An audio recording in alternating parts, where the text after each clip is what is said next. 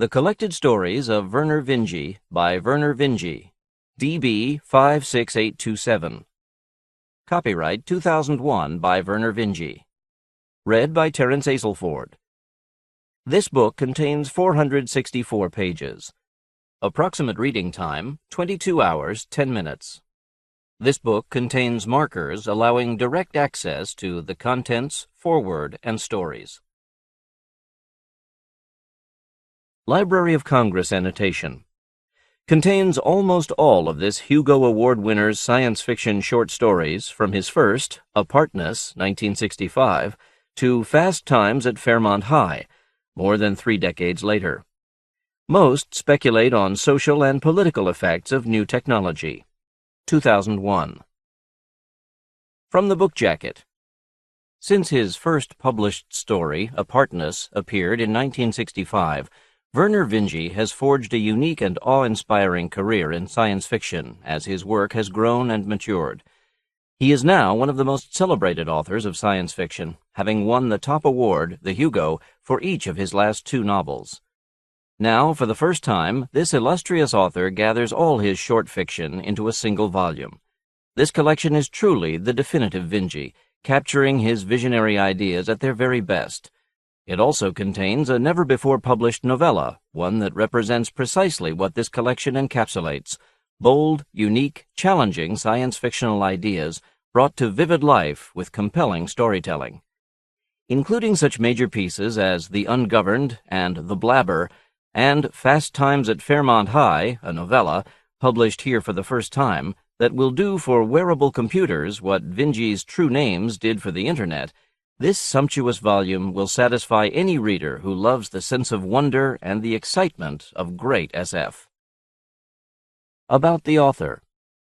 Vernor Vinge has been nominated 6 times for the Hugo Award, winning twice for his novels A Fire Upon the Deep, 1992, and A Deepness in the Sky, 1999. In addition, Vinge received the John W. Campbell Memorial Award and the Prometheus Award for A Deepness in the Sky.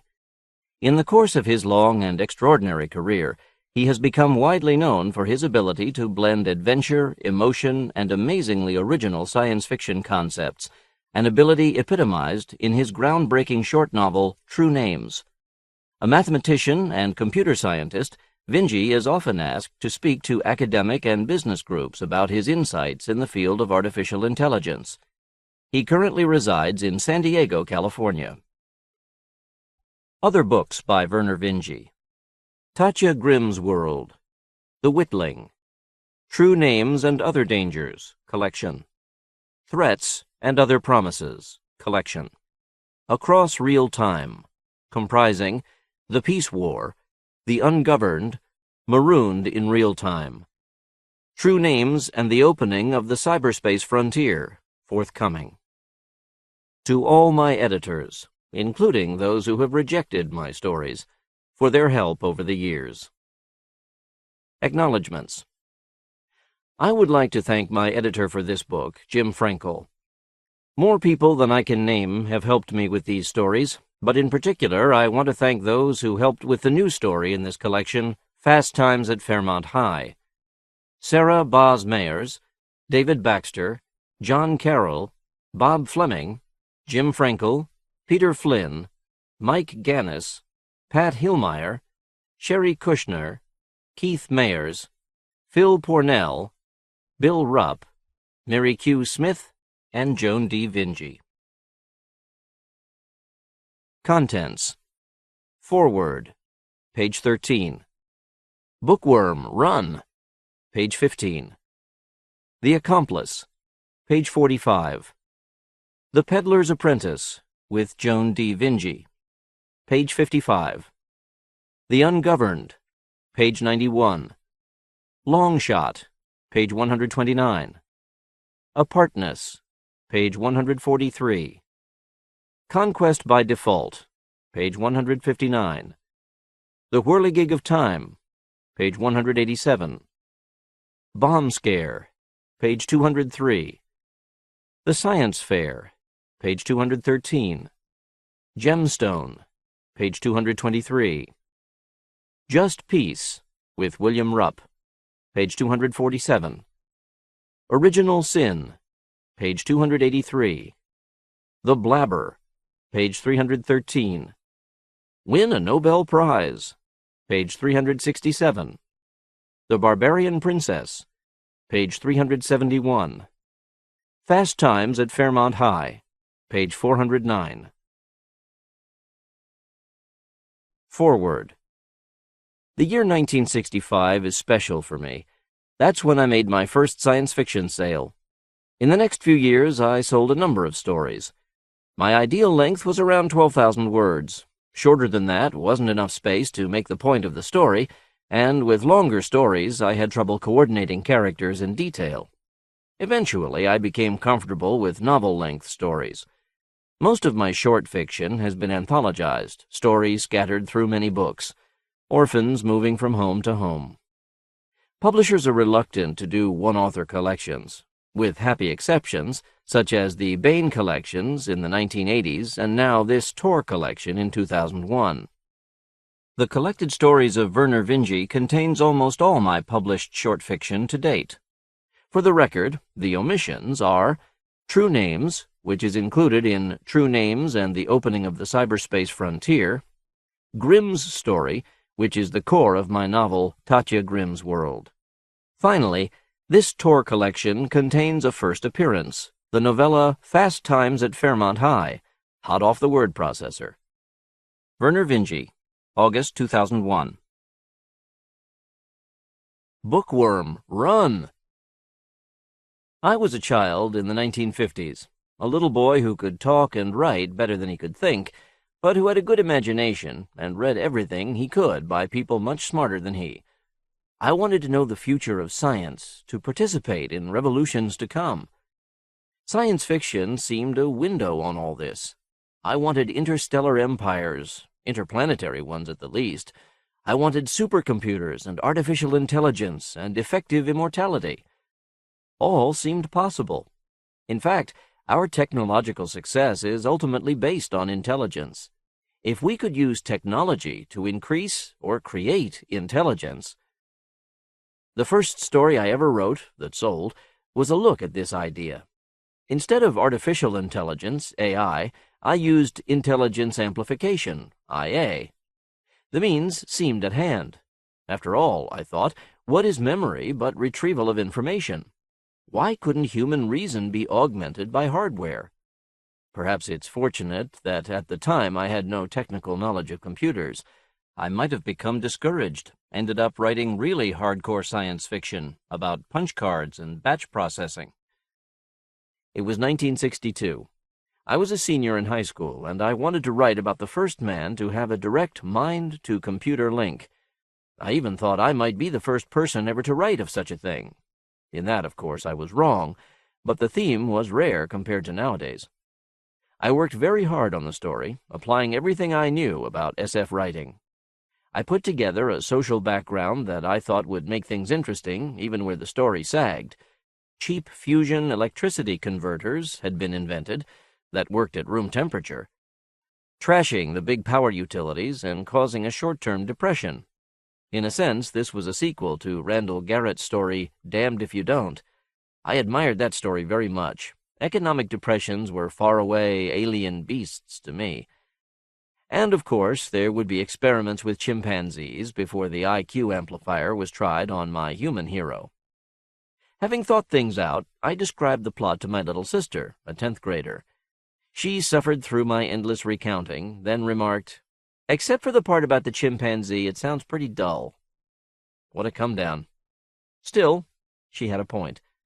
The chimpanzee story had an obvious ending. After it made me famous, I could write the important story, the one with a human hero. John W. Campbell liked the chimpanzee part, too. And unlike my sister, he got a kick out of the Randall Garrett references. Eventually, he bought the story for Analog. So, it's 1984, as seen by a teenager from the early 1960s, and we have a hero with a very serious problem. They knew what he'd done. Norman Simmons cringed. His calloused black fingers grasped Tarzan of the Apes so tightly that several pages ripped. Seeing what he had done, Norman shut the book and placed it gently on his desk. Then, almost shaking with fear, he tried to roll himself into a ball small enough to escape detection. Gradually he relaxed, panting. Kimball Kinnison would never refuse to face danger. There must be a way out. He knew several routes to the surface. If no one saw him, they'd be hunting for him, and when they caught him, he would die. He was suddenly anxious to leave the prefab green aluminum walls of his room and school. But what should he take? He pulled the sheet off his bed and spread it on the floor. Norman laid 5 or 6 of his favorite books on the sheet, scuttled across the room to his closet, pulled out an extra pair of red and orange Bermuda shorts, and tossed them on top of the books. He paused, then added a blanket, his portable typewriter, his notebook, and a pencil. Now he was equipped for any contingency. Norman wrapped the sheet tightly about his belongings and dragged the makeshift sack to the door. He opened the door a crack and peeked out. The passageway was empty. He cautiously opened the door wide and stepped down onto the bedrock floor of the tunnel. Then he dragged the sheet and its contents over the doorsill. The bag dropped the 10 inches which separated the aluminum floor of his room from the tunnel. The typewriter landed with a muffled clank. Norman glanced anxiously around the corner of the room, up the tunnel. The lights were off in the little school. It was Saturday, and his teacher's day off. The lab was closed, too, which was unforeseen good luck, since the aloof Dr. Dunbar was usually there at this time. He warily circled about a nearby transport vehicle, Model D-49 Ford cargo carrier, Army Transport, Mark 19E. Development contract D49F10861979. First deliveries, January 1982. Restricted. Unauthorized use of restricted materials is punishable by up to 10 years imprisonment, $10,000 fine, or both. Maintenance Manual, Chapter 1. Description. The Mark 19E is a medium-speed transport designed to carry loads of less than 15 tons through constricted areas, such as mine tunnels or storage depots. The E modification of the Mark 19 indicates the substitution of a 500-horsepower Bender fusion power source for the Wankel engine originally intended for use with the 19. As the Bender pack needs only the natural water vapor in the air for fuel, it is an immense improvement over any other power source. This economy combined with the tape-programmed autopilot make the 19E one of... Norman shook his head, trying to cut off the endless flow of irrelevant information that came to mind. With practice, he was sure that he would eventually be able to pick out just the data he needed to solve problems, but in the meantime the situation was often very confusing. The passage he was looking for was between the 345th and 346th fluorescent tube, counting from his room. It was on the left side of the tunnel. Norman began running, at the same time pulling the sack behind him. This was an awkward position for him, and he was soon forced to a walk. He concentrated on counting the lighting tubes that were hung from the roof of the tunnel. Each fluorescent cast harsh white light upon the walls of the tunnel, but between the tubes slight shadows lingered. The walls of the passage were streaky with whorls almost like wood or marble, but much darker and grayish-green. As he walked, a slight draft of fresh air from faraway air regenerators ruffled the hair on his back. Norman finally turned to face the left wall of the passage and stopped. 343, 344, 345. The liquid streaks of pyrobole and feldspar appeared the same here as in any other section of the tunnel. Taking another step, Norman stood at the darkest point between the two lights. He carefully counted 5 hand-widths from the point where the wall blended into the floor. At this spot, he cupped his hands and shouted into the wall, "Why does the good wife like Dutch elm disease for tea?" The wall replied, "I don't know. I just work here." Norman searched his memory, looking for one piece of information among the billions. "Well, find out before her husband does." There was no reply. Instead, a massive section of bedrock swung noiselessly out of the wall, revealing another tunnel at right angles to Norman's. He hurried into it, then paused and glanced back. The huge door had already shut. As he continued up the new tunnel, Norman was careful to count the lights. When he came to number 48, he again selected a place on the wall and shouted some opening commands. The new tunnel was slanted steeply upward, as were the next 3 passages which Norman switched to. At last he reached the spot in the 6th tunnel which contained the opening to the surface. He paused, feeling both relief and fear. Relief because there weren't any secret codes and distances to remember after this.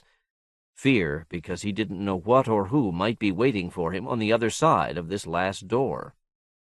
What if they were just hiding there to shoot him? Norman took a deep breath and shouted, "There are only 3,456,628 more shopping days till Christmas." "So?" came the muffled reply. Norman thought, NSA, National Security Agency, Cryptographic Code Analysis Organization. Report number 36390.201, Most Secret. Unauthorized use of most secret materials is punishable by death. Mathematical Analysis of Voice and Electronic Passcodes by Melvin M. Rossiter, Rand Contract 7489701975. Paragraph 1.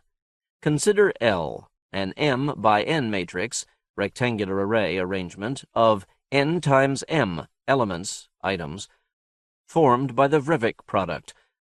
Norman screamed shrilly. In his haste, he had accepted the wrong memories. The torrent of information, cross-references, and explanatory notes was almost as overwhelming as his experience the time he foolishly decided to learn all about plasma physics. With an effort, he choked off the memories. But now he was getting desperate. He had to come up with the passcode, and fast. Finally, "So avoid the mash. Shop December 263. A large section of the ceiling swung down into the tunnel. Through the opening, Norman could see the sky. But it was gray, not blue like the other time. Norman had not realized that a cloudy day could be so dreary. A cold, humid mist oozed into the tunnel from the opening. He shuddered, but scrambled up the inclined plane which the lowered ceiling section formed. The massive trapdoor shut behind him. The air seemed still, but so cold and wet. Norman looked around.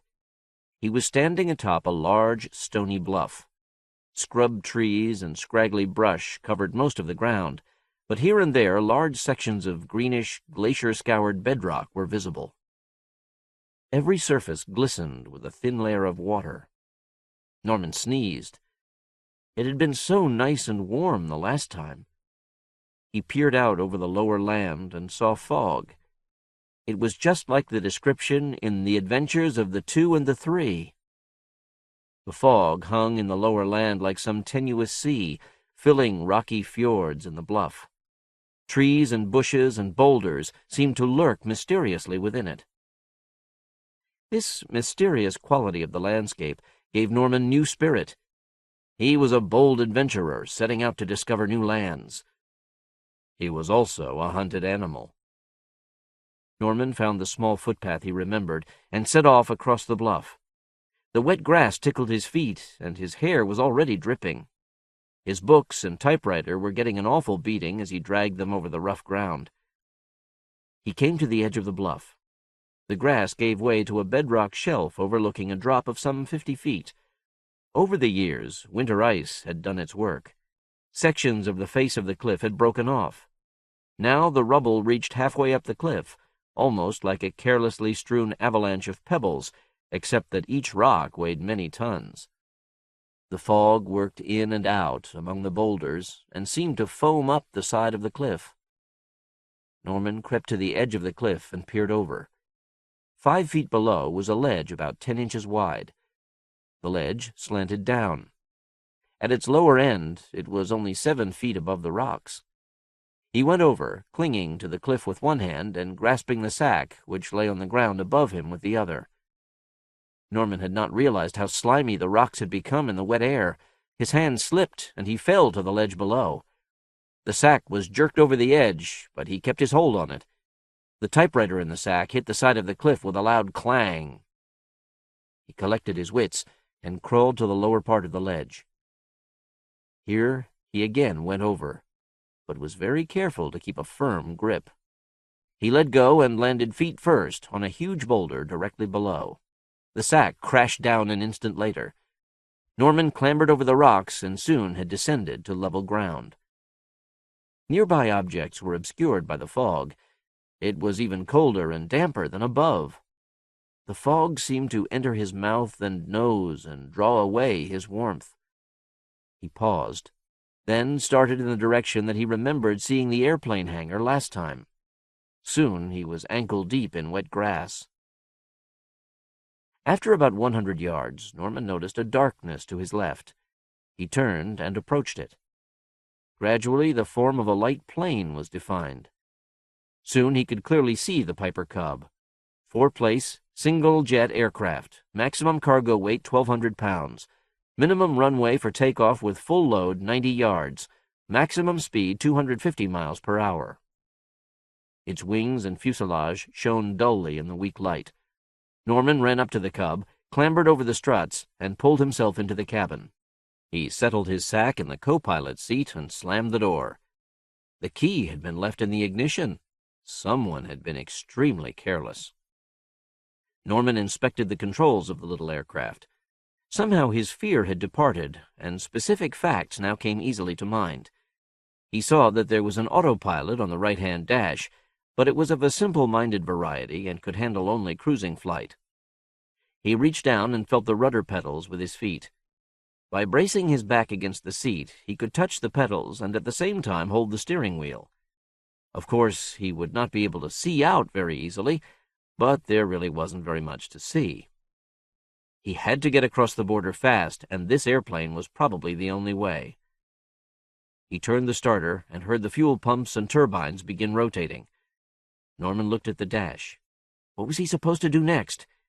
He pushed the button marked Flash and was rewarded with a loud thumph as the jet engine above the wing ignited.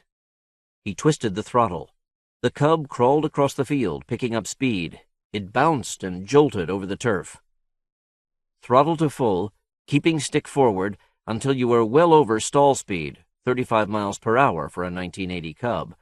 Pull back gently on the stick, being careful to remain over 35 miles per hour. He craned his neck, trying to get a view ahead. The ride was becoming smooth. The Cub was airborne. Still nothing but fog ahead. For an instant, the mist parted, revealing a 30-foot security fence barely 50 yards away. He had to have altitude. Under no circumstances should high angle of attack climb maneuvers be attempted without sufficient airspeed. Instructions are rarely the equal of actual experience, and now Norman was going to learn the hard way. He pushed at the throttle and pulled back hard on the stick.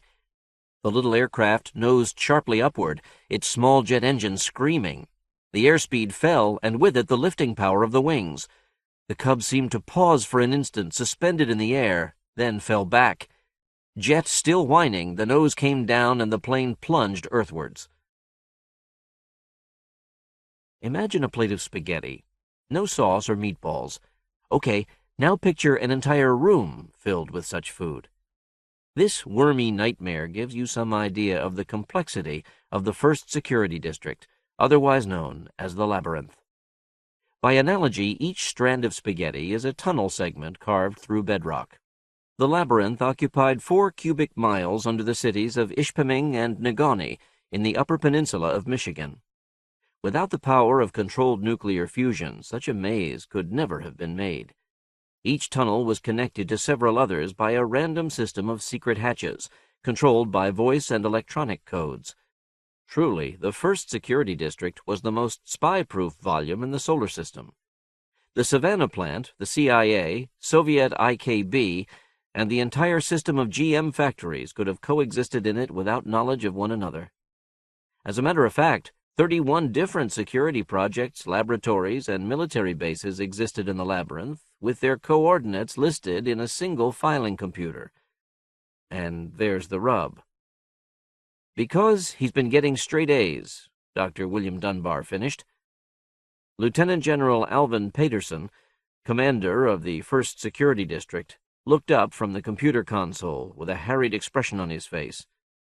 The two men were alone in the chamber containing the memory bank of United States government files central, usually referred to as File Central or simply Files. Behind the console were racks of fiberglass, whose orderly columns and rows filled most of the room. At the base of each rack, small lasers emitted modulated and coherent light. As the light passed through the fibers, it was altered and channeled by subtle impurities in the glass. Volume for volume, the computer was 10,000 times better than the best cryogenic models. Files Central contained all the information, secret and otherwise, possessed by the U.S., including the contents of the Library of Congress, which managed to fill barely 10% of Files' capacity. The fact that Paterson kept his office here rather than at Continental Air Defense Headquarters, which occupied another part of the labyrinth, indicated just how important the functions of Files were. Paterson frowned. He had better things to do than listen to every overwrought genius that wanted to talk to him, though Dunbar usually spoke out only when he had something important to say. "You'd better start at the beginning, Doctor." The mathematician began nervously. "Look, Norman has never had any great interest in his schoolwork. We may have given the chimp high intelligence with this brain-computer combination, but he has the emotional maturity of a 9-year-old human. Norman is bright, curious, and lazy. He would rather read science fiction than study history. His schoolwork has always been poorly and incompletely done until 6 weeks ago. Since then, he has spent virtually no time on real studying. At the same time, he has shown a complete mastery of the factual information in his courses. It's almost as if he had an eidetic memory of facts that were never presented to him.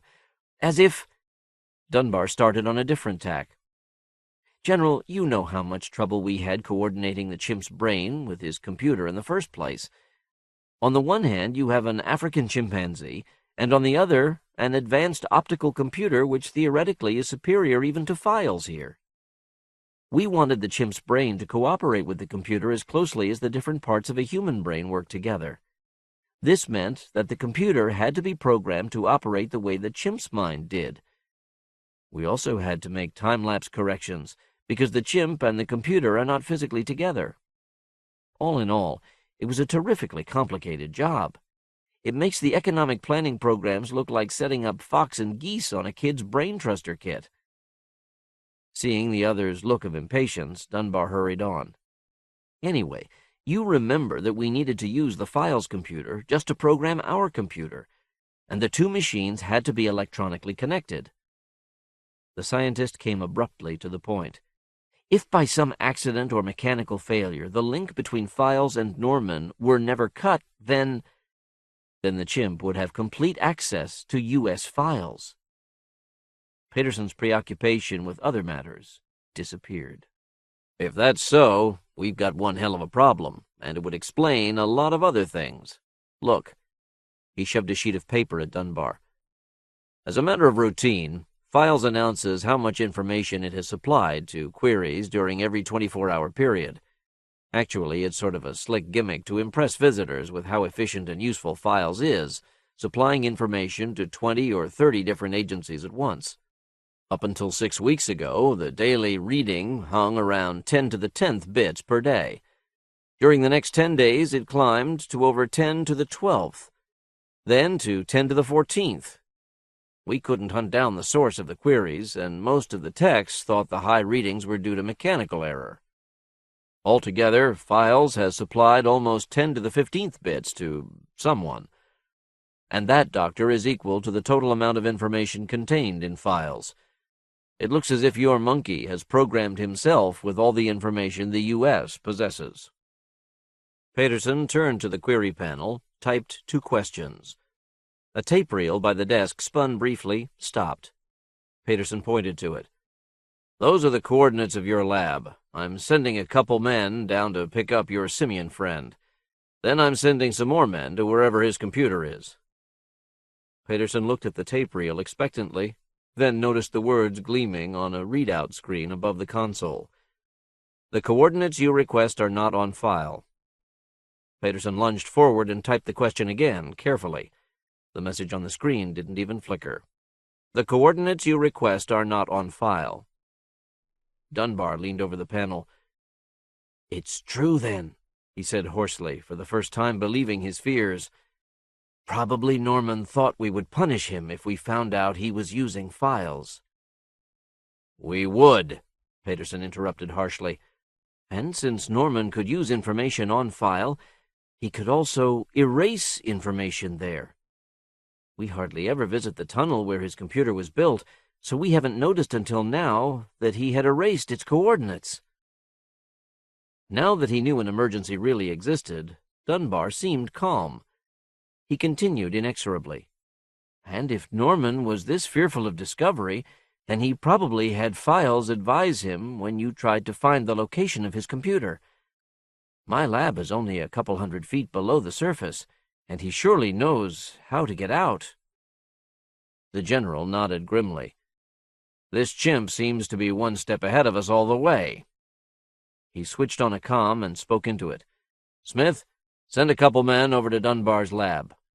"Yeah, I've got the coordinates right here." He pressed another switch, and the reel of tape spun, transmitting its magnetic impressions to a similar reel at the other end of the hookup. "Have them grab the experimental chimp and bring him down here to File Central. Don't hurt him, but be careful. You know how bright he is." He cut the circuit and turned back to Dunbar. "If he's still there, we'll get him. But if he's already made a break for the surface, there's no way we can stop him now. This place is just too decentralized."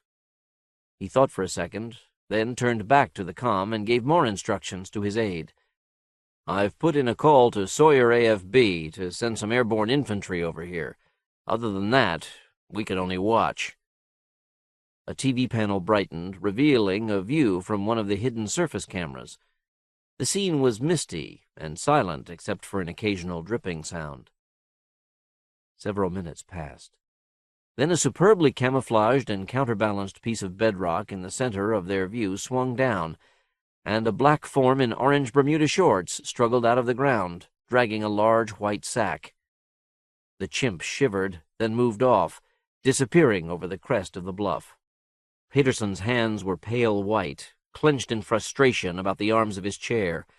Although the first security district was built under Ishpeming, its main entrances were 15 miles away at Sawyer Armed Forces Base.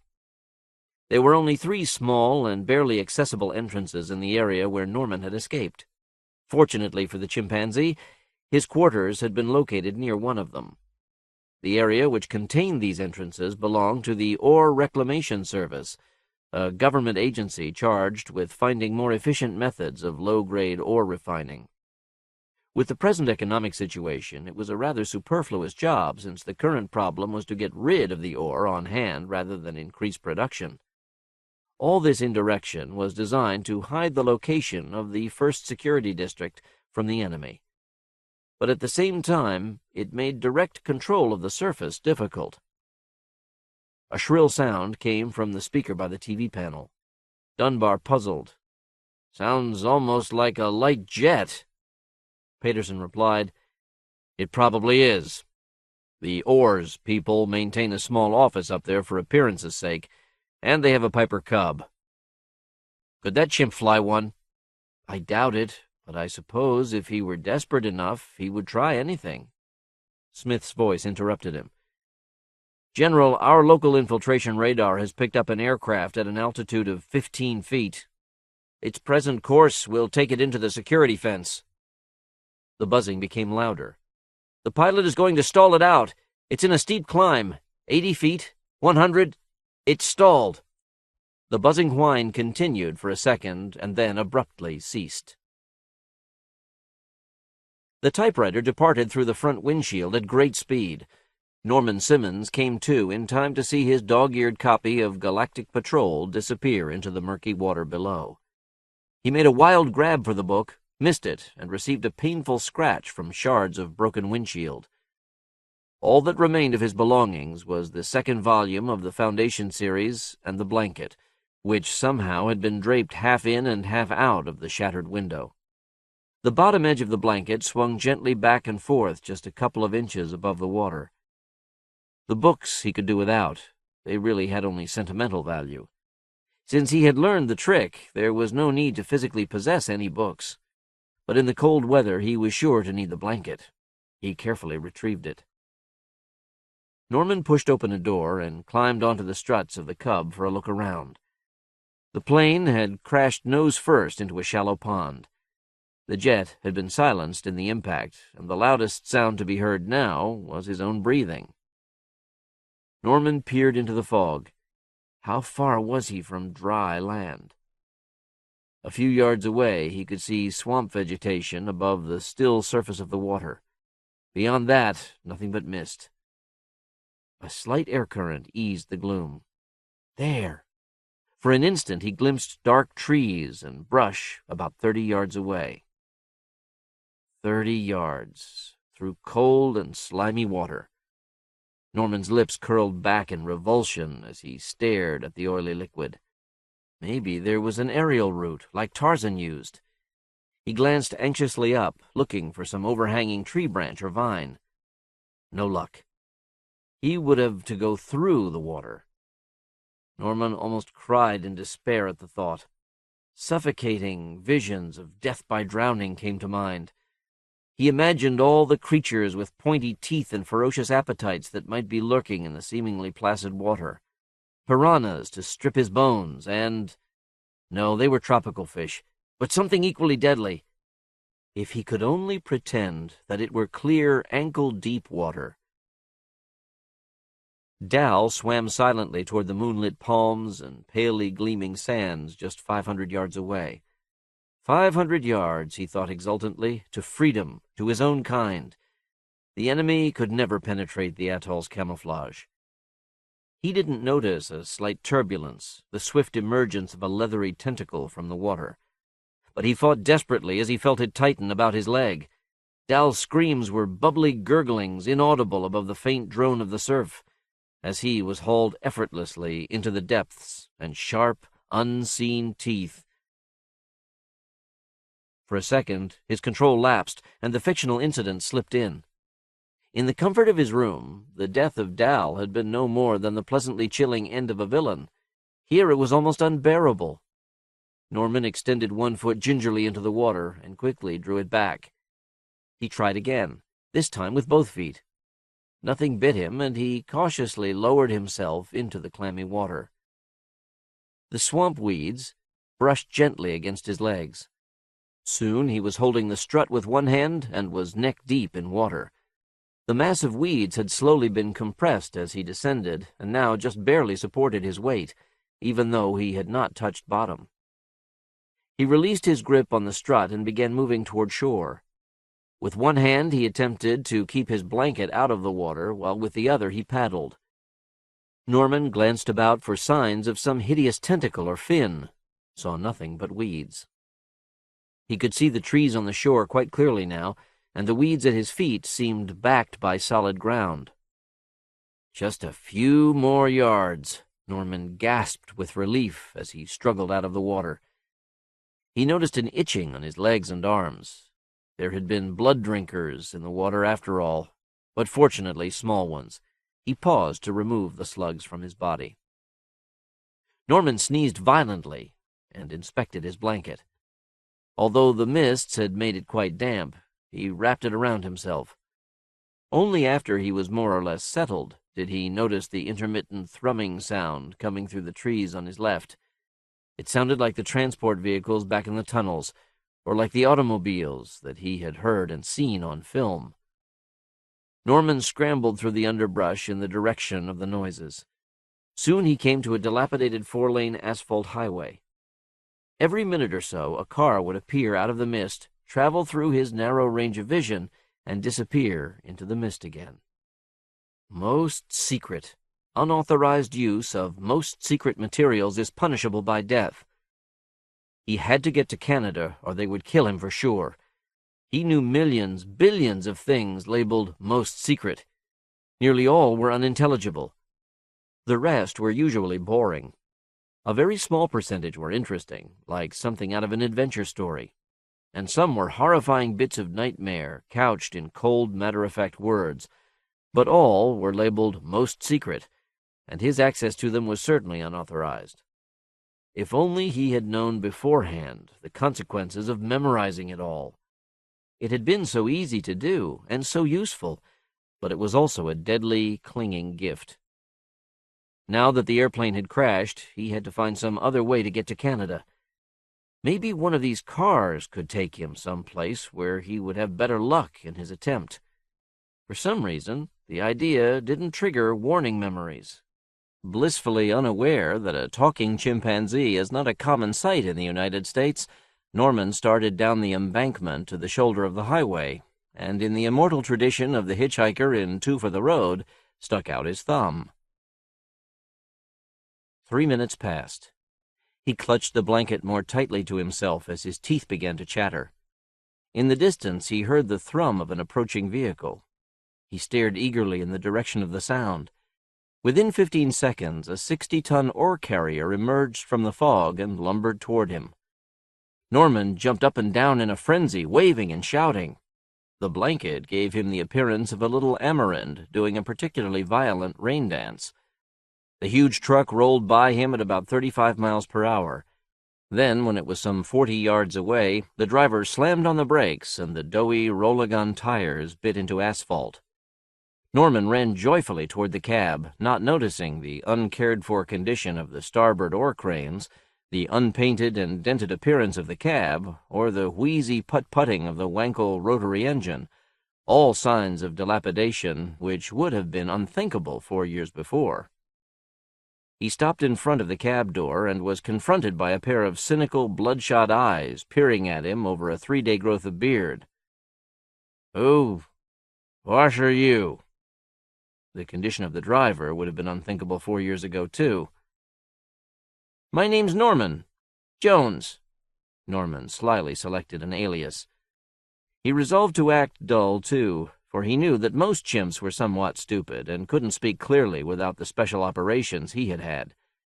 In spite of his memory and intelligence, Norman had an artificial block against ever completely realizing his uniqueness.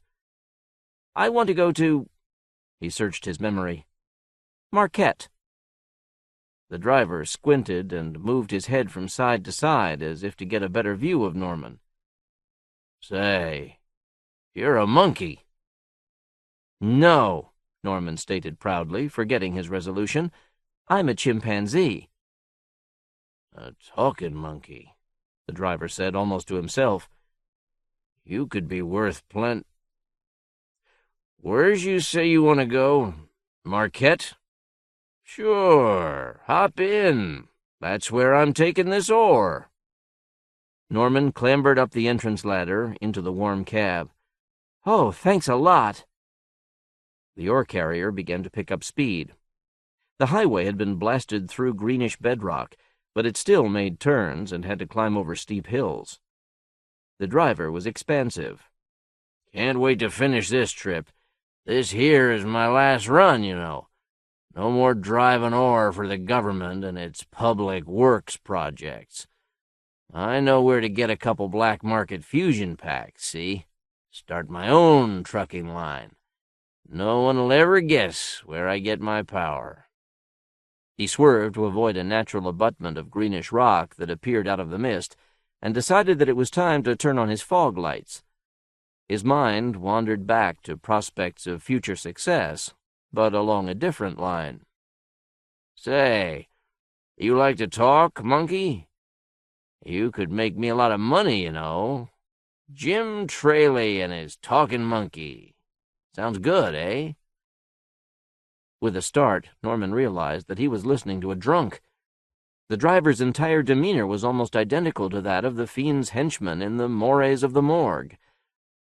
Norman had no desire to be a talkin' monkey for the likes of Trayley, whose picture he now remembered in Social Security records.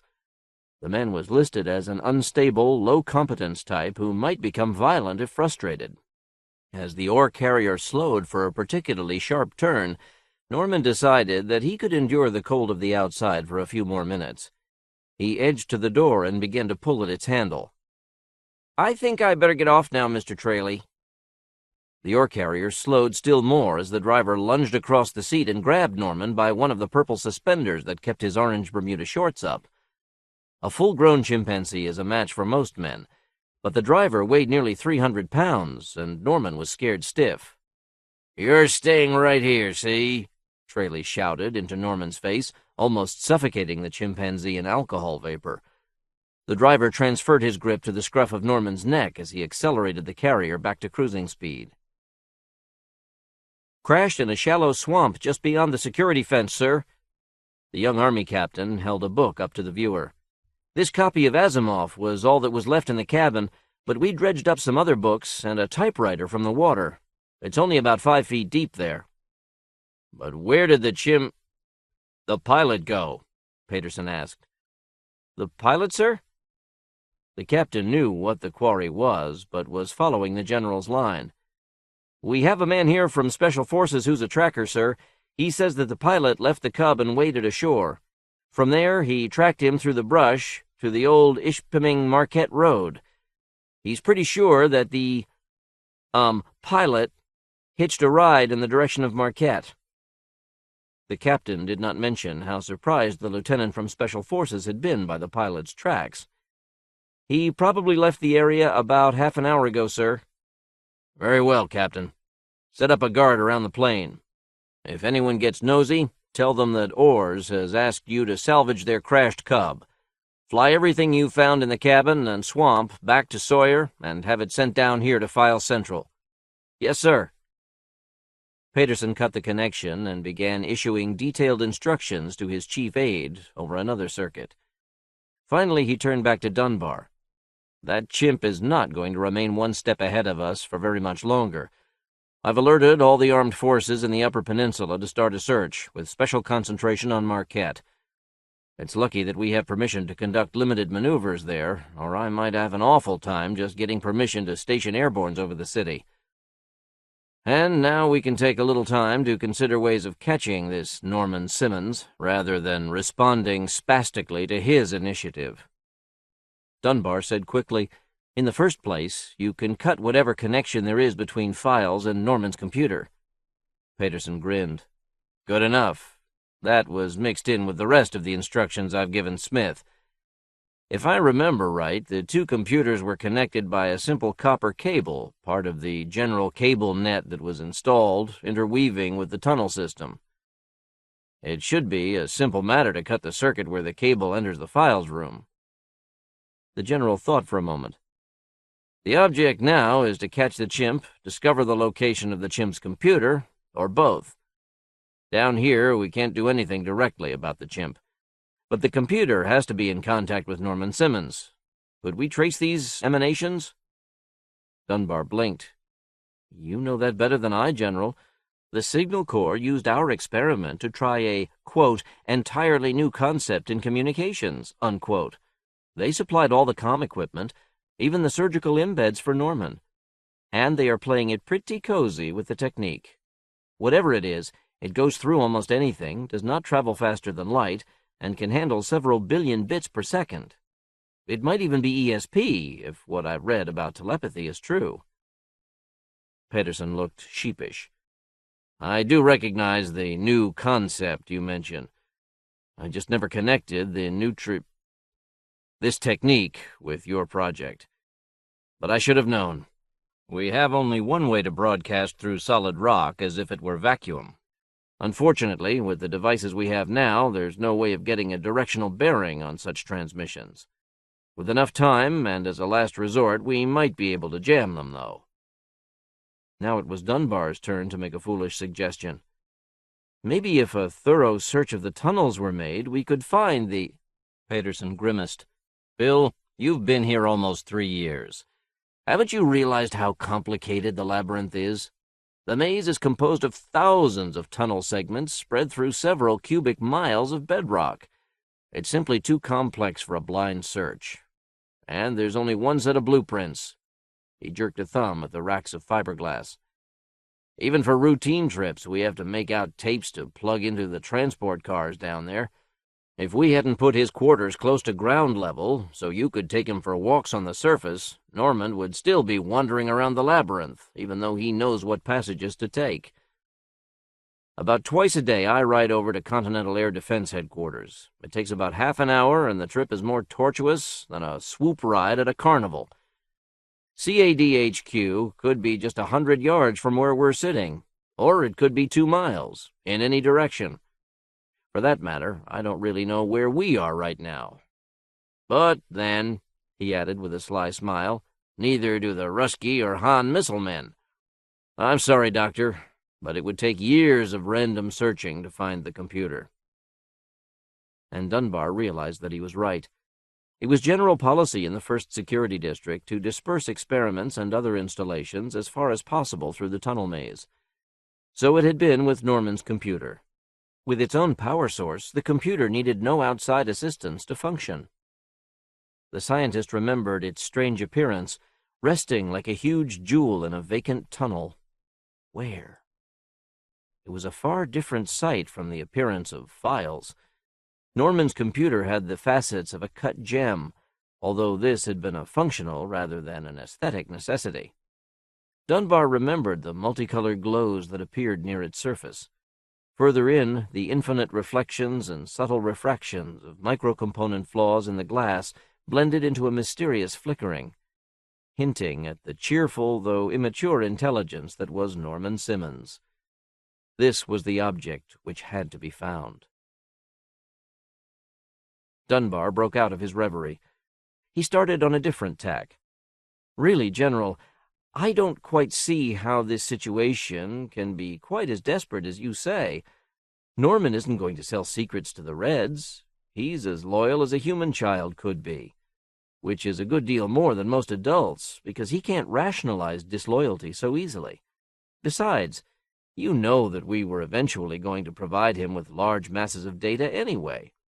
The goal of this whole project is to test the possibility of giving humans an encyclopedic mental grasp.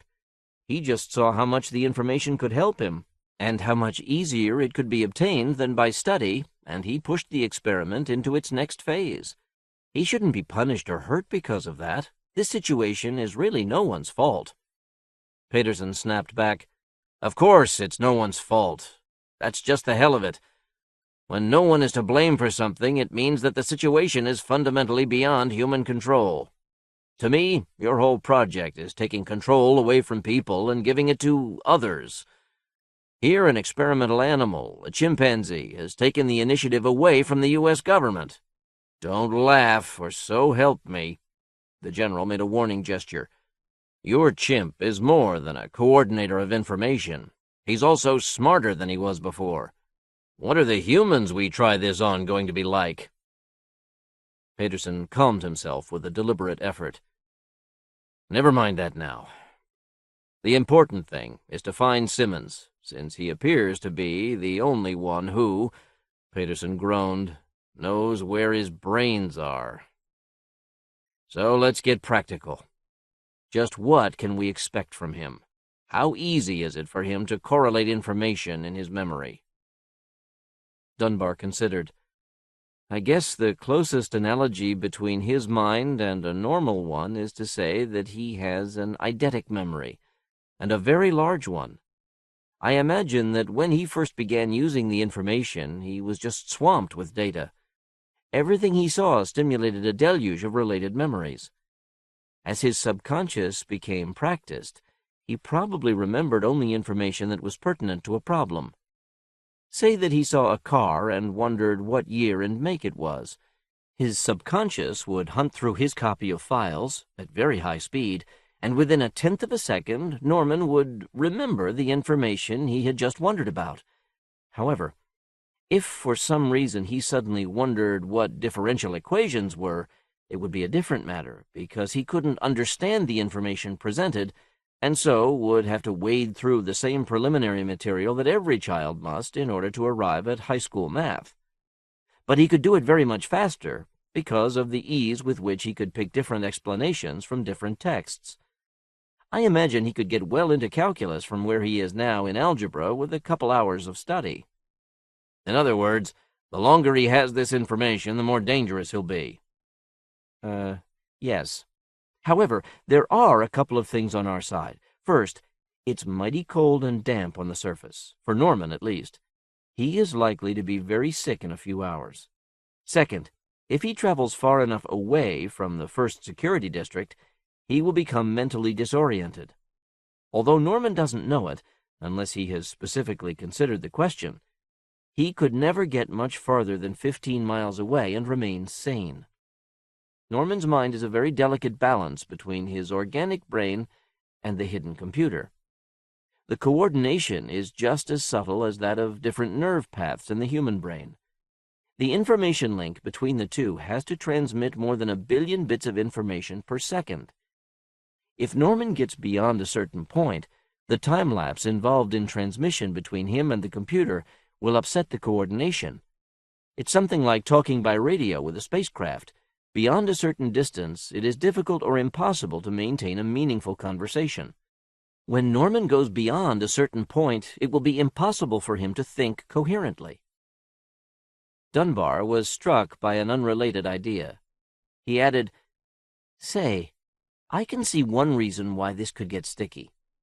What if Norman got picked up by foreign agents? That would be the biggest espionage coup in the history of man." Peterson smiled briefly. "Ah, the light dawns. Yes, some of the information this Simmons has could mean the death of almost everyone on Earth, if it were known to the wrong people. Other secrets would merely destroy the United States. Fortunately, we're fairly sure that the Reds' domestic collapse has reduced their overseas enterprises to about nil. As I remember it, there are only 1 or 2 agents in all of Michigan. Thank God for small favors." Boris Kutchenko scratched and was miserable. A few minutes before, he had been happily looking forward to receiving his weekly unemployment check and then spending the afternoon clipping articles out of the NATO Armed Forces Digest for transmission back to Moscow. And now this old coot with his imperious manner was trying to upset everything. Kutchenko turned to his antagonist and tried to put on a brave front. "I am sorry, comrade, but I have my orders. As the ranking Soviet agent in the Upper Peninsula—" The other snapped back, "Ranking agent nothing. You were never supposed to know this, Kutchenko, but you are a cipher, a stupid dummy used to convince U.S. intelligence that the USSR has given up massive espionage. If only I had some decent agents here in Marquette, I wouldn't have to use idiots like you." Ivan Sliv was an honest-to-God effective Russian spy. Behind his inconspicuous middle-aged face lurked a subtle mind. Sliv spoke 5 languages and had an excellent grasp of engineering, mathematics, geography, and history. Real history, not state-sponsored fairy tales. He could make brilliantly persuasive conversation at a cocktail party or commit a political murder with equal facility. Sliv was the one really in charge of espionage in the militarily sensitive UP area. He and other equally talented agents concentrated on collecting information from Sawyer AFB and from the elusive First Security District. The introduction of Bender's fusion pack had produced worldwide depression, and the bureaucracies of Russia had responded to this challenge with all the resiliency of a waterlogged pretzel. The Soviet economic collapse had been worse than that of any other major country. While the U.S. was virtually recovered from the economic depression caused by the availability of unlimited power, counter-revolutionary armies were approaching Moscow from the west and the east. Only 5 or 10 ICBM bases remained in party hands. But the comrades had been smart in one respect. If you can't win by brute force, it is better to be subtle. Thus the planetary spy operations were stepped up, as was a very secret project housed in a system of caves under the Urals.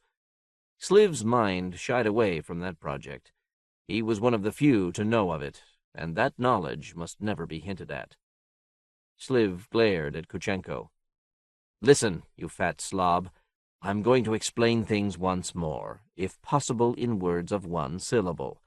I just got news from Sawyer that some AMI super project has backfired. An experimental animal has escaped from their tunnel network, and half the soldiers in the UP are searching for it. They think it's here in Marquette. Kuchenko paled. A war virus test? Comrade, this could be... The fat Soviet agent boggled at the possibilities. Sliv swore. No, no, no! The Army's orders are to capture, not destroy the thing. We are the only agents that are in Marquette now, or have a chance to get in past the cordon that's sure to be dropped around the city. We'll split up and... He stopped and took conscious notice of the buzzing sound that had been building up over the last several minutes. He walked quickly across the small room and pushed open a badly cracked window. Cold air seemed to ooze into the room. Below, the lake waters splashed against the pilings of the huge automated pier which incidentally contained this apartment. Sliv pointed into the sky and snapped at the bedraggled Kuchenko. See? The AMI airbornes have been over the city for the last 5 minutes at least. We've got to get going, man! But Boris Kuchenko was a man who liked his security. He miserably inspected his dirty fingernails and began, I really don't know if this is the right thing, comrade. The fog had disappeared, only to be replaced by a cold drizzle. Jim Trayley guided the ore carrier through Marquette to the waterfront. Even though drunk, he maintained a firm grip on Norman's neck. The carrier turned onto another street, and Norman got his first look at Lake Superior. It was so gray and cold. Beyond the breakwater, the lake seemed to blend with the sullen hue of the sky. The carrier turned again. They were now moving parallel to the water along a row of loading piers.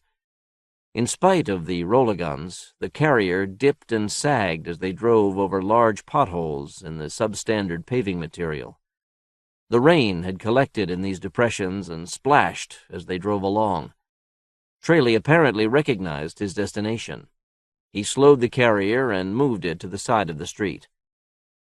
Trayley opened his door and stepped down, dragging Norman behind him. With difficulty, the chimpanzee kept his balance and did not land on his head. The drunk driver was muttering to himself, Last time I drive this trash. They can pick up the inventories themselves. Good riddance. He kicked a roller gun. Just wait till I get some Bender fusion packs. I'll show 'em. Come on, you. He gave Norman a jerk and began walking across the street. The waterfront was almost deserted. Trayley was heading for what appeared to be the only operating establishment in the area, a tavern. The bar had a run-down appearance. The aluminum trim around the door had long since begun to rust, and the memory cell for the bar's sky sign suffered from amnesia, so that it now projected into the air the D-Unk-Put Tavern. Trayley entered the bar, pulling Norman in close behind.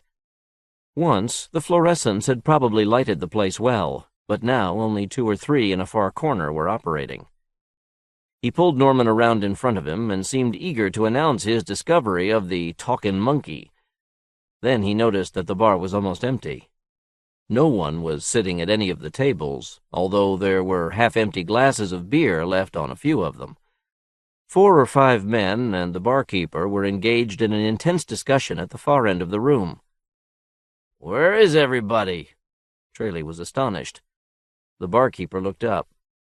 "Jimmy, right at lunch, President Langley came on TV and said that the government was going to let us buy as many Bender fusion boxes as we want. You could go out and buy one right now for $25. When everybody heard that, why, they just asked themselves what they were doing sitting around in a bar when they could have a job and even be in business for themselves. Not much profit for me this afternoon, but I don't care. I know where I can get some junk copters. Fit 'em out with Bender packs and start a tourist service. You know, see the UP with Don Zalewski." The bartender winked. Trayley's jaw dropped. He forgot Norman. You really mean that there's no more black market where we can get fusion boxes? One of the customers, a short man with a protuberant beak and a bald pate, turned to Trayley. What do you need a black market for when you can go out and buy a pack for $25? Well, will you look at that? Trayley's disappointed. Now you can do what you're always bragging about. Go out and dig up some fusion boxes and go into business. He turned back to the others. And we owe it all to President Langley's physical and economic policies. Bender's pack could have destroyed our nation. Instead, we only had a little depression. And look at us now. 3 years after the invention, the economy's on an even keel, enough to let us buy as many power packs as we want. Someone interrupted. You got rocks in your head, buddy. The government closed down most of the mines so the oil corporations would have a market to make plastics for. We get to produce just enough ore up here so no one starves. Those economic measures have kept us all hungry. If the government had only let us buy as many packs as we wanted and not interfered with free competition, there wouldn't have been no depression or nothing. From the derisive remarks of the other customers, this appeared to be a minority opinion. The beak slammed his glass of beer down and turned to his opponent. You know what would have happened if there wasn't no interference? He didn't wait for an answer. Everybody would have gone out and bought packs. All the businesses in the U.S. would have gone bankrupt, 'cause anyone with a bender and some electric motors would hardly need to buy any regular goods except food. It wouldn't have been a depression. It would have been just like a jungle. As it is, we only had a short period of adjustment. He almost seemed to be quoting. And now we're back on our feet. We got power to burn. Those ore buckets out in the bay can fly through the air and space, and we can take the salt out of the water and... Oh, you're just repeating what Langley said in his speech. Sure I am, but it's true. Another thought occurred to him. And now we don't even need public works projects. Yeah, no more public works projects, Trayley put in, disappointed. There wouldn't have been no need for PWP if it wasn't for Langley and his loony ideas. My old man said the same thing about Roosevelt. The dissenter was outnumbered, but voluble. Norman had become engrossed in the argument. In fact, he was so interested that he had forgotten his danger. Back in the district, he had been made to learn some economics as part of his regular course of study, and, of course, he could remember considerably more about the subject. Now he decided to make his contribution. Trayley had loosened his grip. The chimpanzee easily broke the hold and jumped to the top of the counter. "This man," he pointed to the beak, "is right, you know. The administration's automatic stabilizers and discretionary measures prevented total catastrophe—" "What is this, Jimmy?" The bartender broke the amazed silence that greeted Norman's sudden action.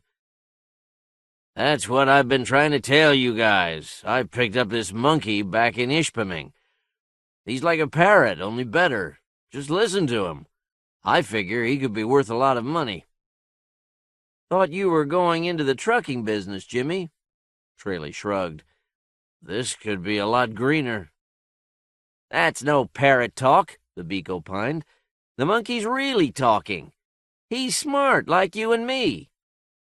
Norman decided that he had to trust someone. "Yes, I am. Yes, I am. And I need to get into Canada. Otherwise—" The door to the Drunk Pup Tavern squeaked as a young man in brown working clothes pushed it halfway open. "Hey, Ed, all of you guys. There's a bunch of big army copters circling the bay, and GIs all over. It doesn't look like any practice maneuver." The man was panting as if he had run several blocks. "Say, let's see that," moved the beak. He was informally seconded. Even the bartender seemed ready to leave. Norman started. They were still after him, and they were close. He leaped off the counter and ran through the half-open door, right by the knees of the young man who had made the announcement. The man stared at the chimpanzee and made a reflex grab for him. Norman evaded the snatch and scuttled down the street. Behind him, he heard Trayley arguing with the man about letting my talking monkey escape. He had dropped his blanket when he jumped onto the counter. Now the chill drizzle made him regret the loss. Soon he was damp to the skin again, and the water splashed his forearms and legs as he ran through spots where water had collected in the tilted and cracked sections of sidewalk. All the shops and dives along the street were closed and boarded up. Some owners had left in such disgust and discouragement that they had not bothered even to pull in their awnings. He stopped under one such to catch his breath and get out of the rain. Norman glanced about for some sign of airborne infantrymen, but as far as he could see, the sky was empty of men and aircraft. He examined the awning above him. For several years, the once green plastic fabric had been subjected alternately to baking sun and rotting rain. It was cheap plastic, and now it hung limp, the gray sky visible through the large holes in the material. Norman looked up, got an idea. He backed away from the awning and then ran toward it. He leaped and caught its rusting metal frame. The shade sagged even more, but held. He eased himself over the frame and rested for an instant on the top, then pulled himself onto the windowsill of a second-story apartment. Norman looked in, saw nothing but an old bed and a closet with one lonely hanger. He caught the casing above the window and swung up. It was almost like being Tarzan. Usually, Norman tended to identify himself with Tarzan rather than with the Lord of the Jungle's chimpanzee flunkies. He caught the casing with his toes, pushed himself upwards until he could grasp the edge of the flat roof. One last heave, and he was lying on that tar and gravel roofing material. In places where the tar had been worn away, someone had sprayed plastite, but more time had passed, and that miracle construction material had deteriorated too. The roofs provided scant cover from observation. 50 feet away, Norman saw the spidery black framework of a radio tower mounted on the roof of another building. It was in good repair. Probably it was a government navigation beacon. Norman sneezed several times violently. He crawled warily across the roof toward the tower. The buildings were separated by a 2-foot alley which Norman easily swung across. He arrived at the base of the tower. Its black plastic members gleamed waxily in the dull light. As with many structures built after 1980, Hydrocarbon Products Administration regulations dictated that it be constructed with materials deriving from the crippled petroleum and coal industries, Norman remembered. In any case, the intricate framework provided good camouflage. Norman settled himself among the girders and peered out across Marquette. There were hundreds of them. In the distance, tiny figures in all-service green were walking through the streets, inspecting each building. Troop carriers and air tanks hung above them. Other air tanks patrolled some arbitrary perimeter about the city and bay. Norman recognized the setup as one of the standard formations for encirclement and detection of hostile forces. With confident foreknowledge, he looked up and examined the sky above him. Every few seconds, a Buck Rogers fell out of the apparently empty grayness. After a free fall of 5,000 feet, the airborne infantrymen hit their jets just 200 or 300 feet above the city. Already, more than 20 of them were posted over the various intersections. The chimpanzee squinted, trying to get a clearer view of the nearest Buck Rogers. Images seen through the air behind and below the soldier seemed to waver. This, and a faint screaming sound, was the only indication of the superheated air shot from the bender-powered thermal element in the soldier's backpack. The infantryman's shoulders seemed lopsided. On more careful inspection, Norman recognized that this was due to a GE 50,000-line reconnaissance camera strapped to the soldier's upper arm and shoulder. The camera's 8-inch lens gaped blackly as the soldier turned, rotated, in the chimp's direction. Norman froze. He knew that every hyper-resolution picture was being transmitted back to Sawyer AFB, where computers and photo-interp teams analyzed them. Under certain conditions, just a clear footprint or the beady glint of Norman's eyes within the maze of girders would be enough to bring a most decisive, though somewhat delayed, reaction. As the Buck Rogers turned away, Norman sighed with relief. But he knew that he wouldn't remain safe for long. Sooner or later, most likely sooner, they would be able to trace him.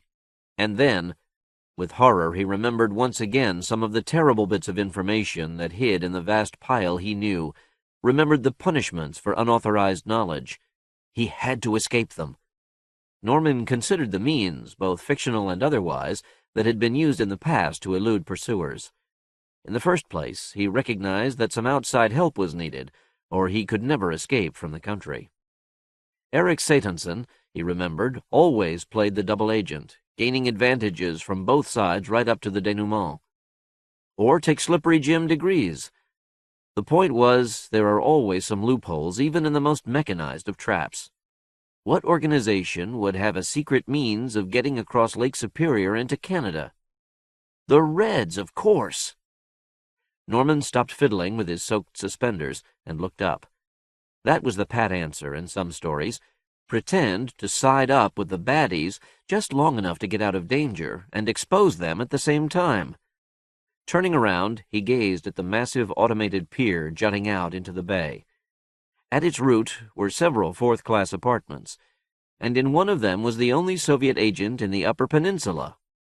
Norman remembered more about Boris Kuchenko. What sort of government would employ a slob like that as a spy? He racked his memory, but could find no other evidence of espionage in the UP area. Many tiny details seemed to crystallize into an idea. It was just like in some stories where the hero appears to pull his hunches out of the thin air.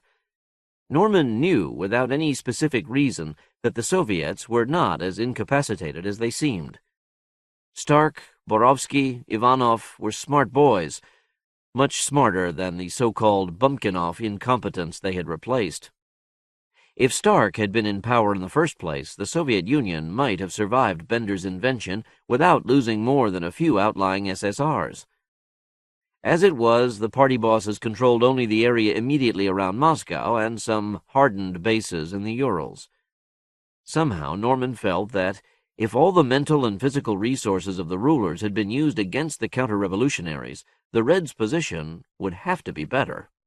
Borovsky and Ivanov especially were noted for devious backdoor victories. Something smelled about this spy business. If Kuchenko was more than he seemed, there might be a way out even yet. If he could trick the Reds into thinking he was a stoop or a traitor, they might take him to some hideout in Canada. He knew they would be interested in him and his knowledge. That was his passport and his peril. They must never know the things he knew. And then, later, in Canada, maybe he could expose the Russian spies and gain forgiveness. The nearest Buck Rogers was now facing directly away from Norman's tower. The chimpanzee moved away from the tower, hurried to the edge of the roof, and swung himself over. Now he was out of the line of sight of the infantrymen. He reached the ground and scampered across the empty street. Soon he was padding along the base of the huge auto pier. Finally, he reached the point where the street was swallowed by the enclosed portion of the pier. Norman ran into the dimness. At least he was out of the rain now. Along the side of the inner wall was a metal grid stairway. The chimp clambered up the stairs, found himself in the narrow corridor serving the cheap apartments which occupied what otherwise would have been dead space in the warehouse pier. He paused before turning the doorknob. "Move fast!" The knob was snatched from his fingers as someone on the other side pulled the door open. Norman all but fell into the room. "What the hell?" The speaker slammed the door shut behind the chimpanzee.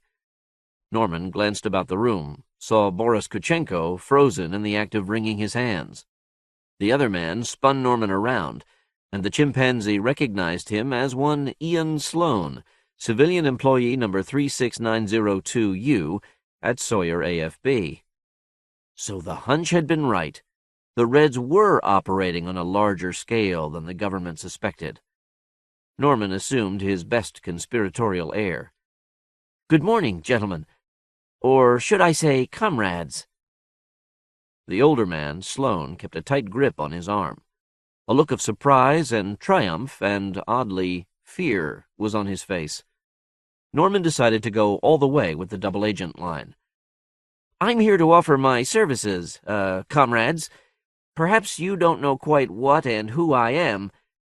He looked around expectantly for some sign of curiosity.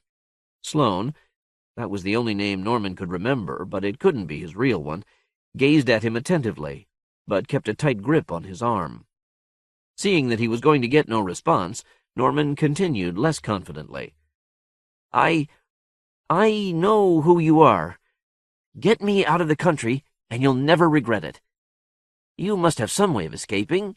At the very least, some hiding place." He noticed Boris Kuchenko glance involuntarily at a spot in the ceiling near one of the walls. There was an ill-concealed trap hacked raggedly out of the ceiling. It hardly seemed the work of a master spy. At last, Sloane spoke. "I think we can arrange your escape, and I am sure that we will not regret it." His tone made Norman realize how naive his plan had been. These agents would get the information and secrets from him, or they would destroy him, and there was no real possibility that he would have any opportunity to create a third, more acceptable alternative. The fire was much hotter than the frying pan, and fiction was vaporized by reality. He was in trouble. Pfft! The tiny sound came simultaneously with a pinprick in his leg. The curtains drawn before the window jerked slightly. A faint greenish haze seemed to hang in the air for an instant, then disappeared. He scratched his leg with his free hand and dislodged a black pellet. Then he knew that the photo interpretation group at Sawyer had finally found his trail. They knew exactly where he was, and now they were acting. They had just fired at least 2 Pax cartridges into the room, one of which had failed to go off. The little black object was a cartridge of that famous nerve gas. During the Pittsburgh bread riots back in '81, screaming mobs, the type that dismember riot police, had been transformed into the most docile groups by a few spoken commands and a couple of grams of Pax diffused over the riot area. The stuff wasn't perfect, of course. In about 0.5% of the population there were undesirable side effects such as pseudo-epilepsy and permanent nerve damage. Another 0.5% weren't affected by normal dosages at all. But the great majority of people immediately lost all power to resist outside suggestion. He felt Sloane's grip loosening. Norman pulled away and spoke to both men. "Give me a boost through that trapdoor." "Yes, sir." The 2 men agreeably formed a stirrup and raised the chimpanzee toward the ceiling. As they did, Norman suddenly wondered why the gas had not affected him. "Because I'm not all here," he answered himself with an almost hysterical chuckle. The gas could only affect the part of him that was physically present, and though that was a very important part, he still retained some of his own initiative. As Norman pushed open the trap, there was a splintering crash from the window as a Buck Rogers in full battle gear came hurtling feet first into the room. With a spastic heave, the chimp drew himself into the darkness above. From below, he heard an almost plaintive, "Halt!" Then Sloane's formerly menacing voice, "We'll go quietly, officer." Norman picked himself up and began running. The way was dimly lit from windows mounted far above. Now that his eyes were adjusted, he could see bulky crates around him and above him. He looked down and gasped, for he could see crates below him, too. He seemed suspended. Then Norman remembered. In the dim light, it wasn't too evident, but the floor and ceiling of this level were composed of heavy wire mesh. From a control board somewhere in the depths of the building, roller segments in the mesh could be turned on, and the bulkiest crates could be shuttled about the auto pier like toys.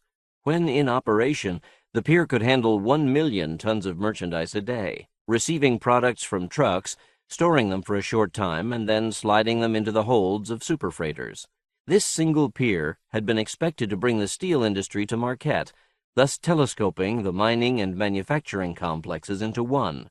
Perhaps after the recovery it would fulfill its promise, but at the moment it was dead and dark. Norman zigzagged around several crates, scampered up an incline. Behind him he could hear the infantrymen, shed of their flying gear, scrambling through the trapdoor. They would never believe his honesty now that he had been seen consorting with the communists. Things did indeed look dark.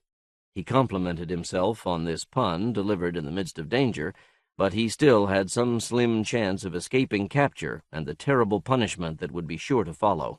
He had 1 undetonated Pax cartridge. Apparently, its relatively gentle impact with his flesh had kept it from popping. Perhaps not all the soldiers were wearing the anti-Pax nose filters, in which case he might be able to commandeer a helicopter. It was a wild idea, But the time for cautious plans was past. The pier seemed to extend forever. Norman kept moving. He had to get away, and he was beginning to feel very sick. Maybe it was some effect of the gas. He ran faster, but even so he felt a growing terror. His mind seemed to be dissolving, disintegrating. Could this be the effect of Pax? He groped mentally for some explanation, but somehow he was having trouble remembering the most obvious things, while at the same time extraneous memories were swamping him more completely than they had for weeks. He should know what the source of the danger was, but somehow, "I'm not all here." That was the answer. But he couldn't understand what its significance was anymore. He no longer could form rational plans. Only one goal remained, to get away from the things that were stalking him. The dim gray glow far ahead now seemed to offer some kind of safety. If he could only reach it, intelligence was deserting him, and chaos was creeping in. Faster! 3,456,628 more shopping days until Christmas. Latitude 40.9234 degrees north, longitude 121.3018 degrees west. Semi-hardened ISIS missile warehouse, 102 megatons total. Latitude 59.00160 degrees north, longitude 87.4763 degrees west. Cluster of 3 Vega-class submarine-launched ballistic missiles, 35 megatons total. Depth 105.4 fathoms. All serve IFF codes as follows: 1.398547, 436344, 51. Hey, let me out! Master of Jungle poised, knife ready as...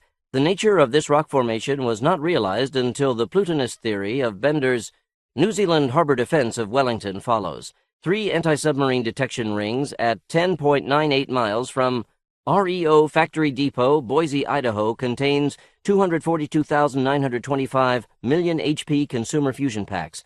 Inventory follows. Cold gray light shining in the eyes. And I must escape, or... Die with a stake driven through his heart, the professor laughed. Stop, or you'll fall. Move, or you'll die. Escape, escape, escape. Seascape, Orscape, 3scape, 5scape, 2picape, 4E, 1A00P 306891 35010112113 101000 1010110000 10101000 1111010101. The chimpanzee crouched, frozen, and glared madly at the soft gray light coming through the window. The tiny black face looked up from the starched white of the pillow and stared dazedly at the ceiling. Around the bed hung the glittering instruments of the somatic support unit. Short of brain tissue damage, the SOS could sustain life in the most terribly mangled bodies. At the moment, it was fighting pneumonia, TB, and polio in the patient on the bed. Dunbar sniffed. The medical ward of the labyrinth used all the latest procedures. Gone was the antiseptic stink of earlier years. The germicidals used were a very subtle sort, and only a shade different from anti-personnel gases developed in the 60s and 70s. William Dunbar turned to Paterson, the only other human in the room. "According to the doctors, he'll make it." Dunbar gestured to the unconscious chimp. "And his reactions to those questions you asked him under truth drug indicate that no great damage has been done to his amplified personality." "Yeah," Paterson replied. "But we won't know whether he responded truthfully until I have these coordinates for his computer checked out." He tapped the sheet of paper on which he had scrawled the numbers Norman had called off. "For all we know, he may be immune to truth drug in the same way he is to Pax." "No, I think he probably told the truth, General. He is, after all, in a very confused state. Now that we know the location of his computer, it should be an easy matter to remove the critical information from it. When we try the invention on a man, we can be much more careful with the information initially presented." Paterson stared at him for a long moment. "I suppose you know that I've always opposed your project." Yes," said Dunbar, startled, "though I can understand why you do." Paterson continued, apparently without noticing the other's answer. "I've never quite been able to convince my superiors of the dangers inherent in the things you want to do. I think I can convince them now, and I intend to do everything in my power to see that your techniques are never tried on a human, or for that matter, on any creature." Dunbar's jaw dropped. "But why? We need this invention. Nowadays there is so much knowledge in so many different areas that it is impossible for a man to become skilled in more than 2 or 3 of them. If we don't use this invention, most of that knowledge will sit in electronic warehouses waiting for insights and correlations that will never occur. The human-computer symbiosis can give man the jump on evolution and nature. Man's intellect can be Peterson swore. "You and Bender make a pair, Dunbar. Both of you see the effects of your inventions with narrow utopian blinders. But yours is by far the more dangerous of the two. Look what this one chimpanzee has done in under 6 hours. Escaped from the most secure post in America, eluded a large armed force, and deduced the existence of an espionage net that we had completely overlooked. Catching him was more an accident than anything else. If he had had time to think about it, he probably would have deduced that distance limit and found some way to escape us that really would have worked. And this is what happens with an experimental animal. His intelligence has increased steadily as he developed a firmer command of his information banks.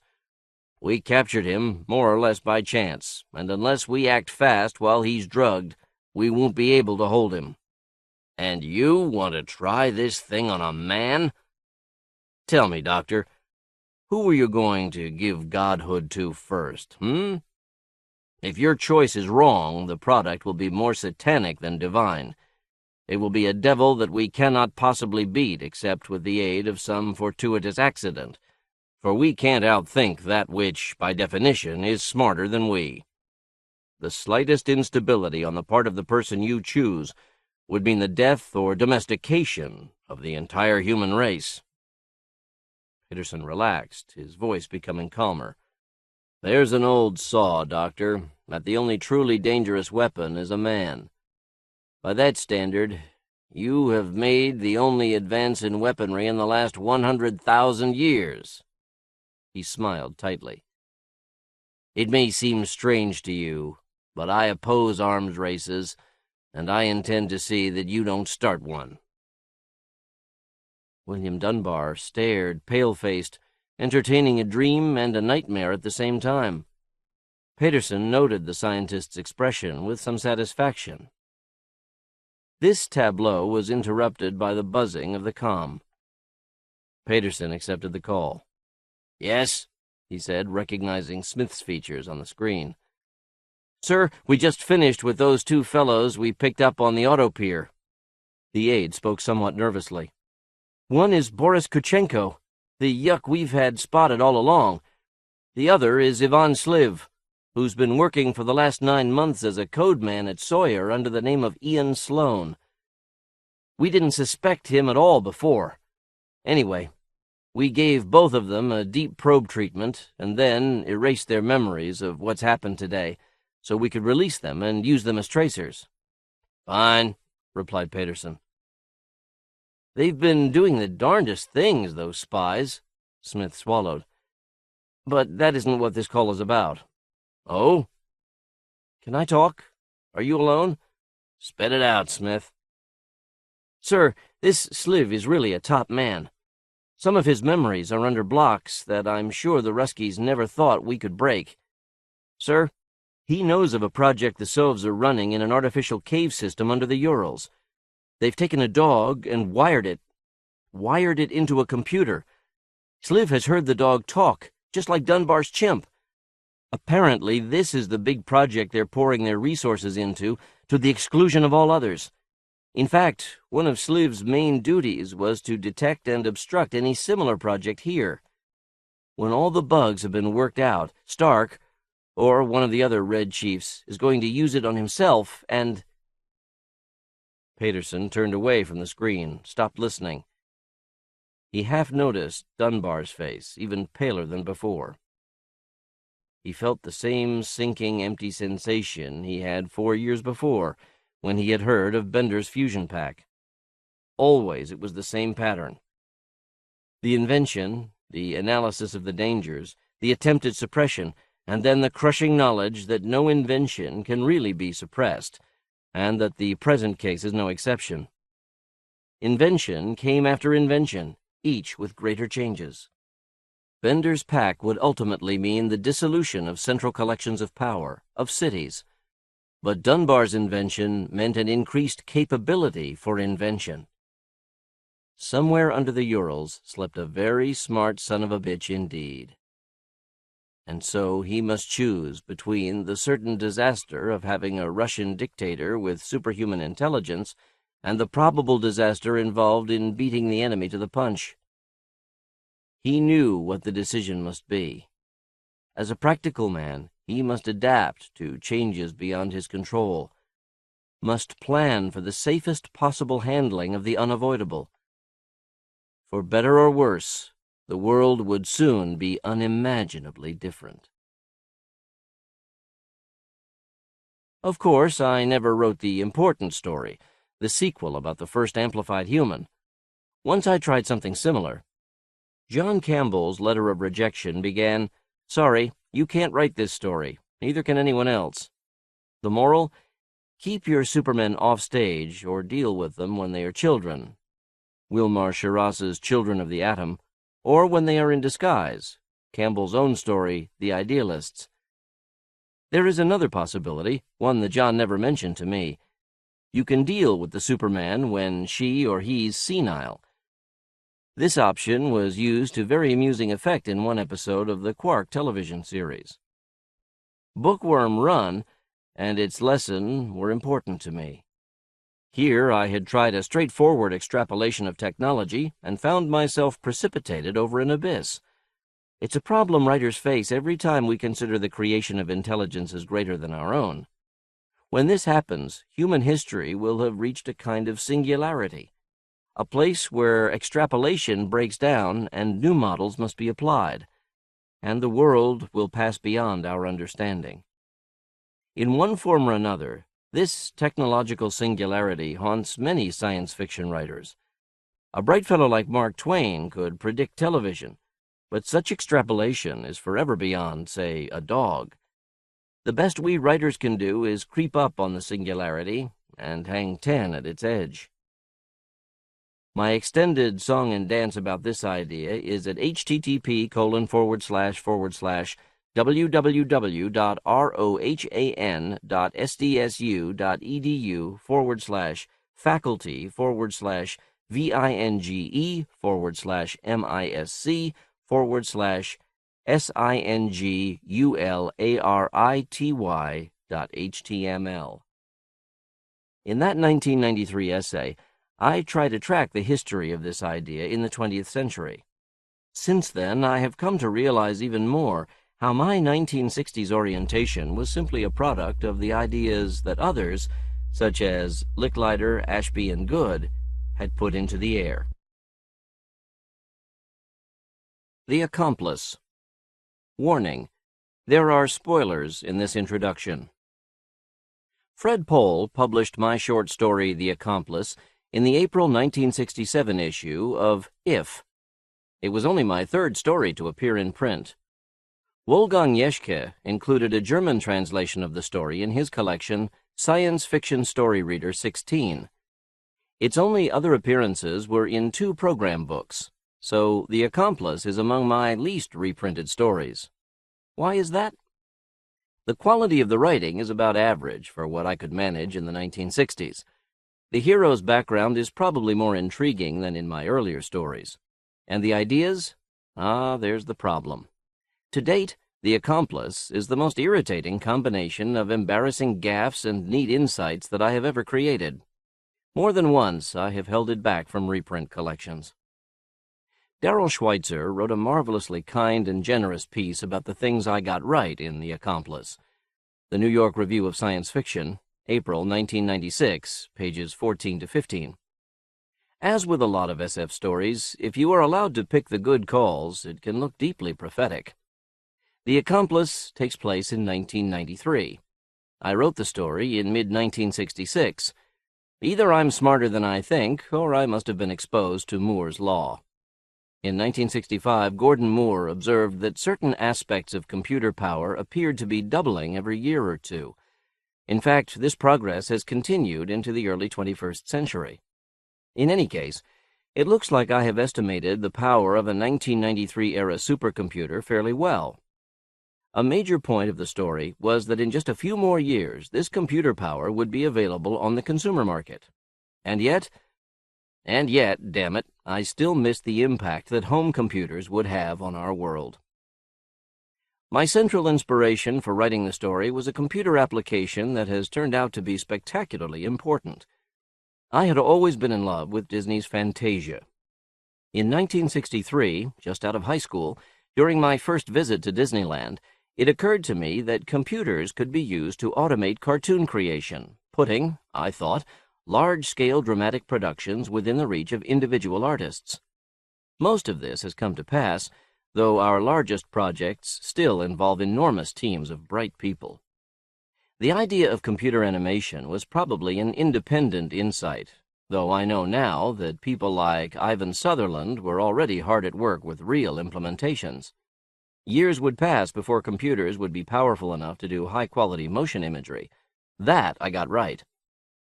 And this illustrates a subtle deficiency in the vision of this story. Well, it's subtle compared to the other deficiencies. 4 years before the first computer-animated short features, people were talking about the possibilities. Before Fantasia-class computer-animated features were possible, computer animation had become an industry. And yet, in my story, computer animation comes as a big surprise, suddenly emerging when computers are powerful enough to do significant figure animation in a major movie release. The generic form of this problem is widespread in SF and very hard to avoid. With rare exceptions, if a story gimmick is something that could plausibly grow out of the present, then it and its consequences can't reasonably be presented as a surprise in the story. Some of the story's failures don't bother me. The air cars and the extremely successful space program of my 1993 era. Maybe that's because such misforecasts have been so common in SF. Besides, air cars may finally turn up now that they have become a joke. So what are the truly wretched things about the Accomplice? They're mainly things like missing personal computers, failing to draw the inevitable conclusions from the things that I did get right. There's the apparent sexism. There's the TV tape cartridge that must be manually threaded into the videotape recorder. There's... it's too embarrassing to go on. But you can read the story and see for yourself. And yet, I have a soft spot in my heart for The Accomplice. 1966 seems a strange and alien time to me now. I can see myself peering out of it and wondering. I am very pleased the story has a chance to see daylight again. I did a little searching about the history of computer animation. Here is what I came up with in June 2001. I would be interested to learn of other references. http://www.sun.com/96071/feature3 graphics. http://www.sun.com/96071/feature3 There was a thief on my staff. Hell, it was someone I trusted, too. It had to be. Arnold Sue grinned enthusiastically as he laid the proof on my desk. "Computer time is expensive, Mr. Royce," he pontificated. Now that was a discovery. "And someone has embezzled more than 70 hours on our 4D5 during the last year." I raised my eyes prayerfully to the mural that covered 3 walls of my office. The holograph gave the 3-dimensional illusion that we were perched among tall conifers somewhere in the Canadian Rockies. You'd never guess that my office is buried under the Royce Building in Greater San Diego. God preserve me from your efficiency, Arnold. 70 hours on the 4D5 computer is worth $4 million. You're an extraordinary security officer. It only took you a year to discover that someone is robbing us blind." Sue was pained by my unjustified criticism. "It's someone with a private computer readout." "You're pretty good at the obvious. Most computers, especially the really big ones like our 4D5, can be programmed by remote consoles in the offices of favored company researchers. Such use is automatically recorded for later review. So it must be someone highly placed in the company, someone smart. Chief, he actually programmed the computer to cover up for him. The 4D5 has been keeping 2 sets of books to conceal the embezzlement from our weekly checks." Of course, there have been cases of computer-camouflaged embezzlement, usually of money, in the past. That's one reason why CPAs are computer technicians. However, it takes a real expert to thoroughly cover his tracks. Evidently, we were up against an expert. "How did you discover the theft, then, Arnie?" Arnold's grin spread even further across his face. This was the question he had been waiting for. "Boss, you really don't appreciate me. I've been expecting something like this for a long time. My section has an agreement with Control Data Corporation. Every year we audit their computer complex with ours and vice versa. That way, the problem is reduced to a battle of the computers, and we can detect this sort of automated deception. But the crook started embezzling sometime after the 1992 audit, so he wasn't discovered until yesterday." I picked up Arnold's report. "Any idea who the culprit is?" $4 million, I thought. If I ever got my hands on the crook who... No wonder our general efficiency had fallen off in the last year. "Not the vaguest," Sue replied, "except that he's a company VIP with computer privileges. Now, if you had just let me bug the executive offices and washrooms—" "You know, Arnie," I said slowly, "sometimes I think you would have been just as comfortable on Herr Himmler's staff as you are here." Arnold turned red. "Sorry, boss. I didn't mean—" "Never mind." Sue is a good man, the graduate of one of this country's best schools of business administration. It's just that he's an incurable snoop, which makes him, properly supervised, an excellent security officer." Sue continued, subdued. "We can't even reconstruct what sort of problems the computer was doing during those 70 hours. The thief did a magnificent job on that computer." I looked down the valley in the mural. Someone I trusted had sold me out. I'd worked 20 years to make the name Royce synonymous with computers and to make Royce Technology Incorporated competitive with IBM and CDC. In that time, I've collected a lot of good men under one corporate roof. They are the backbone of Royce, more than I, with my high school diploma, ever was. And one of them was rotten. Who? There was one individual who might be able to find that answer. I got up and started for the door. "We are going to see Howard." "Apprentice?" asked Sue. He grabbed his report off my desk and followed me. "You don't think that he's responsible?" Arnold was genuinely shocked. "Of course not," I said, locking the door to my office. When we were out of earshot of my secretaries and their recording equipment, I continued. "Whoever we're up against obviously knows computers inside and out. We can't catch him with old-fashioned automation techniques. We're going to have to get him by exploiting the human angle. Howard Prentice has been kicking around longer than both of us put together. He knows human nature, and he knows more ways to skin a sucker than we'll ever imagine. He makes the perfect investigator." I noticed the hurt look on Arnold's face and added quickly, "On a unique case like this." It's only 5 minutes by air car from Chula Vista to the Royce Research Labs at Oceanside. In 15 minutes, we were standing in the hall outside Prentice's lab. I prefer to see people in person rather than by phone. I get more out of them. But this time it backfired. Prentice wasn't in his lab, which was locked. I was starting back to the parking lot when Sue stopped me. "Just a minute, boss." He produced a flat metal plate and inserted it in the lock. "Master key," he explained confidentially. "Now we can wait for him in here." I was too surprised to bawl him out for this latest invasion of privacy. Besides, he'll never grow up. The room lighted up as we entered. Packed against one wall were the usual programming typers and TV screens. I also recognized a high-resolution videotape recorder and a picture reader. Stacked in orderly rows along the workbenches were hundreds of Apprentice's oil paintings.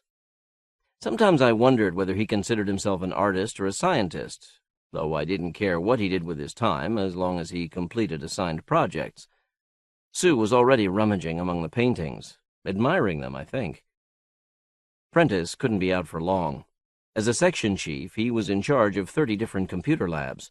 And right then, his section was busy designing the optical and communications system for that probe NASA wanted to boost out toward Alpha Centauri A next year.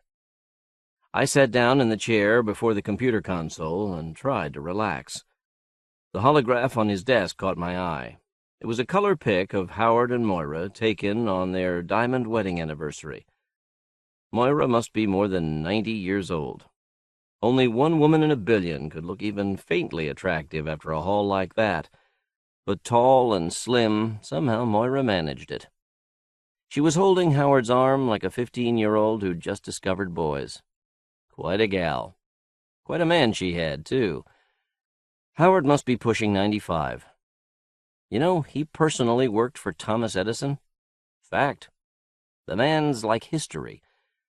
When the 1929 Depression came, he was a top executive for some oil company out east. The Depression apparently soured him on industry. He spent the next 40 years, an ordinary adult lifetime, in Greenwich Village as an artist bum, a beatnik. Then, sometime around 1970, he changed careers again. He entered college. If you're old enough, maybe you remember the headlines. 75-year-old Frosch vows he'll get Ph.D. In math, no less. And he did it. Howard's been with me for 15 years. One of my best men. I tapped an impatient tattoo on the arms of the chair. But where the devil was he now? Boss, this stuff is tremendous. I stood up to see what Arnold was talking about. He was pointing at several paintings he had pulled out from the bottom of the pile. Sue is quite an art and film fan. He has a tape collection of all films made since 1980, as well as a very large collection of paintings from all periods. He had reason to admire Howard's paintings, though. Apprentice is an excellent, maybe a great, painter. Though he's done many traditional abstractionist pieces, Howard has been a neo-realist ever since I've known him. Take the paintings in the lab. They were all clear and unambiguous as far as execution went. There were landscapes, portraits, interiors. But the landscapes were from no area in the real world, and the portraits were expressionless mugshots. Face-on, quarter-face, profile. Not all of the subjects were even human. Every canvas was the same size. Over the years, I often asked Howard about this, but he always answered with some line about artistic profundity. I don't think he even let us see everything he did. Arnold had called me over to see 3 landscapes he had discovered. When he placed them side by side, it was like a composite photo, a panoramic view. It was one of the most spectacular things I'd seen by Apprentice. When I looked at it, the lights in the room seemed to dim a little. In the picture, it was night. A sickle moon lit a deep valley or mountain pass. Our viewpoint was halfway up the side of the valley. Scrubby brush and volcanic slag were visible nearby. Far away, down in the center of the valley, was a castle or fortress, its immense black structure outlined by the moonlight. Though vast and strong, somehow it was also decayed and diseased, a skull rotting in the earth. Around the castle were fields of purple flowers glimmering faintly with their own light. Fluorescing paint? But the flowers weren't beautiful. Even at this distance, they were fungi growing on death's decay. I pulled my attention away from the landscape. It was the most hostile I'd seen by Apprentice. And somehow it was familiar. I often got that seen-before feeling with Howard's stuff, though usually his landscapes provoked awe rather than fear. The picture would have been even more impressive if it had been painted on a single canvas rather than split up on separate ones. Then I noticed the picture reader at the end of the bench. We use PIC readers to program images directly into the logic of a computer. This is an expensive procedure since it preempts a lot of the computer's circuits.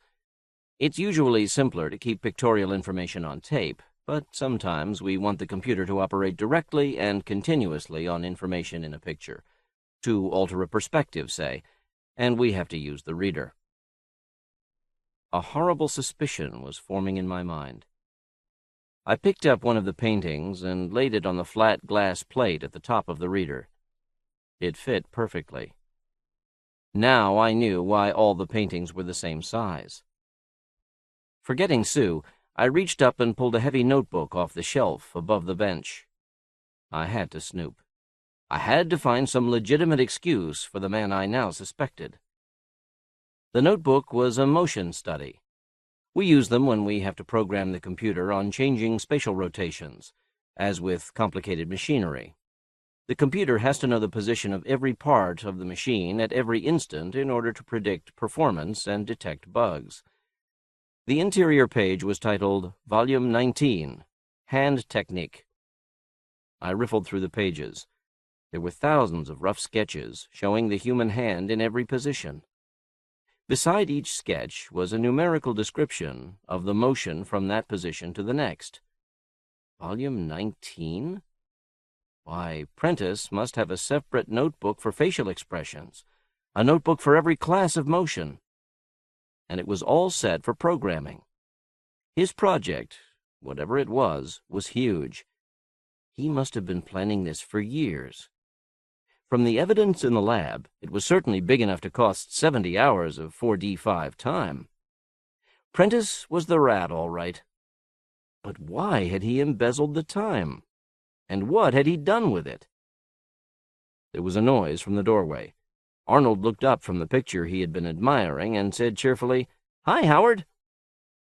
"Hello." Apprentice set his briefcase on the bench and hung up his jacket. Then he turned to look at me. "This is my private office, Bob," he said mildly. I didn't bite. I was too mad for subtlety. "Apprentice, you've got some explaining to do." I gestured at the paintings and the picture reader. "Someone's been stealing 4D5 time, and I think it's you." Apprentice glanced at Sue. "So you finally ran across that today, Arnold?" "Well, I knew I wouldn't have more than a year. I got what I gambled for." Sue looked even more surprised than I felt. Apprentice had spent a whole year concealing the fraud, and now he was calmly confessing. "Just what was worth $4 million of Royce's time?" I snapped. "Would you like to see?" He did not wait for an answer. "I've got one of the last tapes right here." He reached into his briefcase and pulled out a TV tape cartridge. "Moira and I have always been appalled by the fact that so many art forms are beyond the means of a single artist. Take the film industry. Most movies cost many millions of dollars and require the services of hundreds of artists, actors, directors, photographers." Apprentice threaded the tape through the multiple heads of the videotape recorder. "You'd think he had invited us over for home movies. The gall of the man." I didn't stop him, though. I suppose I was curious. What could be worth a ruined career to Apprentice? "Anyway," he continued, "back around 1957, I saw a way to give filmmaking to the individual artist. Since then, everything Moira and I have done has been directed toward this goal. At first, we didn't realize how complicated the job was and how far computers had to go before they could help us with what we wanted. But I got my degree, and we kept at it." He hooked the tape into the reception cartridge and snapped the cover into place. "With the aid of the 4D5, we've animated one of the great novels of the 20th century." "You've used the 4D5 to make a cartoon!" Arnold was obviously fascinated by the concept. He had completely forgotten that Apprentice was talking about a crime. For the first time since he had entered the lab, Apprentice seemed annoyed. "Yes, I guess it is a cartoon. Like Da Vinci's Mona Lisa is a doodle. Cut the lights, will you, Arnold?" The lights went out, and Prentice turned on the recorder. The TV screen on the wall came alive. I gasped. Night.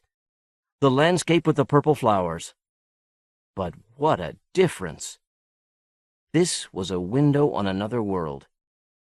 If I had felt uneasy looking at the paintings, I felt terror now. 3 tiny figures struggled up the side of the valley. Suddenly, I knew why this scene was familiar. Prentice had animated Tolkien's Lord of the Rings.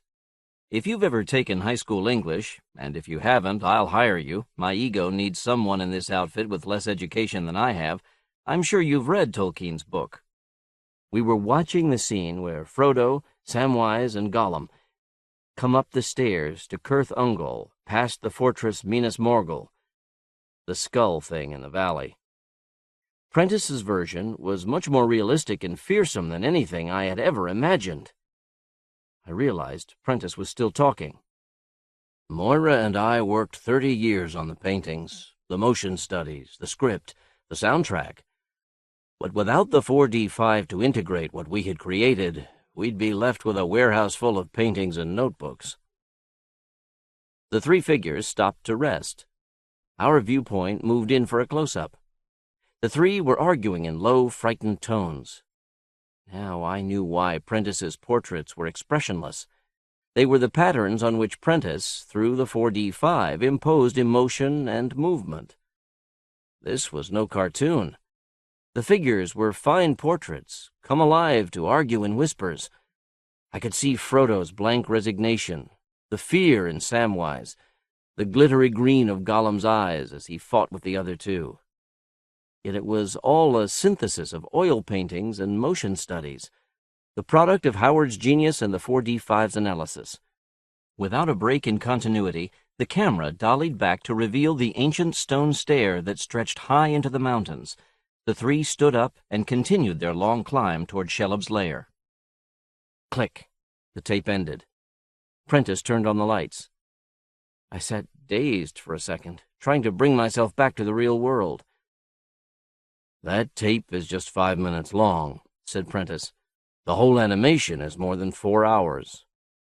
Sue recovered first. "My God, Howard, that's tremendous. It's the greatest advance in art technique in 50 years. "At least," agreed Prentice. "Now, anything a writer or painter can imagine can be staged." "Sure," I said sarcastically, "as long as the painter is willing to steal $4 million of computer time." Prentice turned to me. "Not really, Bob. Computer time is only expensive because of the scarcity of 4D5 class computers and the number of problems that can't be solved except by the 4D5. On the basis of past progress, I'll wager that in 5 years you'll be selling computers as good as the 4D5 for less than $10,000. Anybody who really wants an animator will be able to have one." "And you just couldn't wait." He smiled. "That's right. I've waited 30 years. I don't know if I'll be around for another 5. "Well, I'm going to make you wish you'd taken the chance. When I get done with you, there'll be nothing left for the Tolkien estate to pick over." Arnold broke in. "Just a second, boss." I turned on him angrily. "Look, Sue, can't you understand? Prentice has stolen $4 million of my money." My voice rose half an octave. "It's your money I'm talking about, Chief. Did you ever see Fantasia or Magica?" "Disney's feature-length animation? Yes." "Do you have any idea what they cost?" "Don't play games, Arnold. I know you're an expert. How much?" "Fantasia was made way back in 1940. It cost Disney more than $2 million. But when they got around to Magica 35 years later, the price tag had risen to $27 million, even though Magica is a much poorer job. Nowadays, almost any mainline picture, whether animation or with real actors, costs more than $10 million. Howard's actually discovered a cheap way of making films." "Why didn't you just ask for the time, then?" I asked Prentice. Howard looked stubborn. He has his own peculiar brand of integrity. "Bob, do you honestly believe you would have said yes? I'm an artist. I may be a good researcher, but that was a means to an end. Moira and I had to do this, even though I knew it'd hurt Royce in the short run. Chief, it doesn't matter whether Howard planned this to help you or not. The point is, he's dropped a fortune in your lap. When Arnold put it that way, $4 million wasn't too bad for a top-notch movie, and if Howard had organized help, besides his wife, it might have cost a lot less. It would be at least 8 years before we miniaturized computers like the 4D5 for the consumer market.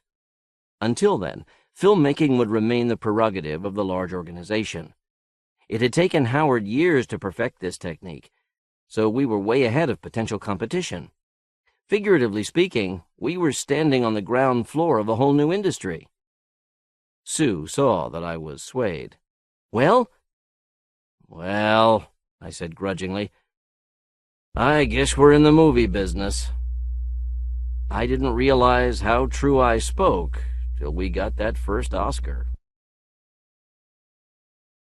The Peddler's Apprentice. For years I have been fascinated by Frederick Brown's short story, Letter to a Phoenix.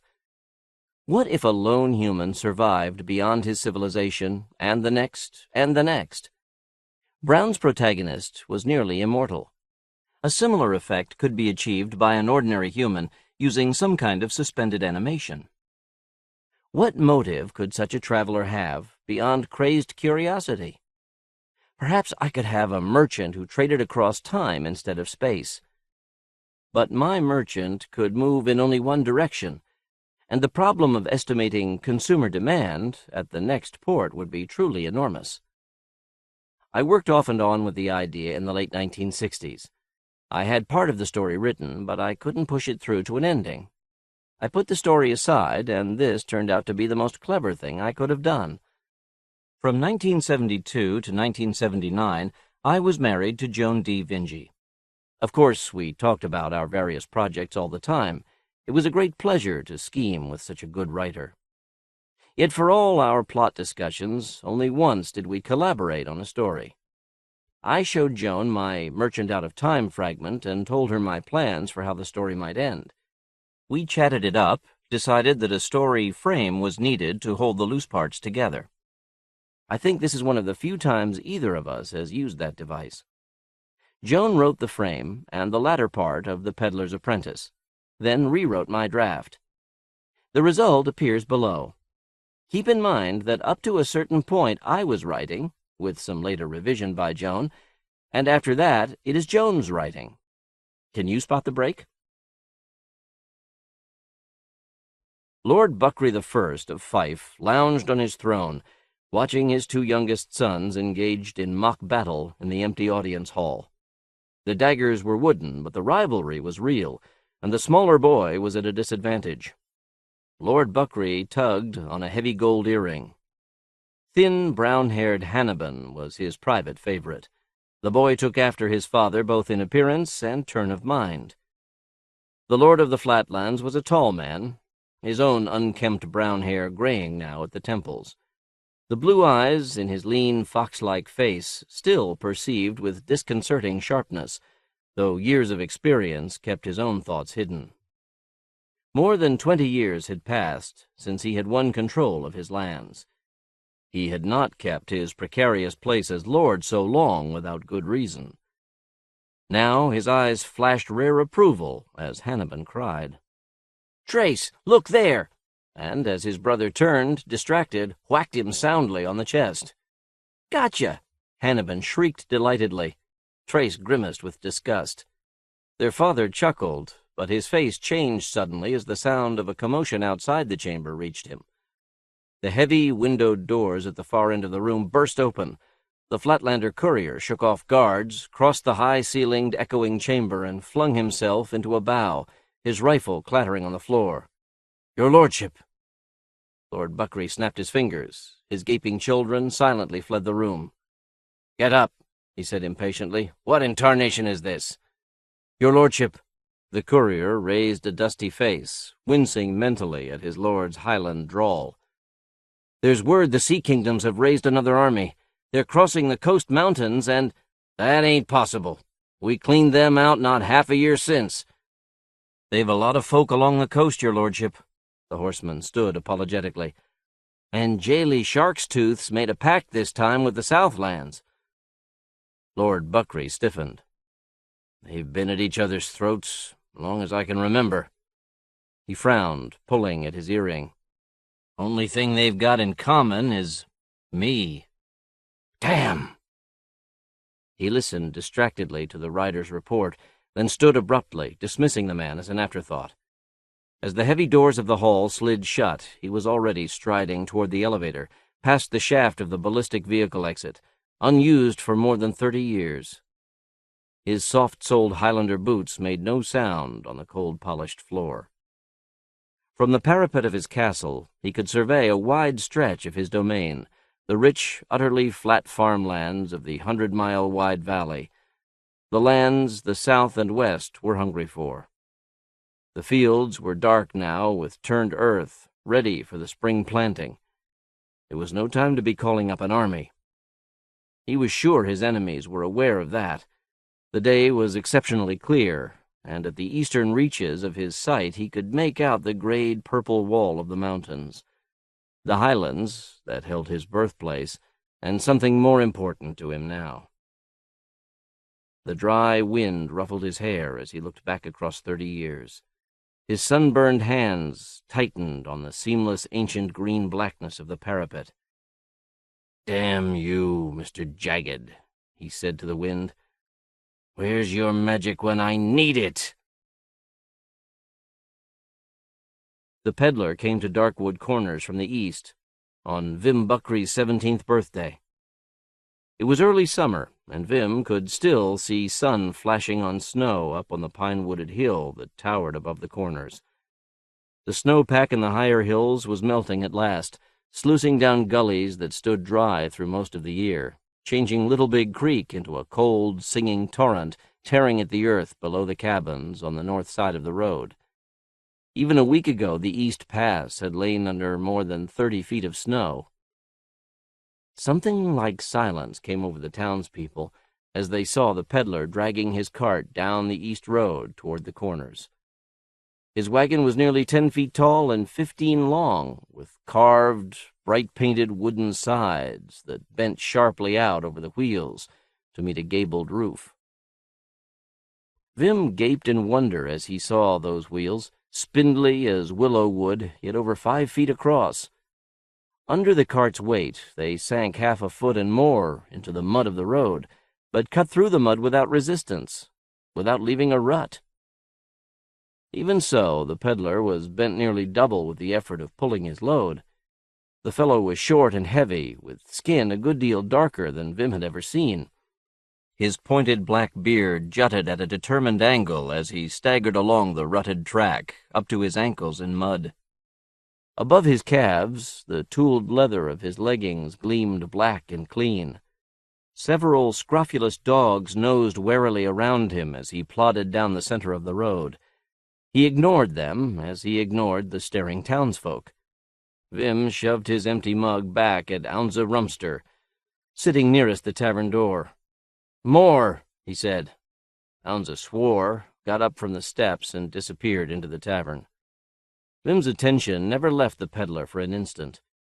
As the dark man reached the widening in the road at the center of town, he pulled his wagon into the muddy morass where the widow Henley's house had stood until the Little Big Creek dragged it to destruction. The stranger had everyone's attention now. Even the town smith had left his fire and stood in his doorway gazing down the street at the peddler. The peddler turned his back on them as he kicked an arresting gear down from the rear of the painted wagon and let it settle into the mud. He returned to the front of the cart and moved a small wheel set in the wood paneling. A narrow blue pennant sprouted from the peak of the gable and fluttered briskly. Crisp and metallic, a pinging melody came from the wagon. That sound emptied the tavern and brought the remainder of the corner's population onto the street. Ounza Rumster nearly fell down the wooden steps in his haste to see the source of the music. He sat down heavily, handing the refilled mug to Vim. Vim ignored him. As the peddler turned back to the crowd, the eerie music stopped, and the creek sounded loud in the silence. Then the little man's surprising bass voice rumbled out at them. "Yagit Kachaturians is my name, and fine wrought goods is my trade. Needles, adze heads, blades, you need 'em?" He pulled a latch on the wagon's wall, and a panel swung out from its side, revealing rows of shining knife blades and needles so fine Vim could see only glitter where they caught the sunlight. "Step right on up, folks. Take a look. Take a feel. Tell me what they might be worth to you." There was no need to repeat the invitation. In seconds he was surrounded. As the townspeople closed around him, he mounted a small step set in the side of the wagon so that he could still be seen over the crowd. Vim's boys were on their feet, but he sat motionless, his sharp face intent. "Sit down," he said, just loudly enough. "Your eyes is near busting out of your heads. They'd skin us right fast if we try anything here. There's too many. Set." He gave the nearest of them, Bathakar Henley, a sideways kick in the shin. They all sat. "Give me that big ring of yours, sothead." Unza Rumster's younger brother glared at him, then extended his jeweled fist from a filthy woolen cuff. "How come you're so feisty of a sudden, Vim?" He dropped the ring peevishly into the other's hand. Vim turned away without comment, passing the massive chunk of gold to Bathakar's plump, fair girlfriend. "All right, Emmy. You just take yourself over to that wagon and see about buying us some knife blades. Not too long, say about so." He stretched his fingers. "And find out how they're fastened on the rack." "Sure, Vim." She rose from the steps and minced away across the muddy road toward the crowd at the peddler's wagon.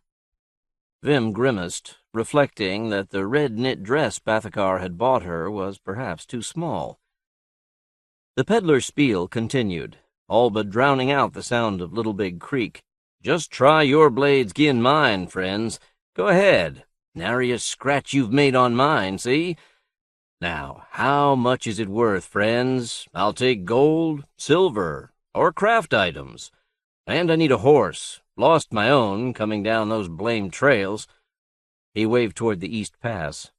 The townspeople were packed tightly together now, as each of them tried for a chance to test the gleaming metal and to make some bid that would catch the peddler's fancy. Emmy wriggled expertly into the mass. In seconds, Vim could see her red dress right at the front of the crowd.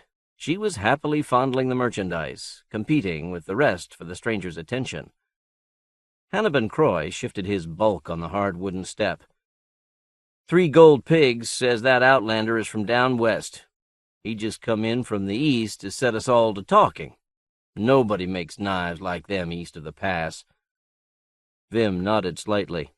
"Could be." He watched the peddler and fingered the thick gold earring half hidden in his shaggy brown hair. Across the road, the merchant was engaged in a 4-way bidding session. Many of the townsfolk wanted to trade furs or crossbows, but Yagit Kachaturians wasn't interested. This narrowed his potential clientele considerably. Even as he argued avidly with those below him, his quick dark eyes flickered up and down the street, took in the gang by the tavern, impaled Vim for a long, cold instant. The peddler lifted several blades off the rack and handed them down, apparently receiving metal in return. Emmy got at least 2. Then he raised his arms for quiet. "Folks, I'm really sorry for dropping in so sudden when you all wasn't ready for me. Let us quit now and try again tomorrow, when you can bring what you have to trade. I might even take on some furs. And bring horses, too, if you want to. Seeing as how I'm in need of one, I'll give 2, maybe 3 adze-heads for a good horse or mule, all right?" It wasn't. Several frustrated townsfolk tried to pry merchandise off the rack. Vim noticed that they were unsuccessful. The merchant pulled the lanyard at the front of the cart, and the rack turned inward, returning carved wood paneling to the outside. As the crowd thinned, Vim saw Emmy clutching 2 knives and a piece of print cloth, still talking earnestly to the peddler. The peddler took a silvery chain from around his waist, passed it through the wheels of his cart, and then around a nearby tree. Then he followed Emmy back across the road. Unza Rumster snorted. "That sure is a teensy kedder. Bet you we would busted right easy." "Could be." Vim nodded again, not listening. Anger turned his eyes to blue ice as Emmy led the peddler right to the tavern steps. "Oh, Bathakar, just look at the fine needles Mr. Cacciatore sold me." Sothead struggled to his feet. "You stupid little... We told you to buy knives. Knives! And you used my ring to buy needles." He grabbed the cloth from Emmy's hands and began ripping it up. "Hey!" Emmy began to pound him in useless fury, clawing after her prize. "Bathakar, make him stop!" Bathakar and Unze pulled Sothead down, retrieved needles and cloth. Emmy pouted. "Big lout." Vim frowned and drank, his attention fixed on the peddler. The dark man stood looking from one gang member to another, hands loosely at his sides, smiling faintly. The calm black eyes missed nothing. Eyes like that didn't belong in the face of a fat peddler. Vim shifted uncomfortably, gnawed by sudden uncertainty. He shook it off. How many chances did you get up here to try a contest where the outcome wasn't sure? He stood and thrust out his hand. "Vim Buckry's the name, Mr. Cacciatore. Sorry about Sothead. He's drunk all the time, truth." The peddler had to reach up slightly to shake his hand. "Folks mostly call me Yogget. Pleased to meet you. Miss Emmy here tells me you and your men sometimes hire out to protect folks such as me." Behind him, Bathakar Henley was open-mouthed. Emmy simpered. Every so often she proved that she was not as stupid as she looked. Vim nodded judiciously. "We do, and it's surely worth it to have our service. There's a sight of thieves in these hills, but most of them will back down from 6 good bows." He glanced at Sothead. 5 good bows." "Well, then." The pudgy little man smiled blandly, and for a moment Vim wondered how he could ever have seen anything deadly in that face. "I'd like to give you some of my business." And so they came down out of the high hills. It was early summer, but in the highlands more like a boisterous spring. Under the brilliant blue sky, green spread everywhere over the ground, nudging the dingy hummocks of melting snow and outcropping shelves of ancient granite. Full leaping streams sang down the alpine valleys, plunged over falls and rapids that smashed the water to white foam and spread it in glinting veils, scarcely an inch deep over bedrock. The ragged peaks, skirted with glacier, fell farther and farther behind, yet the day grew no warmer. Everywhere the chill water kept the air cool. The peddler and his 6 protectors followed a winding course through deep, soughing pine forest, broken by alpine meadows, where bright star-like flowers bloomed and the short hummocky grass made their ankles ache with fatigue. They passed by marshes that even in the coolness swarmed with eager mosquitoes, and Vim's high moccasins squelched on the soft, dank earth. But by late afternoon the party had reached Witch Hollow Trail, and the way grew easier for the horse pulling the merchant's wagon. Somewhere ahead of them, Unze Rumster kept the point position. Off to the side were Fat Hannibin, Bathakar, and Shorty, while Sothead Rumster, now nearly sober, brought up the rear. In the highlands, even the robbers, particularly the robbers, journeyed with caution. For most of the day, Vim traveled silently, listening to the streaming water, the wind, the twittering birds among the pines, listening for sounds of human treachery. But it seemed they were alone. He had seen one farmer about 4 miles outside of Darkwood Corners, and since then, no one. Yesterday, the peddler had questioned him about the area, and how many folk were in the vicinity of the Corners, what they did for a living. He seemed disappointed when he'd heard they were mostly poor, scattered farmers and trappers, saying his goods were more the kind to interest rich city folk. Vim had promptly allowed as how he was one of the few Highlanders who had ever been down into the Great Valley, all the way to the grand city of Fife, and that they'd be more than glad to guide him down into the flatlands, for a price. If a little greed would conceal their real intentions, so much the better, and the peddler's partial payment of strange jewel-studded silver balls had only added to the sincerity of their interest in his future plans. Vim glanced over at the peddler, walking beside him near the dappled cart-horse. Up close, the stranger seemed even more peculiar than at a distance. His straight black hair was cut with unbelievable precision at the base of his neck. Vim wondered if he'd set a bowl on his head and cut around it. And he smelled odd. Not unpleasant, but more like old pine needles than man. The silver thread, stitched into the peddler's soft leather shirt, was finer than Vim had ever seen.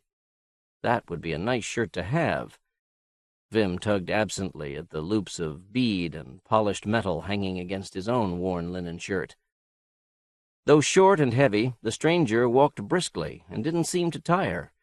In fact, became friendlier and more talkative as the afternoon passed. But when they reached Witch Hollow, he fell silent again, looking first at the unusual smoothness of the path, then up at the naked bedrock wall that jutted up at the side of the narrow trail. They had walked for about half a mile when Vim volunteered, "This here's called Witch Hollow. There's a story how once folk had magic to fly through the air in strange contraptions. One of them lost his magic hereabouts. Up till 20 years ago, there was still a place you could see the bones and pieces of steel, they say, all rusted up. Some say this trail through the holler ain't natural either." Yoggett made no reply, but walked with his head down, his pointy black beard tucked into his chest. For the first time since they had begun the journey, he seemed to lose interest in the scenery. At last he said, "How long you figure it's been since this flying contraption crashed here?" Vim shrugged. "My grandther heard the story from his own grandther." And that's all the magic you've heard tell of?" Vim decided not to tell the peddler what he knew about Fife. That might scare the little man into turning back and force a premature confrontation.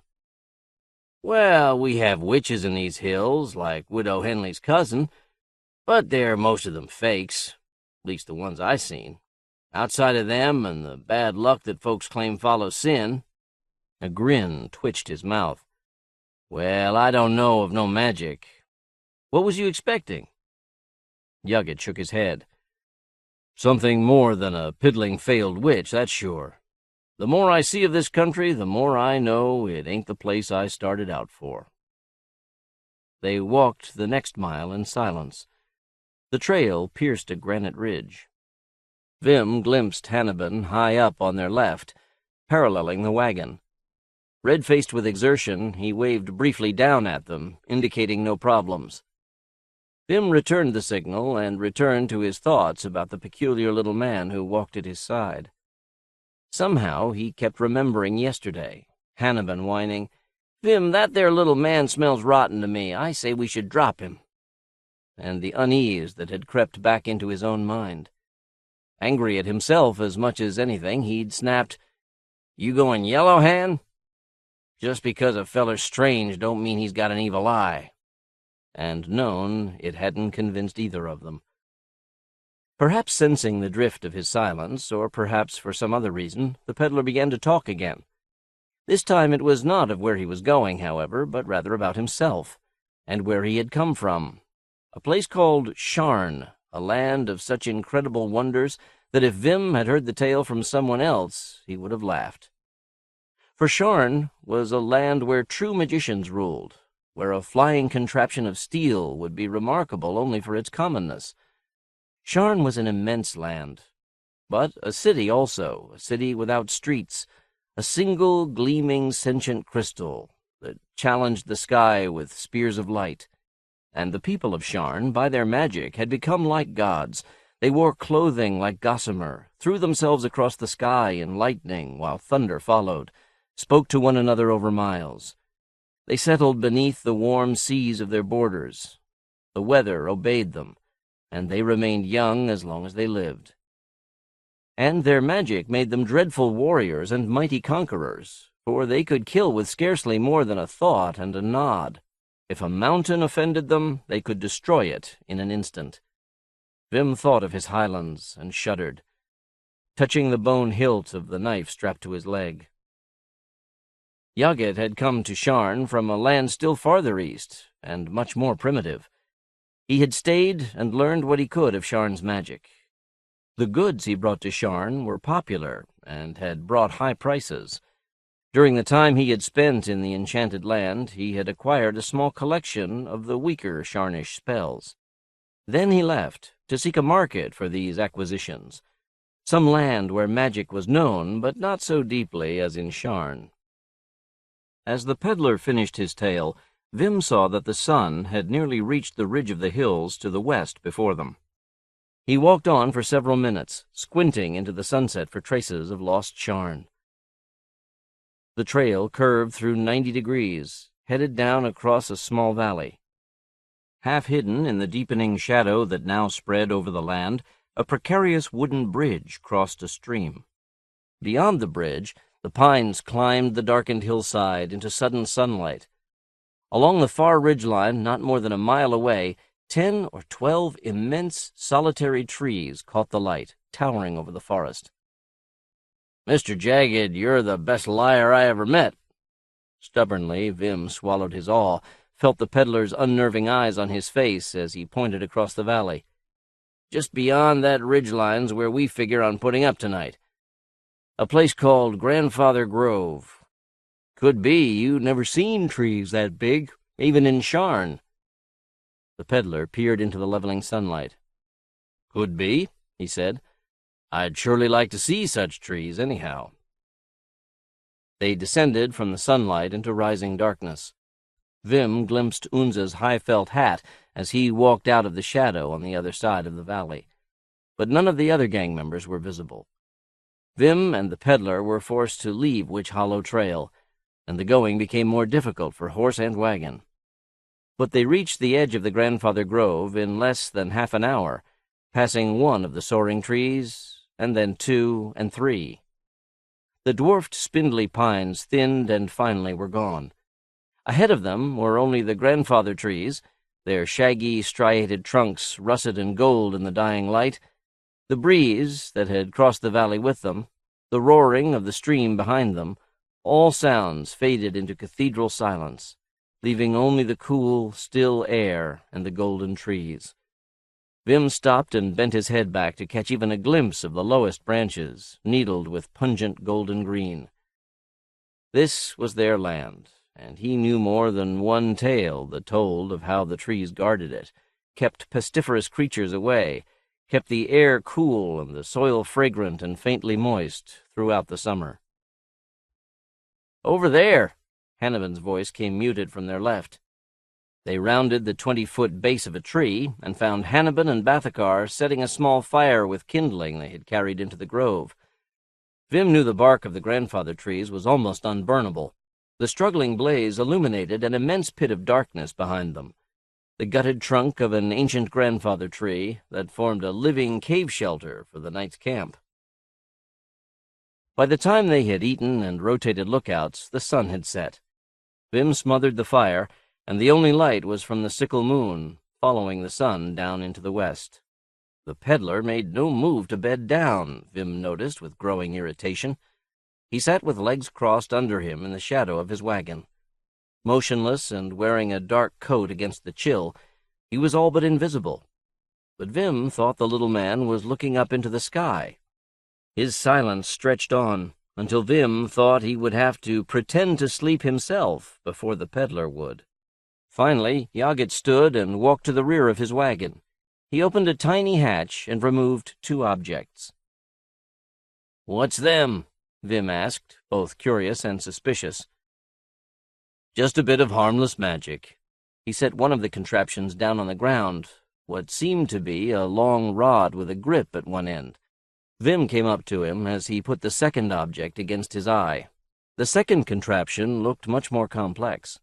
It glinted, almost sparkled in the dim moonlight, and Vim thought he saw mirrors and strange rulings on its side. A tiny bubble floated along the side in the tube. The peddler stared through the gadget at the scattering of pale stars visible between the trees. At last he set the device back inside the wagon and picked up the rod. Vim watched him cautiously as the other walked toward the cave tree. The rod looked too much like a weapon. Yoggett fiddled at the grip of the rod, and an eerie whine spread through the grove. The screaming faded into silence again, but Vim was sure that now the front of the rod was spinning. Yoggett set it against the moon-silvered bark of the cave tree, and the tip of the rod began to bore effortlessly into the massive trunk. Vim's voice quavered faintly. That there some of your Sharnish magic, Mr. Jagged?" The peddler chuckled softly, finishing his experiment. "It ain't hardly that. A Sharnish enchantment is a lot craftier, a lot simpler looking. This here's just a simple spell for reading the signs." Vim wavered almost visibly, his curiosity doing battle with his fear. There was a deep, precise hole in the cave tree. Just because a fellow's strange, hon, don't mean he's got an evil eye. Instinctively, Vim's fingers crossed, because it looked like the peddler might not be the world's biggest liar, and that meant maybe I better check how the boys is settled. When the peddler didn't answer, Vim turned and walked briskly away. At least he hoped that was how it looked. He felt like running. He passed Unze, half hidden behind a gigantic stump. Vim said nothing, but motioned for him to continue his surveillance of the peddler and his wagon. The rest stood waiting at a medium-sized grandfather tree nearly 100 yards from the cave tree, the spot they had agreed on last night in Darkwood Corners. Vim moved silently across the springy ground, rounding the ruins of what must once have been one of the largest trees in the grove. A 400-foot giant that disease and the years had brought crashing down. The great disk of its shattered root system rose more than 30 feet into the air, dwarfing him as he dropped down heavily beside Hannibal. Bathakar Henley whispered, "Unze and Sothead I left out as guards." Vim nodded. "It don't hardly matter. We're not going to touch that peddler." "What?" Bathakar's exclamation was loud with surprise. He lowered his voice only slightly as he continued. "One man? You're as scared of one man?" Vim motioned threateningly for silence. "You heard me. Hannibal here was right. That Jagged is just too damn dangerous. He's a warlock. He's got an evil eye. And he's got some kind of knife back there that can cut clean through a grandfather tree. And the way he talks, that's just the least—" The other's muttered curses cut him off. Only Hannibal Croy kept silent. "You're crazy, Vim," the hulking shadow of Shorty said. "We've walked 15 miles today, and you're telling us it was for nothing. It'd be easier to farm for a living. We'll still get something, but it looks like we'll have to go honest for a while. I figure on guiding him down, say to where the leaf forests start, and then asking pretty please for half of what he promised us back at the corners." "I sure as hell ain't going to follow nobody that far down toward the valley," Bathakar frowned. "Well, then you can just turn around and head back. I'm running this here gang, Bathakar, don't you forget it. We already got something out of this deal, them silver balls he gave us as first payment." Something went hiss and then thunk. Hannibal sprawled forward, collapsed on the moonlit ground beyond the tree's shadow. A crossbow bolt protruded from his throat. As Vim and Bathakar scrabbled for the cover of the rotting root system, Shorty rose and snarled, "That damn peddler!" It cost him his life. 3 arrows smashed into him where he stood, and he collapsed across Hannibal. Vim heard their attackers closing in on them, noisily confident. From what he could see, he realized they were all armed with crossbows. His boys didn't stand a chance against odds like that. He burrowed his way deeper into the clawing roots, felt a string of beads snap and shower over his hand. Behind him, Bathakar unslung his own crossbow and cocked it. Vim looked over his shoulder, and then, for the length of a heartbeat, he saw the silvery white of the moon-painted landscape blaze with harshly shadowed blue brilliance. He shook his head, dazzled and wondering, until amazement was driven from his mind by sudden screams. He began to curse and pray at the same time. But then their assailants had reached the fallen tree. Vim heard them thrusting into the roots, shrank back farther out of reach of their knives. Another scream echoed close, and a voice remarked, Hey, Roof, I got the bastard who shot Rocker last fall." A different voice answered. "That makes 5, then, everybody excepting the Peddler and Vim Buckry." Vim held his breath, sweating. He recognized the second voice, Axel Bork, the oldest of the Bork brothers. For the last 2 years, Vim's gang had cut into the Bork clan's habitual thievery, and up until tonight, his quick-wittedness had kept them safe from the Bork's revenge. But tonight, how had he gone so wrong tonight? Damn that Peddler! He heard hands thrusting again among the roots, closer now. Then, abruptly, fingers caught in his hair. He pulled away, but another pair of hands joined the first, catching him by the hair and then the collar of his leather jerkin. He was hauled roughly from the tangle of roots and thrown down. He scrambled to his feet, was kicked in the stomach before he could run off. He fell gasping back onto the ground, felt his knife jerked from the sheath. 3 shadowy figures loomed over him. The nearest placed a heavy foot on his middle and said, "Well, Vim Buckry, you just lie still, boy. It's been a good night, even if we don't catch that Peddler. You just got a little crazy with greed, boy. My cousins done killed every last one of your gang." Their laughter raked him. 15 minutes and we done what we couldn't do the last 2 years. "Lou, you take Vim here over to that cave tree. Once we find that Peddler, we're going to have us a little fun with the both of them." Vim was pulled to his feet and then kicked, sprawling over the bodies of Hannibin and Shorty. He struggled to his feet and ran, only to be tripped and booted by another Bork. By the time he reached the cave tree, his right arm hung useless at his side, and one eye was blind with warm, sticky blood. The Borks had tried to rekindle the campfire. 3 of them stood around him in the wavering light.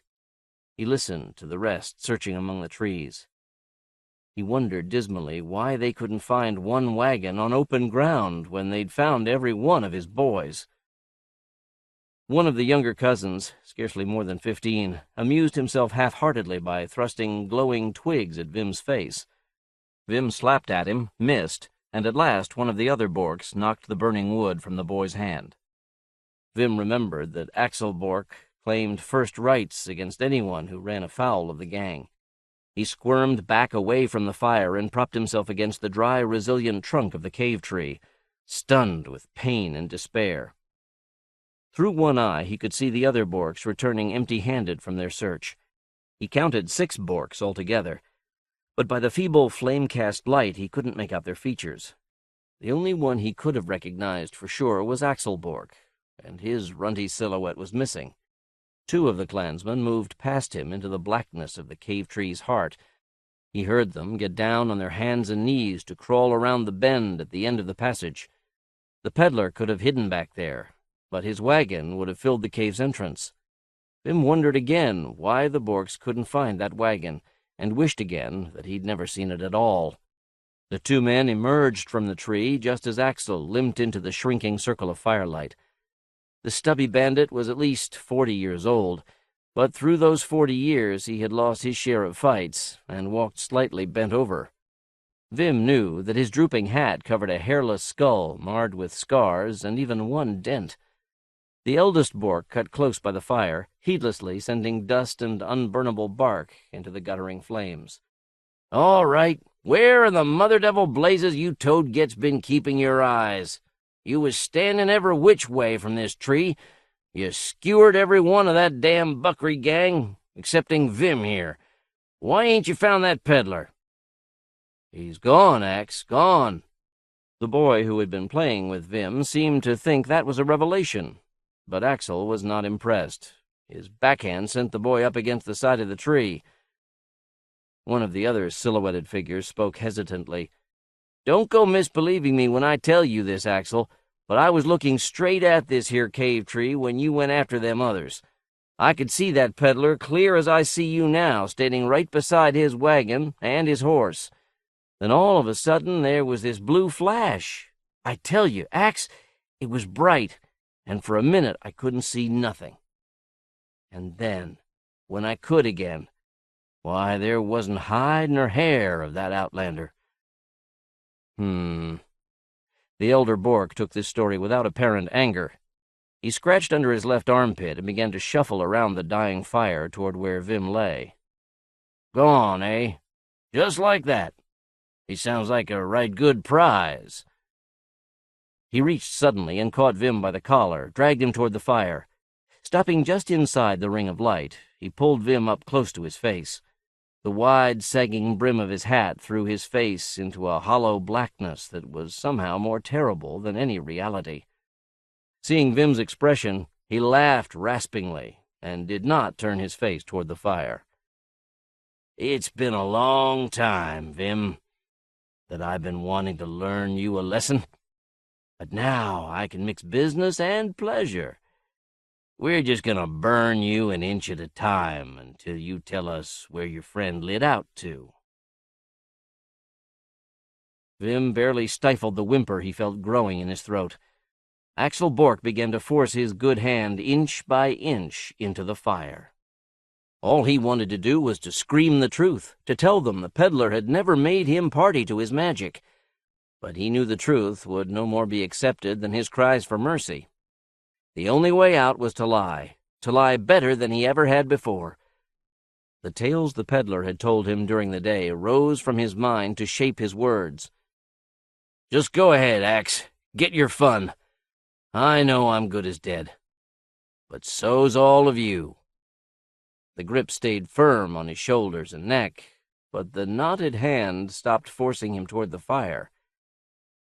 He felt his own hand scorching in the superheated air above the embers.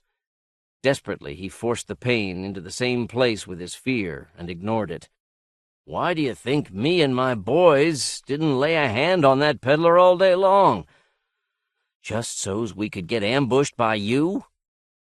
His laughter was slightly hysterical. The truth is, we was scared clean out of our wits. That foreigner's a warlock. He's too dangerous to go after.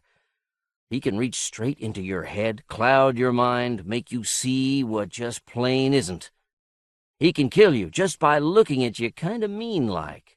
Why, and true inspiration struck him, why, he could even have killed one of your purty cousins and be standing here right now pretending to be a Bork, and you'd never know it till he struck you dead. Axel swore and ground Vim's hand into the embers. Even expecting it, Vim couldn't help himself. His scream was loud and shrill.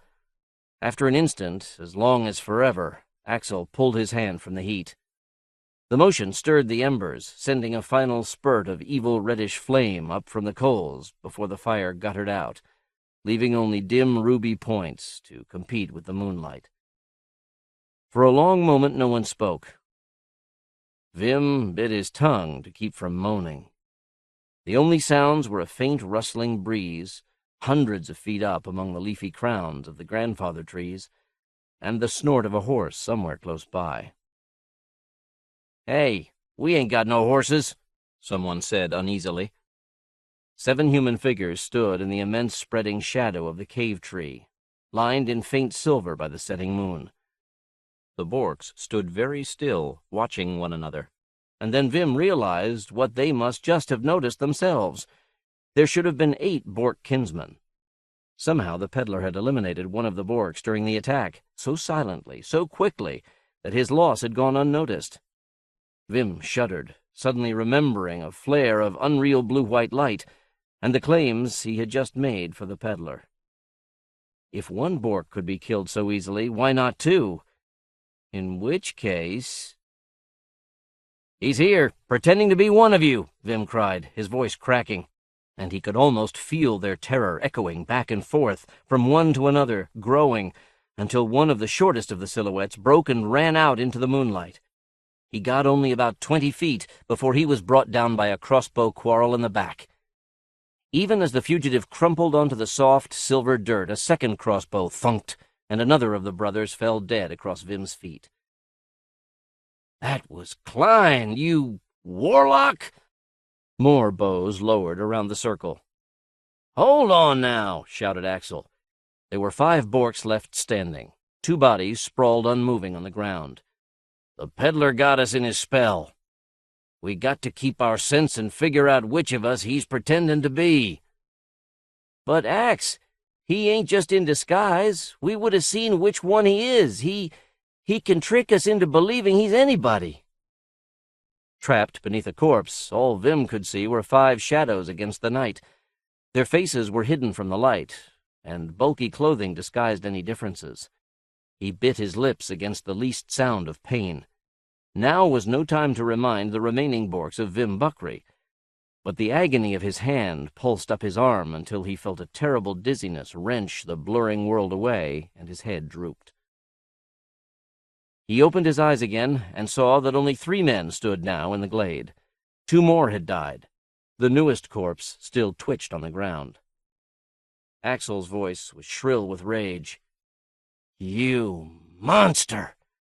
You done tricked all of us into killing each other."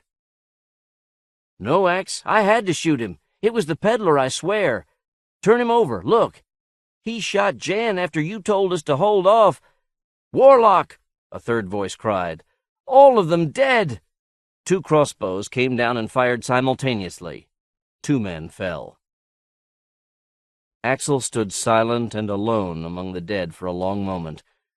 The moon had set at last, and the starlight was rare and faint through the shifting branches of the grandfather tree far overhead. Vim lay still as death, aware of the smell of blood and sweat and burned flesh, and the sound of footsteps approaching. Sick with fear, he looked up at the dark, stubby form of Axel Bork. "Still here? Good." A black-booted foot rolled the dead body from his legs. "Well, boy, you better leave me look at that hand."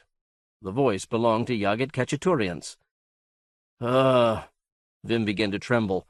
Mr. Jagged, is that you?" A light appeared in the hand of the peddler who had come from Sharn. Vim fainted. Early morning filled the grandfather grove with dusty shafts of light. Vim Buckry sat propped against the cave tree's entrance, sipping awkwardly at a cup of something hot and bitter held in a bandaged hand. His other hand was tucked through his belt to protect a sprained right shoulder.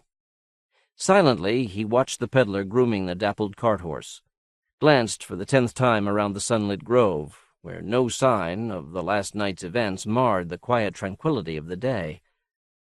Like a bad dream, the memory of his terror seemed unreal to him now, and he wondered if that was more witchery, like the drink that had eased the pains of his body. He looked down, where dried blood stained his pants. "I'll take care of the remains," the peddler had said. It was real, all right.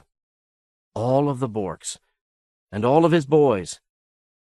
He thought wistfully for a moment of the jewelry that had gone into the ground with them, shied away from a deeper sense of loss beneath it. The peddler returned to the campfire, kicked dirt over the blaze. He had had no trouble in getting a fire to burn. Vim drew his feet up. The dark eyes looked questioningly at his sullen face. "Mr. Jagged," there was no trace of mockery in that title now. "Just what do you want from me?" Yaget dusted off his leather shirt. "Well, Vim, I was thinking, if you was up to it, maybe you'd want to go on with our agreement." Vim raised his bandaged hand. "Wouldn't be much protection, one cripple. But I don't know the way down through that there valley, which you do." Vim laughed incredulously. "I reckon you could fly over the moon on a broomstick and you wouldn't need no map.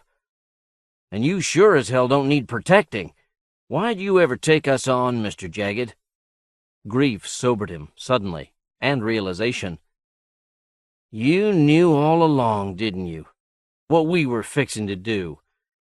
You took us along so's you could watch us and maybe scare us off. Well, you needn't be watching me no more. We already changed our minds, even before what happened with them Borks. We was fixing to take you on down like we said, all honest." "I know that," the peddler nodded. "You ever hear an old saying, Vim, 2 heads are better than one? You can't never tell. You might just come in handy." Vim shrugged ruefully and wondered where the peddler ever heard that old saying. Well, ain't heard no better offers this morning. They left the grandfather trees and continued the descent toward the great valley. Throughout the early morning, the pine woods continued to surround them. But as the morning wore on, Vim noticed that the evergreens had given way to oak and sycamore, as the air lost its chill and much of its moistness.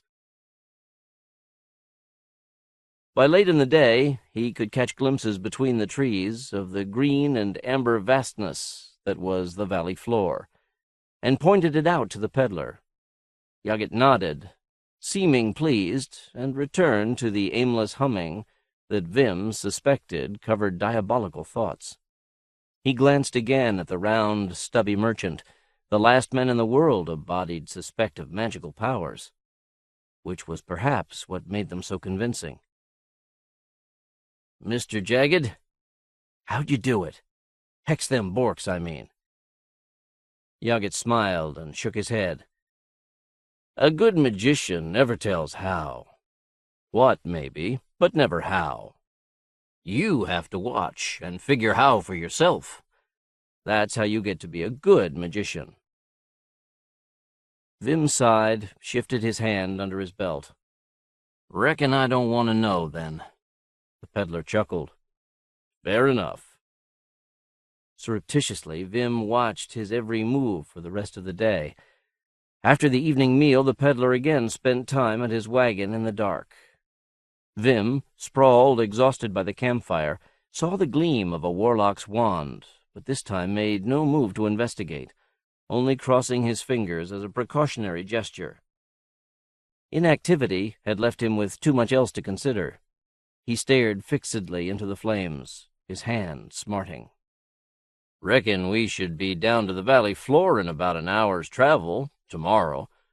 Then you say we head northwest till we come to Fife?" Vim started at the sound of the peddler's voice. "Oh, yeah, I reckon. Cut north, and any road'll get you there.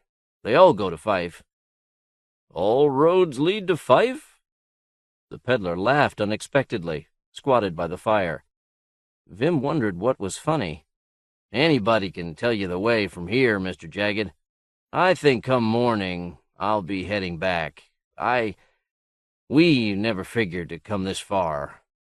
Us hill folk don't much like going down into the flatlands." I'm sorry to hear that, Vim." Yaget pushed another branch into the fire.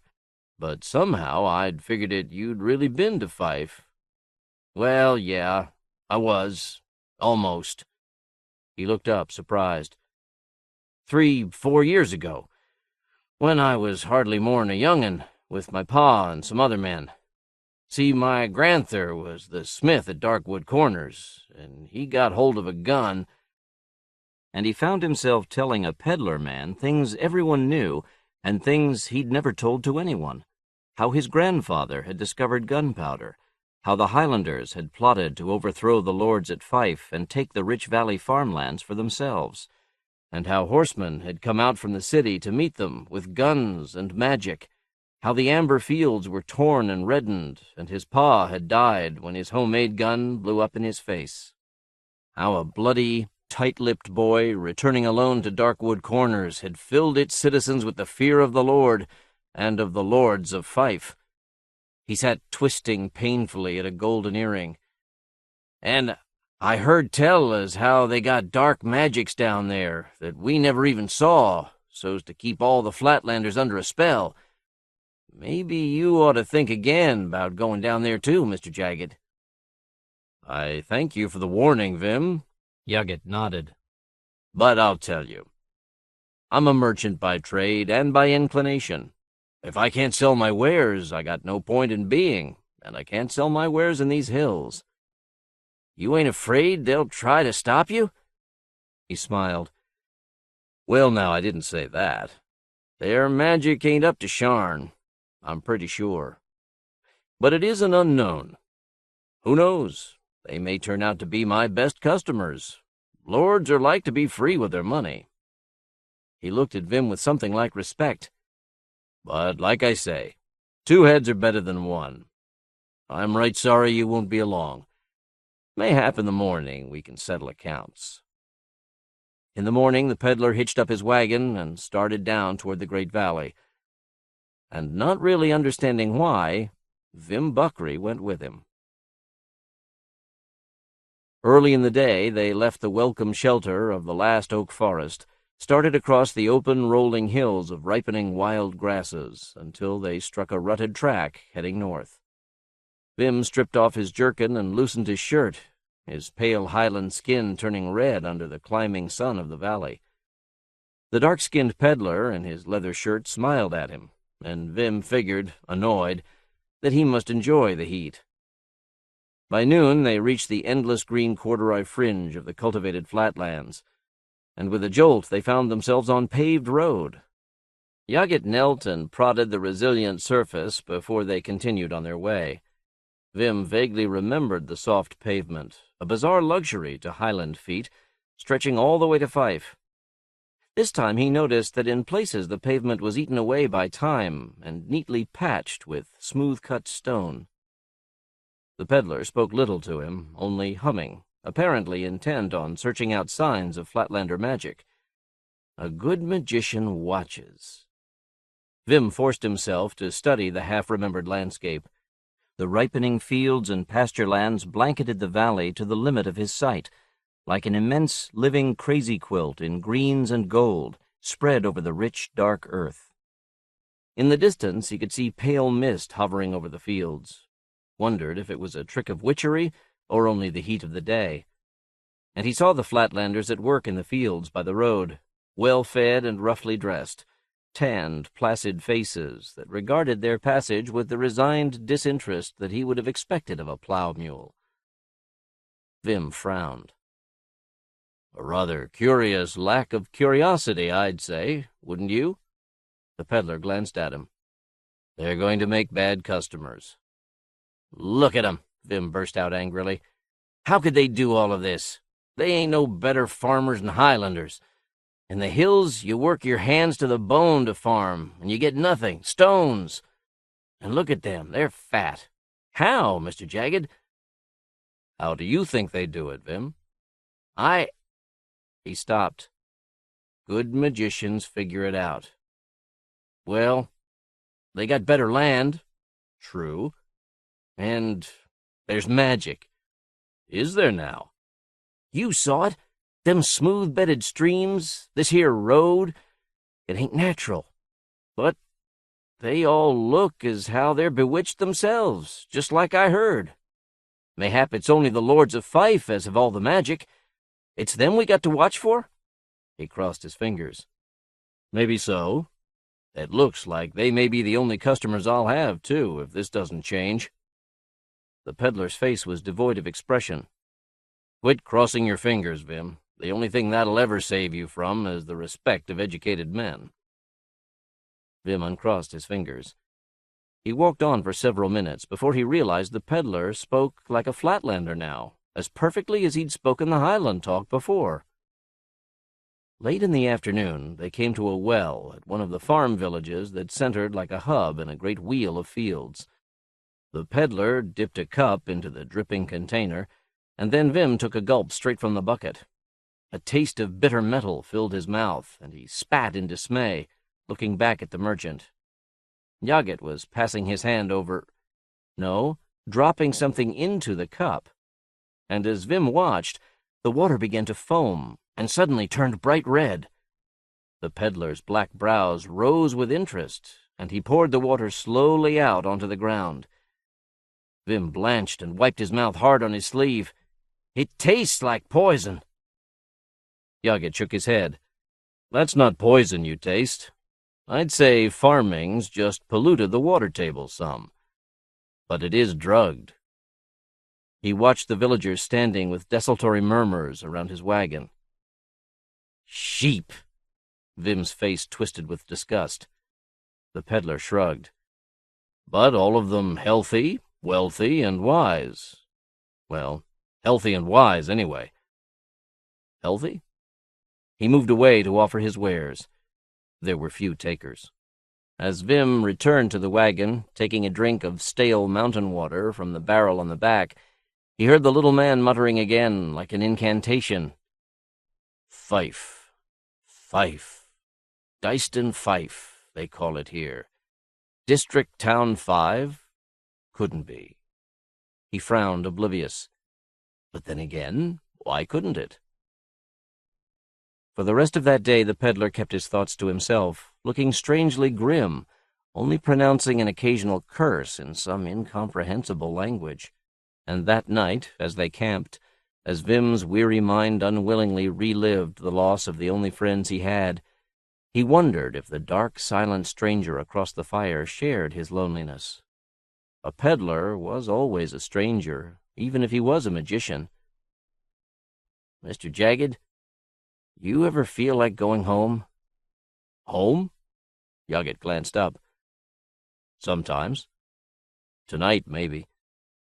But I've come so far, I guess that would be impossible. When I got back, it'd all be gone." Suddenly, through the flames, his face looked very old. "What made it home was gone before I left. But maybe I'll find it again somewhere else as I go." "Yeah," Vim nodded, understanding both more and less than he realized. He curled down into his blanket, oddly comforted, and went soundly to sleep. Minor wonders continued to assail him on their journey, and also the question, why? Until gradually Yaget's prodding transformed his superstitious awe into a cocky curiosity that sometimes made the peddler frown, though he made no comment. Until the third morning, when Vim finally declared, "Everything's a trick, if'n you can see behind it, just like with them witches in the hills. Everything's got a reason. I think there ain't no such thing as magic." Yaget fixed him with a long, mild look, and the specter of the night in the grandfather grove seemed to flicker in the dark eyes. "You think not, eh?" Vim looked down nervously. "There's magic, all right, Vim, all around you here. Only now you're seeing it with a magician's eyes. Because there's a reason behind everything that happens. You may not know what it is, but it's there. And knowing that doesn't make the thing less magic or strange or terrible. It just makes it easier to deal with. That's something to keep in mind wherever you are. Also keep in mind that a little knowledge is a dangerous thing." Vim nodded, chastened, felt his ears grow red as the peddler muttered, "So's a little ignorance." The afternoon of the third day showed them Fife, still a vague blot wavering against the horizon. Vim looked back over endless green toward the mountains, but they were hidden from him now by the yellow flatland haze. Peering ahead again toward the city, he was aware that the fear that had come with him into the great valley had grown less instead of greater as they followed the familiar strange road to Fife.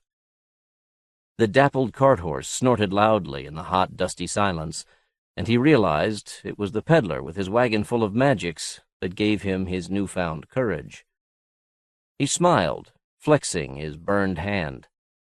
Yaget had never made any apology for what he'd done, but Vim was not such a hypocrite that he really expected one, under the circumstances. And the peddler had treated his wounds with potions, so that bruises began to fade and skin to heal almost while he watched. It was almost... Vim's thoughts were interrupted as he stumbled on a rough patch in the road. The city, much closer now, lay stolidly among the fields and the lengthening shadows of the hot afternoon. He wondered in which field his father... abruptly turned his thoughts ahead again, noticing that the city was without walls or other visible signs of defense. Why? Mayhap because they had nothing to fear. He felt his body tighten with old terrors. But Yaget's former grim mood had seemingly dropped away as his goal drew near, as though he had reached some resolution. If the peddler was confident, then Vim would be too.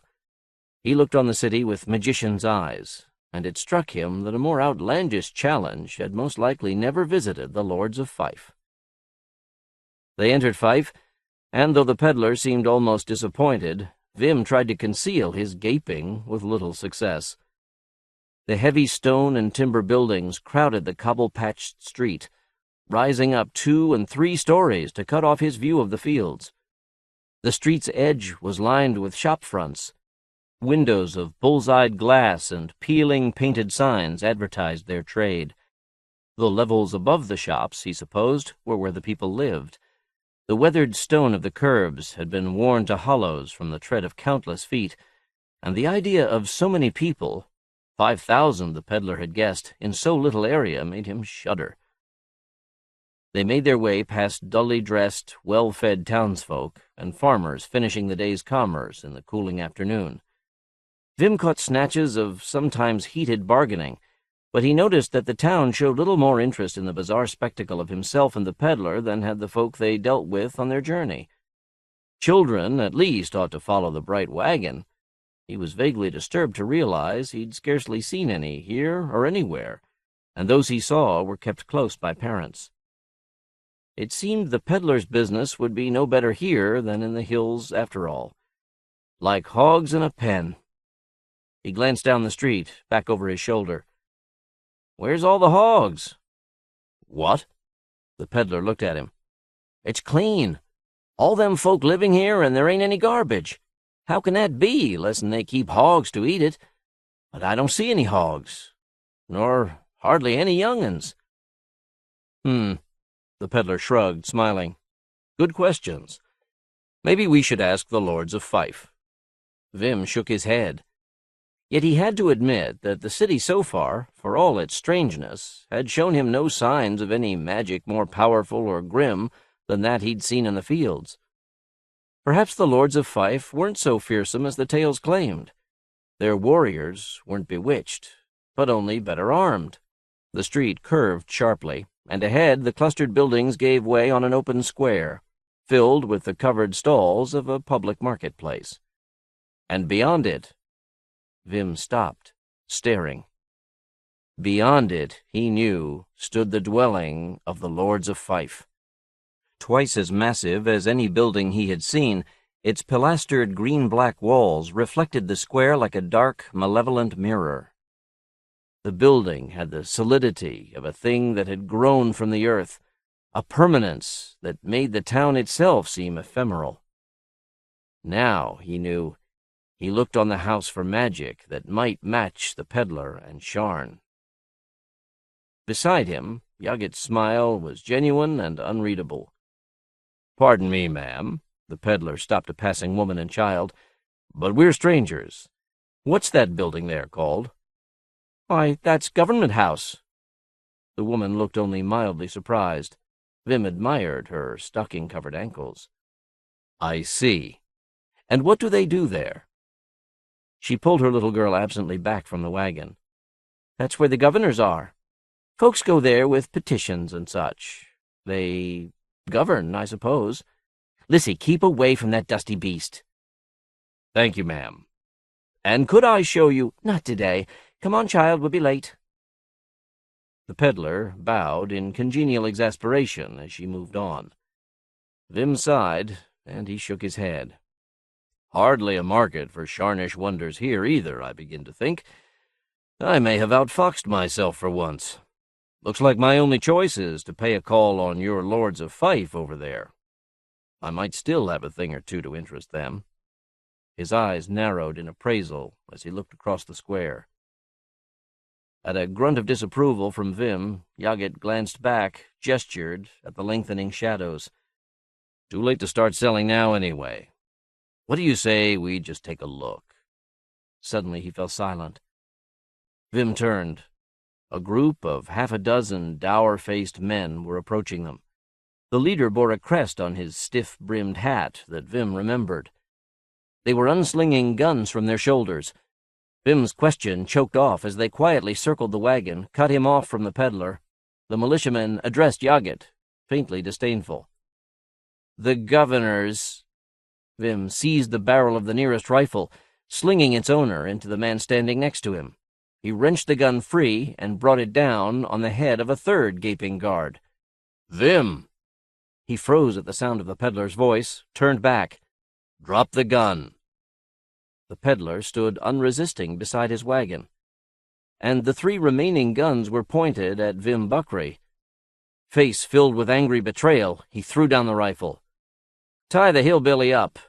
The governors require a few words with you two, Peddler, as I was saying. You'll come with us." The militia leader stood back, unperturbed, as his townsmen guards got to their feet. Vim winced as his hands were bound roughly before him, but there was no vindictiveness on the guard's bruised face. Pushed forward to walk with the peddler, he muttered bitterly, "Why'n't you use your magic?" Yuggett shook his head. "Would have been bad for business. After all, the Lords of Fife have come to me." Vim crossed his fingers, deliberately, as they climbed the green-black steps of Government House. The hours stretched interminably in the windowless, featureless room where they were left to wait, and Vim soon tired of staring at the evenness of the walls and the smokeless lamps. The peddler sat fiddling with small items left in his pockets, but Vim had begun to doze in spite of himself by the time guards returned at last to take them to their long-delayed audience with the Lords of Fife. The guards left them to the lone man who rose, smiling, from behind a tawny expanse of desk as they entered the green-walled room. "Well, at last!" He was in his late 50s and plainly dressed like the townsman, about Vim's height but heavier, with graying hair. Vim saw that the smiling face held none of the dullness of their captors' faces. "I'm Charles Adrix, representative of the world government. My apologies for keeping you waiting, but I was out of town. We've been following your progress with some interest." Vim wondered what in tarnation this poor man governor took himself for, claiming the Flatlands was the whole world. He glanced past Adrix into the unimpressive lamp-lit room. On the governor's desk, he noticed the only sign of a lord's riches he'd yet seen, a curious ball of inlaid metals, mostly blue, but blotched with brown and green, fixed on a golden stand. He wondered with more interest where the other Lords of Fife might be. Adrix was alone, without even guards.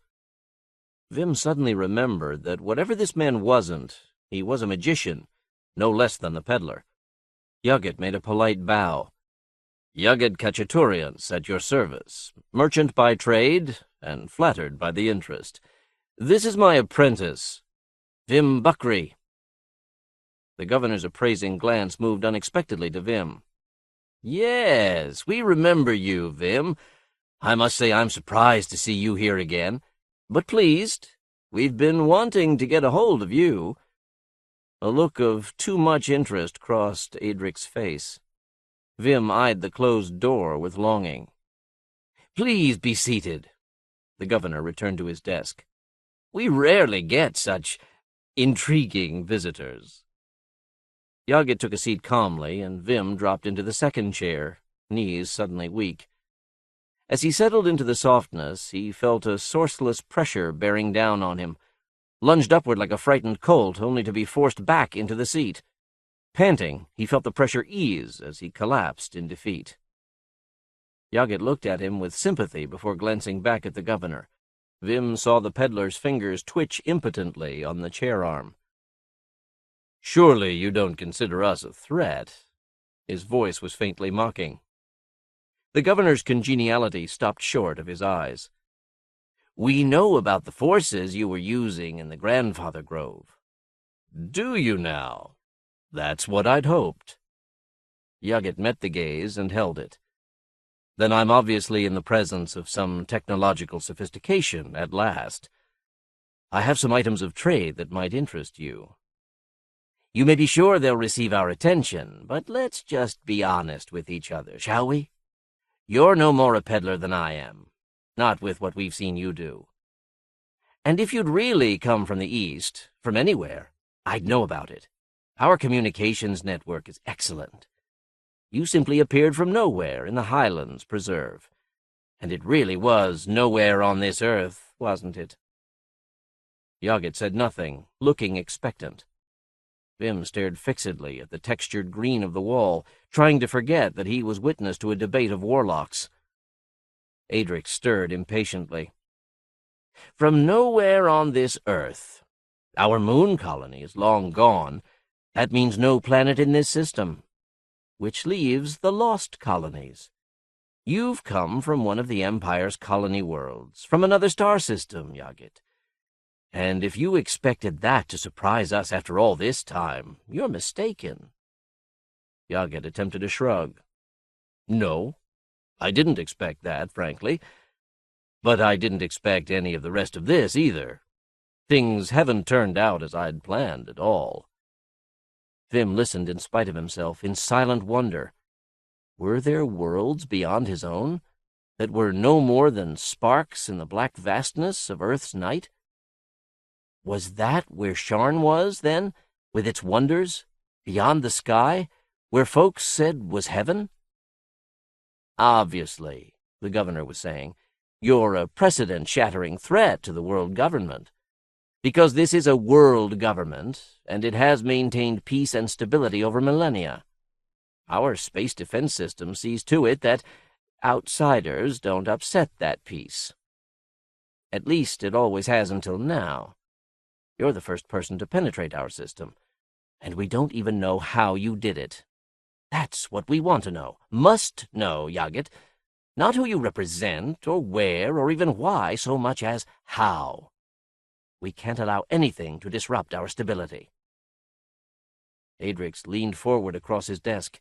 His hand tightened protectively over the stand of the strange metal globe. His affability had disappeared entirely, and Vim felt his own hopes sink, realizing the governor somehow knew the peddler's every secret. Yagit wasn't infallible, and this time he had let himself be trapped. But Yagit seemed undismayed. "If you value your stability that much, then I'd say it's time somebody did disturb it." "That's to be expected." Adrix sat back, his expression relaxing into contempt. "But you won't be the one. We've had 10,000 years to perfect our system, and in that time no one else has succeeded in upsetting it. We've put an end at last to all the millennia of destructive waste on this world." 10,000 years? As Adrix spoke, Vim groped to understand a second truth that tore at the very roots of his comprehension. For the history of mankind stretched back wonder on wonder for unimaginable thousands of years, through tremendous cycles filled with lesser cycles. Civilization reached highs where every dream was made a reality, and humanity sent offshoots to the stars, only to fall back, through its own folly, into abysses of loss when men forgot their humanity and reality became a nightmare. Then, slowly, the cycle would change again, and in time mankind would reach new heights that, paradoxically, it could never maintain. Always men seemed unable in the midst of their creation to resist the urge to destroy, and always they found the means to destroy utterly. Until the end of the last great cyclical empire, when a group among the ruling class saw that a new decline was imminent and acted to prevent it. They had forced the world into a new order, one of patternless stability at a low level, and had stopped it there. And because of us, that state, free from strife and suffering, has continued for 10,000 years, unchanged, literally unchanged. I am one of the original founders of the world government." Vim looked unbelievingly into the smiling, unremarkable face, found the eyes of a fanatic and incredible age. "You're well preserved," Yagit said. The governor burst into honest laughter. "This isn't my original body. By using our computer network, we're able to transfer our memories intact into the body of an heir. Someone from the general population, young and full of potential. As long as the individual's personality is compatible, it's absorbed into the greater whole, and he becomes a revitalizing part of us. That's why I've been keeping track of Vim here. He has traits that should make him an excellent governor." The too interested smile showed on the governor's face again. Vim's bound hands tightened into fists. The invisible pressure forced him back down into the seat, his face stricken. Adrix watched him, amused. Technological initiative and personal aggressiveness are key factors that lead to an unstable society. Since, to keep stability, we have to suppress those factors in the population, we keep control groups free from interference, like the hill folk, the Highlanders, to give us a dependable source of the personality types we need ourselves. But the system as a whole really is very well designed. Our computer network provides us with our continuity, with the technology, communications, and sources of power we need to maintain stability. We in turn ensure the computer's continuity, since we preserve the knowledge to keep it functioning. There's no reason why the system can't go on forever. Vim looked toward the peddler for some sign of reassurance, but found a grimness that made him look away again as Yogit said, "And you think that's a feat I should appreciate? That you've manipulated the fate of every being on this planet for 10,000 years, to your own ends, and that you plan to go on doing it indefinitely? But it's for their own good, can't you see that? We ask nothing from this, no profit for ourselves, no reward other than knowing that humanity will never be able to throw itself into barbarism again, that the cycle of destructive waste, of rise and fall, has finally been stopped on Earth. The people are secure, their world is stable, they know it will be safe for future generations. Could your own world claim as much? Think of the years that must have passed on your journey here. Would you even have a civilization to return to by now?" Vim saw Yogit forcibly relax. The peddler's smile reappeared, full of irony. "But the fact remains that a cycle of rise and fall is the natural order of things, life and death, if you want to call it that. It gives humanity a chance to reach new heights, and gives an old order a clean death. Stasis is a coma, no lows, but no highs either, no choice. Somehow I think that Sharn would have preferred a clean death to this." "Sharn? What do you know about the old empire?" The governor leaned forward, complacence lost. "Sharn?" Vim's bewilderment was lost on the air. "They knew everything about Sharn where I come from. The crystal city with rot at its heart, the games of three. They were even seeing the trends that would lead to this, though they had no idea it would prove so eminently successful." "Well, this gets more and more interesting." The governor's voice hardened. "Considering that there should be no way someone from outside could have known of the last years of the Empire. But I suspect we'll only continue to raise more questions this way. I think it's time we got some answers." Vim slumped in his seat, visions of torture leaping into his mind. But the governor only left his desk, passing Vim with a glance that suggested hunger, and placed a shining band of filigreed metal on Yogit's head.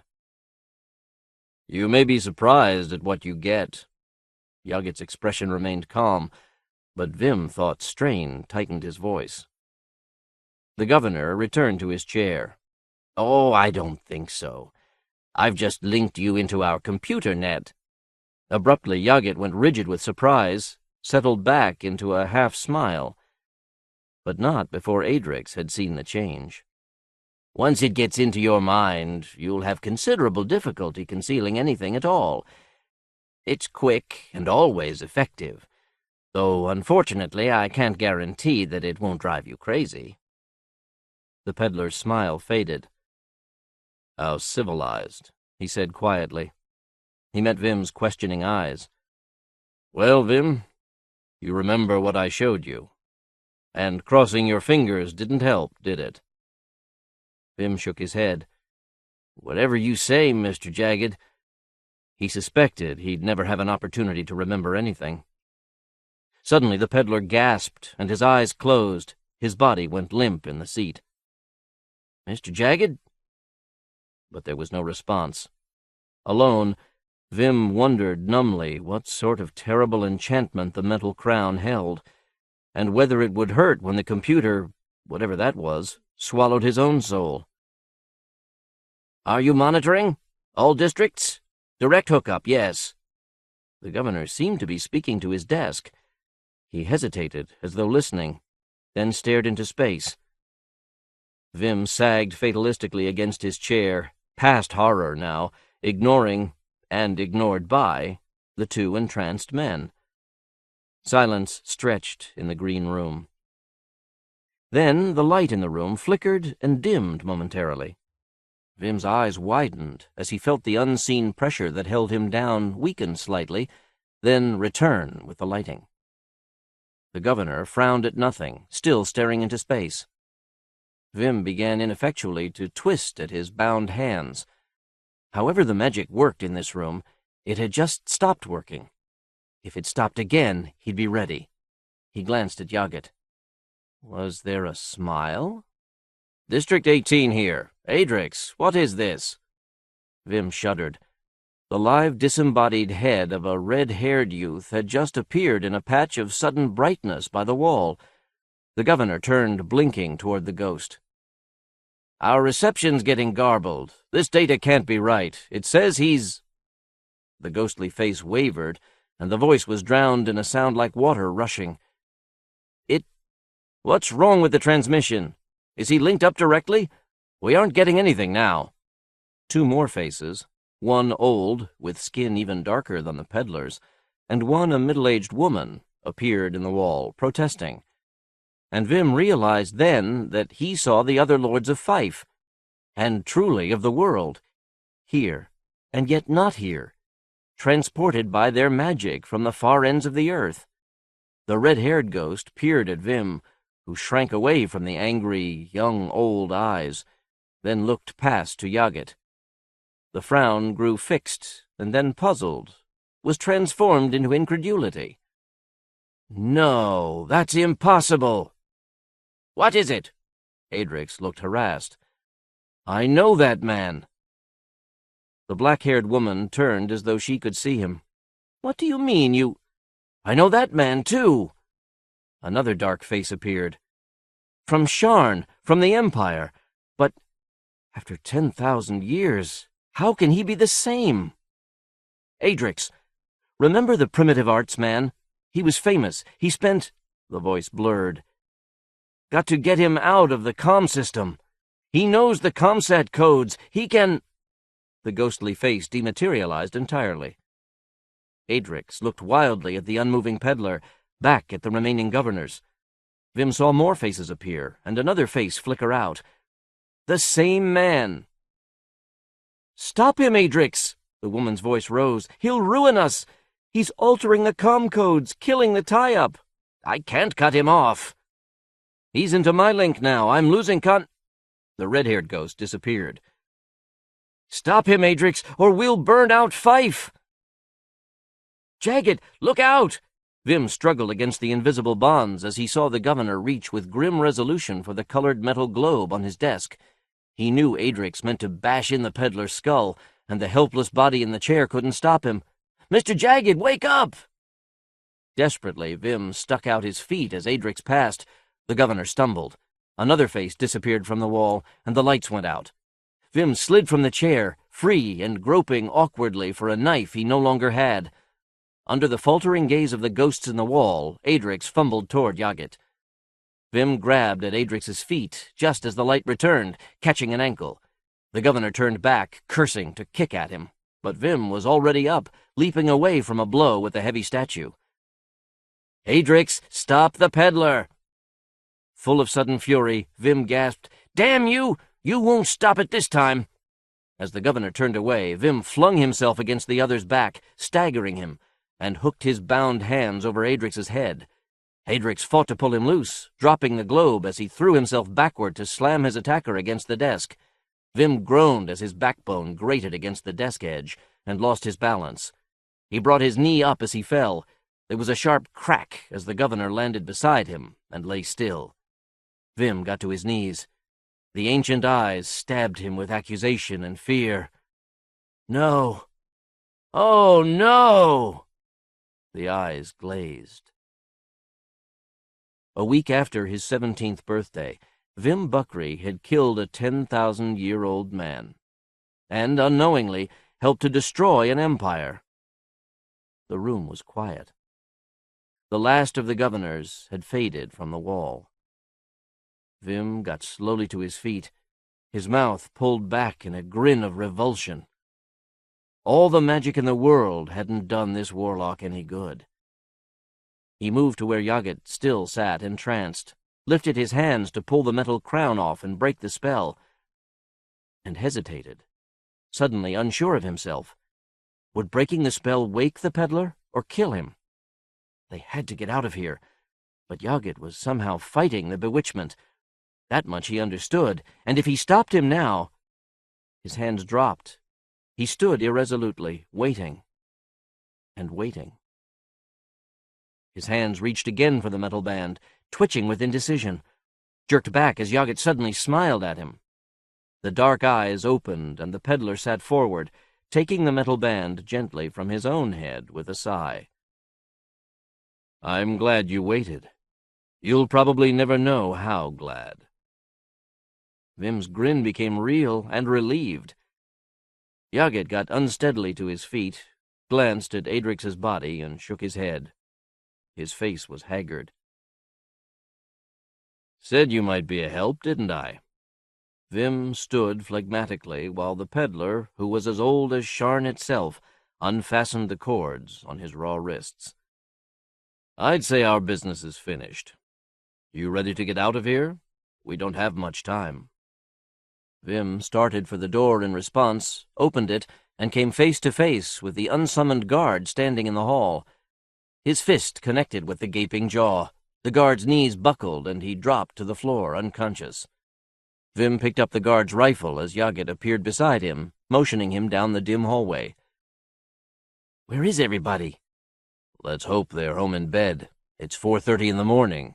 There shouldn't be any alarms." Vim laughed giddily. "This is a sight easier than getting away from the Borks." "We're not away yet. We may be too late already. Those faces on the wall were trying to drop a piece of sun on Fife. I think I stopped them, but I don't know for sure. If it wasn't a total success, I don't want to find out the hard way."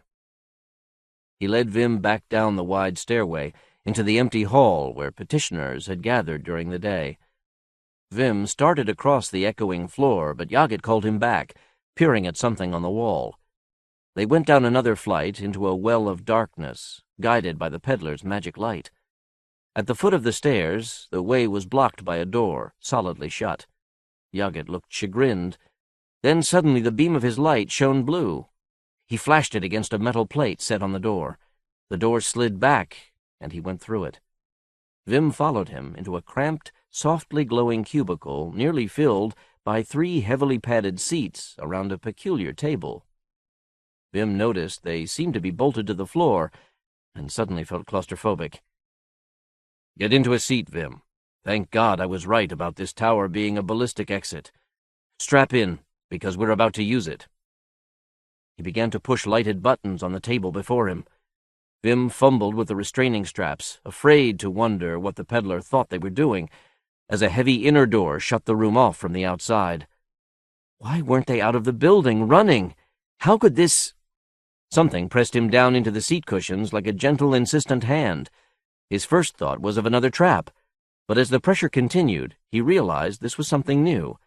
And then, glancing up past Yogget's intent face, he saw that instead of blank walls, they were now surrounded by the starry sky of night.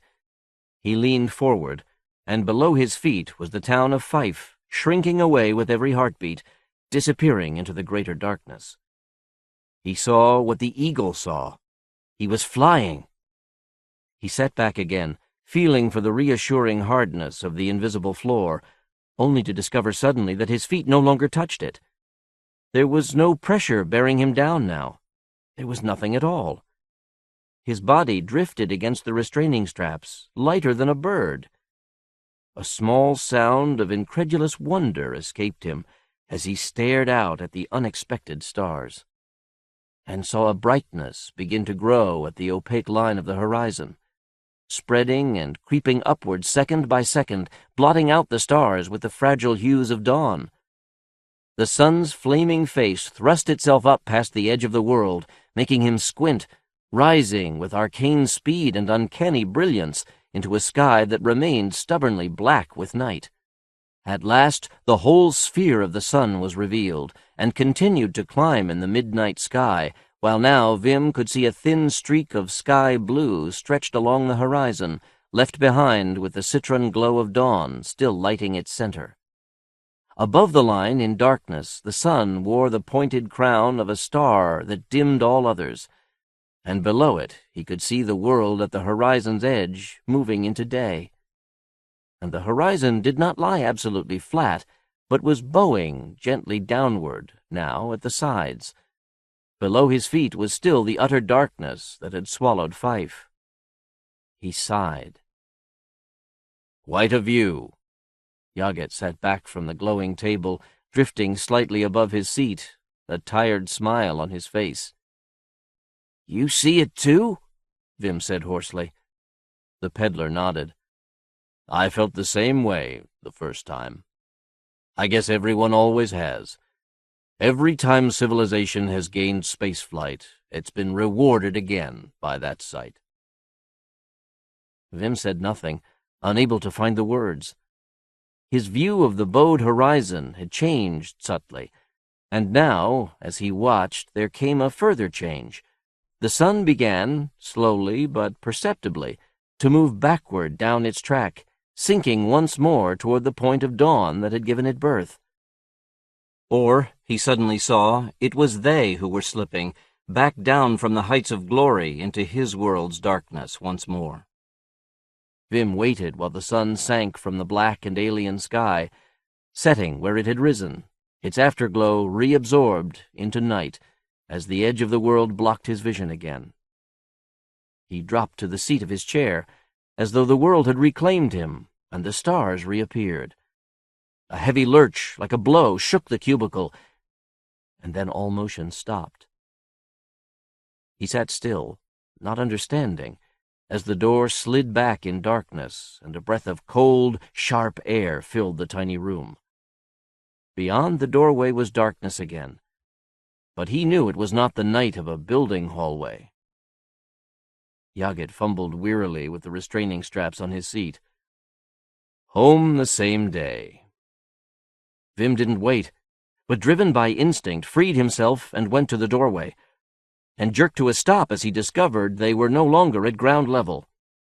His feet found the ladder, and as he stepped down from its bottom rung, he heard and felt the gritty shifting of gravel.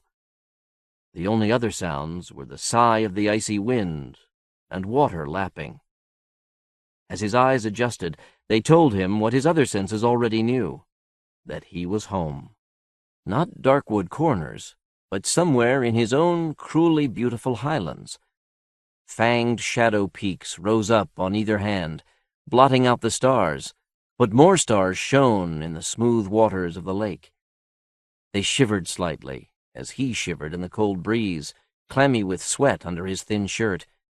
He stood on the rubble of a mountain pass somewhere above the tree line, and in the east the gash between the peaks showed pinkish gray with returning day. Behind him he heard Yaget, and turned to see the peddler climbing slowly down the few steps to the ground. From outside, the magician's chamber was the shape of a truncated rifle bullet. Yaget carried the guard's stolen rifle, leaning on it now like a walking stick. "Well, my navigation hasn't failed me yet." He rubbed his eyes, stretched. Vim recalled making a certain comment about flying over the moon on a broomstick too long ago, and looked again at the dawn, this time progressing formally and peacefully up a lightening sky. "We flew here, didn't we, Mr. Jagged?" His teeth chattered. "Like a bird. Only we flew right off the world." He stopped, awed by his own revelation. For a moment, a lifetime of superstitious dread cried that he had no right to know of the things he had seen, or to believe. The words burst out in a defiant rush. "That's it! Right off the world! And it's all true! I heard how the world's round like a stone. It must be true. How there's other worlds, That's what you said back there, with people just like here. I seen it. The sun's like all them other stars, only it's bigger. He frowned. It's closer? Yaget was grinning. His teeth showed white in his beard. Magician, first class. Vim looked back up into the sky. If that don't beat all, he said softly. Then, struck by more practical matters, he said, What about them ghosts? Are they going to come after us? Yaget shook his head. No. I think I laid those ghosts to rest pretty permanently. I changed the code words in their communications system. A good part of it is totally unusable now. Their computer net is broken up, and their space defense system must be out for good, because they didn't destroy Fife. I'd say the world government is finished. They don't know it yet, and they may not go for a few 100 years, but they'll go in the end. Their grand stability machine has a monkey wrench in its works at last. They won't be around to use their magic in these parts anymore, I expect. Vim considered, and then looked hopeful. You going to take over back there, Mr. Jagged? Use your magic on them Flatlanders? We could... But the peddler shook his head. No, I'm afraid that just doesn't interest me, Vim. All I really wanted was to break the hold those other magician sorts had on this world, and I've done that already. Then, you mean you really did all that? You risked our necks for nothing?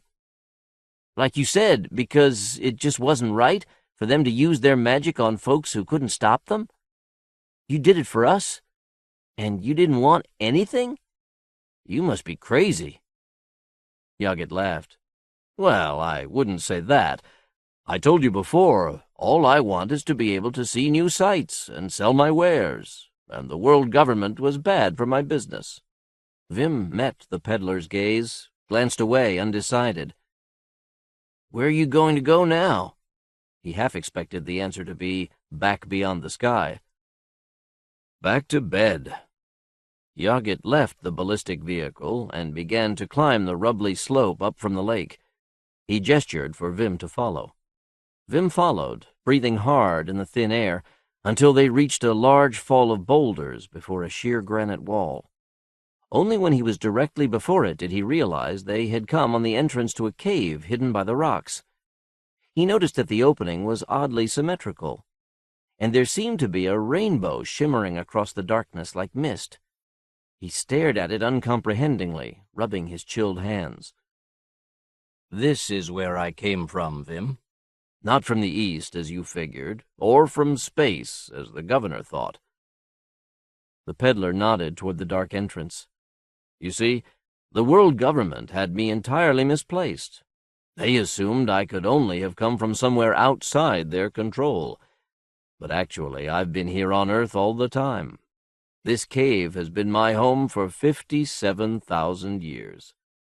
There's a kind of magic in there that puts me into an enchanted sleep for 5,000 or 10,000 years at a time here. And meanwhile, the world changes. When it's changed enough, I wake up again and go out to see it. That's what I was doing in Sharn 10,000 years ago. I brought artworks from an earlier primitive era. They were popular, and I got to be something of a celebrity. That way, I got access to my new items of trade, my Sharnish magics, to take somewhere else when things changed again. That was the problem with the world government. They interrupted the natural cycles of history that I depend on, and it threw me out of sync. They'd made stability such a science, they might have kept things static for 50 or 100,000 years. 10 or 15,000, and I could have come back here and outweighted them. But 50,000 was just too long. I had to get things moving again, or I'd have been out of business. Vim's imagination faltered at the prospect of the centuries that separated him from the peddler, that separated the peddler from everything that had ever been a part of the man, or ever could be. What kind of belief did it take? What sort of a man to face that alone? And what losses or rewards to drive him to it? There must be something that made it all worthwhile. There have been more things done, Vim, than the descendants of Sharn have dreamed. I am surprised at each new peak I attend. I'll be leaving you now. You were a better guide than I expected. I thank you for it. I'd say Darkwood Corners is 2 or 3 days' journey northwest from here. Vim hesitated, half afraid, half longing. Let me go with you. Yaget shook his head. There's only room for one from here on. But you've seen a few more wonders than most people already, and I think you've learned a few things, too. There are going to be a lot of opportunities for putting it all to use right here, I'd say. You helped change your world, Vim. What are you going to do for an encore?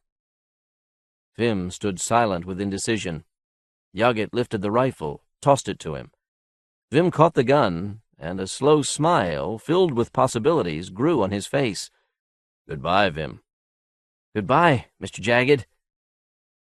Vim watched the peddler move away toward his cave. As he reached the entrance, Yaget hesitated, looking back. And Vim, there are more wonders in this cave than you've ever dreamed of. I haven't been around this long because I'm an easy mark. Don't be tempted to grave rob. He was outlined momentarily by Rainbow as he passed into the darkness. Vim lingered at the entrance, until at last the cold forced him to move, and he picked his way back down the sterile gray detritus of the slope. He stopped again by the Mirror Lake, peering back past the magician's bullet-shaped vehicle at the cliff face. The rising sun washed it in golden light, but now, somehow, he really wasn't even sure where the cave had been. He sighed, slinging his rifle over his shoulder, and began the long walk home. Lord Buckry sighed as memories receded, and with them the gnawing desire to seek out the peddler's cave again, the desire that had been with him for 30 years. There lay the solutions to every problem he had ever faced, but he had never tested Jagged's warning. It wasn't simply the risk, though the risk was both deadly and sufficient. It was the knowledge that however much he gained in this life, it was ephemeral, less than nothing, held up to a man whose life spanned half that of humanity itself. Within the peddler's cave lay the impossible, and that was why he would never try to take it for his own. Instead, he had turned to the possible and made it fact, depending on himself and on the strangely clear view of things the peddler had left him. He had solved every problem alone, because he had had to, and now he would just have to solve this one alone, too. He stared down with sudden possessive pride over the townsfolk in the square, his city of Fife now ringed by a sturdy wall. So the West and the South were together for one reason, and one alone.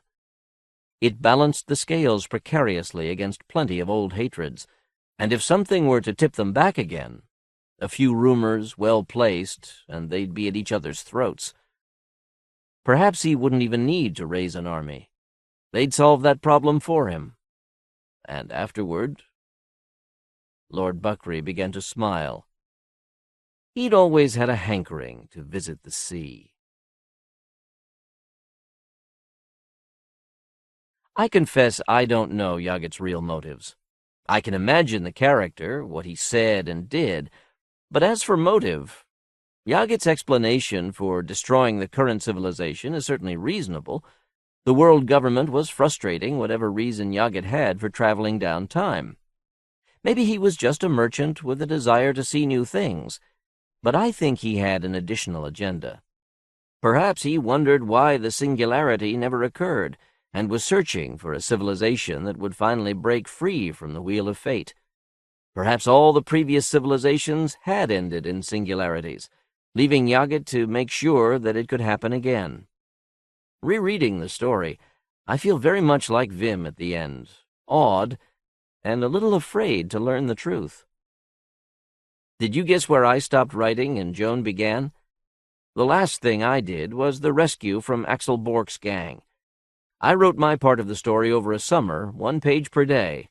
For me, a strange way to write, but fun. Beyond the rescue scene, I had only general ideas, and things stagnated.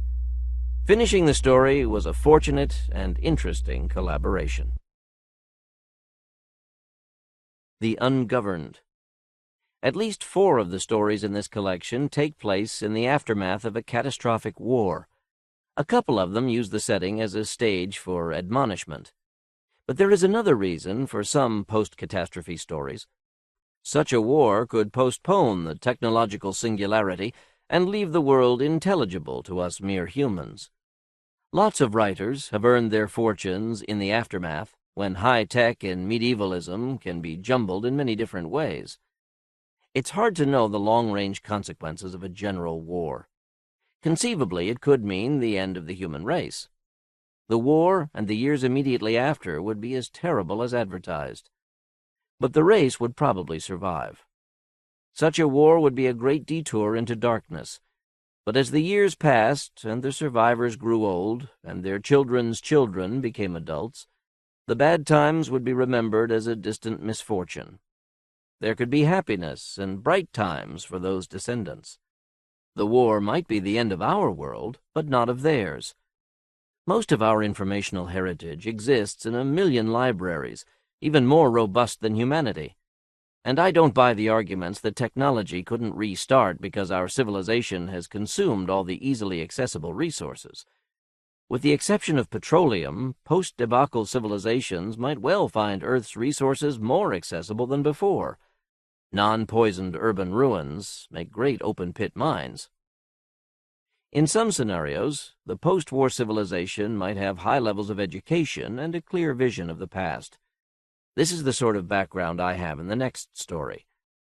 I suppose that luck finally runs out for our current civilization, that we have a general war and worse times than I can describe or want to imagine. Yet at the far end of it all, there is another opportunity for prosperity and progress. I especially wanted to investigate 2 questions in this story. What sort of government might exist in such an era? How would the new civilization deal with nuclear weapons and the possibility that everything gained could be lost again? The story's title reveals my answer to the first question. My answer to the second is equally radical. Al's protection racket operated out of Manhattan, Kansas. Despite the name, it was a small, insurance-oriented police service with about 20,000 customers, all within 100 kilometers of the main shop. But apparently, Al was some kind of humorist. His ads had a gangster motif, with his cops dressed like 20th century hoodlums. Will Brierson suggested that it was all part of the nostalgia thing. Even the Michigan State Police, Will's outfit, capitalized on the public's feeling of trust in old names, old traditions. Even so, there's something more dignified about a company with a name like Michigan State Police, thought Brierson as he brought his flyer down on the pad next to Al's HQ. He stepped out of the cockpit into an eerie morning silence. It was close to sunrise, yet the sky remained dark, the air humid. Thunderheads marched around half the horizon. A constant flicker of lightning chased back and forth within those clouds, yet there was not the faintest sound of thunder. He had seen a tornado killer on his way in, a lone eagle in the far sky. The weather was almost as ominous as the plea East Lansing HQ had received from Al's just 4 hours earlier. A spindly figure came bouncing out of the shadows. "Am I glad to see you? The name's Alvin Swenson. I'm the proprietor." He shook Will's hand enthusiastically. "I was afraid you might wait till the front passed through." Swenson was dressed in baggy pants and a padded jacket that would have made Frank Nitti proud. The local police chief urged the other officer up the steps. No one else was outside. The place seemed just as deserted as one might expect a rural police station to be early on a weekday morning. Where was the emergency? Inside, a clerk, cop, dressed very much like Al, sat before a comm console. Swenson grinned at the other. "It's the MSP, all right. They're really coming, Jim. They're really coming. Just come down the hall, Lieutenant. I got my office back there.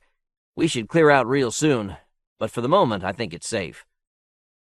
Will nodded, more puzzled than informed. At the far end of the hall, light spilled from a half-open door. The frosted glass surface was stenciled with the words Big Al. A faint smell of mildew hung over the aging carpet, and the wood floor beneath settled perceptibly under Will's 90-kilo tread. Brierson almost smiled. Maybe Al wasn't so crazy. The gangster motif excused absolutely slovenly maintenance. Few customers would trust a normal police organization that kept its buildings like this. Big Al urged Brierson into the light and waved him to an overstuffed chair. Though tall and angular, Swenson looked more like a schoolteacher than a cop or a gangster. His reddish-blonde hair stood out raggedly from his head, as though he had been pulling at it or had just been wakened. From the man's fidgety pacing about the room, Will guessed the first possibility more likely. Swenson seemed about at the end of his rope, and Will's arrival was some kind of reprieve. He glanced at Will's nameplate, and his grin spread even further. W. W. Brierson.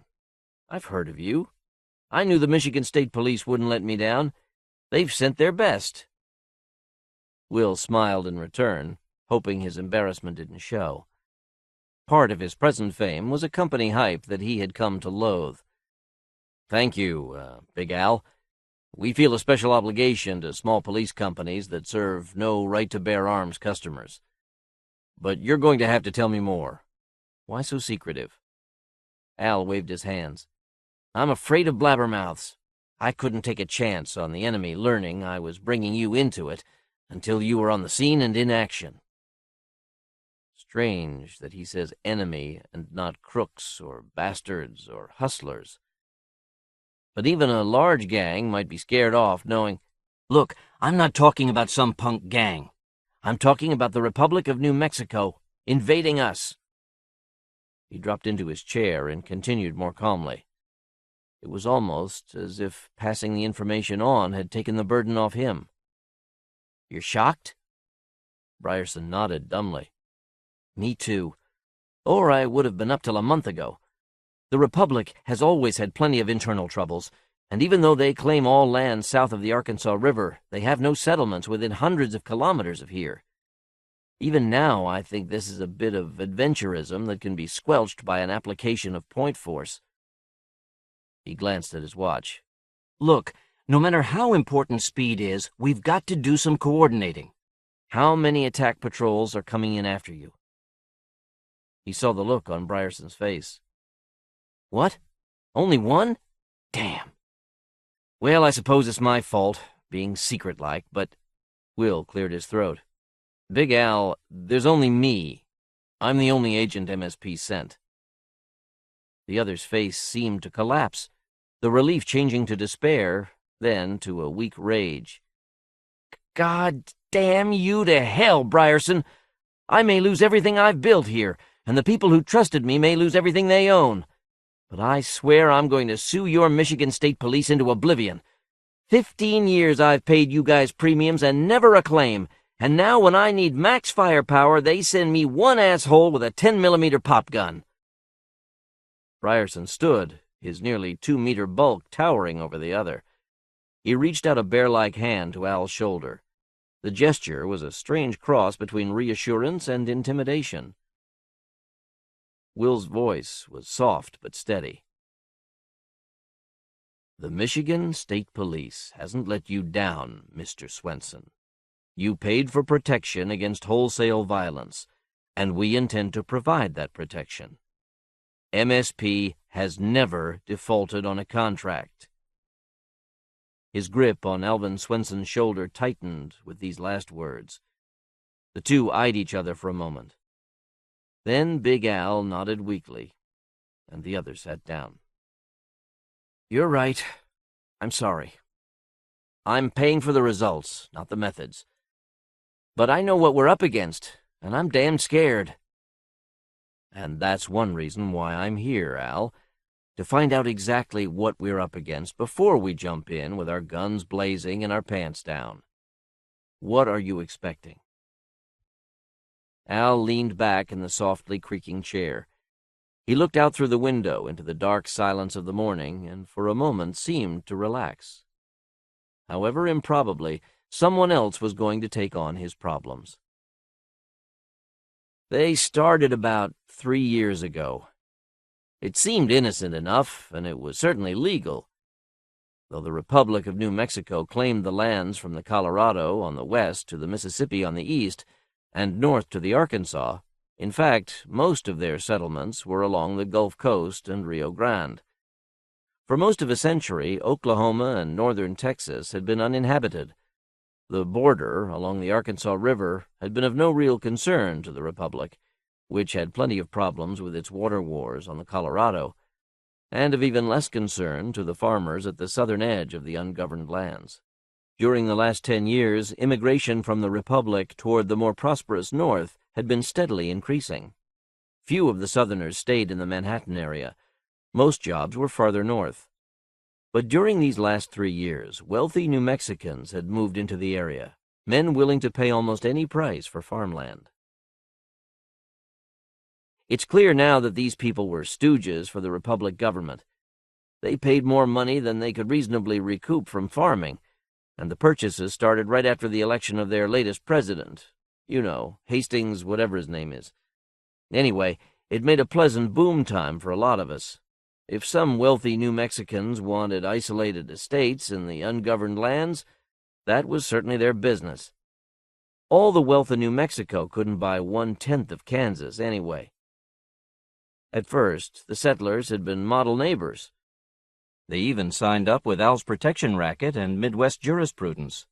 But as the months passed, it became obvious that they were neither farmers nor leisured rich. As near as the locals could figure out, they were some kind of labor contractors. An unending stream of trucks brought raggedly dressed men and women from the cities of the South, Galveston, Corpus Christi, even from the capital, Albuquerque. These folks were housed in barracks the owners had built on the farms. Anyone could see, looking in from above, that the newcomers spent long hours working in the fields. Those farmers produced on a scale that surprised the locals, and though it was still not clear that it was a profitable operation, there was a ripple of interest in the Grange journals. Might manual labor hold an economic edge over the automatic equipment rentals? Soon the workers were hiring out to local farmers. Those people work harder than any reasonable person, and they work dirt cheap. Every night their contract bosses would truck 'em back to the barracks, so our farmers had scarcely more overhead than they would with automatics. Overall, the NMs underbid the equipment rental people by 5% or so. Will began to see where all this was leading. Someone in the Republic seemed to understand Midwest jurisprudence. You know, Al, if I were one of those laborers, I wouldn't hang around in farm country.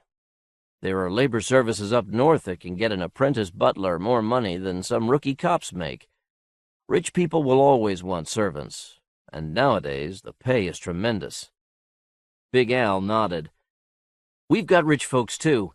When they saw what these newcomers would work for, they started drooling, and that's when things began to get sticky. At first, the NM laborers could scarcely understand what they were being offered.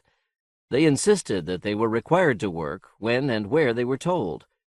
A few, a very few at first, took the job offers. They were really scared, those first ones. Over and over, they wanted assurances that they would be allowed to return to their families at the end of the workday. They seemed to think the deal was some kidnap plot rather than an offer of employment. Then it was like an explosion. They couldn't wait to drop the farm jobs. They wanted to bring their families with them. And that's when your new neighbors closed up the camps? You got it, pal. They won't let the families out, and we know they are confiscating the money the workers bring in. Did they claim their people were on long-term contracts? Hell no. It may be legal under Justice Incorporated, but indentured servitude isn't under Midwest, and that's who they signed with. I see now that even that was deliberate. It finally hit the fan yesterday. The Red Cross flew a guy out from Topeka with a writ from a Midwest judge. He was to enter each of the settlements and explain to those poor folks how they stood with the law. I went along with a couple of my boys. They refused to let us in and punched out the Red Cross fellow when he got insistent. Their chief thug, a fellow named Strong, gave me a signed policy cancellation and told me that from now on they would handle all their own police and justice needs. We were then escorted off the property. At gunpoint. So they've gone armadillo. That's no problem. But the workers are still presumptively customers of yours? Not just presumptively. Before this blew up, a lot of them had signed individual contracts with me in Midwest. The whole thing's a setup, but I'm stuck. Will nodded. Right. Your only choice was to call in someone with firepower, namely my company. Big Al leaned forward, his indignation retreating before fear. Of course. But there's more, Lieutenant. Those workers, those slaves, were part of the trap that was set for us. But most of them are brave, honest people. They know what's happening, and they aren't any happier about it than I am. Last night, after we got our butts kicked, 3 of them escaped. They walked 15 kilometers into Manhattan to see me, to beg me not to intervene, to beg me not to honor the contract. And they told me why. For a 100-kilometer stretch of their truck ride up here, they weren't allowed to see the country they were going through. But they heard plenty, and one of them managed to work a peephole in the side of the truck. He saw armored vehicles and attack aircraft under heavy camouflage just south of the Arkansas. The damn New Mexicans have taken part of their Texas garrison force and holed it up less than 10 minutes flying time from Manhattan, and they're ready to move. It was possible. The water wars with Aztlan had been winding down these last few years. The New Mexicans should have equipment reserves, even counting what they needed to keep the Gulf Coast cities in line. Will got up and walked to the window. Dawn was lighting the sky above the far cloud banks. There was green in the rolling land that stretched away from the police post. Suddenly he felt very exposed here. Death could come out of that sky with precious little warning. W. Brierson was no student of history, but he was an old-time movie freak, and he had seen plenty of war stories. Assuming the aggressor had to satisfy some kind of public or world opinion, there had to be a provocation, an excuse for the massive violence that would masquerade as self-defense. The New Mexicans had cleverly created a situation in which Will Brierson, or someone like him, would be contractually obligated to use force against their settlements. So, if we hold off on enforcement, how long do you think the invasion would be postponed? It hurt to suggest bending a contract like that, but there was precedent. In hostage cases, you often use time as a weapon. It wouldn't slow 'em up a second. One way or another, they're moving on us. I figure if we don't do anything, they'll use my raid yesterday as their excuse. The only thing I can see is for MSP to put everything it can spare on the line when those bastards come across. That sort of massive resistance might be enough to scare 'em back. Brierson turned from the window to look at Big Al. He understood now the shaking fear in the other. It had taken guts for the other to wait here through the night. But now it was W. Brierson's baby. Okay, Big Al. With your permission, I'll take charge. You got it, Lieutenant. Al was out of his chair, a smile splitting his face. Will was already starting for the door. The first thing to do is get away from this particular ground zero. How many in the building? Just 2 besides me. Round them up and bring them to the front room. If you have any firearms, bring them too. Will was pulling his comm equipment out of the gunship when the other 3 came out the front door of Al's HQ and started toward him. He waved them back. If they play as rough as you think, they'll grab for air superiority first thing. What kind of ground vehicles do you have? A couple of cars, a dozen motorbikes. Jim, open up the garage. The zoot-suited trooper hustled off. Will looked with some curiosity at the person remaining with Al. This individual couldn't be more than 14 years old. She was weighted down with 5 boxes, some with makeshift carrying straps, others even less portable. Most looked like communications gear. The kid was grinning from ear to ear. Al said, "Kiki Van Steen, Lieutenant. She's a war game fanatic. For once, it may be worth something." "Hi, Kiki." "Pleased to meet you, Lieutenant." She half-lifted one of the suitcase-sized boxes, as though to wave. Even with all the gear, she seemed to vibrate with excitement. "We have to decide where to go and how to get there. The bikes might be best, Al. They're small enough to—" "Nah." It was Kiki. "Really, Lieutenant, they're almost as easy to spot as a farm wagon. And we don't have to go far. I checked a couple minutes ago, and no enemy aircraft are up. We've got at least 5 minutes." He glanced at Al, who nodded. "Okay, the car it is." The girl's grin widened, and she waddled off at high speed toward the garage. "She's really a good kid, Lieutenant. Divorced, though. She spends most of what I pay her on that war game equipment. 6 months ago, she started talking about strange things down south. When no one would listen, she shut up. Thank God she's here now. All night she's been watching the south. We'll know the second they jump off." "You have some hidey hole already set, Al?" "Yeah. The farms southwest of here are riddled with tunnels and caves. The old Fort Riley complex. Friend of mine owns a lot of it. I sent most of my men out there last night. It's not much, but at least they won't be picking us up for free." Around them, insects were beginning to chitter, and in the trees west of the HQ there was a dove. Sunlight lined the cloud tops. The air was still cool, humid, and the darkness at the horizon remained. Twister weather. Now who will benefit from that? The relative silence was broken by the sharp coughing of a piston engine. Seconds later, an incredible antique nosed out of the garage onto the driveway. Will saw the long black lines of a pre-1950 Lincoln. Brierson and Big Al dumped their guns and comm gear into the back seat and piled in. This nostalgia thing can be carried too far, Will thought. A restored Lincoln would cost as much as all the rest of Al's operation. The vehicle pulled smoothly out onto the ag road that paralleled the HQ property, and Will realized he was in an inexpensive reproduction. He should have known Big Al would keep costs down. Behind him the police station dwindled, was soon lost in the rolling Kansas landscape. "Kiki, can you get a line of sight on the station's mast?" The girl nodded. "Okay, I want a link to East Lansing that looks like it's coming from your station house." "Sure." She phased an antenna ball on the mast, then gave Will her command mic. In seconds he had spoken the destination codes and was talking first to the duty desk in East Lansing, and then to Colonel Potts and several of the directors. When he had finished, Big Al looked at him in awe. 100 assault aircraft, 4,000 troopers.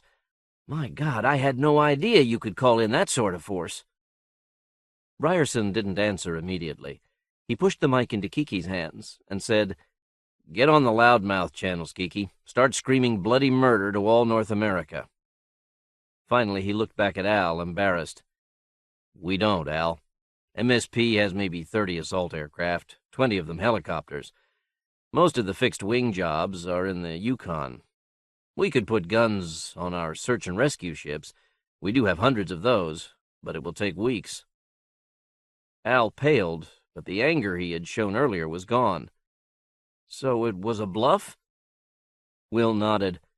"But we'll get everything MSP has, as fast as they can bring it in. If the New Mexican investment isn't too big, this may be enough to scare 'em back." Big Al seemed to shrink in on himself. He gazed listlessly over Jim's shoulder at the road ahead. In the front seat, Kiki was shrilly proclaiming the details of the enemy's movements, the imminence of their attack. She was transmitting call letters and insignia that could leave no doubt that her broadcast came from a legitimate police service. The wind whipped through the open windows, brought the lush smells of dew and things dark green. In the distance gleamed the silver dome of a farm's fresh produce bauble. They passed a tiny Methodist church, sparkling white amidst flowers and lawn. In back, someone was working in the pastor's garden. The road was just good enough to support the big tires of farm vehicles. Jim couldn't do much over 50 kilometers per hour. Every so often, a wagon or tractor would pass them going the other way, going off to work in the fields. The drivers waved cheerfully at the Lincoln. It was a typical farm country morning in the ungoverned lands. How soon it would change. The news networks should have picked up on Kiki by now. They would have their own investigative people on the scene in hours with live holo coverage of whatever the enemy chose to do. Their programming, some of it directed into the Republic, might be enough to turn the enemy's public opinion against its government. Wishful thinking. More likely, the air above them would soon be filled with screaming metal, the end of a generation of peace. Big Al gave a short laugh. When Will looked at him questioningly, the small-town cop shrugged. "I was just thinking. This whole police business is something like a lending bank. Instead of gold, MSP backs its promises with force. This invasion is like a run on your bank of violence. You got enough backing to handle normal demands, but when it all comes due at once, you wind up dead or enslaved." Will's mind shied away from the analogy. "Maybe so, but like a lot of banks, we have agreements with others. I'll bet Portland Security and the Mormons will loan us some aircraft. In any case, the Republic can never hold this land. You run a no-right-to-bear-arms service, but a lot of people around here are armed to the teeth. Sure, my biggest competitor is Justice Incorporated. They encourage their customers to invest in handguns and heavy home security. Sure, the Republic will get their asses kicked eventually, but we'll be dead and bankrupt by then, and so will a few thousand other innocents." Al's driver glanced back at them. "Hey, Lieutenant, why doesn't MSP pay one of the big power companies to retaliate? Bobble places way inside the Republic." Will shook his head. "The New Mexico government is sure to have all its important sites protected by Washington suppressors." Suddenly, Kiki broke off her broadcast monologue and let out a whoop. "Bandits! Bandits!" She handed a display flat over the seat to Al. The format was familiar, but the bouncing, jostling ride made it hard to read. The picture was based on a sidelong radar view from orbit with a lot of data added. Green denoted vegetation, and pastel overlays showed cloud cover. It was a jumble till he noticed that Manhattan and the Kansas River were labeled. Kiki zoomed up the magnification. 3 red dots were visibly accelerating from a growing pockwork of red dots to the south. The 3 brightened, still accelerating. "They just broke cloud cover," she explained. Beside each of the dots, a moving legend gave what must be altitude and speed. "Is this going out over your loudmouth channel?" She grinned happily. "Sure is, but not for long." She reached back to point at the display. "We got about 2 minutes before Al's station house goes boom. I don't want to risk a direct satellite link from the car, and anything else would be even more dangerous." Point certain, thought Will. "Geez, this is incredible, just incredible. For 2 years, the warmongers, that's my club, you know, been watching the water wars. We got software, hardware, cryptics, everything to follow what's going on. We could predict and bet other clubs, but we could never actually participate. And now we have a real war right here." She lapsed into awed silence, and Will wondered fleetingly if she might be psychopathic and not merely young and naive. "Do you have outside cameras at the police station?" He was asking Kiki as much as Al. "We should broadcast the actual attack." The girl nodded. "I grabbed 2 channels. I got the camera on the comm mast pointing southwest. We'll have public opinion completely nailed on this." "Let's see it." She made a moo. "Okay, not much content to it, though." She flopped back onto the front seat. Over her shoulder, Will could see she had an outsized display flat on her lap. It was another composite picture, but this one was overlaid with cryptic legends. They looked vaguely familiar. Then he recognized them from the movies. They were the old shorthand for describing military units and capabilities. The Warmongers Club must have software for translating multi-spec satellite observations into such displays. Hell, they might even be able to listen in on military communications. And what the girl had said about public opinion, the club seemed to play war in a very universal way. They were crazy, but they might also be damned useful. Kiki mumbled something into her command mic, and the flat Al was holding split down the middle. On the left, they could follow the enemy's approach with the map. On the right, they saw blue sky and farmland and the parking lot by the station house. Will saw his gunship gleaming in the morning sunlight, just a few meters below the camera's viewpoint. 15 seconds. They might be visible if you look south." The car swerved toward the shoulder as Jim pointed out the window. "I see 'em!" Then Will did, too. A triple of black insects, silent because of distance and speed. They drifted westward, disappeared behind trees. But to the camera on the comm mast, they did not drift. They seemed to hang in the sky above the parking lot. Death seen straight on. Smoke puffed from just beneath them, and things small and black detached from the bodies of the attack craft, which now pulled up. The planes were so close that Will could see shape to them, could see sun glint from canopies. Then the bombs hit. Strangely, the camera scarcely jolted, but started slowly to pan downward. Fire and debris roiled up around the viewpoint. A rotor section from his flyer flashed past, and then the display went gray. He realized that the panning had not been deliberate. The high comm mast had been severed and was toppling. Seconds passed, and sharp thunder swept over the car, followed by the fast-dying scream of the bombers climbing back into the sky.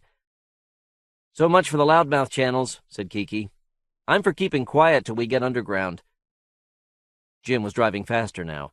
He hadn't seen the display, but the sounds of the explosions were enough to make all but the least imaginative run like hell. The road had been bumpy, but now seemed like washboard. Will gripped the seat ahead of him. If the enemy connected them with the broadcasts... "How far, Al?" "Nearest entrance is about 4 kilometers as the crow flies, but we gotta go all around the Schwartz farm to get to it." He waved at the high barbed wire fence along the right side of the road.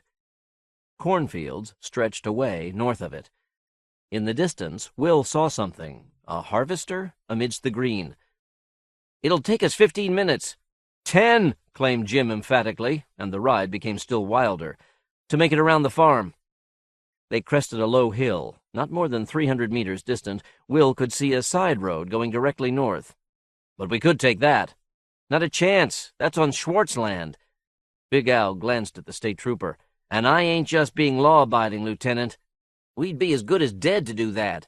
Jake Schwartz went armadillo about 3 years ago. See that hulk out there in the field?" He tried to point, but his arm waved wildly. "The harvester?" "That's no harvester. It's armor. Robot, I think. If you look careful, you may see the gun tracking us." Will looked again. What he had thought was a chaff exhaust now looked more like a high-velocity catapult. Their car zipped past the T-intersection with the Schwartz Road. Will had a glimpse of a gate and keep-out sign surmounted by what looked like human skulls. The farm west of the side road seemed undeveloped. A copse at the top of a near hill might have hid farm buildings. The expense. Even if it's mostly bluff, it's no bluff. Poor Jake. He always was self-righteous and a bit of a bully. His police contract was with Justice Incorporated, and he claimed even they were too bleedin' hard for him. Then one night his kid, who's even stupider than Jake, got pig drunk and killed another idiot. Unfortunately for Jake's boy, the victim was one of my customers. There are no amelioration clauses in the Midwest/Justice Incorporated agreements. Reparations aside, the kid will be locked up for a long time. Jake swore he'd never contract his rights to a court again. He has a rich farm, and since then he's spent every GAU from it on more guns, more traps, more detectors. I hate to think how they live in there. There are rumors he's brought in death dust from the Hanford ruins, just in case anybody succeeds in getting past everything else. Oh boy, even the armadillos up north rarely went that far. The last few minutes Kiki had ignored them, all her attention on the strategy flat on her lap. She wore a tiny headset and was mumbling constantly into her command mic. Suddenly she spoke up. "Oops, we're not going to make it, Big Al." She began folding the displays, stuffing them back into her equipment boxes. "I monitored. They just told their chopper crews to pick us up. They got us spotted easy. 2-3 minutes is all we have." Jim slowed, shouted over his shoulder. "How about if I drop you and keep going? I might be kilometers gone before they stop me." Ryerson had never noticed any lack of guts among the unarmed police services. "Good idea. Bye." Kiki flung open her door and rolled off into the deep and apparently soft vegetation that edged the road. "Kiki!" screamed Big Al, turning to look back down the road. They had a brief glimpse of comm and processor boxes bouncing wildly through the brush. Then Kiki's blonde form appeared for an instant as she dragged the equipment deeper into the green. From the trees behind them they could hear the thup-thup-thup of rotors. 2 minutes had been an overstatement. Will leaned forward. "No, Jim, drive like hell. And remember, there were only 3 of us." The other nodded. The car squealed out toward the center of the road and accelerated up past 80. The roar and thump of their progress momentarily drowned out the sound of pursuit. 30 seconds passed, and 3 helicopters appeared over the tree line behind them. Do we get what they gave the station house? An instant later, white flashed from their belly guns. The road ahead erupted in a geyser of dirt and rock. Jim stepped on the brakes, and the car swerved to a halt, dipping and bobbing among the craters left by the shells. The car's engine died, and the thumping of rotors was a loud, almost physical pressure around them. The largest craft settled to earth amidst its own dust devil. The other 2 circled, their autocannons locked on Big Al's Lincoln. The passenger hatch on the grounded chopper slid back, and 2 men in body armor hopped out. One waved his submachine gun at them, motioning them out of the car. Ryerson and the others were hustled across the road, while the second soldier went to pick up the equipment they had in the car. Will looked back at the scene, feeling the dust in his mouth and on his sweating face, the ashes of humiliation. His pistol was pulled from its holster. "All aboard, gentlemen." The words were spoken with a clipped down-west accent. Will was turning when it happened. A flash of fire and a muffled thud came from one of the hovering choppers. Its tail rotor disappeared in a shower of debris. The craft spun uncontrollably on its main rotor and fell onto the roadway behind them. Pale flames spread along fuel lines, sputtering in small explosions. Will could see injured crew trying to crawl out. "I said get aboard!" The gunman had stepped back from them, his attention and the muzzle of his gun still on his captives. Will guessed the man was a veteran of the water wars, that institutionalized gangsterism that New Mexico and Aztlan called warfare between nations. Once given a mission, he would not be distracted by incidental catastrophes. The 3 prisoners of war stumbled into the relative darkness of the helicopter's interior. Will saw the soldier, still standing outside, look back toward the wreck and speak emphatically into his helmet mic. Then he hopped on and pulled the hatch to. The helicopter slid into the air, hanging close to the ground as it gradually picked up speed. They were moving westward from the wreck, and there was no way they could look back through the tiny windows. An accident? Who could have been equipped to shoot down an armored warcraft in the middle of Kansas fields? Then Will remembered. Just before it lost its tail, the chopper had drifted north of the roadway, past the high fence that marked Armadillo Schwartz's land. He looked at Big Al, who nodded slightly. Ryerson sat back in the canvas webbing and suppressed a smile. It was a small thing on the scale of the invasion, but he thanked God for armadillos. Now it was up to organizations like the Michigan State Police to convince the enemy that this was just the beginning, that every kilometer into the ungoverned lands would cost them similarly. 180 kilometers in 6 hours. Republican casualties. 1 motorcycle and truck collision, and 1 helicopter crash. That probably a mechanical failure. Edward Strong, special advisor to the president, felt a satisfied smile come to his lips every time he glanced at the situation board. He had seen more casualties on a Freedom Day parade through downtown Albuquerque. His own analysis for the president, as well as the larger, less imaginative analysis from JCS, had predicted that extending the Republic through Kansas to the Mississippi would be almost trivial. Nevertheless, after having fought meter by bloody meter with the fanatics of Aztlan, it was a strange feeling to be advancing hundreds of kilometers each day. Strong paced down the narrow aisle of the command and control van, past the analysts and clerks. He stood for a moment by the rear door, feeling the air conditioning billow chill around his head. Camouflage netting had been laid over the van, but he could see through it without difficulty. Green leaves played tag with shadows across pale yellow limestone. They were parked in a wooded creek bed on the land Intelligence had bought several years earlier. Somewhere to the north were the barracks that now confined the people Intelligence had imported, allegedly to work the farms. Those laborers had provided whatever legal justification was needed for this move into the ungoverned lands.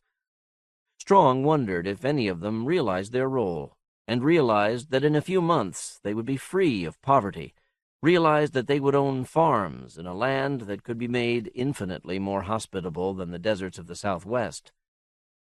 16 kilometers to the northeast lay Manhattan. It was a minor goal, but the Republic's forces were cautious. It would be an important, though small, test of their analysis. There were tinkers in that town and in the countryside beyond.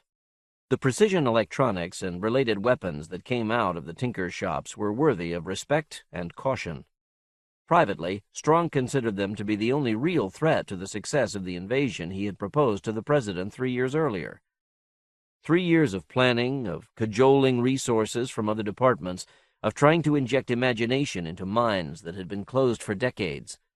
By far, the easiest part had been the operations here in Kansas. The results of the move on Manhattan would be relayed from here to General Crick at the head of the armor driving east along Old 70. Later in the afternoon, Crick's tank carriers should reach the outskirts of Topeka. The old U.S. highway provided a mode of armored operations previously unknown to warfare. If the investiture of Manhattan went as planned, then Crick might have Topeka by nightfall and be moving the remainder of his forces on to the Mississippi. Strong looked down the van at the time posted on the situation board. The president would be calling in 20 minutes to witness the move against Manhattan. Till then, a lull gapped in Strong's schedule. Perhaps there was time for one last bit of caution. He turned to the bird colonel who was his military liaison. "Bill, those 3 locals you picked up, you know, the protection racket people, I'd like to talk to them before the chief calls in." "Here?" "If possible." "Okay." There was faint disapproval in the officer's voice. Strong imagined that Bill Alvarez couldn't quite see bringing enemy agents into the C&C van. But what the hell, they were clean, and there was no way that they could report what they saw here. Besides, he had to stay in the van in case the old man showed up early. Minutes later, the 3 shuffled into the conference area at the front of the van. Restraints glinted at their hands and ankles. They stood in momentary blindness in the darkness of the van, and Strong had a chance to look them over. 3 rather ordinary human beings, dressed in relatively extraordinary ways. The big black wore a recognizable uniform, complete with badges, sidearm holster, and what appeared to be riding boots. He looked the model fascist.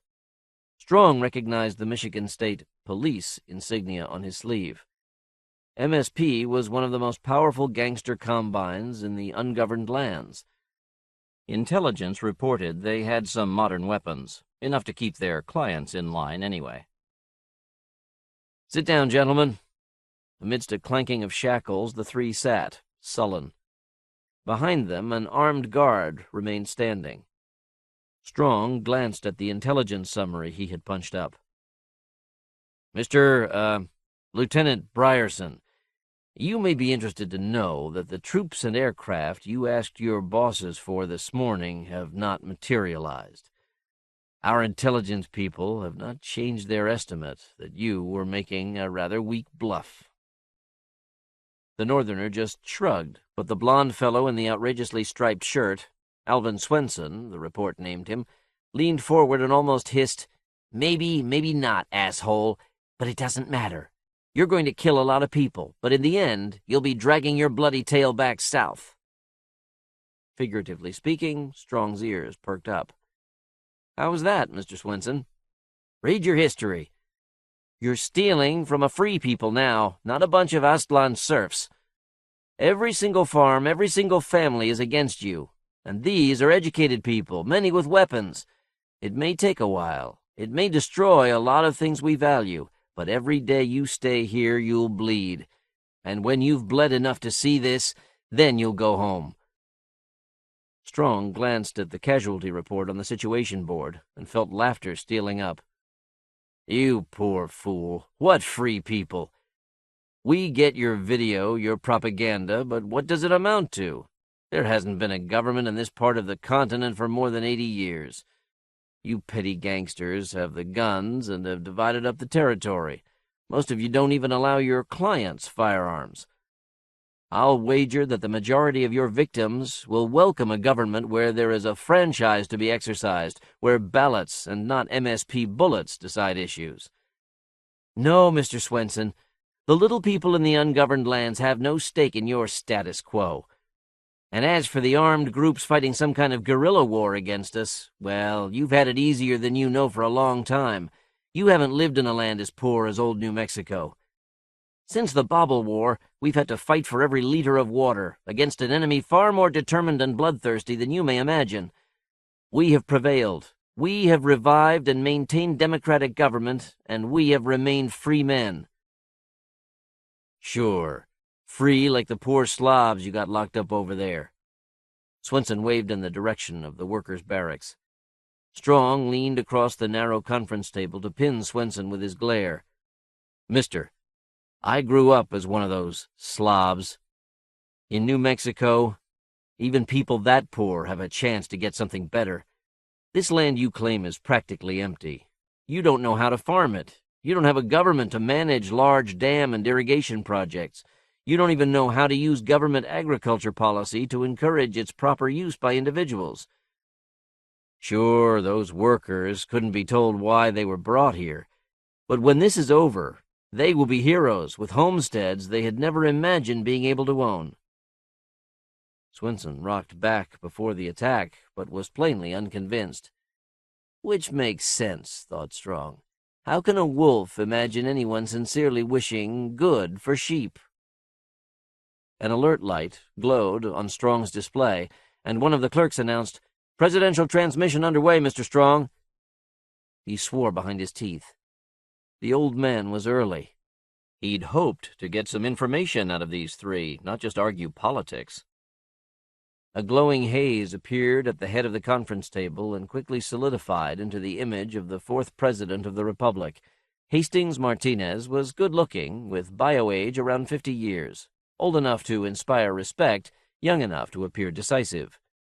In Strong's opinion, he was not the best president the Republic had seen, but he had the advisor's respect and loyalty nevertheless. There was something in the very responsibility of the office of the presidency that made its holder larger than life. "Mr. President," Strong said respectfully. "Ed?" Martinez's image nodded.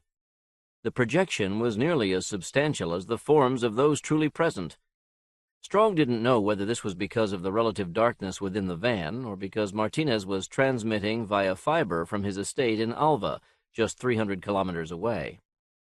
Strong waved at the prisoners. "3 locals, sir. I was hoping to—" Martinez leaned forward. "Why, I think I've seen you before." He spoke to the MSP officer. "The ads Michigan State Police uses. Our intelligence people have shown me some. You protect MSP's client mobs from outside gangs." Brierson nodded, smiled wryly. Strong recognized him now and kicked himself for not noticing earlier. If those ads were correct, then Brierson was one of the top men in the MSP. "They make you out to be some sort of Superman. Do you honestly think your people can stop a modern, disciplined army?" "Sooner or later, Mr. Martinez. Sooner or later." The president smiled, but Strong wasn't sure whether he was piqued or truly amused. "Our armor is approaching Manhattan on schedule, sir. As you know, we regard this action as something of a benchmark. Manhattan is almost as big as Topeka, and has a substantial cottage electronics industry. It's about the closest thing to a city you'll find in the ungoverned lands." Strong motioned for the guard to remove the 3 prisoners, but the president held up his hand. "Let him stay, Ed. The MSP man should see this firsthand. These people may be lawless, but I can't believe they are crazy. The sooner they realize that we have overwhelming force, and that we use it fairly, the sooner they'll accept the situation." "Yes, sir." Strong signaled his analysts, and displays came to life on the situation board. Simultaneously, the conference table was overhung with a holographic relief map of central Kansas. The Northerners looked at the map, and Strong almost smiled. They obviously had no idea of the size of the New Mexican operation. For months the Republic had been building reserves along the Arkansas. It couldn't be entirely disguised. These three had known something about the forces, but until the whole military machine was in motion, its true size had escaped them. Strong was honest with himself. It was not New Mexican cleverness that had outwitted Northern electronics. The plan could never have worked without advanced countermeasures equipment, some of it bought from the Northerners themselves. Computer-selected radio traffic became a background noise. He had rehearsed all this with the technicians earlier. There was not a single aspect of the operation that the President would miss. He pointed at the map. Colonel Alvarez has one armored force coming north from Old 70. It should enter Manhattan from the east. The other force left here a few minutes ago and is approaching town along this secondary road. Tiny silver lights crept along the map where he pointed. A few centimeters above the display, other lights represented helicopter and fixed-wing cover. These coasted gracefully back and forth, occasionally swooping close to the surface. A voice spoke against a background of turbine noise to announce no resistance along the eastern salient. "Haven't really seen anyone. People are staying indoors or else bobbled up before we came in range. We're avoiding houses and farm buildings, sticking to open fields and roads." Strong expanded one of the views from the western salient. The situation board showed a picture taken from the air. A dozen tanks moved along a dirt road, trails of dust rising behind them. The camera chopper must have been carrying a mic, for the rumbling and clanking of treads replaced the radio traffic for a moment. Those tanks were the pride of New Mexico. Unlike the aircraft, their hulls and engines were 100% product of the Republic. New Mexico was poor in most resources, but like Japan in the 20th century, and Great Britain before that, she was great in people and ingenuity. Someday soon she would be great in electronics. For now, though, all the best reconnaissance and communication gear came from tinkers, many in the ungoverned lands. That was an Achilles heel, long recognized by Strong and others. It was the reason for using equipment from different manufacturers all over the world, and for settling for second-class gear in some of the most critical applications. How could they know, for certain, that the equipment they bought was not booby-trapped or bugged? There was historical precedent. The outcome of the Bobble War had been due in large part to tinker meddling with the old peace authorities' reconnaissance system. Strong recognized the stretch of road they were coming up on. A few hundred meters beyond the lead tank lay an irregular blackened area and the twisted metal that had once been a helicopter. A puff of smoke appeared by the lead tank, followed by the faint crack of an explosion. Bill Alvarez's voice came on an instant after that. "Under fire! Light mortar!" The tank was moving again, but in a large circle toward the ditch. Guns and sensors on the other armor swung north. "The enemy was lucky, or that was a smart round. We've got radar backtrack. The round came from beyond the other side of the farm we're passing. Looks like a tunnel entrance to the old Fort Riley. Wait! We've got enemy radio traffic just before it happened." His voice was replaced by the crackling of high amplification. The new voice was female, but barely understandable. "General Van Steen to forces," unintelligible. "You may fire when ready." There was a squeaking sound and other voices. Strong saw Swenson's jaw sag in surprise, or horror. "General Van Steen?" Colonel Alvarez's voice came back. "There were replies from several points farther north. The original launch site has fired 2 more rounds." As he spoke, black smoke appeared near the treads of 2 more tanks. Neither was destroyed, but neither could continue. "Mr. President, Mr. Strong, all rounds are coming from the same location. These are barely more than fireworks, except that they're smart. I'll wager General Van Steen is some local gangster putting up a brave front. We'll see in a minute." On the holomap, 2 blips drew away from the other support aircraft and began a low-level dash across the miniature Kansas landscape. The President nodded, but addressed another unseen observer. "General Crick?" "I concur, sir." Crick's voice was as loud and clear as Alvarez's, though the general was 50 kilometers to the east, at the head of the column en route to Topeka. "But we've seen an armored vehicle in the intermediate farmland, haven't we, Bill?" "Yes," said Alvarez. "It's been there for months. Looks like a hulk. We'll take it out, too." Strong noticed the Northerners tense. Swenson seemed on the verge of screaming something. What do they know? The attack planes, twin-engine green and gray jobs, were on the main view now. They were only 20 or 30 meters up, well below the camera viewpoint, and probably not visible from the enemy launch site. The lead craft angled slightly to the east and spewed rockets in an unmoving silhouette that was almost hidden by the hills and the corn. A second later, the target disappeared in a satisfying geyser of flame and dirt.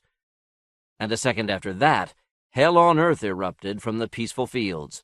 Beams of pale light flashed from unseen projectors, and the assault aircraft became falling, swelling balls of fire.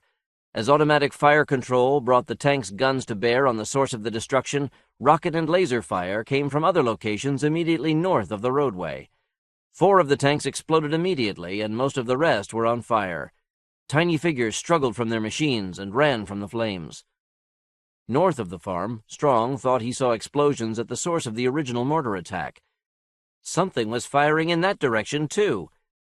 Then the camera chopper took a hit, and the picture swung round and round, descending into the firestorm that stretched along the roadway. The view went dark. Strong's carefully planned presentation was rapidly degenerating into chaos. Alvarez was shouting over other voices, demanding the reserves that still hung along Old 70 directly south of Manhattan, and he could hear Crick working to divert portions of his air cover to the fight that was developing. It wasn't until much later that Strong made sense of the conversation that passed between the Northerners just then. "Kiki, how could you?" Swenson slumped over the holomap, shaking his head in despair. Shame? Ryerson eyed the displays with no visible emotion. "What she did is certainly legal, Al." "Sure it is, and immoral as hell. Poor Jake Schwartz. Poor Jake." The view of the battle scene reappeared. The picture was almost the same perspective as before, but grainier and faintly wavering, probably from a camera aboard some recon craft far south of the fighting. The holomap flickered as major updates came in. The locals had been thorough and successful. There were no effective New Mexican forces within 5 kilometers of the original flare-up. The force dug into the farmland was firing rockets southward, taking an increasing toll of the armored reinforcements that were moving north from Old 70. "Crick here, Mr. President." The general's voice was brisk, professional. Any recriminations with intelligence would come later. "The enemy is localized, but incredibly well dug in. If he's isolated, we might be able to bypass him. But neither Alvarez nor I want something like that left on our flank. We're going to soften him up, then move our armor right in on top." Strong nodded to himself. In any case, they had to take this strong point just to find out what the enemy really had. In the air over the holomap, dozens of lights moved toward the enemy fortress.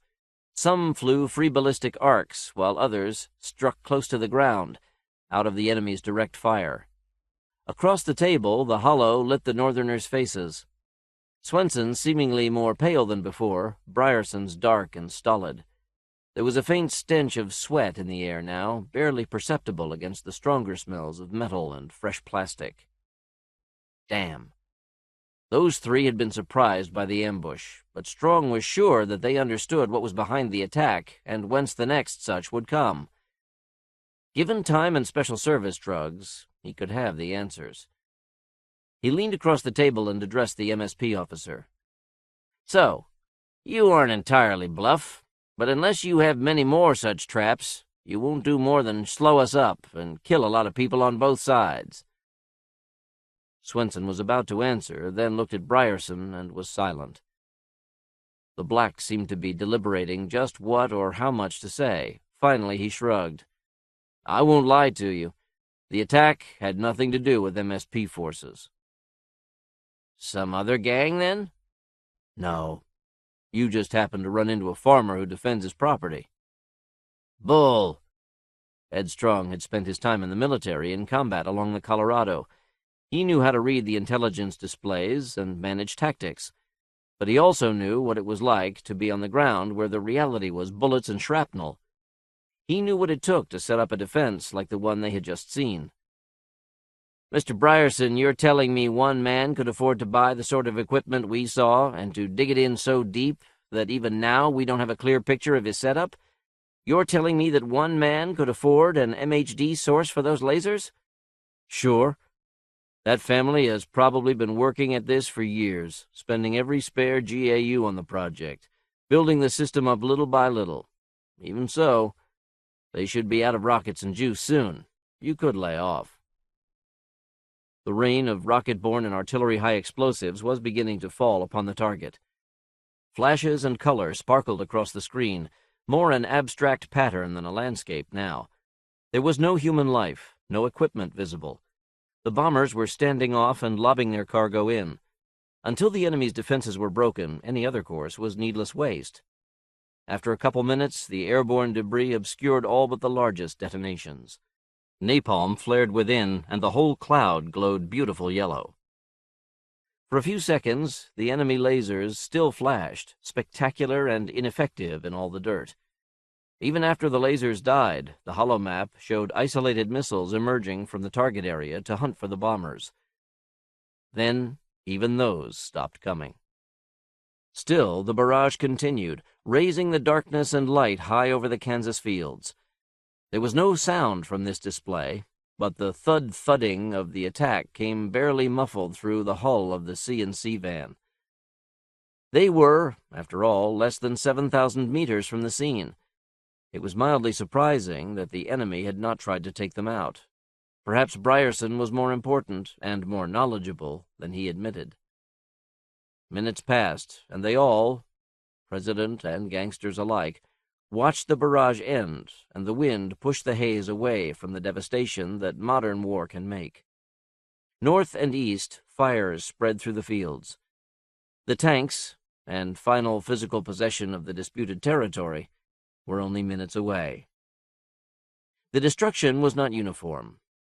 New Mexican fire had focused on the projectors and rocket launchers, and there the ground was pulverized, ripped first by proximity-fused high explosives, then by digger bombs and napalm.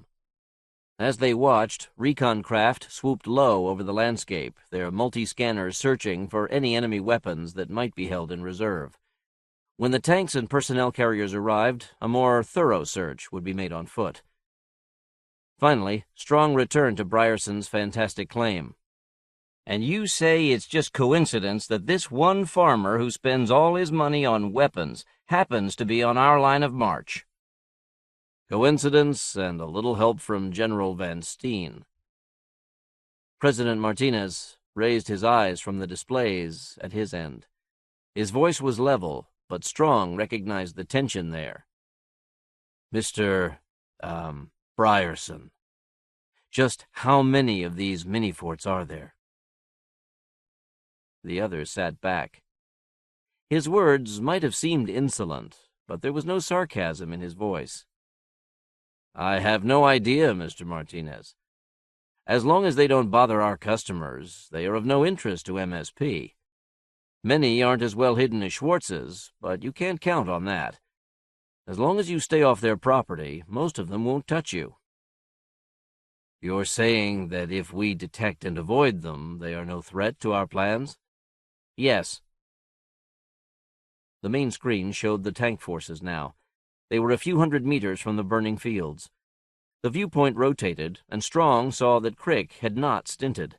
At least 100 tanks, most of the reserve force, were advancing on a 5,000-meter front. Following were even more personnel carriers. Tactical air support was heavy. Any fire from the ground ahead would be met by immediate destruction. The camera rotated back to show the desolation they were moving into. Strong doubted that anything living, much less anything hostile, still existed in that moonscape. The president didn't seem interested in the display. All his attention was on the northerner. So we can avoid these stationary gunmen till we find it convenient to deal with them. You are a great puzzle, Mr. Brierson. You claim strengths and weaknesses for your people that are equally incredible. And I get the feeling you don't really expect us to believe you, but that somehow you believe everything you're saying. You're very perceptive. I thought of trying to bluff you. In fact, I did try earlier today. From the looks of your equipment— He waved his hand at the command and control consoles, a faintly mocking smile on his face. We might even be able to bluff you back where you belong. This once. But when you saw what we had done, you'd be back again. Next year, next decade, and we'd have to do it all over again without the bluffs. So, Mr. Martinez, I think it best you learn what you're up against the first time out. People like Schwartz are just the beginning. Even if you can rub out them and services like MSP, you'll end up with a guerrilla war like you've never fought. One that can actually turn your own people against you. You do practice conscription, don't you?" The president's face hardened, and Strong knew that the Northerner had gone too far. "We do, as has every free nation in history, or at least every nation that was determined to stay free. If you're implying that our people would desert under fire or because of propaganda, you are contradicting my personal experience." He turned away, dismissing Brierson from his attention. "They've arrived, sir." As the tanks rolled into position on the smoking hillsides, the personnel carriers began disgorging infantry. The tiny figures moved quickly, dragging gear toward the open tears in the earth. Strong could hear an occasional popping sound. Misfiring engines? Remnant ammo? Tactical aircraft swept back and forth overhead, their rockets and guns ready to support the troopers on the ground. The tech's reports trickled in. 3 video hardpoints detected. Small arms fire chattered. 2 destroyed, 1 recovered. Sonoprobes show lots of tunnels. Electrical activity at... The men in the picture looked up, at something out of view. Nothing else changed on the picture, but the radars saw the intrusion, and the holomap showed the composite analysis. A mote of light rose leisurely out of the map. 500 meters, 600. It moved straight up, slowed. The support aircraft swooped down upon it, and... A purple flash, bright yet soundless, seemed to go off inside Strong's head. The holomap and the displays winked down to nothing, then came back. The president's image reappeared, but there was no sound, and it was clear he was not receiving. Along the length of the van, clerks and analysts came out of that stunned moment to work frantically with their equipment. Acrid smoke drifted into the conference area. The safe, crisp displays had been replaced by immediate, deadly reality. "High-flux nuke." The voice was calm, almost mechanical. High-flux nuke. Radiation bomb. Strong came to his feet, rage and horror burning inside him. Except for bombs in lapsed baubles, no nuclear weapon had exploded in North America in nearly a century. Even during the bitterest years of the water wars, both Aztlan and New Mexico had seen the suicide implicit in nuclear solutions. But here, in a rich land, without warning and for no real reason— "You animals!" he spat down upon the seated Northerners. Swenson lunged forward. "God damn it, Schwartz isn't one of my customers!" Then the shockwave hit. Strong was thrown across the map, his face buried in the glowing terrain. Just as suddenly he was thrown back. The prisoner's guard had been knocked into the far wall. Now he stumbled forward through Martinez's unseeing image, his stun gun flying from his hand. From the moment of the detonation, Brierson had sat hunched, his arms extended under the table. Now he moved, lunging across the table to sweep up the gun between his manacled hands. The muzzle sparkled, and Strong's face went numb. He watched in horror as the other twisted and raked the length of the van with stun fire. The men back there had themselves been knocked about. Several were just coming up off their knees. Most didn't know what hit them when they collapsed back to the floor. At the far end of the van, one man had kept his head. One man had been as ready as Brierson. Bill Alvarez popped up from behind an array processor, a 5mm slug gun in his hand, flashing fire as he moved. Then the numbness seemed to squeeze in on Strong's mind, and everything went gray. Will looked down the dim corridor that ran the length of the command van. No one was moving, though a couple of men were snoring. The officer with the handgun had collapsed, his hands hanging limp, just a few centimeters from his pistol. Blue sky showing through the wall above Will's head was evidence of the fellow's determination. If the other had been a hair faster... Will handed the stun gun to Big Al. "Let Jim go down and pick up the slug gun. Give an extra dose to anyone who looks suspicious." Al nodded, but there was still a dazed look in his eyes. In the last hour, his world had been turned upside down. How many of his customers, the people who paid for his protection, had been killed? Will tried not to think about that. Indirectly, those same people had been depending on MSP. Almost tripping on his fetters, he stepped over the fallen guard and sat down on the nearest technician's saddle. For all New Mexico being a foreign land, the controls were familiar. It wasn't too surprising. The New Mexicans used a lot of Tinker electronics, though they didn't seem to trust it. Much of the equipment's performance was downgraded, where they had replaced suspicious components with their own devices. Ah, the price of paranoia. Brierson picked up a command mic, made a simple request, and watched the answer parade across the console. "Hey, Al, we stopped transmitting right at the detonation." Brierson quickly entered commands that cleared Martinez's image and blocked any future transmissions. Then he asked for status. The air conditioning was down, but internal power could keep the gear going for a time. The van's intelligence unit estimated the nuke had been a 3-kiloton equivalent with a 70% radiance. Brierson felt his stomach flip-flop. He knew about nukes, perhaps more than the New Mexicans. There was no legal service that allowed them, and it was open season on armadillos who advertised having them, but every so often MSP got a case involving such weapons.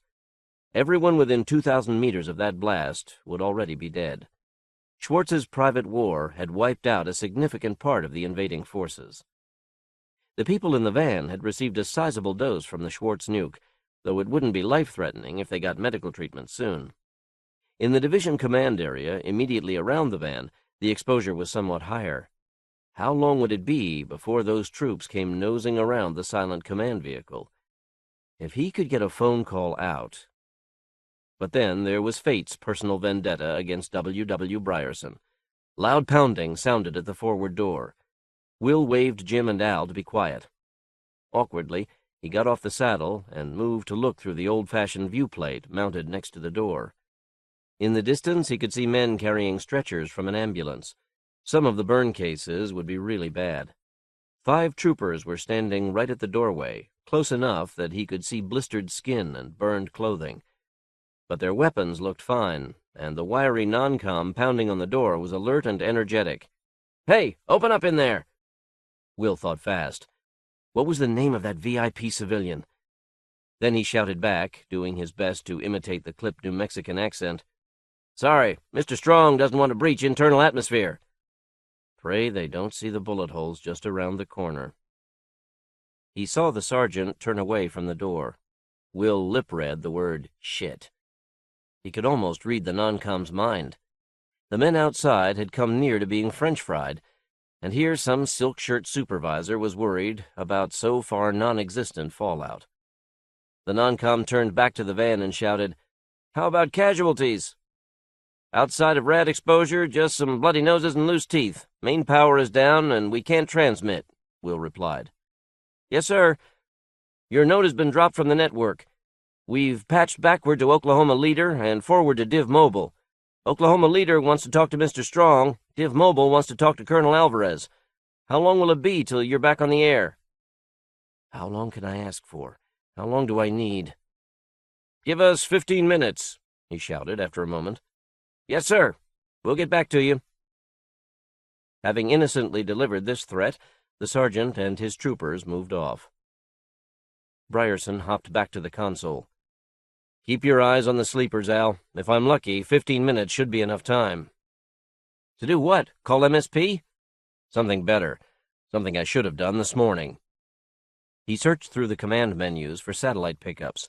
The New Mexican military was apparently leery of using subscription services, but there should be some facility for it. Ah, there it was.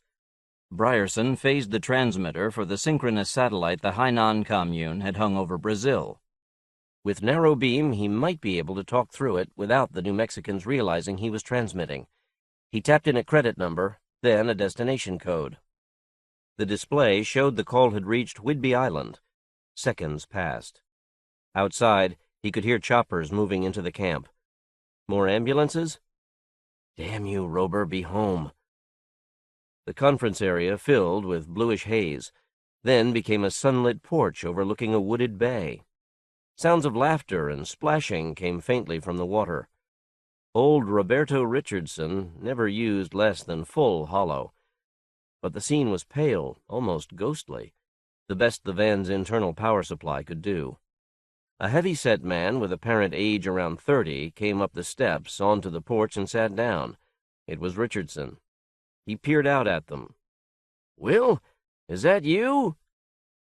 If it weren't for the stale air and the dimness of the vision, Will could almost believe he'd been transported halfway across the continent. Richardson lived on an estate that covered the whole of Whidbey Island.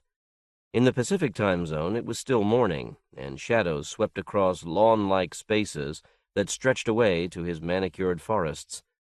Not for the first time, Will was reminded of the fairy landscapes of Maxfield Parish. Roberto Richardson was one of the richest men in the world. He sold a line of products that many people cannot resist. He was rich enough to live in whatever fantasy world he chose. Ryerson turned on the pickup that watched the conference table. "Dios, it is you, Will. I thought you were dead or captured." "Neither just yet. You're following this ruckus?" "Por cierto. And most news services are covering it.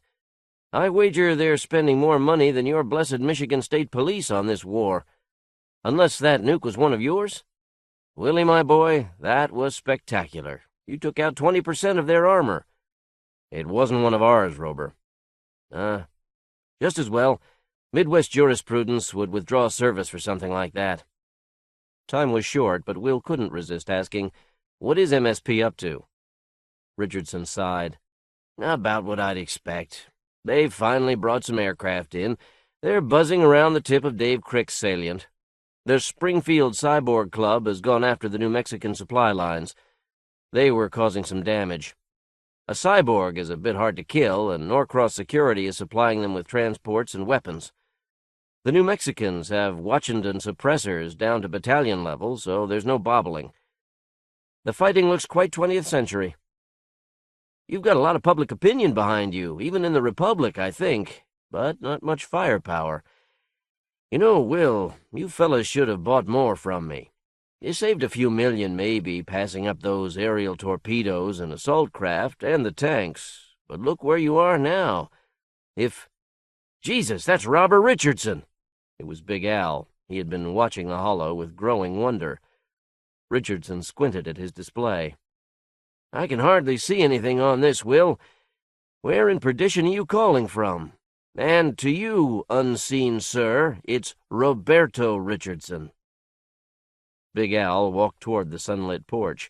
He got within an apparent 2 meters of Richardson before he banged into the conference table. "You're the sort of scum who's responsible for this. You sold the New Mexicans everything they couldn't build themselves. The high-performance aircraft, the military electronics." Al waved at the cabinets in the darkened van. What he claimed was largely true. Will had noticed the equipment stenciled with Richardson's logo, USAF Inc., sellers of fine weapons systems for more than 20 years. The New Mexicans hadn't even bothered to paint it out. Roberto had started out as a minor Aztlan nobleman. He'd been in just the right place at the time of the Bobble War, and had ended up controlling the huge munition dumps left by the old peace authority. That had been the beginning of his fortune. Since then, he had moved into the ungoverned lands and begun manufacturing much of his own equipment. The heavy industry he had brought to Bellevue was almost on the scale of the 20th century, or of modern New Mexico. Richardson came half out of his chair and chopped at the air in front of him. "See here. I have to take enough such insults from my niece and her grandchildren. I don't have to take them from a stranger." He stood, tossed his display flat on the chair, and walked to the steps that led down to his shaded river. "Wait, Rober!" shouted Ryerson. He waved Big Al back to the depths of the van. "I didn't call to pass on insults. You wondered where I'm calling from. Well, let me tell you." By the time he finished, the old gunrunner had returned to his seat. He started to laugh. "I should have guessed you'd end up talking right out of the lion's mouth." His laughter halted abruptly. "But you're trapped, aren't you? No last-minute Ryerson tricks to get out of this one?" "I'm sorry, Will. I really am.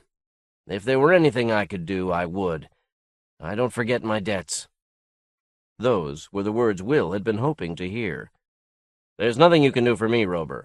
Our bluff in this van is good for just a few minutes, but we could all use a little charity just now." The other looked nonplussed. "Look, I'll bet you have plenty of aircraft and armor going through final checkout at the Bellevue plant, and I know you have ammunition stocks. Between MSP and Justice, Inc. and a few other police services, we have enough war buffs to man them. At least, we have enough to make these New Mexicans think twice." But Richardson was shaking his head. "I'm a charitable man, Will. If I had such things to loan, MSP could have some for the asking. But you see, we've all been a bit outsmarted here. The New Mexicans, and people I now think are fronting for them, have options on the next 4 months of my production. You see what I mean?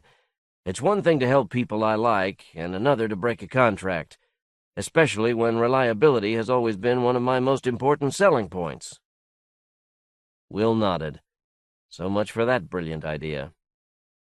"And it may turn out for the best, Will," Richardson continued quietly.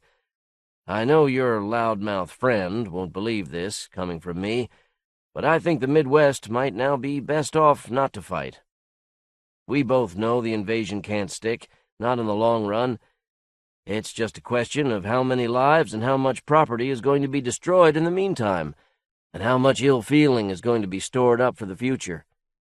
Those New Mexicans deserve to get nuked and all the rest, but that could steel them for a holy war, like they've been fighting along the Colorado for so long.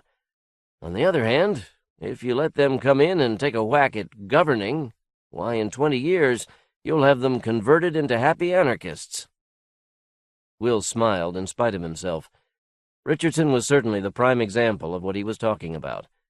Will knew the old autocrat had originally been an agent of Aztlan, sent to prepare the Northwest for invasion. "Okay, Rober. I'll think about it. Thanks for talking."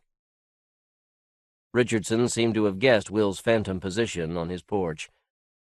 His dark eyes stared intensely into Will's. "Take care of yourself, Willie."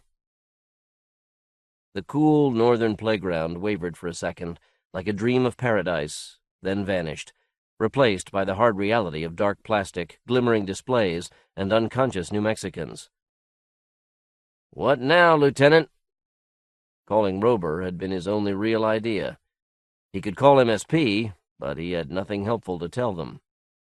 He leaned on the console, his hand sliding slickly across his sweating face.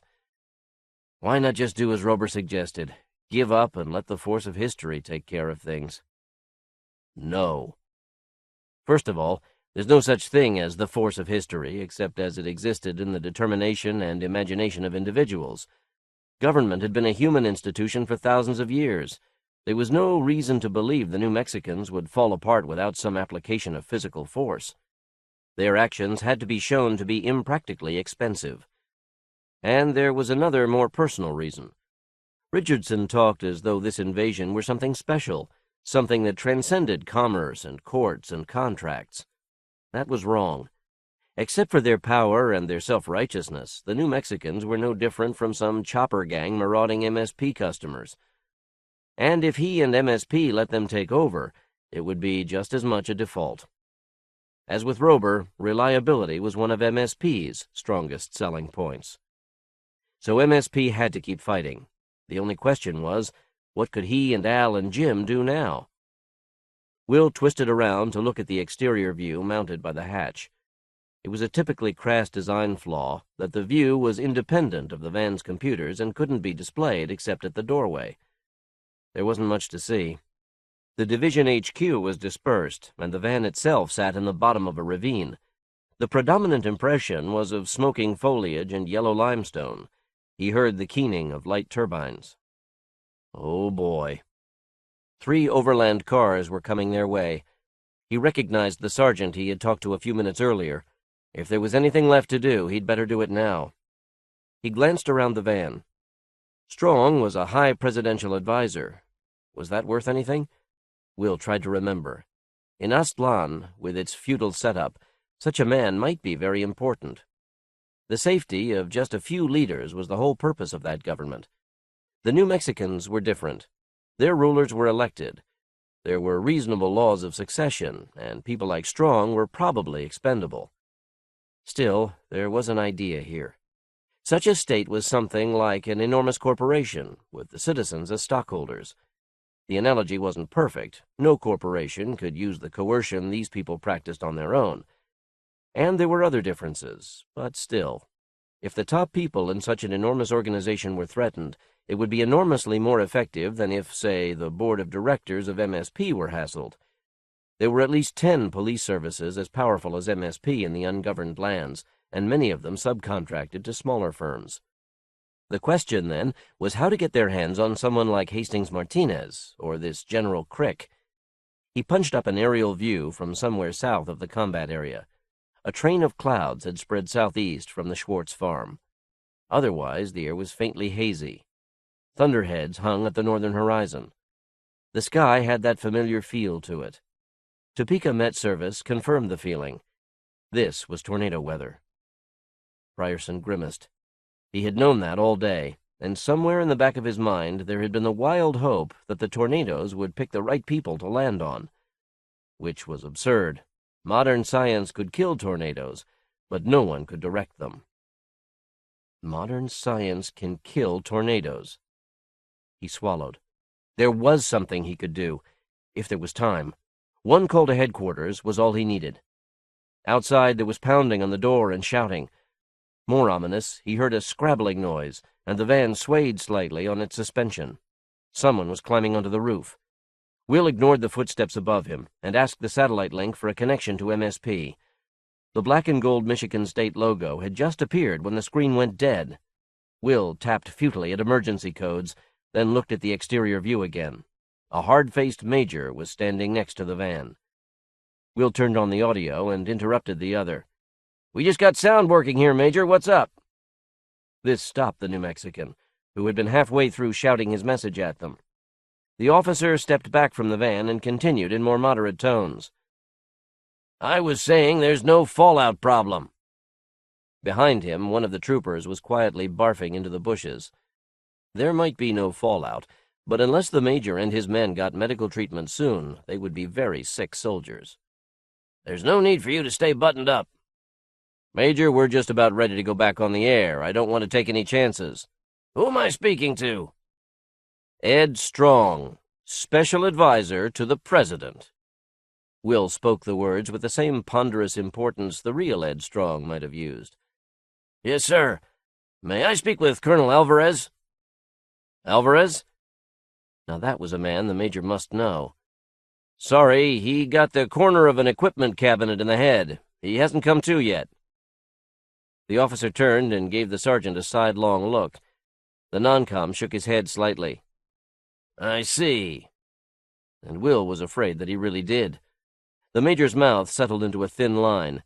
He said something to the non-com, then walked back to the cars. Will turned back to the other displays.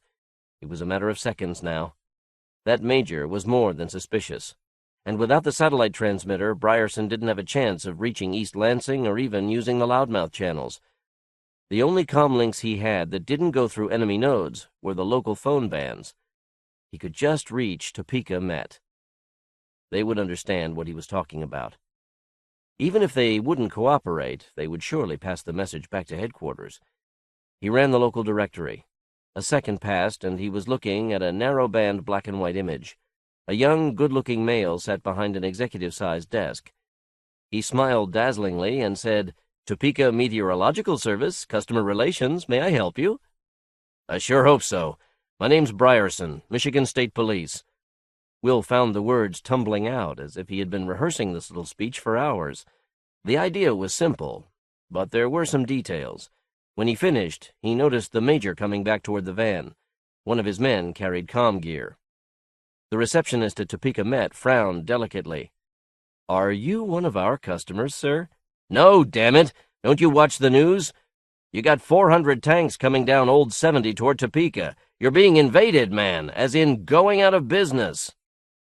The young man shrugged in a way that indicated he never bothered with the news. "A gang invading Topeka? Sir, we are a city, not some farm community. In any case, What you want us to do with our tornado killers is clearly improper. It would be—" "Listen," Will interrupted, his voice placating, almost frightened. "At least send this message on to the Michigan State Police, okay?" The other smiled the same dazzling, friendly smile that had opened the conversation.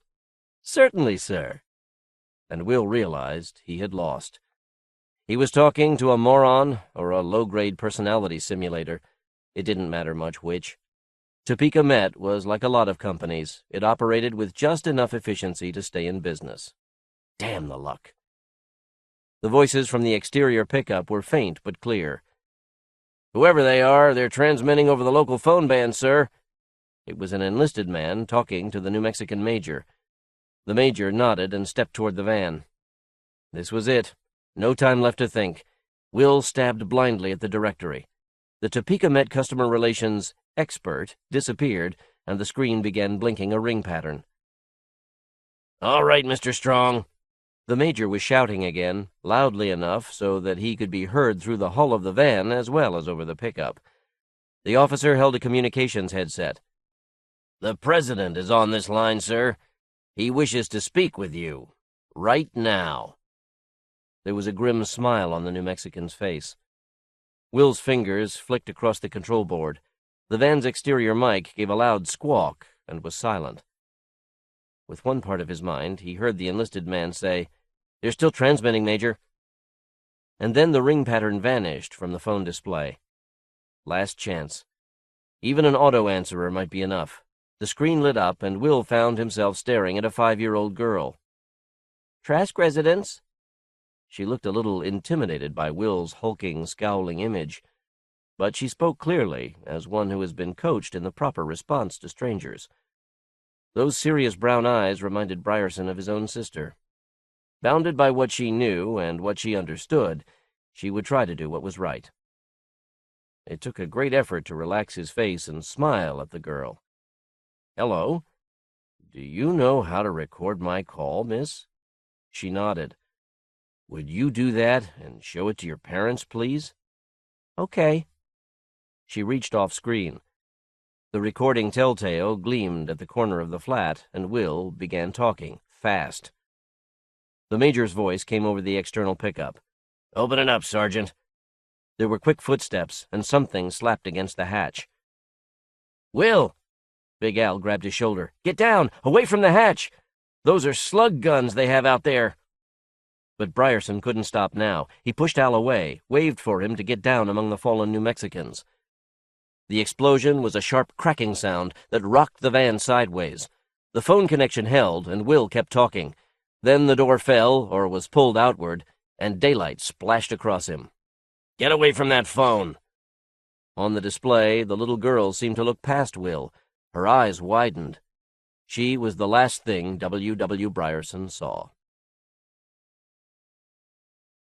There were dreams. In some, he could only see. In others, he was blind.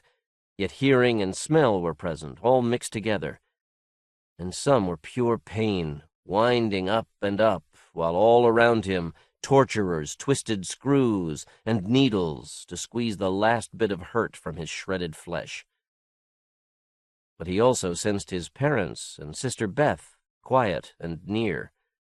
And sometimes, when he could see and the pain was gone, there were flowers, almost a jungle of them, dipping near his eyes, smelling of violin music. Snow, smooth, pristine, as far as his eyes could see. Trees glazed in ice that sparkled against cloudless blue sky. Will raised his hand to rub his eyes, and felt faint surprise to see the hand obey, to feel hand touch face as he willed it. "Willie! Willie! You're really back!" Someone warm and dark rushed in from the side, tiny arms laced around his neck. "We knew you'd come back, but it's been so long." His 5-year-old sister snuggled her face against him. As he lowered his arm to pat her head, a technician came around from behind him. "Wait a minute, honey. Just because his eyes are open doesn't mean he's back. We've gotten that far before." Then he saw the grin on Will's face, and his eyes widened a bit. "Lieutenant Brierson, can you understand me?" Will nodded, and the tech glanced over his head, probably at some diagnostic display. Then he smiled, too. "You do understand me. Just a minute. I'm going to get my supervisor. Don't touch anything." He rushed out of the room. His last words, more an unbelieving mumbling to himself than anything else. I was beginning to wonder if we'd ever get past protocol rejection. Beth Brierson looked up at her brother. "Are you okay now, Willie?" Will wiggled his toes and felt them wiggle. He certainly felt okay. He nodded. Beth stepped back from the bed. "I want to go get Mom and Dad." Will smiled again. "I'll be right here waiting." Then she was gone, too. Brierson glanced around the room and recognized the locale of several of his nightmares. But it was an ordinary hospital room, perhaps a little heavy on electronics, and still he was not alone in it.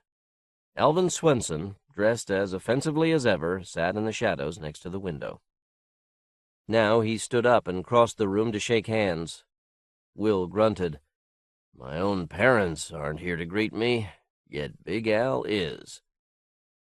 "You're bad luck. If you'd had the courtesy to come around the first time they tried to bring you back, you would have had your family and half MSP waiting for you. You were a hero." "Were?" "Oh, you still are, Will. But it's been a while, you know." There was a crooked smile on his face.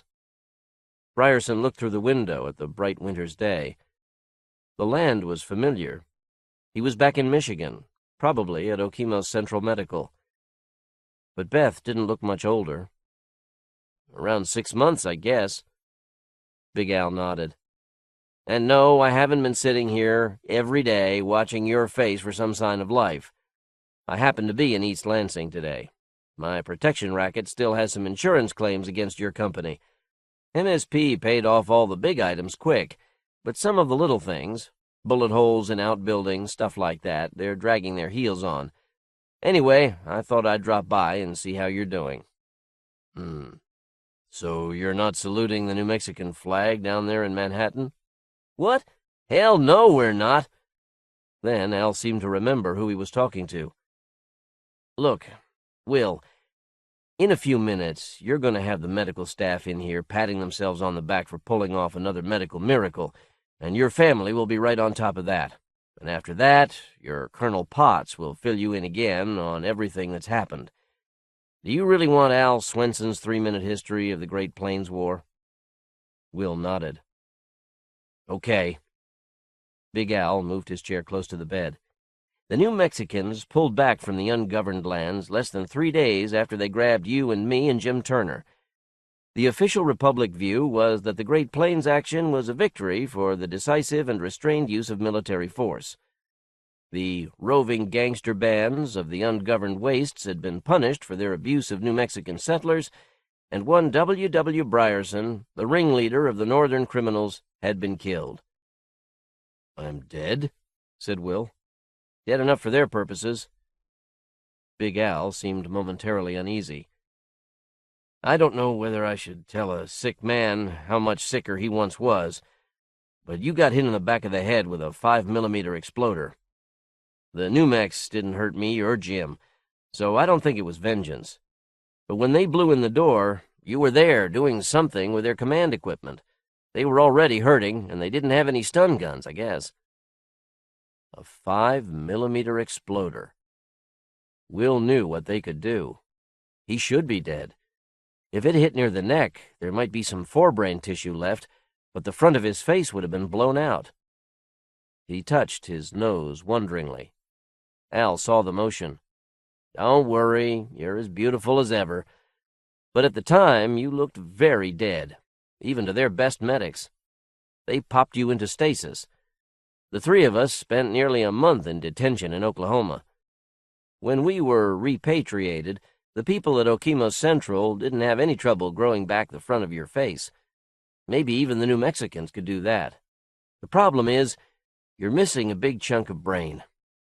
He patted the back of his head. "That they couldn't grow back. So they replaced it with processing equipment and tried to interface that with what was left. Will experienced a sudden, chilling moment of introspection. He really should be dead. Could this all be in the imagination of some damned prosthesis program? Al saw his face and looked stricken. Honest, Will, it wasn't that large a piece. Just big enough to fool those dumbass New Mexicans. The moment passed, and Brierson almost chuckled. If self-awareness were suspect, there could scarcely be certainty of anything. And in fact, it was years before that particular terror resurfaced. Okay, so the New Mexican incursion was a great success. Now, tell me why they really left. Was it simply the Schwartz bomb? I think that was part of it. Even with the nuke, the casualties had not been high. Only the troops and tankers within 3,000 or 4,000 meters of the blast were killed, perhaps 2,000 men. This was enormous by the standards Will was used to, but not by the measure of the water wars. Overall, the New Mexicans could claim that it had been an inexpensive action. But the evidence of casual acceptance of nuclear warfare, all the way down to the level of an ordinary farmer, was terrifying to the New Mexican brass.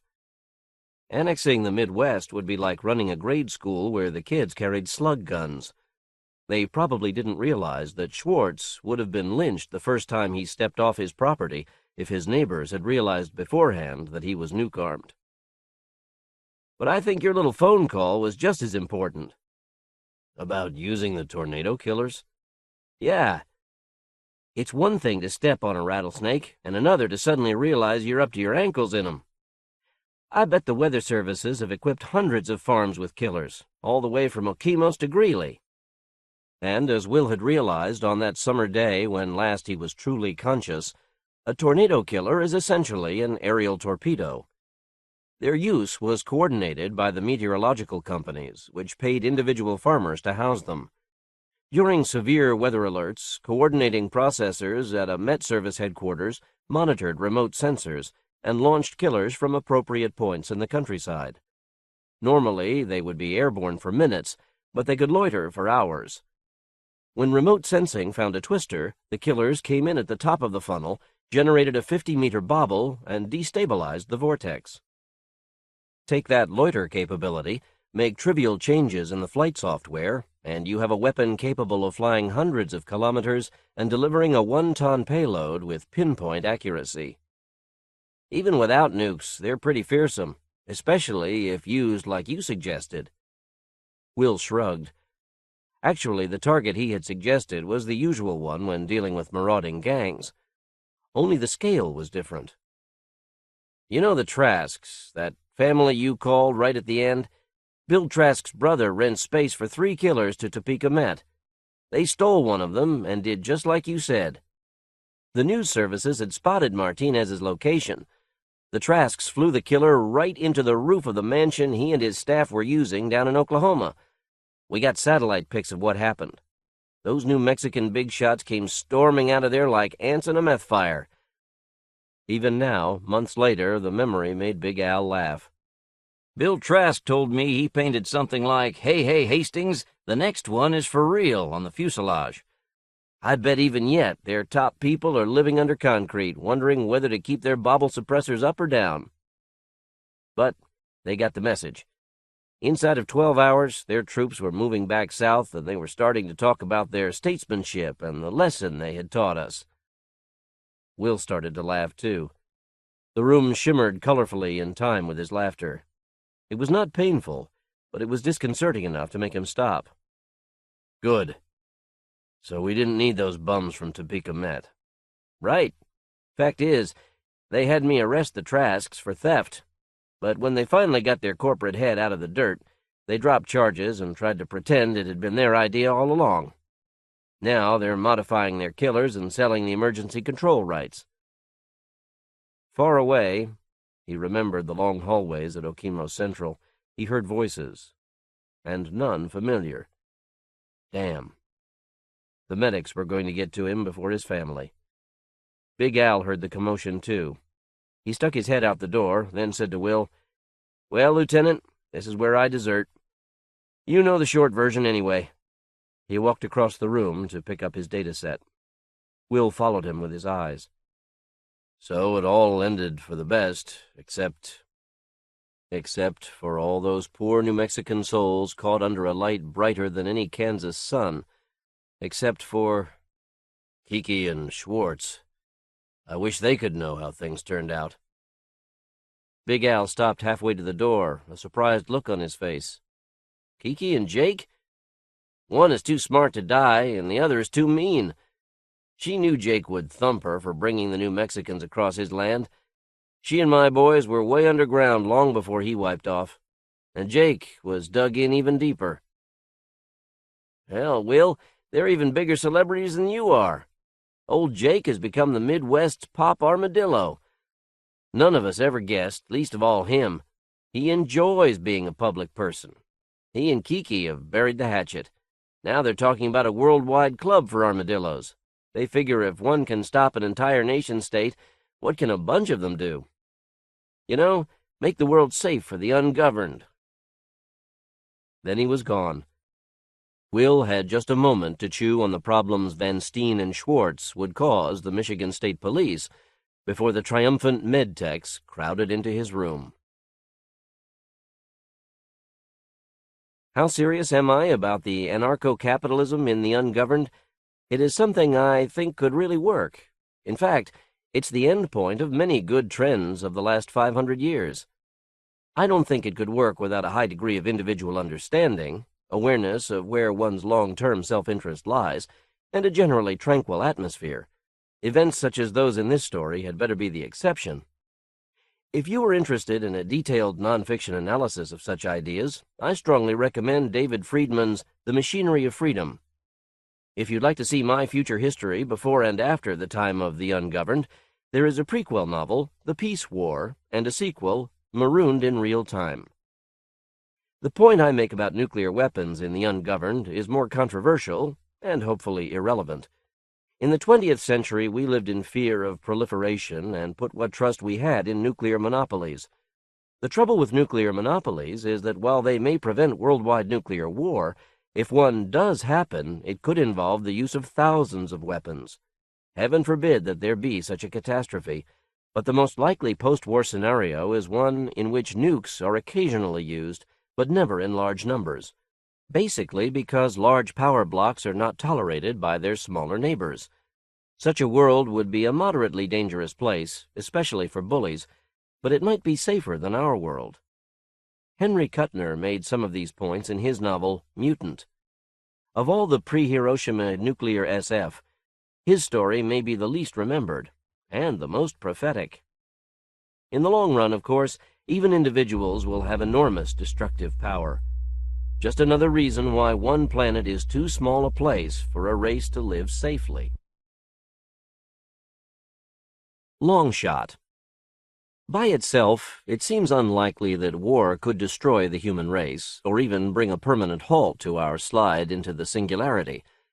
Yet the universe itself can be a rough place. We have plenty of evidence of mass extinctions. If we had a technology-smashing war plus an extended natural catastrophe, we could join the dinosaurs. And of course, there are natural cataclysms that can destroy not just life, but entire planets. Fortunately, the most extreme stellar catastrophes, such as supernovas, are impossible for a star like our Sun. What about smaller events, burps in the life of otherwise placid stars? We have no guarantee that our Sun is safe from these. What would we do if, in the next 15 years, we discovered that our Sun was about to enter an extended period of increased luminance, frying the surfaces of the inner planets? Given a decade, could we establish a self-sustaining colony in the outer solar system? If not, could we find Earth-like planets elsewhere? At present, sending even the smallest probe to the nearest stars is just beyond our ability. Not a single living person could be saved. Whatever we tried would indeed be a long shot. They named her Ilsa, and of all Earth's creatures she was to be the longest-lived, and perhaps the last. A prudent tortoise might survive 300 years and a bristlecone pine 6,000, but Ilsa's designed span exceeded 100 centuries. And though her brain was iron and germanium doped with arsenic, and her heart was a tiny cloud of hydrogen plasma, Ilse was, in the beginning, one of Earth's creatures. She could feel, she could question, and, as she discovered during the dark centuries before her fiery end, she could also forget. Ilse's earliest memory was a fragment amounting to less than 15 seconds. Someone, perhaps inadvertently, brought her to consciousness as she sat atop her S5N booster. It was night, but their launch was imminent, and the booster stood white and silver in the light of a dozen spotlights. Ilse's sharp eye scanned rapidly around the horizon, untroubled by the glare from below. Stretching away from her to the north was a line of 30 launch pads. Several had their own boosters, though none were lit up as Ilse's was. 3,000 meters to the west were more lights and the occasional sparkle of an automatic rifle. To the east, surf marched in phosphorescent ranks against the Merritt Island shore. There the fragment ended. She was not conscious during the launch, but that scene remained forever her most vivid and incomprehensible memory. When next she woke, Ilse was in low Earth orbit. Her single eye had been fitted to a 150-centimeter reflecting telescope, so that now she could distinguish stars set less than a tenth of a second apart, or, if she looked straight down, count the birds in a flock of geese 200 kilometers below.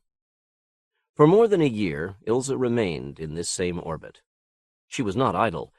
Her makers had allotted this period for testing. A small manned station orbited with her, and from it came an endless sequence of radioed instructions and exercises.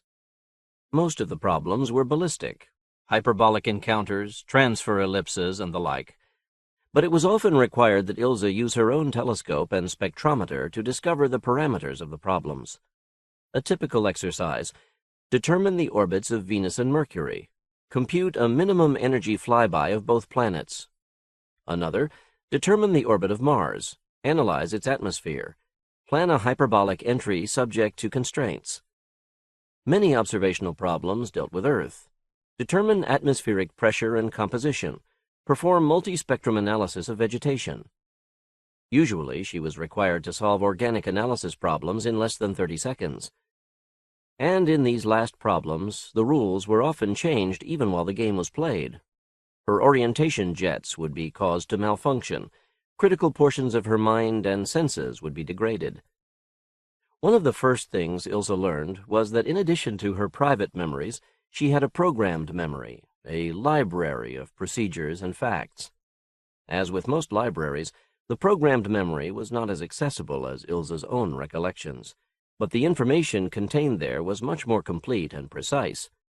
The solution program for almost any ballistic or chemical problem could be lifted from this library, used for seconds or hours as an integral part of Ilse's mind, and then returned to the library. The real trick was to select the proper program on the basis of incomplete information, and then to modify that program to meet various combinations of power and equipment failure. Though she did poorly at first, Ilse eventually surpassed her design specifications. At this point, her training stopped, and for the first, but not the last, time, Ilse was left to her own devices. Though she had yet to wonder on her ultimate purpose, still she wanted to see as much of her world as possible. She spent most of each daylight pass looking straight down, trying to see some order in the jumble of blue and green and white. She could easily follow the supply rockets as they climbed up from Merritt Island and Baikonur to rendezvous with her. In the end, more than 100 of the rockets were floating about her. As the weeks passed, the squat white cylinders were fitted together on a spidery frame.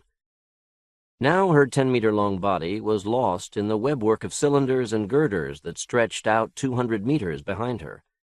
Her programmed memory told her that the entire assembly massed 22,563.901 tons, more than most ocean-going ships, and a little experimenting with her attitude control jets convinced her that this figure was correct.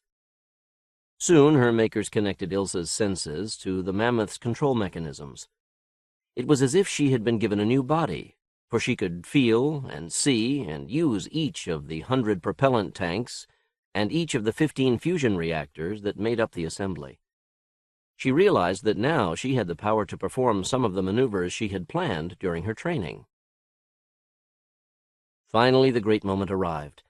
Course directions came over the maser link with the manned satellite. Ilse quickly computed the trajectory that would result from these directions. The answer she obtained was correct, but it revealed only the smallest part of what was in store for her. In her orbit, 200 kilometers up, Ilse coasted smoothly toward high noon over the Pacific. Her eye was pointed forward, so that on the fuzzy blue horizon she could see the edge of the North American continent. Nearer, the granulated cloud cover obscured the ocean itself. The command to begin the burn came from the manned satellite, but Ilse was following the clock herself, and she had determined to take over the launch if any mistakes were made. 200 meters behind her, deep in the maze of tanks and beryllium girders, Ilse felt magnetic fields establish themselves, felt hydrogen plasma form, felt fusion commence.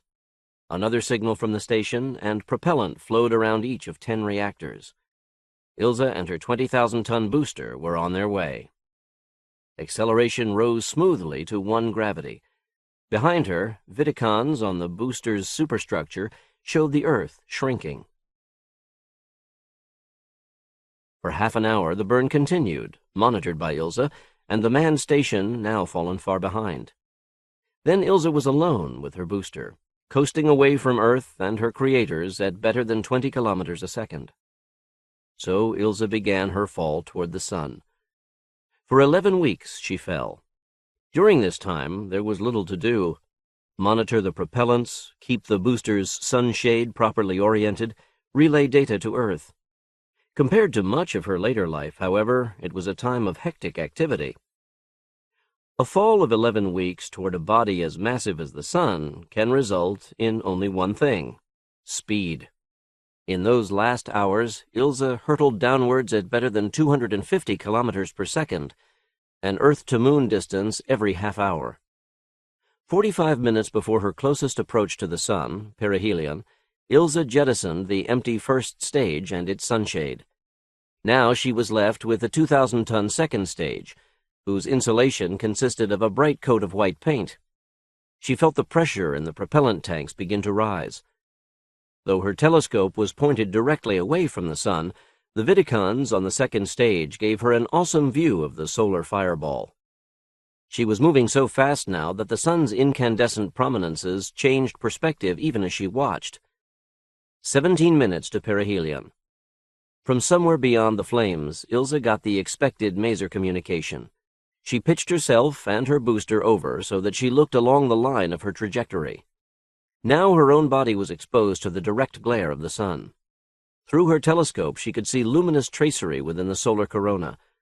The booster's fuel tanks were perilously close to bursting, and Ilse was having trouble keeping her own body at its proper temperature. 15 minutes to perihelion. The command came from Earth to begin the burn. Ilse considered her own trajectory data and concluded that the command was 13 seconds premature. Consultation with Earth would cost at least 16 minutes, and her decision must be made in the next 4 seconds.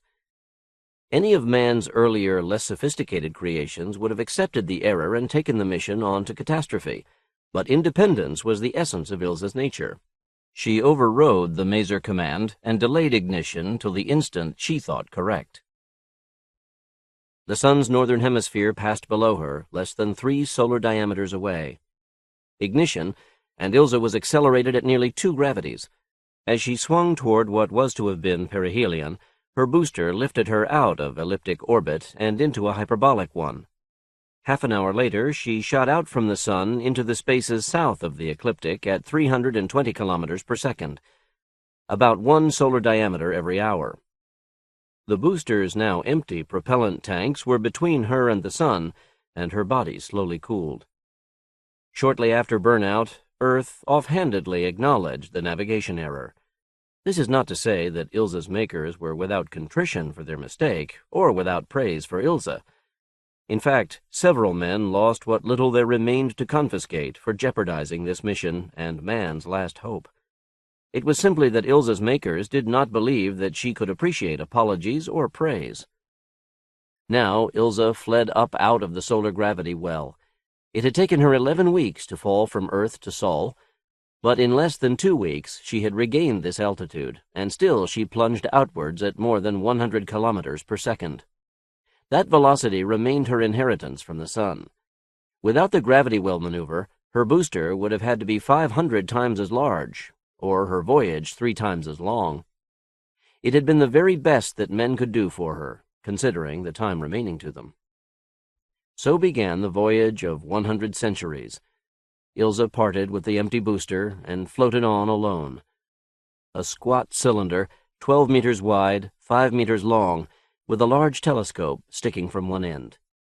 4 light-years below her, in the well of the night, she saw Alpha Centauri, her destination. To the naked human eye, it appears a single bright star, but with her telescope, Ilse could clearly see 2 stars, one slightly fainter and redder than the other. She carefully measured their position and her own, and concluded that her aim had been so perfect that a mid-course correction would not be necessary for 1,000 years. For many months, Earth maintained maser contact, to pose problems and ask after her health. It was almost pathetic, for if anything went wrong now, or in the centuries to follow, there was very little Earth could do to help. The problems were interesting, though. Ilse was asked to chart the non-luminous bodies in the solar system. She became quite skilled at this and eventually discovered all 9 planets, most of their moons, and several asteroids and comets. In less than 2 years, Ilse was farther from the sun than any known planet, than any previous terrestrial probe. The sun itself was no more than a very bright star behind her, and Ilse had no trouble keeping her frigid innards at their proper temperature. But now it took 16 hours to ask a question of Earth and obtain an answer. A strange thing happened. Over a period of 3 weeks, the sun became steadily brighter until it gleamed 10 times as luminously as before. The change was not really a great one. It was far short of what Earth's astronomers would have called a nova. Nevertheless, Ilse puzzled over the event, in her own way, for many months, since it was at this time that she lost maser contact with Earth. That contact was never regained. Now Ilse changed herself to meet the empty centuries. As her designers had planned, she split her mind into 3 co-equal entities. Theoretically, each of these minds could handle the entire mission alone, but for any important decision, Ilse required the agreement of at least 2 of the minds. In this fractionated state, Ilse was neither as bright nor as quick-thinking as she had been at launch. But scarcely anything happened in interstellar space, the chief danger being senile decay. Her 3 minds spent as much time checking one another as they did overseeing the various subsystems. The one thing they did not regularly check was the programmed memory, since Ilse's designers had, mistakenly, judged that such checks were a greater danger to the memories than the passage of time. Even with her mentality diminished, and in spite of the caretaker tasks assigned her, Ilse spent much of her time contemplating the universe that spread out forever around her. She discovered binary star systems, then watched the tiny lights swing back and forth around each other as the decades and centuries passed. To her, the universe became a moving, almost a living thing. Several of the nearer stars drifted almost a degree every century, while the great galaxy in Andromeda shifted less than a second of arc in 1,000 years. Occasionally, she turned about to look at Sol. Even 10 centuries out, she could still distinguish Jupiter and Saturn. These were auspicious observations. Finally, it was time for the mid-course correction.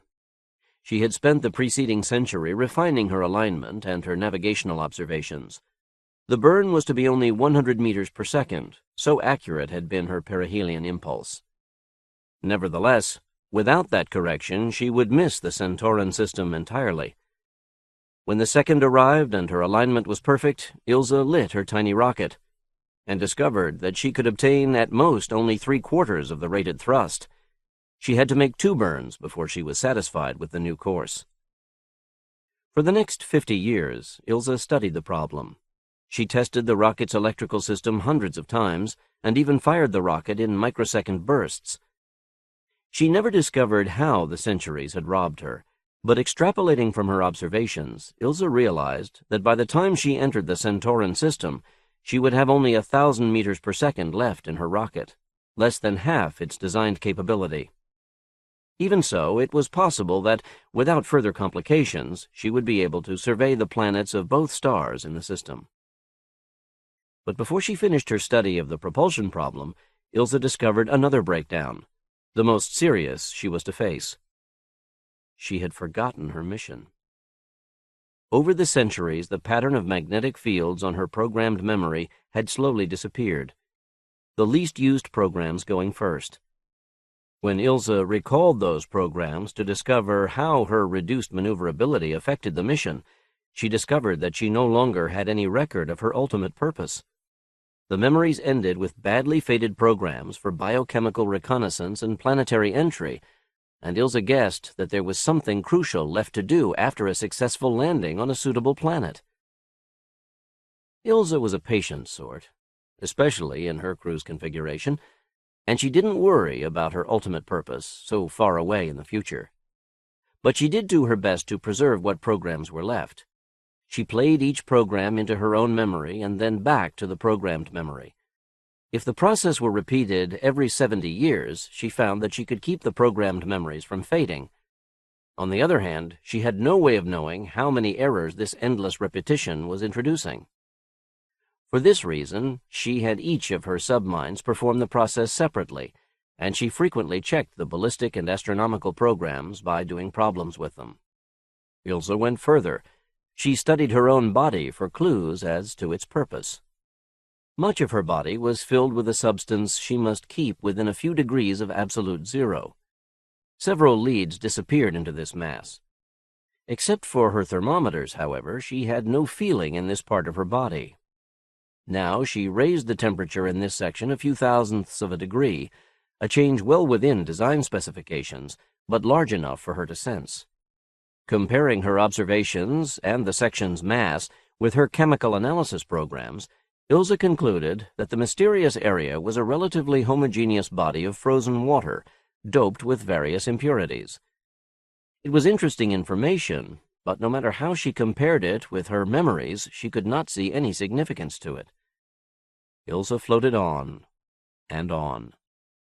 The period of time between the mid-course maneuver and the next important event in her schedule was longer than man's experience with agriculture had been on Earth. As the centuries passed, the two closely set stars that were her destination became brighter until, 1,000 years from Alpha Centauri, she decided to begin her search for planets in the system. Ilse turned her telescope on the brighter of the two stars. Call it Able. She was still 35,000 times as far from Able, and the smaller star, call it Baker, as Earth is from Sol. Even to her sharp eye, Able didn't show as a disk, but rather as a diffraction pattern, a round blob of light, many times larger than the star's true disk, surrounded by a ring of light. The faint gleam of any planets would be lost in that diffraction pattern. For 5 years, Ilse watched the pattern, analyzed it with one of her most subtle programs. Occasionally, she slid occulting plates into the telescope and studied the resulting distorted pattern. After 5 years, she had found suggestive anomalies in the diffraction pattern, but no definite signs of planets. No matter. Patient Ilse turned her telescope a tiny fraction of a degree, and during the next 5 years, she watched Baker. Then she switched back to Able. 15 times Ilse repeated this cycle. While she watched, Baker completed 2 revolutions about Able, and the star's maximum mutual separation increased to nearly 1/10 of a degree. Finally, Ilse was certain. She had discovered a planet orbiting Baker, and perhaps another orbiting Able. Most likely they were both gas giants. No matter. She knew that any small inner planets would still be lost in the glare of Able and Baker. There remained less than 900 years before she coasted through the Centauran system.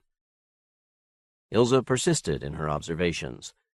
Eventually, she could see the gas giants as tiny spots of light, not merely as statistical correlations in her carefully collected diffraction data.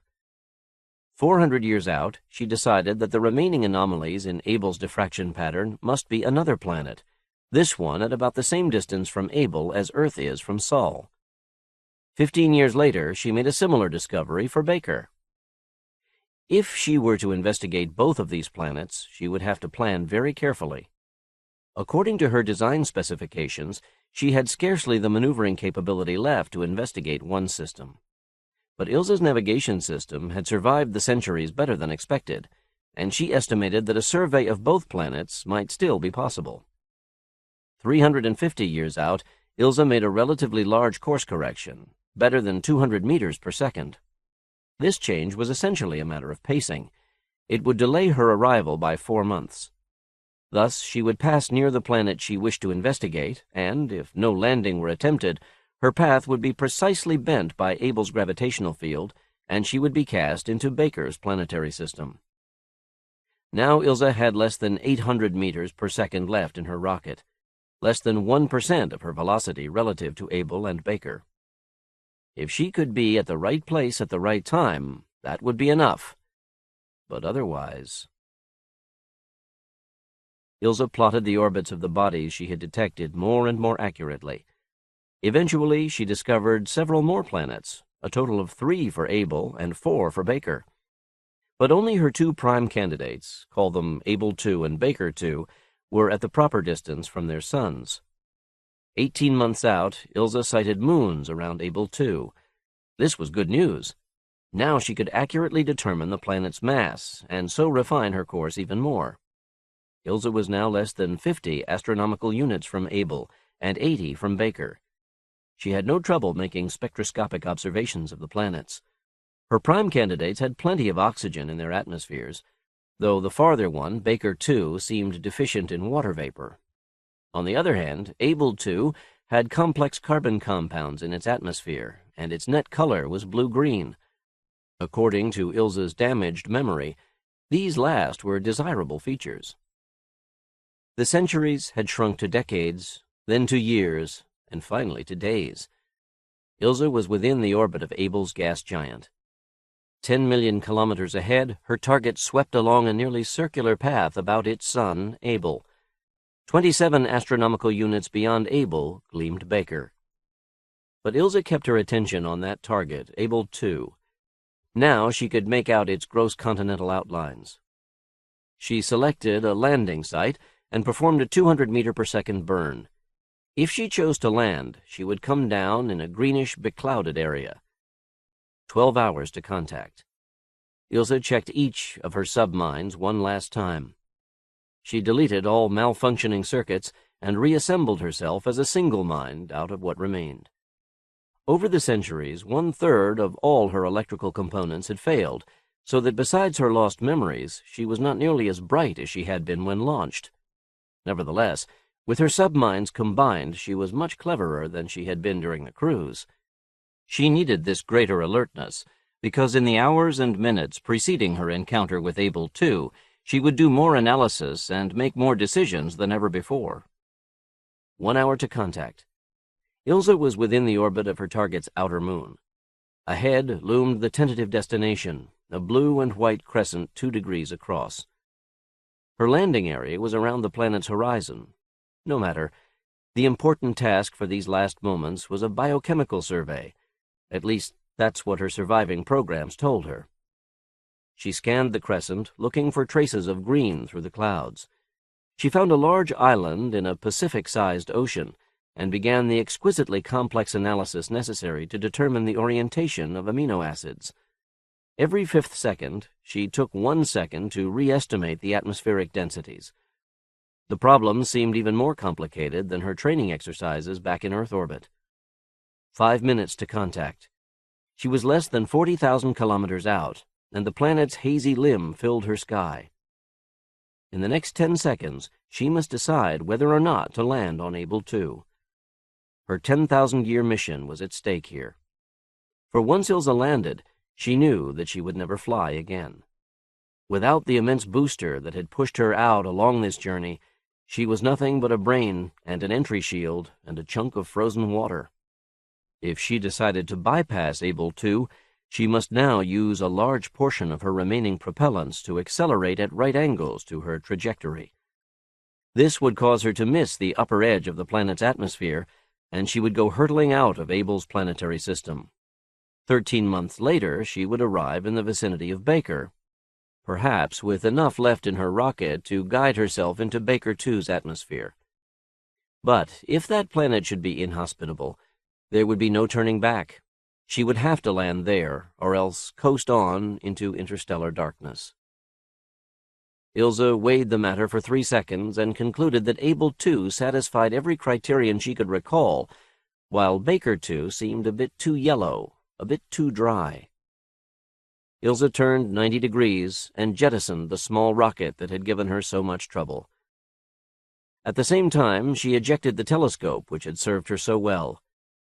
She floated indivisible, a white biconvex disk, 12 meters in diameter, 15 tons in mass. She turned 90 degrees more to look directly back along her trajectory. There was not much to see now that she had lost her scope, but she recognized the point of light that was Earth's sun and wondered again what had been on all those programs she had forgotten. 5 seconds. Ilse closed her eye and waited. Contact began as a barely perceptible acceleration. In less than 2 seconds, that acceleration built to 250 gravities. This was beyond Ilse's experience, but she was built to take it. Her body contained no moving parts, and, except for her fusion reactor, no empty spaces. The really difficult thing was to keep her body from turning edgewise and burning up. Though she didn't know it, Ilse was repeating, on a grand scale, the landing technique that men had used so long ago. But Ilse had to dissipate more than 800 times the kinetic energy of any returning Apollo capsule. Her maneuver was correspondingly more dangerous, but since her designers could not equip her with a rocket powerful enough to decelerate her, it was the only option. Now Ilse used her wits and every dyne in her tiny electric thrusters to arc herself about Able 2 at the proper attitude and altitude. The acceleration rose steadily toward 500 gravities, or almost 5 kilometers per second in velocity lost every second. Beyond that, Ilse knew that she would lose consciousness. Just centimeters away from her body, the air glowed at 50,000 degrees. The fireball that surrounded her lit the ocean 70 kilometers below as with daylight. 450 gravities. She felt a cryostat shatter, and one branch of her brain short through. Still, Ilse worked patiently and blindly to keep her body properly oriented. If she had calculated correctly, there were less than 5 seconds to go now. She came within 60 kilometers of the surface, then rose steadily back into space. But now her velocity was only 7 kilometers per second. The acceleration fell to a mere 15 gravities, then to 0. She coasted back through a long ellipse to plunge almost gently into the depths of Able 2's atmosphere. At 20,000 meters altitude, Ilse opened her eye and scanned the world below. Her lens had been cracked and several of her Gestalt programs damaged, but she saw green and knew her navigation hadn't been too bad. It would have been a triumphant moment if only she could have remembered what she was supposed to do after she landed. At 10,000 meters, Ilse popped her paraglider from the hull behind her eye. The tough plastic blossomed out above her, and her fall became a shallow glide. Ilse saw that she was flying over a prairie spotted here and there by forest. It was near sunset, and the long shadows cast by trees and hills made it easy for her to gauge the topography. 2,000 meters. With a glide ratio of 1:4, she couldn't expect to fly more than another 8 kilometers. Ilse looked ahead, saw a tiny forest and a stream glinting through the trees. Then she saw a glade just inside the forest, and some vagrant memory told her this was an appropriate spot. She pulled in the paraglider's forward lines and slid more steeply downwards. As she passed 3 or 4 meters over the trees surrounding the glade, Ilse pulled in the rear lines, stalled her glider, and fell into the deep, moist grass. Her dun and green paraglider collapsed over her charred body so that she might be mistaken for a large black boulder covered with vegetation. The voyage that had crossed 100 centuries and 4 light years was ended. Ilse sat in the gathering twilight and listened. Sound was an undreamed-of dimension to her. Tiny things burrowing in their holes, the stream gurgling nearby, a faint chirping in the distance. Twilight ended, and a shallow fog rose in the dark glade. Ilse knew her voyaging was over. She would never more again. No matter. That had been planned, she was sure. She knew that much of her computing machinery, her mind, had been destroyed in the landing. She would not survive as a conscious being for more than another century or two. No matter. What did matter was that she knew that her mission was not completed, and that the most important part remained, else the immense gamble her makers had undertaken would finally come to nothing. That possibility was the only thing which could frighten Ilse. It was part of her design. She reviewed all the programmed memories that had survived the centuries and the planetary entry, but discovered nothing new.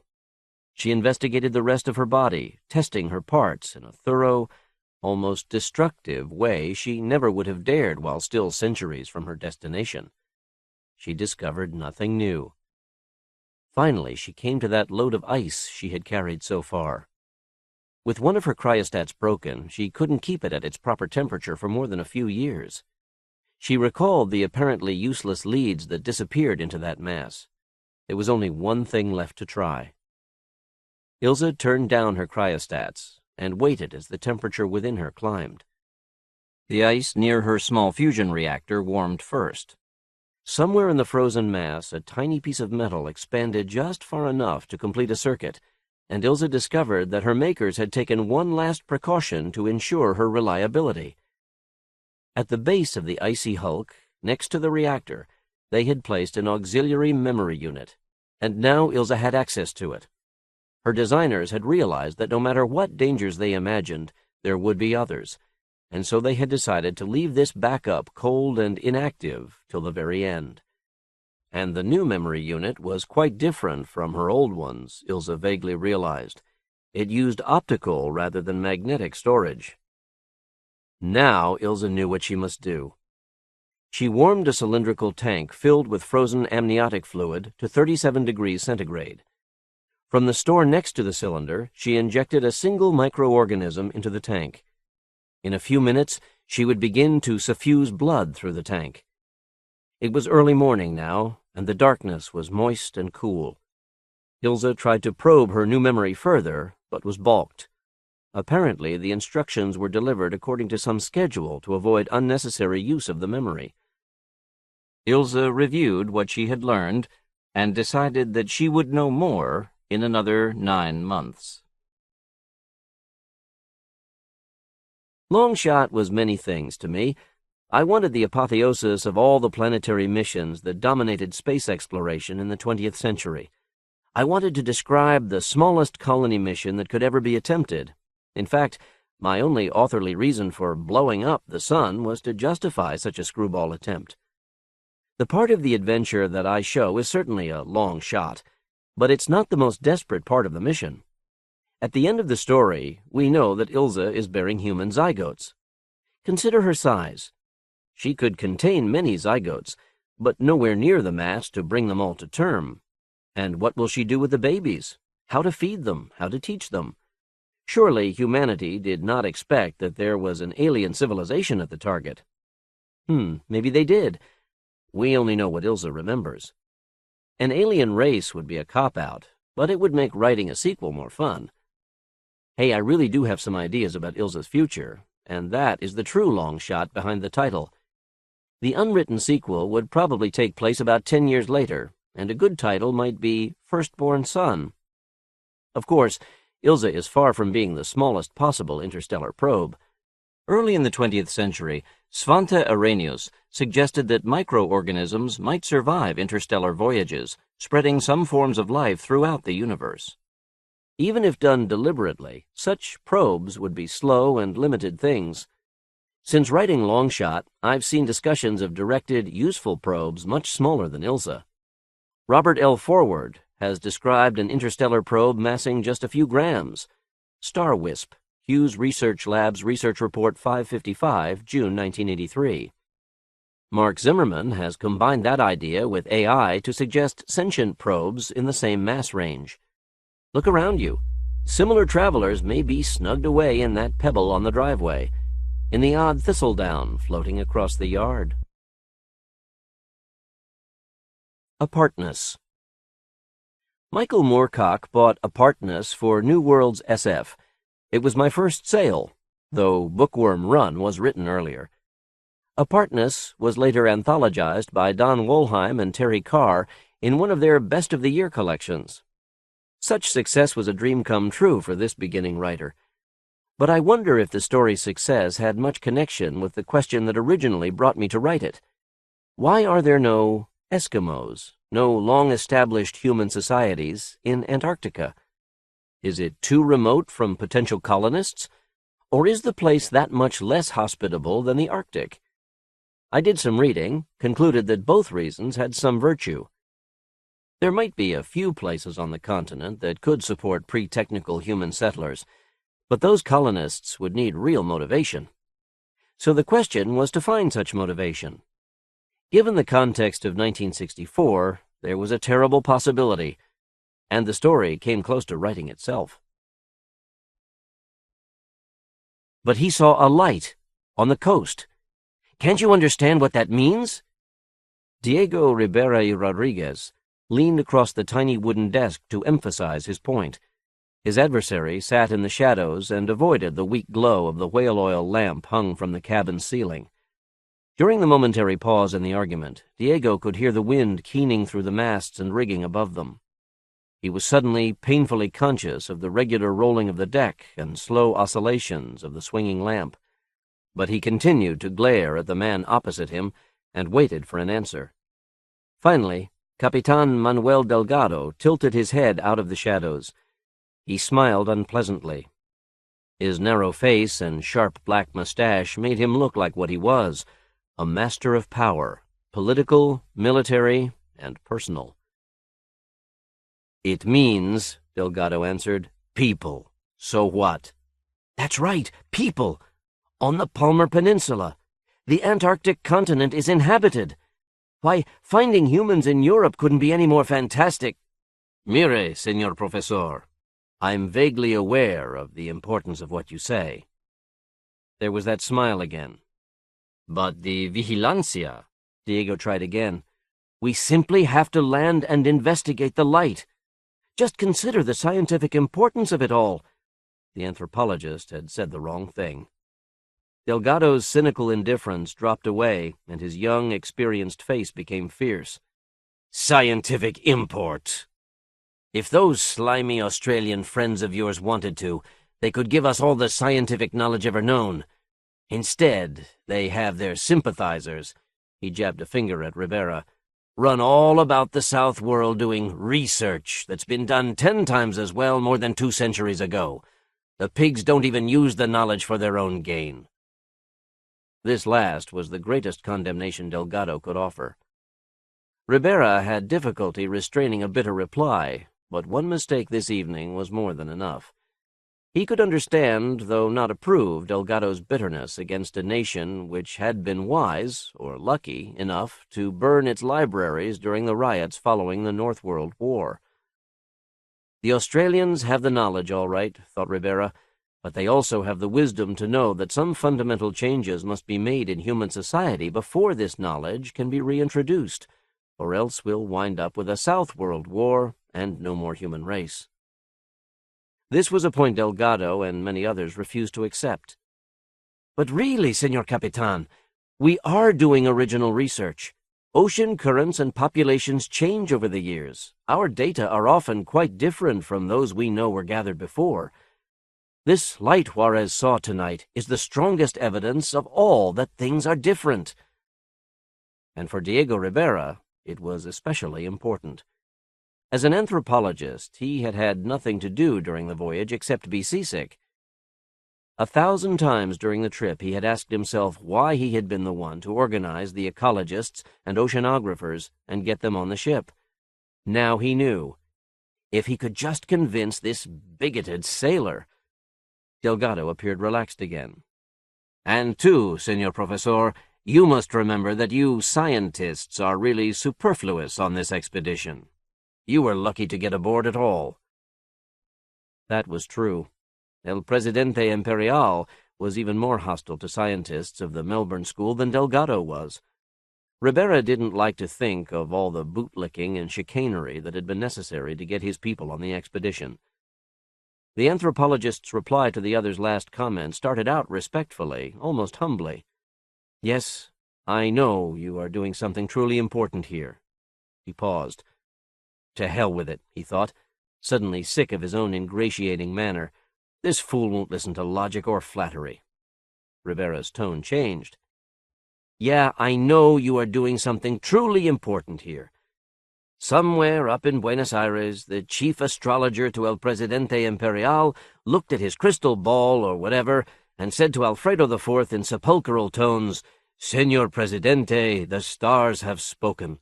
All the secrets of joy and wealth lie on the floating isle of Coney. Send your men southward to find it.' And so you, the Vigilancia Indepe, and half the mental cripples in Sudamerica are wandering around the coast of Antarctica looking for Coney Island." Ribera ran out of breath and satire at the same time. He knew his long-caged temper had just ruined all his plans and perhaps put his life in danger. Delgado's face seemed frozen. His eyes flickered over Ribera's shoulder and looked at a mirror strategically placed in the space between the doorframe and the top of the cabin's door. Then he looked back at the anthropologist. "If I weren't such a reasonable man, you would be orca meat before morning." Then he smiled, a sincere, friendly grin. "Besides, you're right. Those fools in Buenos Aires aren't fit to rule a pigsty, much less the Sud-American Empire. Alfredo I was a man, a superman. Before the war diseases had died out, he had united an entire continent under one fist, a continent that no one had been able to unite with jet planes and automatic weapons. But his heirs, especially the one that's in now, are superstitious tramps. Frankly, that's why I can't land on the coast.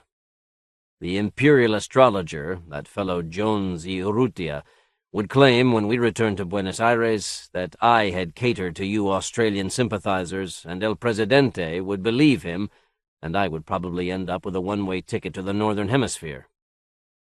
Ribera was silent for a second, trying to accept Delgado's sudden friendliness. Finally he ventured, "I would have thought you'd like the astrologers. You seem to dislike us scientists enough." "You're using labels, Ribera. I feel nothing toward labels. It is success that wins my affection, and failure my hate.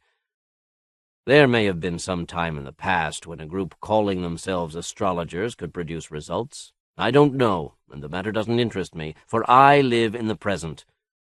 In our time, the men working in the name of astrology are incapable of producing results, are conscious frauds. But don't be smug. Your own people have produced damn few results. And if it should ever come that the astrologers are successful, I will take up their arts without hesitation and denounce you and your scientific method as superstition, for that is what it would be in the face of a more successful method." The ultimate pragmatist, thought Ribera. At least there is one form of persuasion that will work. "I see what you mean, Señor Capitan. And as to success, there is one way that you could land with impunity. A lot can happen over the centuries." He continued, half slyly, "What was once a floating island might become grounded on the shore of the continent. If the astrologers could be convinced of the idea—" He let the sentence hang. Delgado considered, but not for long. "Say, that is an idea. And I personally would like to find out what kind of creature would prefer this icebox over the rest of the South World." "Very well. I'll try it. Now get out. I'm going to have to make this look like it's all the astrologers' idea, and you are likely to puncture the illusion if you're around when I talk to them." Ribera lurched from his chair, caught off balance by the swaying of the deck and the abruptness of his dismissal. Without a doubt, Delgado was the most unusual Sud-American officer Ribera had ever met. "Muchísimas gracias, Señor Capitan." He turned and walked unsteadily out the door, past the stormlight by the entrance, and into the wind-filled darkness of the short Antarctic night. The astrologers did indeed like the idea. At 2:30 in the morning, just after sunrise, the Vigilancia Nave del Presidente changed course and tacked toward the area of coast where the light had been. Before the sun had been up 6 hours, the landing boats were over the side and heading for the coast. In his eagerness, Diego Rivera Rodriguez had scrambled aboard the first boat to be launched, not noticing that the imperial astrologers had used their favored status in the expedition to commandeer the lead craft. It was a clear day, but the wind made the water choppy, and frigid salt water was splattered over the men in the boat. The tiny vessel rose and fell, with a monotony that promised to make Rivera sick. "Ah, so you are finally taking an interest in our quest," a reedy voice interrupted his thoughts. Rivera turned to face the speaker and recognized one Juan Jones y Urrutia, sub-assistant to the chief astrologer to El Presidente Imperial. No doubt the vapid young mystic actually believed the tales of Coney Island, or else he would have managed to stay up in Buenos Aires with the rest of the hedonists in Alfredo's court. Beside the astrologer sat Capitan Delgado. The good captain must have done some tremendous persuading, for Joan seemed to regard the whole idea of visiting the coast as his own conception. Rivera endeavored to smile. "Why, yes, Jones pressed on. "Tell me, would you have ever suspected life here, you who don't bother to consult the true fundamentals?" Rivera groaned. He noticed Delgado smiling at his discomfort. If the boat went through one more rise-fall, Rivera thought he'd scream. It did, and he didn't. "I guess we couldn't have guessed it, no." Rivera edged to the side of the boat, cursing himself for having been so eager to get on the first boat. His eyes roamed the horizon, anything to get away from the vacuous, smug expression on Joan's face.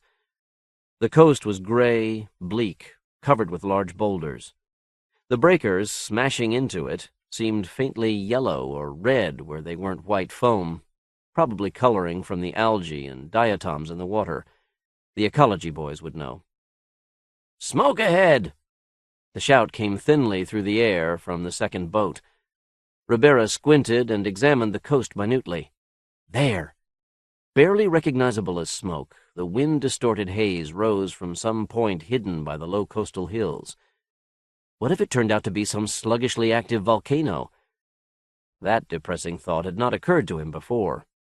The geologists would have fun, but it would be a bust as far as he was concerned. In any case, they would know which it was in a few minutes. Capitan Delgado appraised the situation, then spoke several curt commands to the oarsmen. The crew's cadence shifted, and the boat turned 90 degrees to move parallel to the shore and breakers 500 meters off. The trailing boats imitated the lead craft's maneuver. Soon the coast bent sharply inward, revealing a long, narrow inlet.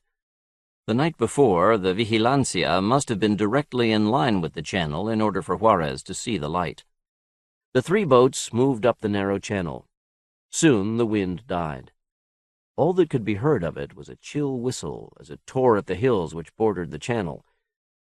The waves were much gentler now, and the icy water no longer splashed into the boats, though the men's parkas were already caked with salt. Earlier the water had seemed faintly yellow. Now it appeared orange and even red, especially farther up the inlet. The brilliant bacterial contamination contrasted sharply with the dull hills that bore no trace of vegetation. In the place of plant life, uniformly gray boulders of all sizes covered the landscape. Nowhere was there snow. That would come with the winter, still 5 months in the future. But to Rivera, this summer landscape was many times harsher than the bleakest winter scene in South America. Red water, gray hills. The only things that seemed even faintly normal were the brilliant blue sky and the sun, which cast long shadows into the drowned valley. A sun that seemed always at the point of setting, even though it had barely risen. Rivera's attention wandered up the channel. He forgot the seasickness, the bloody water, the dead land. He could see them. Not an ambiguous glow in the night, but people.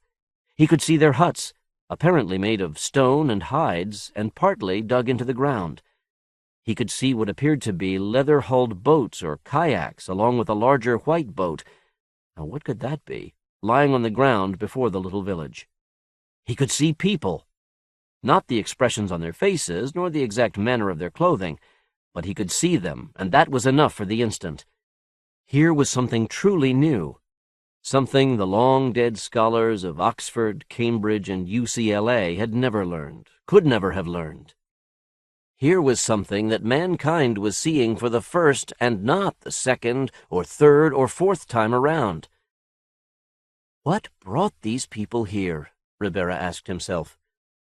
From the few books on polar cultures that he had read at the University of Melbourne, he knew that generally populations are forced into the polar regions by competing peoples.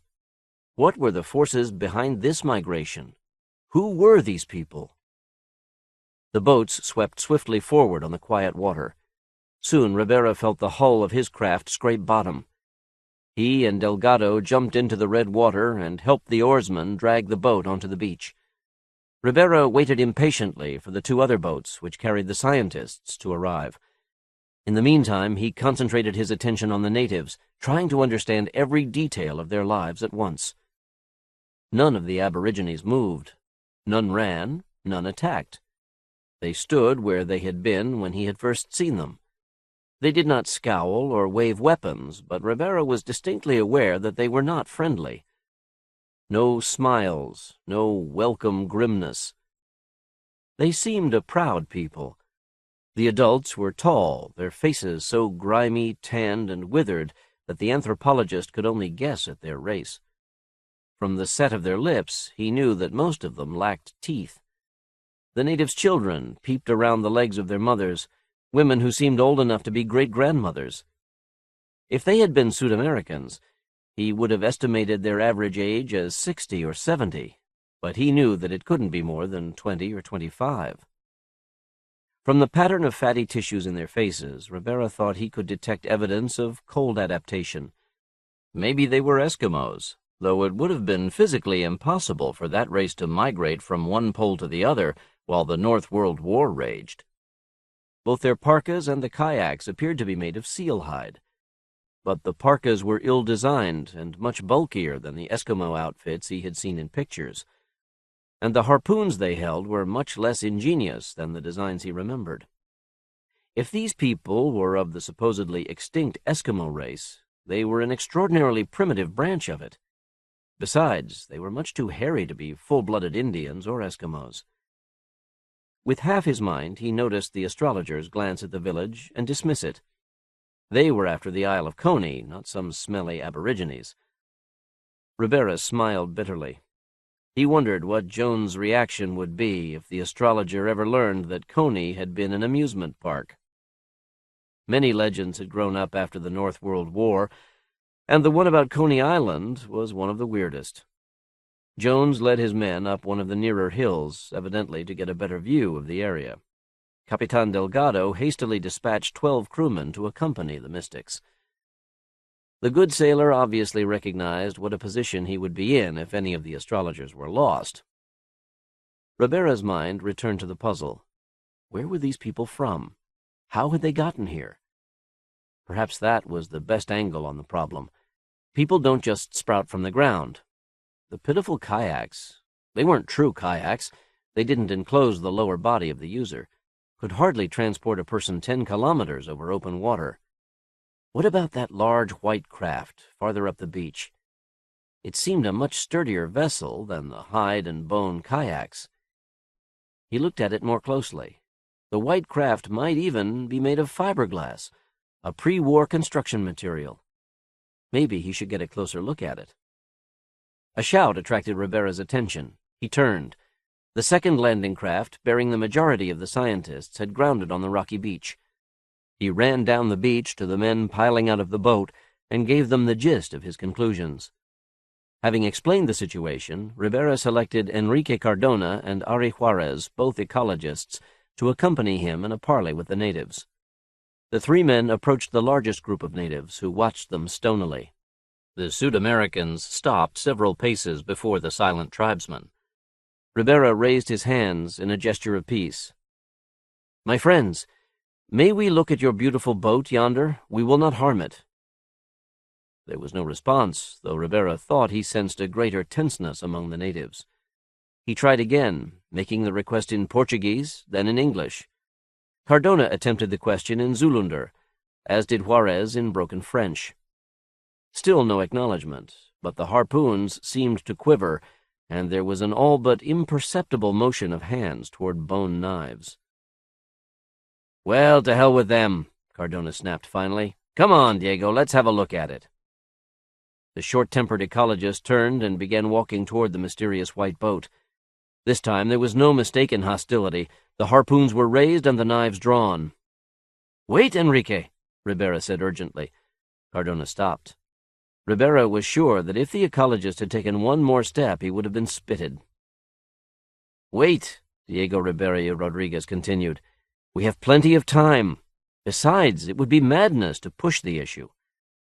He indicated the natives' weapons. Cardona noticed the weapons. "All right, we'll humor them for now." He seemed to regard the harpoons as an embarrassment rather than a threat. The three men retreated from the confrontation. Rivera noticed that Delgado's men had their pistols half drawn. The expedition had narrowly avoided a bloodbath. The scientists would have to content themselves with a peripheral inspection of the village. In one way, this was more pleasant than direct examination, for the ground about the huts was littered with filth. In a century or so, this area would have the beginnings of a soil. After 10 minutes or so, the adult males of the tribe resumed their work mending the kayaks. Apparently, they were preparing for a seal-hunting expedition. The area around the village had been hunted free of the seals and seabirds that populated most other parts of the coast. "If only we could communicate with them," thought Rivera. The Aborigines themselves probably knew, at least by legend, what their origins were.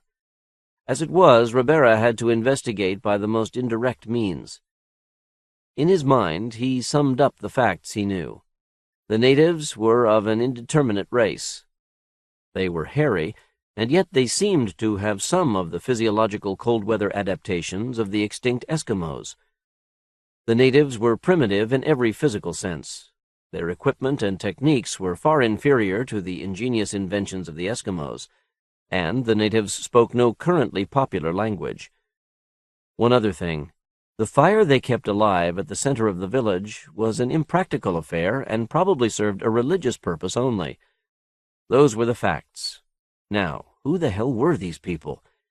The problem was so puzzling that for the moment he forgot the dreamlike madness of the gray landscape and the setting noonday sun. A half hour and more passed. The geologists were mildly ecstatic about the area, but for Rivera the situation was becoming increasingly exasperating. He didn't dare approach the villagers or the white boat, yet these were the things he most wanted to do. Perhaps this impatience made him especially sensitive, for he was the first of the scientists to hear the clatter of rolling stones and the sound of voices over the shrill wind. He turned and saw Jones and company descending a nearby hill at all but breakneck speed. One misstep and the entire group would have descended the hill on their backs rather than their feet. The rolling stones cast loose by their rush preceded them into the valley. The astrologers reached the bottom of the hill, far outdistancing the sailors delegated to protect them, and continued running. "Wonder what's trying to eat them?" Rivera asked Juarez, half seriously. As he plunged past Delgado, Jones shouted, "Think we may have found it, Capitan! Something man-made rising from the sea!" He pointed wildly toward the hill they had just descended. The astrologers piled into a boat. Seeing that the mystics really intended to leave, Delgado dispatched 15 men to help them with the craft, and an equal number to go along in another boat. In a couple of minutes, the two boats were well into the channel and rowing fast toward open water. "What the hell was that about?" Rivera shouted to Capitan Delgado. "You know as much as I, Senor Professor. Let's take a look. If we go for a little walk," he nodded to the hill, "we can probably get within sight of the Discovery before Jones and the rest reach it by boat. You men stay here." Delgado turned his attention to the remaining crewmen. "If these primitives try to confiscate our boat, demonstrate your firearms to them. On them." The same goes for you scientists. As many men as possible are going to have to stay here to see that we don't lose that boat. It's a long, wet walk back to the Vigilancia. Let's go, Ribera. You can take a couple of your people if you want." Ribera and Juarez set out with Delgado and 3 ship's officers. The men moved slowly up the slope, which was made treacherous by its loose covering of boulders. As they reached the crest of the hill, the wind beat into them, tearing at their parkas. The terrain was less hilly, but in the far distance they could see the mountains that formed the backbone of the peninsula. Delgado pointed. "If they saw something in the ocean, it must be in that direction. We saw the rest of the coast on our way in." The 6 men started off in the indicated direction. The wind was against them, and their progress was slow. 15 minutes later they crossed the top of a gentle hill and reached the coast. Here the water was a clean bluish-green, and the breakers smashing over the rocky beach could almost have been mistaken for Pacific waters seeping into some bleak shore in the province of Chile. Ribera looked over the waves. 2 stark black objects broke the smooth silver line of the horizon. Their uncompromising angularity showed them to be artificial. Delgado drew a pair of binoculars from his parka. Rivera noted with surprise that the binoculars bore the mark of the finest optical instruments extant, U.S. Naval War Surplus. On some markets, the object would have brought a price comparable to that of the entire ship Vigilancia. Capitan Delgado raised the binoculars to his eyes and inspected the black forms of the ocean. 30 seconds passed. "Madre del Presidente!" he swore softly, but with feeling. He handed the binocs to Ribera. "Take a look, Senor Professor."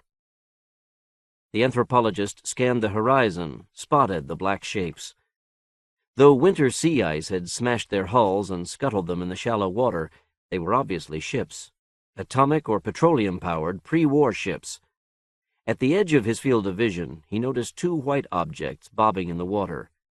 They were the 2 landing boats from the Vigilancia. The boats disappeared every few seconds in the trough of a wave. They moved a little closer to the 2 half-sunken ships, then began to pull away. Ribera could imagine what had happened. Jones had seen that the hulks were no different from the relics of the Argentine Navy sunk off Buenos Aires. The astrologer was probably fit to be tied. Ribera inspected the wrecks minutely. One was half-capsized and hidden behind the other. His gaze roamed along the bow of the nearer vessel. There were letters on that bow, letters almost worn away by the action of ice and water upon the plastic hull of the ship. "My God," whispered Ribera. The letters spelled capital S, capital H-E-N, K, capital V, W-O-E-D. He didn't need to look at the other vessel to know that it had once been called Nation. Ribera dumbly handed the binoculars to Juarez. The mystery was solved. He knew the pressures that had driven the natives here. If the Zoolanders ever hear about this... Ribera's voice trailed off into silence. "Yeah," Delgado replied. He understood what he had seen, and for the first time seemed somewhat subdued. "Well, let's get back. This land isn't fit for... It isn't fit." The 6 men turned and started back. Though the ship's officers had had an opportunity to use the binoculars, they didn't seem to understand exactly what they had seen. And probably the astrologers didn't realize the significance of the discovery either. That left 3, Juarez, Ribera, and Delgado, who knew the secret of the natives' origin. If the news spread much further, disaster would result. Ribera was sure. The wind was at their backs, but it did not speed their progress. It took them almost a quarter-hour to reach the crest of the hill overlooking the village and the red water. Below them, Ribera could see the adult male natives clustered in a tight group. Not 10 feet away stood all the scientists and the crewmen. Between the 2 groups was one of the Sudamericans. Ribera squinted and saw that the man was Enrique Cardona. The ecologist was gesturing wildly, angrily. "Oh, no," Rivera sprinted down the hill, closely followed by Delgado and the rest. The anthropologist moved even faster than the astrologers had an hour before, and almost twice as fast as he would have thought humanly possible. The tiny avalanches started by his footfalls were slow compared to his speed. Even as he flew down the slope, Rivera felt himself detached, analytically examining the scene before him. Cardona was shouting, as if to make the natives understand by sheer volume. Behind him, the ecologists and biologists stood, impatient to inspect the village and the native's boat. Before him stood a tall, withered native, who must have been all of 40 years old. Even from a distance, the native's bearing revealed intense, suppressed anger. The native's parka was the most impractical of all those Rivera had seen. He could have sworn that it was a crude sealskin imitation of a double-breasted suit. Almost screaming, Cardona cried, "God damn it, why can't we look at your boat?" Rivera put forth one last burst of speed and shouted at Cardona to stop his provocation. It was too late. Just as the anthropologist arrived at the scene of the confrontation, the native in the strange parka drew himself to his full height, pointed to all the Sud-Americans, and screeched, as nearly as Rivera's Spanish-thinking mind could record, "Indi nam niu transfals mos julisterf." The half-raised harpoons were thrown. Cardona went down instantly, transfixed by 3 of the weapons. Several other men were hit and felled. The natives drew their knives and ran forward, taking advantage of the confusion that the harpoons had created. A painfully loud "bam" erupted beside Rivera's ear as Delgado fired his pistol, picking off the leader of the natives. The crewmen recovered from their shock, began firing at the aborigines. Rivera whipped his pistol from a pouch at his side and blasted into the swarm of primitives. Their single-shot pistols emptied. The scientists and crew were reduced to knives. The next few seconds were total chaos. The knives rose and fell, gleaming more redly than the water in the cove. The anthropologist half stumbled over squirming bodies.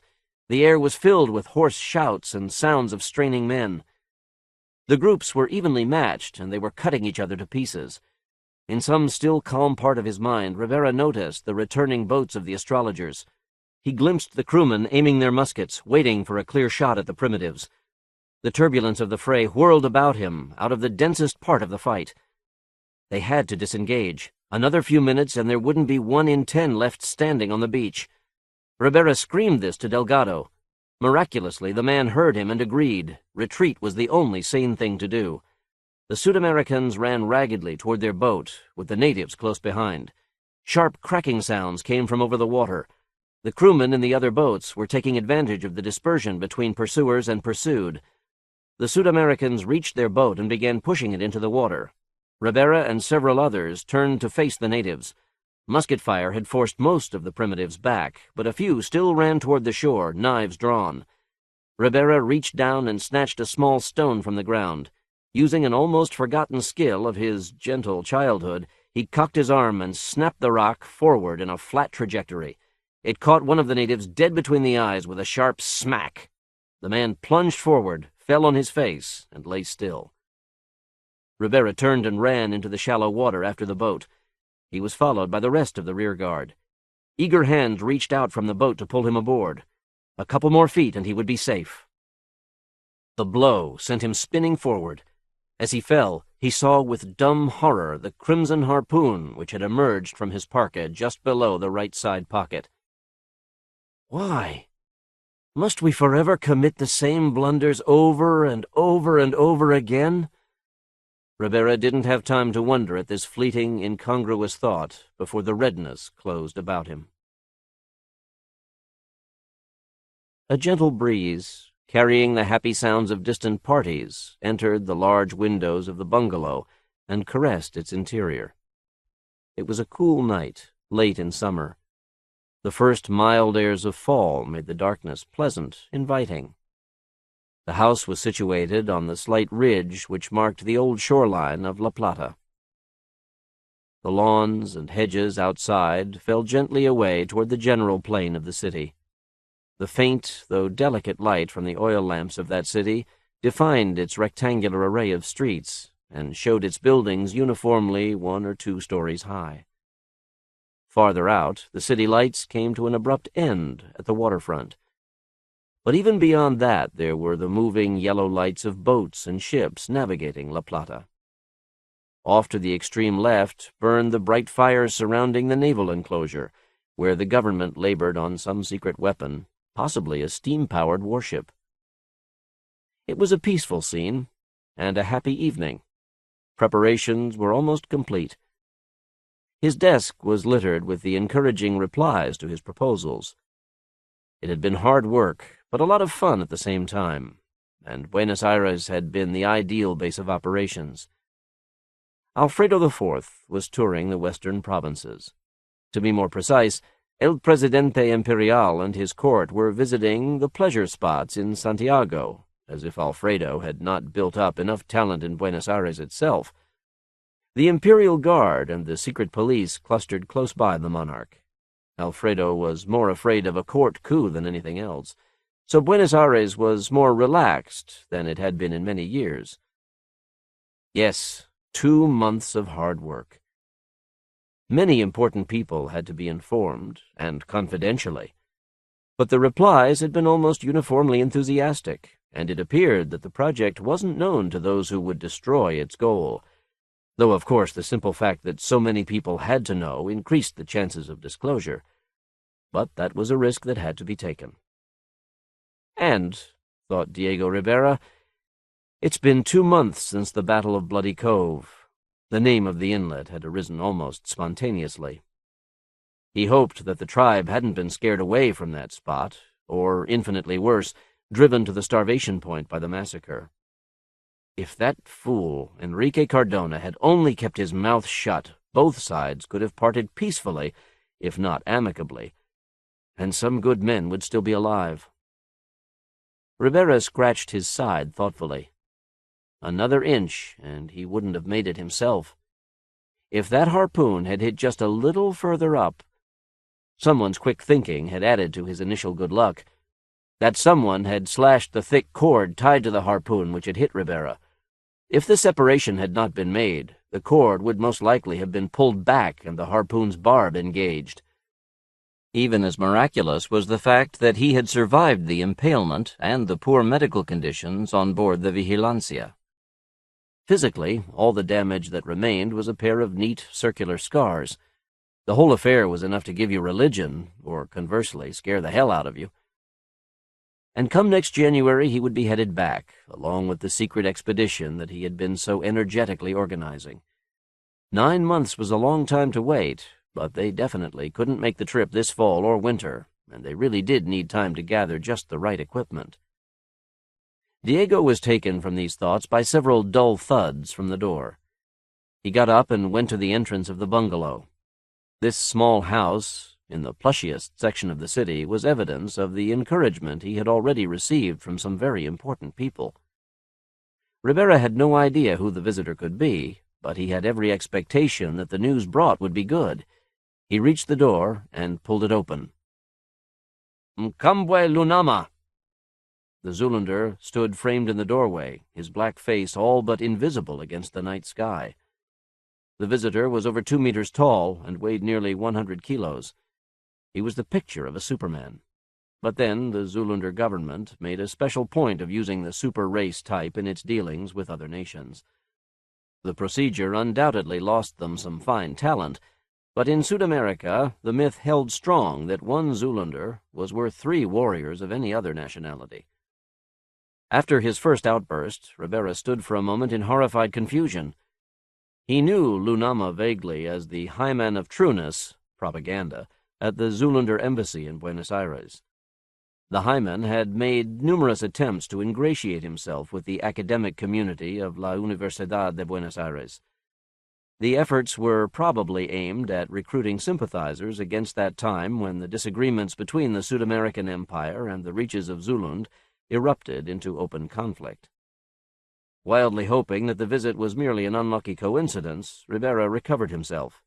He attempted a disarming smile and said, "Come on in, Mkambwe.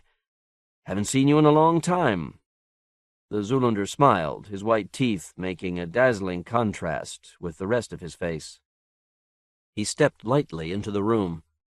His robes were woven of brilliant red, blue, and green fibers, in defiance of the more somber hues of Sud-American business suits. On his hip rested a Mavimbe Lamake 20mm revolver. The Zululanders had their own peculiar ideas about diplomatic protocol. Mkambwe moved lithely across the room and settled in a chair. Ribera hurried over and sat down by his desk, trying unobtrusively to hide the letters that lay on it from the Zululanders' view. If the visitor saw and understood even one of those letters, the game would be over. Ribera tried to appear relaxed. "Sorry I can't offer you a drink, Mkambwe, but the house is as dry as a desert." If the anthropologist got up, the Zoolander would almost certainly see the correspondence. Diego continued jovially, desperately trying to dredge up reminiscences. "Remember that time your boys whited their faces and went down to La Casa Rosada Nueva and raised hell with the—" Lunama grinned. "Frankly, old man, this visit is business." The Zoolander spoke with a dandyish pseudo-Castilian accent, which he no doubt thought aristocratic. "Oh," Rivera answered. "I hear that you were on a little expedition to Palmer Peninsula this January." "Yes," Rivera replied stonily. Perhaps there was still a chance. Perhaps Lunama didn't know the whole truth. "And it was supposed to be a secret. If El Presidente Imperial found out that your government knew about it—" Come, Diego. That isn't the secret you were thinking of. I know that you found what happened to the Hendrik Foreword and the nation." "Oh," Ribera replied again. "How did you find out?" he asked dully. "You talked to many people, Diego." He waved vaguely. "Surely you didn't think that every one of them would keep your secret. And surely you didn't think you could keep something this important from us." He looked beyond the anthropologist, and his tone changed. "For 300 years we lived under the heels of those white devils. Then came the retribution in the north, and—" What a quaint term the Zoolanders use for the North World War, thought Rivera. It had been a war in which every trick of destruction, nuclear, biological, and chemical, had been used. The mere residues from the immolation of China had obliterated Indonesia and India. Mexico and America Central had disappeared with the United States and Canada. And North Africa had gone with Europe. The gentlest wisps from that biological and nuclear hell had caressed the southern hemisphere and nearly poisoned it. A few more megatons and a few more disease strains, and the war would have gone unnamed, for there would have been no one to chronicle it. This was the retribution in the north which Lunama so easily referred to. And the devils no longer had the protection of their friends there. Then came the 60-day struggle for freedom. There were both black devils and white devils in those 60 days, and saints of all colors, brave men struggling desperately to avert genocide. But the years of slavery were too many, and the saints lost, not for the first time. At the beginning of the Rising, we fought machine guns and jet fighters with rifles and knives, Lunama continued, almost self-hypnotized. We died by the tens of thousands. But as the days passed, their numbers were reduced too. By the 50th day, we had the machine guns, and they had the knives and rifles. We boxed the last of them up at Kappa and Durb. He used the Zoolander terms for Cape Town and Durban, and drove them into the sea. Literally, added Ribera to himself. The last remnants of white Africa were physically pushed from the wharves and sunny beaches into the ocean. The Zoolanders had succeeded in exterminating the whites, and thought they succeeded in obliterating the Afrikaner culture from the continent. Of course, they had been wrong. The Afrikaners had left a lasting mark, obvious to any unbiased observer. The very name Zoolander, which the present Africans cherished fanatically, was in part a corruption of English.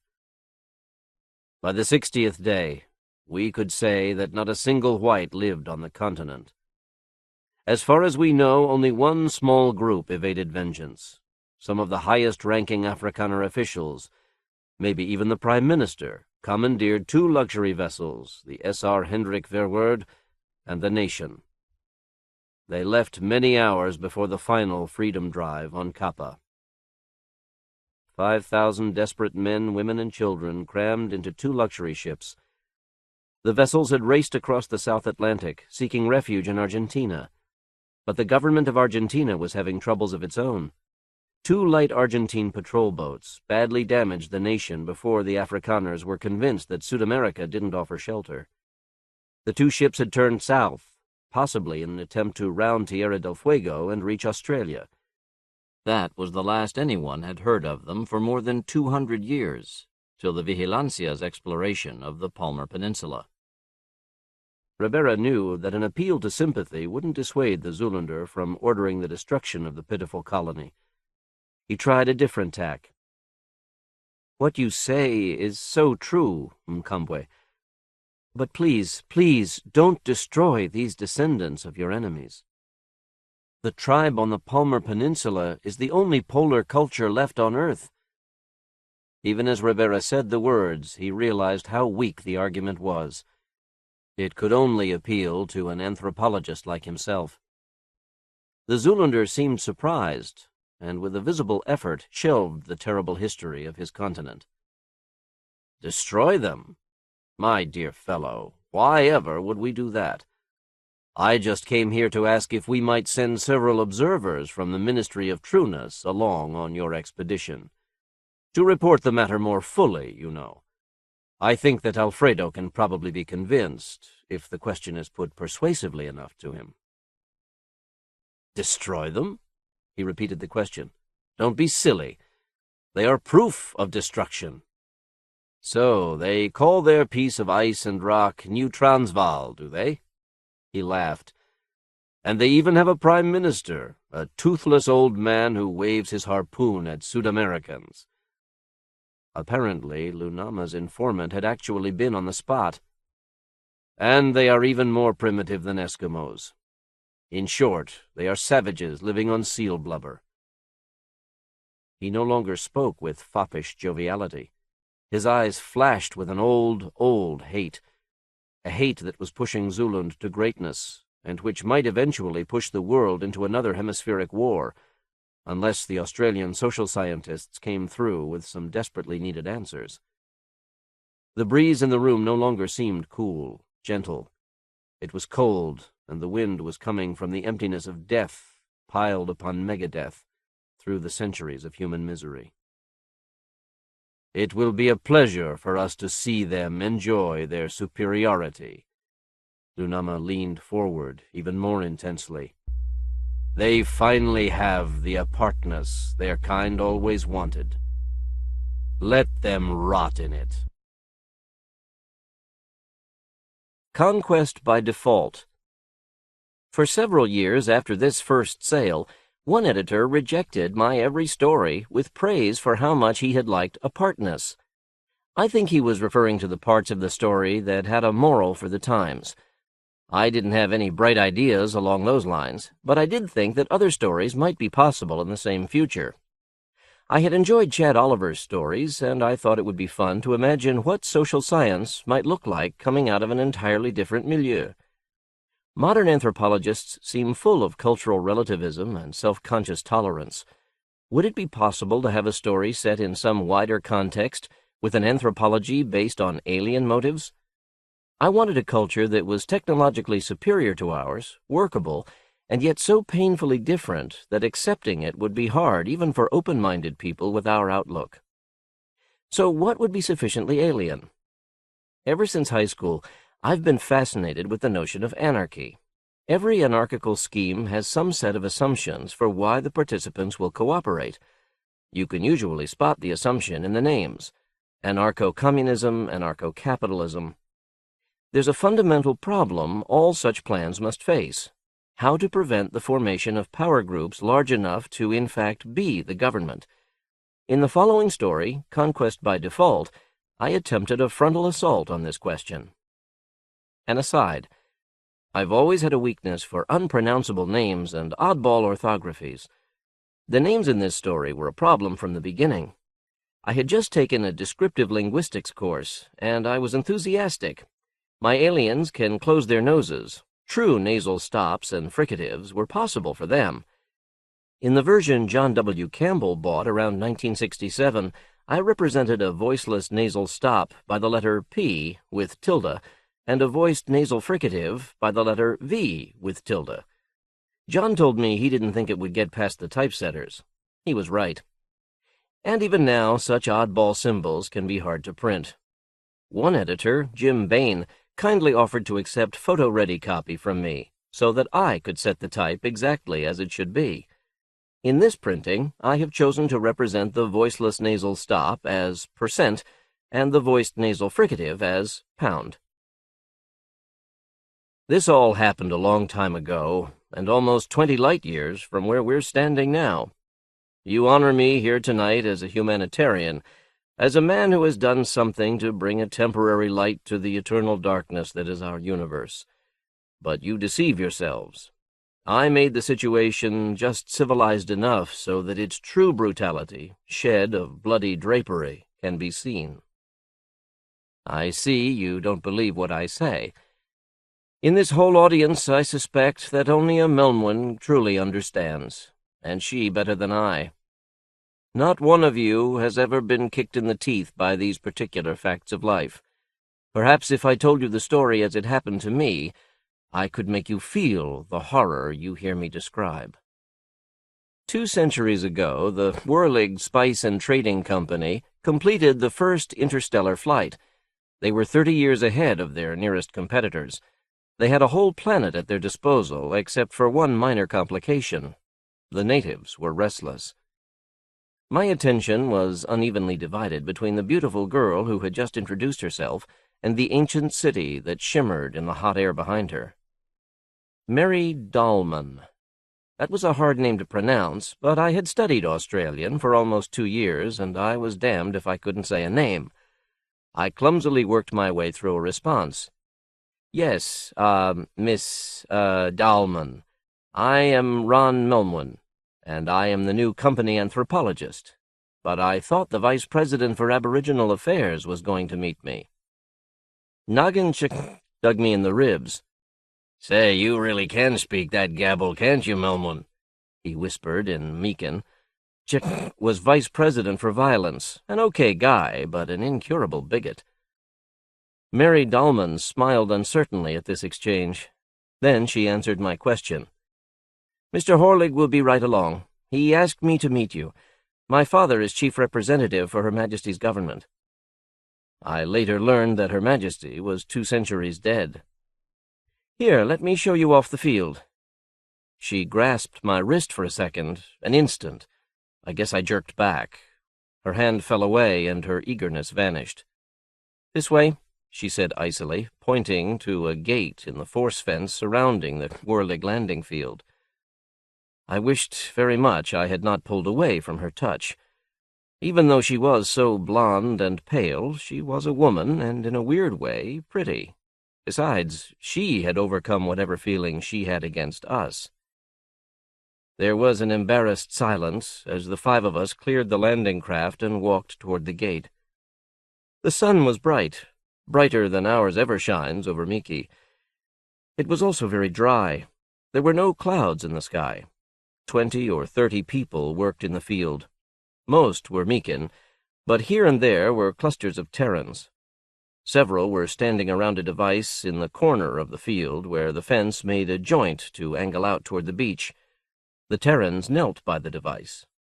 Orange fire flickered from the end of the machine, followed by a loud "Gooda-bam-bam-bam." Even as my conscious mind concluded that we were under fire, I threw myself on the ground and flattened into the lowest profile possible. You've heard the bromide about combat making life more real. I don't know about that, but it's certainly true that when you are flat against the ground, with your face in the dirt, the whole universe looks different. That red-tan sand was hot. Sharp little stones bit into my face. 2 inches before my face, a clump of sage had assumed the dimensions of a cola tree. I cocked my head microscopically to see how the others were doing. They were all down, too. Correction, that idiot Earth girl was still standing. More than a second after the attack, she was still working toward the idea that someone was trying to kill her. Only a dement or a little sister brought up in a convent could be so dense. I reached out, grabbed her slim ankle, and jerked. She came down hard. Once down, she didn't move. Noggin and some accountant, whose name I didn't remember, were advancing toward the slug-thrower. That accountant had the fastest low crawl I have ever seen. The Terrans frantically tried to lower the barrels of their gun, but it was really primitive and couldn't search more than 5 degrees. The little accountant zipped up to within 20 meters of the gun, reached into his weapons pouch, and tossed a grenade toward the Earthmen and their weapon. I dug my face into the dirt and waited for the explosion. There was only a muffled thud. It was a gas bomb, not frag. A green mist hung for an instant over the gun and the Terrans. When I got to them, Chick was already complimenting the accountant on his throw. "A private quarrel?" I asked Chick. The security chief looked faintly surprised. "Why, no. These fellows," he pointed at the unconscious Terrans, "belong to some conspiracy to drive us off the planet. They're really a pitiful collection." He pointed to the weapon. It was composed of 20 barrels welded to 3 metal hoops. By turning a crank, the barrels could be rotated past a belt cartridge feeder. "That gun is hardly more accurate than a shrapnel bomb. This is nothing very dangerous, but I'm going to catch chaos for letting them get within the perimeter. And I can tell you I am going to scorch those agents of mine that let these abos sneak in. Anyway, we got the pests alive. They'll be able to answer some questions." He nudged one of the bodies over with his boot. "Sometimes I think it would be best to exterminate the race. They don't occupy much territory, but they sure are a nuisance. See?" He picked up a card from the ground and handed it to me. It was lettered in neat Meekin. "Merlin sends you death." Merlin is the name of the terrorist organization. It's non-profit, I think. Terrans are a queer lot.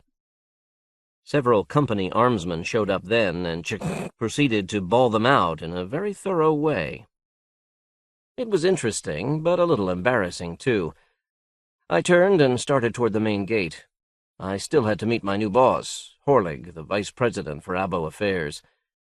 Where was the Terran girl? In the fuss, I had completely forgotten her, but now she was gone. I ran back to where we stood when the first shots were fired. I felt cold and a little sick as I looked at the ground where she had fallen. Maybe it had been a superficial wound.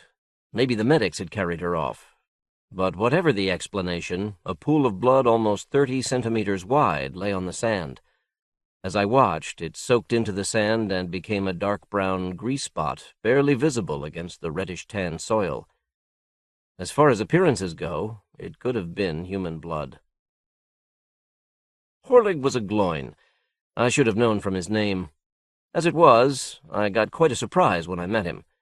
With his pale gray skin and hair, Herul Whirligig could easily be mistaken for an Earthman. The vice president for Aboriginal Affairs was either an ostentatious simplest or very proud of his Neolithic grandparents. He wore wooden shin plates and a black breechclout. His only weapon was a machine dart gun strapped to his wrist.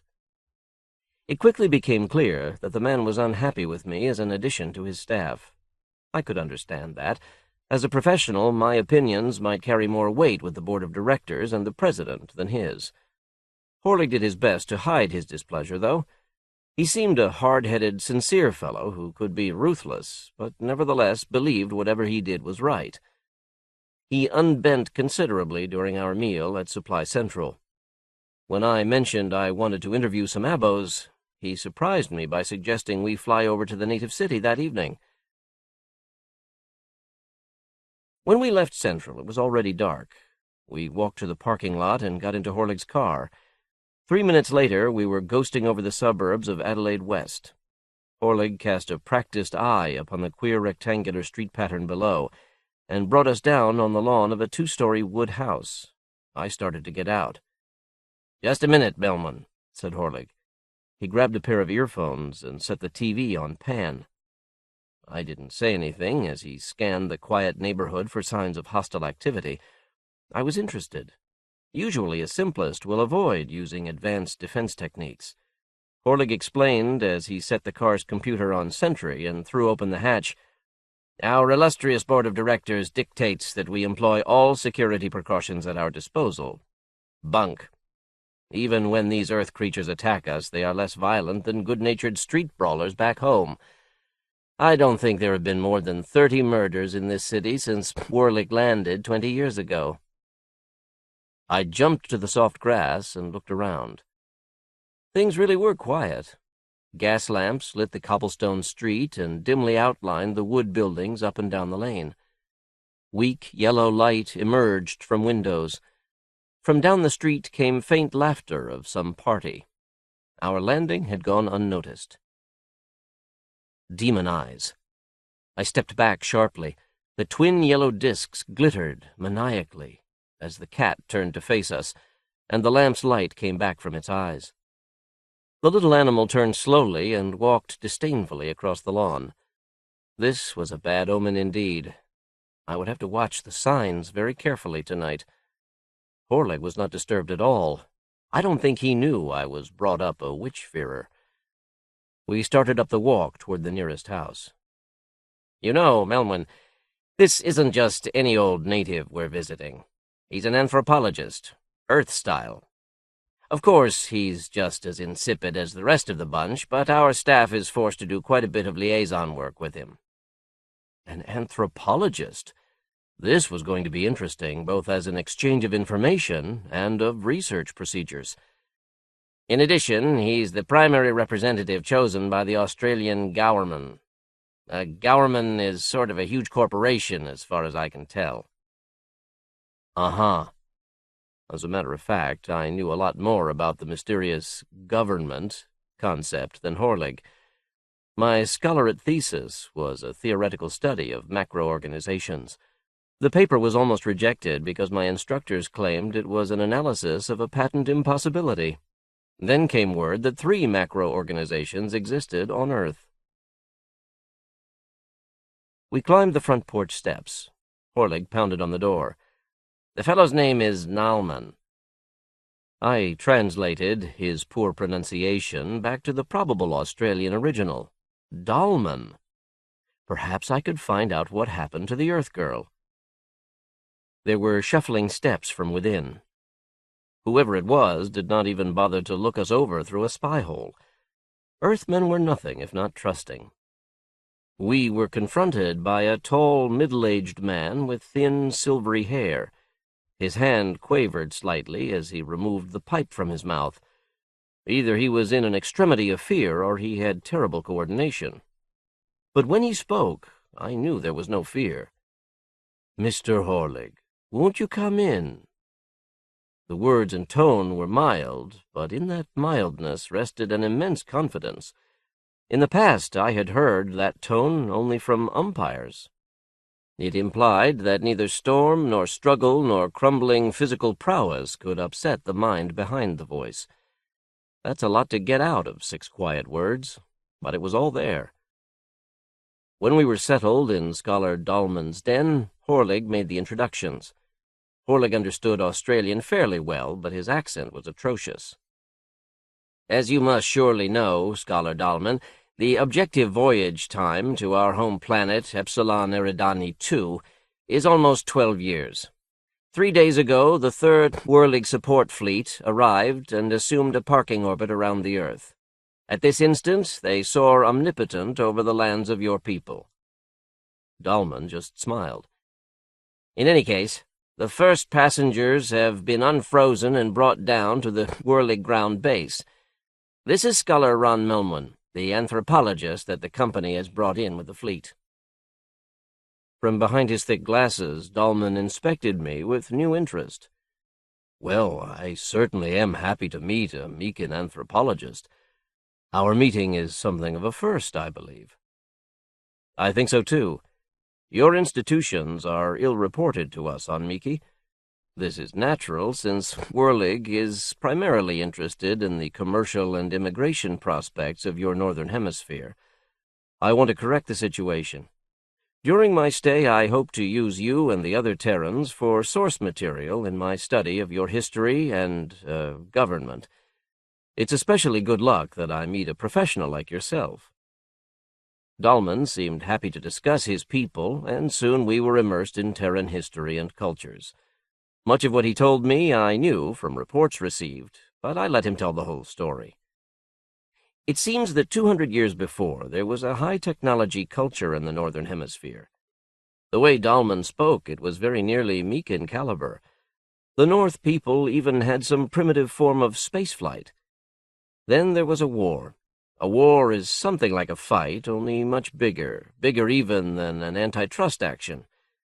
They exploded more than 12,500 megatons of bombs on their own cities. In addition, germ cultures were released to kill anybody who survived the fusion bombs. Without radiation screens and panphagic viruses, it was a slaughter. Virtually all the mammals in the Northern Hemisphere were destroyed, and according to Dahlman, there was, for a while, the fear that the radiation poisons and disease strains would wipe out life in the South World, too. It is very difficult to imagine how anything like that could get started in the first place.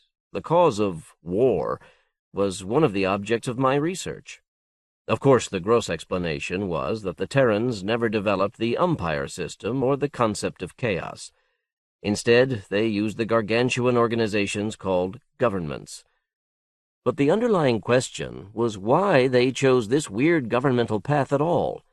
Were the Terrans essentially subhuman, or is it just luck that we Meekins discovered the true way?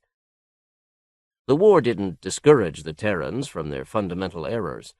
3 governments rose from the ashes of the war: the Australian, the Sud-American, and the Zulunder. Even the smallest nation, Australia, had 1,000 times as many people as the Whirligig Spice and Trading Company. And remember that Whirligig is already as big as a group can get without being slapped with an antitrust ruling by the umpires. I forgot my surroundings as Dahlman went on to explain the present power structure, the struggle of the 2 stronger nations to secure colonies in portions of the Northern Hemisphere where the war poisons had dissipated. This was a very dangerous situation, according to the Terran anthropologist, since there were many disease types dormant in the Northern Hemisphere. That could start hellish plagues in the South World, for the Terrans were still more than a century behind the technology they had achieved before the blow-up.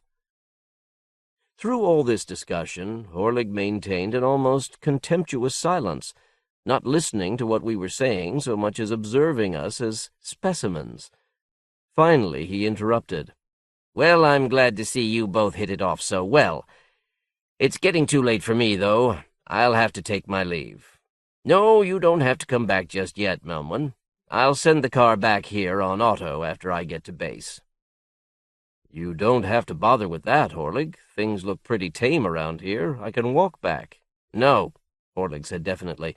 "We have regulations, and there is always this Merlin, you know." The Merlin bunglers didn't frighten me, but I remembered that cat's demon eyes. Suddenly I was happy to fly back. After Whirligig had left, we returned to the den and its dim gas mantle lamps. I could understand why Dahlman's eyesight was so bad. You try reading at night without electric lights for a couple decades, and you'll go blind too.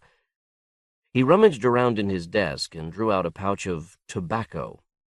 He fumbled the ground leaves into the bowl of his pipe and tamped them down with a clumsy forefinger. I thought he was going to burn his face when he lit the mixture. Back home, anyone with coordination that poor would be dead in less than 2 days, unless he secluded himself in a Pacific enclave. This Terran culture was truly alien.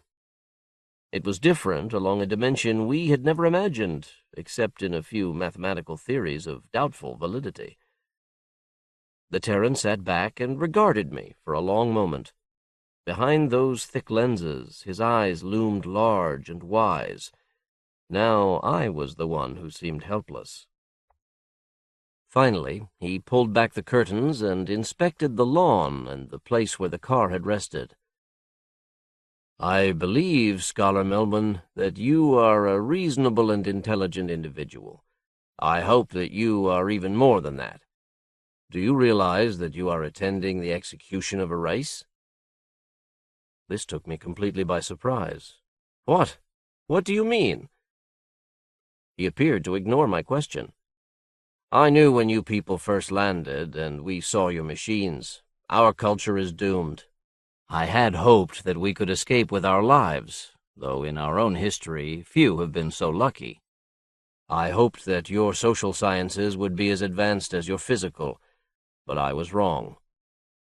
Your vice president for Aboriginal Affairs arrived with the second Whirlig fleet. Is genocide the Whirlig policy, or is it Horlig's private scheme?" This was too much. "I find your questions insulting, Terran. The Whirlig Company intends you no harm. Our interests are confined to reclaiming and colonizing areas of your planet that you admit are too hot for you to handle." Now Dahlman was on the defensive. "I apologize, Scalamelman, for my discourtesy. I dived into the subject too hastily. I don't mean to offend you. Let me describe my fears and the reasons for them. I believe that Harold Horlig is not content with the cultural destruction of Earth. He would like to see all Terrans dead. Officially, his job is to promote cooperation between our races and to eliminate possible frictions. In fact, he has played the opposite role. Since he arrived, his every act has increased our mutual antagonism. Take, for instance, the courtesy call he made to the Zoolander capital. He and that armed forces chief of yours, Noggin Chem. Is that how you pronounce the name?" "Noggin Chem," I corrected. "They breezed into Pret, armed to the teeth. 15 air tanks and a military air spacecraft. The Zoolander government requested that Horlig return the spaceship to orbit before they initiated talks. In response, the Meekins destroyed half the city. At the time, I hoped that it was just the act of some demented gunner, but Horlig staged practically the same performance at Buenos Aires, the capital of Sudamerica. And this time he had no pretext whatsoever, since the Americans bent over backwards trying to avoid a clash. Every chance he gets, the man tries to prove how vicious Meekins can be." I made a note to check on these events when I returned to base. Aloud, I said, "Then you believe that Horlig is trying to provoke terrorist movements like this Merlin thing, so he'll have an excuse to kill all Terrans?" Dahlman didn't answer immediately. He carefully pulled back the curtain again and looked into the yard. The air car had not yet returned. I think he realized that the mics aboard the car could easily record what we were saying. "That's not quite what I mean, Scalamelman. I believe that Horlig is Merlin." I snorted disbelief. "I know it sounds ridiculous, but everything fits. Just take the word Merlin. In Australian, this refers to a magician who lived ages ago in England. That was one of the great pre-war nations in the Northern Hemisphere. At the same time, it is a word that easily comes to the lips of a Meekin, since it is entirely pronounceable within your phoneme system. It contains no front-oral stops. With its magical connotations, it is designed to set fear in Meekins. The word Merlin is a convenient handle for the fear and hatred that Meekins will come to associate with Terran activities. But note, we Terrans are a very unsuperstitious lot, especially the Australians and the Zoolanders. And very few Terrans realize how superstitious many Meekins, the witch-fearers and the demon-mongers, are. The Merlin concept is the invention of a Meekin mind. Dahlman rushed on to keep me from interrupting. Consider also, when terrorist attacks are thwarted and the Terrans captured, they turn out to be ill-equipped rum-dums, not the skilled agents of some worldwide plot. But whenever great damage is done, say the detonation of the company ammo stores last year, no one is caught. In fact, it is almost impossible to imagine how the job could be pulled off without Meekin technology. At first I discounted this theory, because so many Meekins were killed in the ammo blast, but I have since learned that you people do not regard such violence as improper business procedure. It depends on who you are working for. There are plenty of violent nihilists on Miki, and occasionally they have their own companies. If Whirlig is one such, he's been keeping the fact a secret. What it all adds up to is that Whirlig is creating an artificial threat which he believes will eventually justify genocide. One last element of proof. You came in on a fleet landing craft this afternoon, did you not? Whirlig was supposed to greet you. He invited me out to meet you on the field as the chief representative of Her Majesty's government in Australia. This is the first friendly gesture the man has made in 3 years. As it happened, I couldn't go. I sent my daughter, Mary. But when you actually landed, Whirlig got a sliver from his shinboard or something equally idiotic, and so couldn't go onto the field, where just 5 minutes later a group of Merlin's men tried to shoot the lot of you. Mary Dahlman. I stuttered over the next question. How is your daughter, Scholar Dahlman? Dahlman was nonplussed for a moment. She's fine. Apparently, someone pulled her out of the line of fire. A bloody nose was the sum total of her injuries. For some reason, I felt great relief at this news. I looked at my watch. It was 30 minutes to midnight, the witching hour. Tonight, especially, I wanted to get back to base before Demon's Loose. And I hadn't known that Merlin was the name of a wizard. I stood up. You've certainly given me something to think about, Dahlman. Of course, you know where my sympathies ultimately lie, but I'll be alert for signs of the plot you speak of, and I won't tell anyone what you've told me. The Terran rose. That's all I ask. He led me out of the den and into the darkened main room. The wood floor creaked comfortingly beneath the thick carpet. Crystal goblets on wood shelving were outlined in faint glistening reflection from the den light. To the right, a stairway led to the second floor. Was she up there sleeping, or out with some male, I wondered. As we approached the door, something much more pertinent occurred to me. I touched Dahlman's elbow. He stopped, ready to open the door. A moment, Scholar Dahlman. All the facts you present fit another theory, namely, that some Terran, expert in Meekin ways, yourself perhaps, has manufactured Merlin and the rumor that members of the Whirlig Company are responsible for the conspiracy. I couldn't tell for sure, but I think he smiled. Your counter-proposal does indeed fit the facts. However, I am aware of the power that you Meekins have at your disposal, and how futile resistance would be. He opened the door. I stepped out onto the porch. Good night, he said. Good night. I stood there for several seconds, listening to his retreating footsteps, and puzzling over our last exchange. I turned and was halfway across the porch when a soft voice behind me asked, "And how did you like Daddy?" I jumped a good 15 centimeters, spun around with my wrist gun extended. Mary Dahlman sat on a wooden swing hung from the ceiling of the porch. She pushed the swing gently back and forth. I walked over and sat down beside her. He's an impressive and intelligent man, I answered. I want to thank you for pulling me down this afternoon. Her mind seemed to jump randomly from one topic to another. That's okay. There really wasn't too much danger. The gun was so primitive that I imagine it's almost as unpleasant to be behind it as in front. I would have thought you'd be the first to recognize it as an attack. You must be familiar with Australian weapons. Are you kidding? The biggest gun I've ever seen was a 20-millimeter rifle in a shooting exhibition. You mean you've never been under fire until today? I saw that she hadn't. I didn't mean to be insulting, Miss Dahlman. I haven't really had much first-hand information about Terrans. That's one reason why I'm here. She laughed. If you're puzzled about us, then the feeling is mutual. Since my father became chief representative, he's been doing everything he can to interview Meekins and figure out the structure of your culture. I'll bet he spent half the night pumping you. As an anthropologist, you should be the best source he can find. Apparently, she wasn't aware of her father's true concerns. In the last 3 years, we've managed to interview more than 15 of you Meekins. It's crazy. You're all so different from one another. You claim you are all from the same continent, and yet each individual appears to have an entirely different cultural background.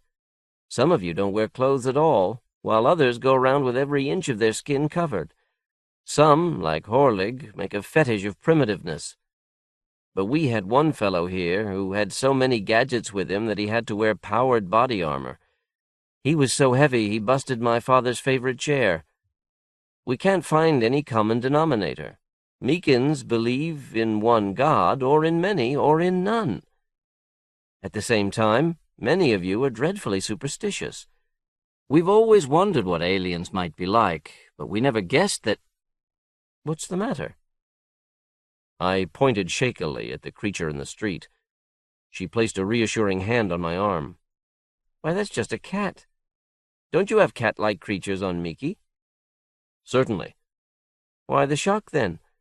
Are your cats poisonous or something? Of course not. Many people keep them as pets. It's just that it's a bad sign to see one at night.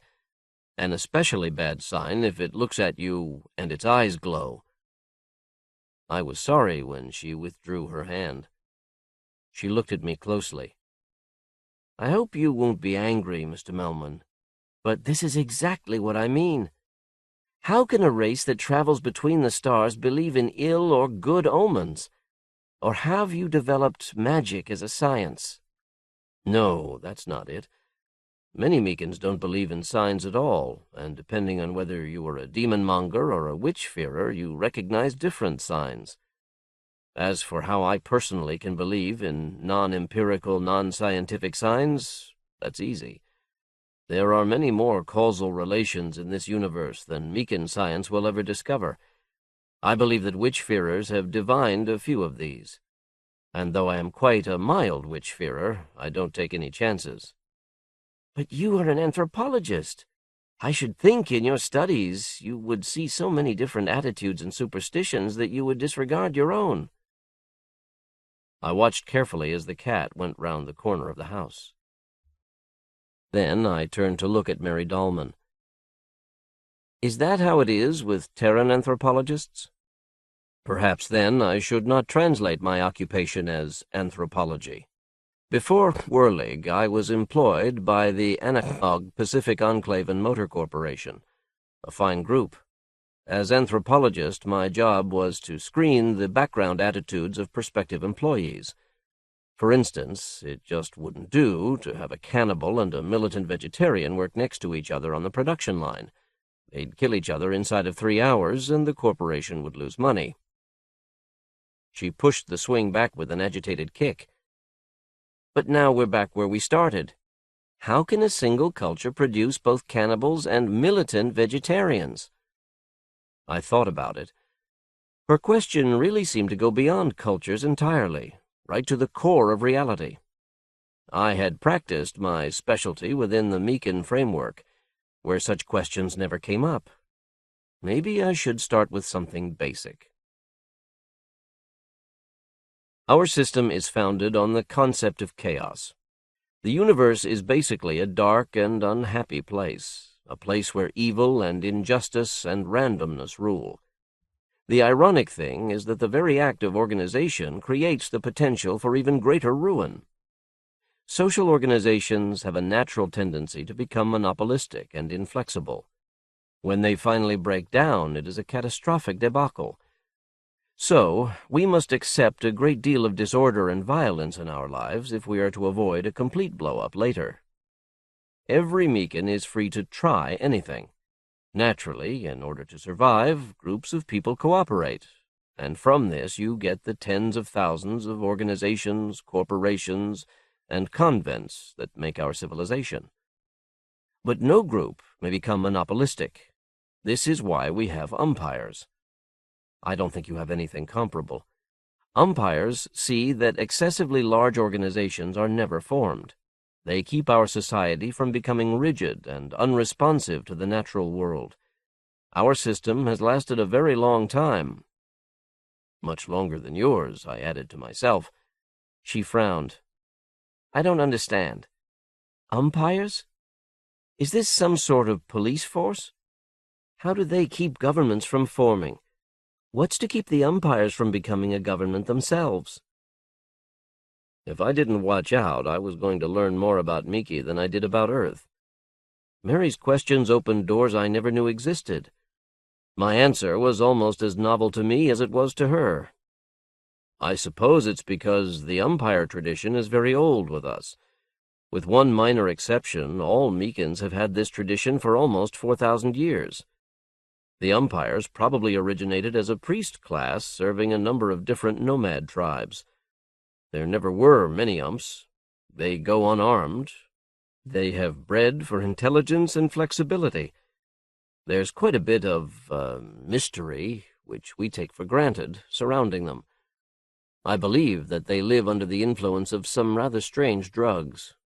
You might say that they are brainwashed. In all history, there is no period in which they have sought power. Though they spend most of their lives in the abstract study of behavior science, their real task is to watch society for signs of bigness. There's one watching Whirligig right now. If he decides that Whirligig is too big, and that's a distinct possibility, since there are almost 12,000 Whirligig employees altogether, the ump will issue an antitrust ruling, describing the situation and ordering certain changes. There is no appeal. Defiance of an antitrust ruling is the only deed that is recognized by all Meekins as a sin. When there is such defiance, all Meekins are bound to take antitrust action, that is, to destroy the criminal. Some antitrust actions have involved fusion bombs and armies. They're the closest thing we have to wars. She didn't look convinced. Frankly, I can't imagine how such a system could avoid becoming a dictatorship of umpires. I feel the same incredulity about your civilization. How big are your organizations? It might be a single person. More than half the groups on Miki are just families or family groups. Anything goes unless it threatens stability or becomes too large. The largest groups allowed are some of the innocuous religious types, the Little Brother Association, for instance. They preach approximately the principles I read of in your Christianity. But they don't proselytize, and so manage to avoid antitrust rulings. The largest hardware organizations have about 15,000 employees. And how can a company support interstellar operations? Yes, that's a very tricky point. Whirligig had to cooperate with several hundred industrial groups to do it.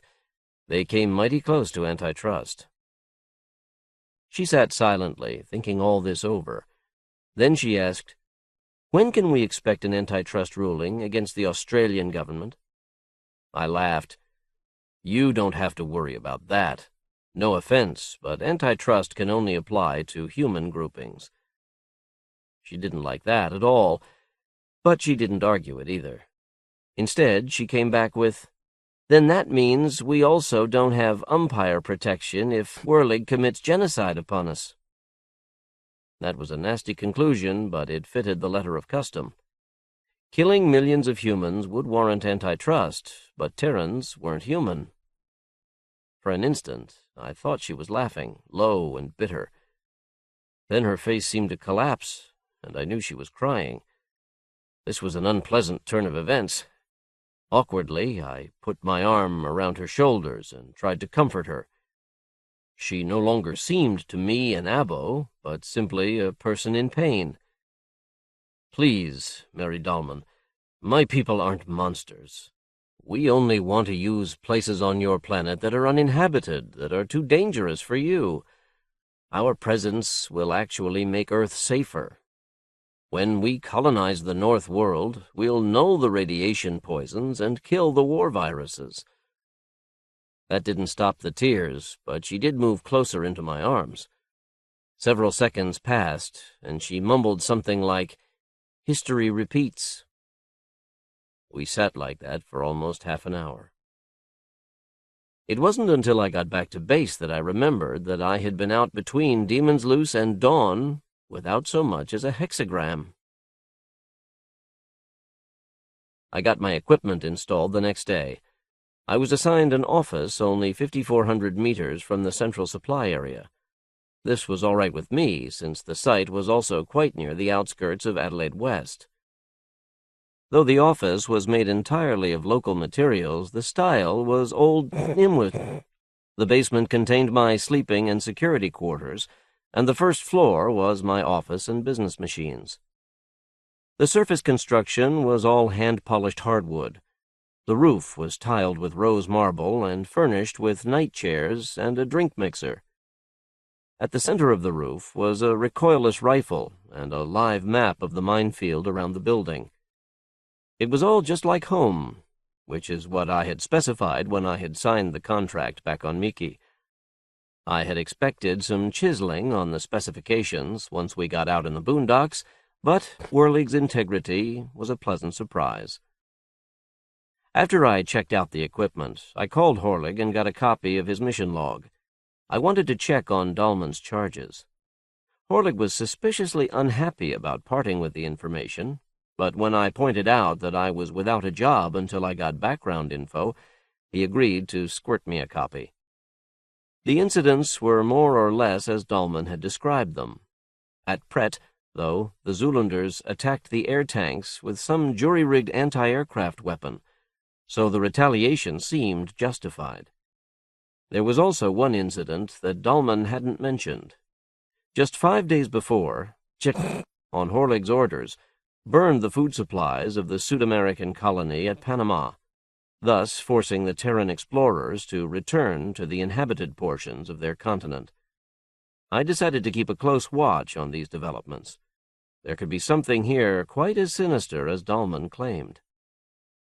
Later that day, Whirlig briefed me on my first assignment. He wanted me to record and index the Canberra Central Library. The job didn't appeal at all. It was designed to keep me out of his hair. I spent the next couple weeks getting equipment together. I found Robert Dahlman especially helpful. He telegraphed his superiors in Canberra, and they agreed to let us use Terran clerical help in the recording operation. I imagine part of the reason was that they were eager to study our equipment. I never actually flew to Canberra. Whirlig had some deputy take the gear out and instruct the natives on how to use it. It turned out Canberra Library was huge, almost as big as the Information Services Library at home. Just supervising the indexing computers was a full-time job. It was a lot more interesting than I thought it would be. When the job was done, I would have many times the source material I could have collected personally. A strange thing. As the weeks went by, I saw more and more of Mary Dahlman. Even at this point, I was still telling myself that it was all field work for my study of Terran customs. One day we had a picnic in the Badlands north of Adelaide. The next, she took me on a tour of the business district of the city. It was amazing how so many people could live so close together day after day. Once we even went on a train ride all the way to Murray Bridge. Railroads are stinking, noisy, and dirty, but they're fun, and they transport freight almost as cheaply as a floater does. Mary had that spark of intelligence and good humor that made it all the more interesting. Still, I claimed it was all in the cause of objective research. About 6 weeks after my landing, I invited her to visit the Whirlig base. Though Central Supply is only 4 or 5 kilometers from Adelaide West, I took her in by air so she could see the whole base at once. I think it was the first time she had ever flown. The Whirlig primary territory is a rectangular area, 15 by 30 kilometers. It was ceded by the Australian government to the company in gratitude for our intercession in the Battle of Hawaii 17 years before. You might wonder why we didn't just put all our bases in the Northern Hemisphere and ignore the Terrans entirely. The most important reason was that the First and Second Fleets hadn't had the equipment for a large-scale decontamination job. Also, every kilogram of cargo from Miki requires nearly 100,000 megatons of energy for the voyage to Earth. This is expensive by any reckoning. We needed all the labor and materials the locals could provide. Since the Terrans inhabited the Southern Hemisphere only, that's where our first base had to be. By native standards, Whirlig paid extremely good wages. So good that almost 30,000 Terrans were employed at the ground base. Many of these individuals lived in an area just off the base, which Mary referred to as Clown Town. Its inhabitants were understandably enamored with the advantages of Meekin technology. Though their admiration was commendable, the results were a little ludicrous. Clown-towners tried to imitate the various aspects of Meekin life. They dressed eccentrically, by Terran standards, and adopted a variety of social behaviors. But their city was just as crowded as regular Australian urban areas. And though they had more scraps of our technology than many places in Australia, their city was filthy. Anarchy just isn't practical in such close quarters. They had absorbed the superficial aspects of our society without ever getting down to the critical matters of umpires and antitrust. Mary had refused to go with me into Clown Town. Her reason was that police protection ceased to exist in that area. I don't think that was her real reason. Below us, the blue sea and white breakers met the orange and gray-green bluffs of the shore. The great central desert extended right up to the ocean. It was difficult to believe that this land had once supported grass and trees. Scattered randomly across the sand and sage were the individual office and workshops of company employees. Each of these had its own unique appearance. Some were oases set in the desert. Others were squat gray forts. Some even looked like Terran houses. And, of course, a good number were entirely hidden from sight, the property of obscurantist employees who kept their location secret, even from Whirlig. Taken as a whole, the base looked like a comfortable metropolitan area on the A1W1 peninsula. But if the company had originally based in the northern hemisphere, none of the amenities would have been possible. We would have had to live in prefab domes. I swung the car in a wide arc and headed for the central area. Here was the robot factory that provided us with things like air tanks and drink mixers, things that native labor couldn't construct. Now we could see the general landing area and the airy columns of Supply Central. Nearby was housing for groups that believed in living together. The Sex Club, the Little Brothers. A low annex jutted off from the Little Brothers building. The creche for children born of non-effective parents. They even had some half-breed Terran-human children here. The biologists had been amazed to find that the two species could interbreed. Some claimed that this proved the existence of a prehistoric interstellar empire. I parked the car, and we took the lift to the open eating area at the top of Supply Central. The utilitarian cafeteria served the extroverts on the company staff. The position afforded an excellent view of the sailing boats and surfers, as well as 3 or 4 office houses out in the sea. We were barely seated when 2 Terran waiter-servants came over to take our order. One of them favored Mary with a long, cold look, but they took my order courteously enough. Mary watched them go, then remarked, "They hate my guts. Do you know that?" "Huh? Why should they hate you?" "I'm, consorting with the greenies." "That's you." "I knew one of those 2 in college. A real nice guy. He wanted to study low-energy nuclear reactions. Pre-war scientists never studied that area thoroughly. His life ended when he discovered that you people know more than he'll ever discover, unless he starts over from the beginning on your terms. Now he's practically a slave waiting on tables." "A slave he's not, girl. Whirlig just isn't that type of organization. That fellow is a trusted and well-cared-for servant, an employee, if you will. He can pack up and leave any time. With the wages we pay, we have Terrans begging for jobs." "That's exactly what I mean," Mary said opaquely. Then she turned the question around.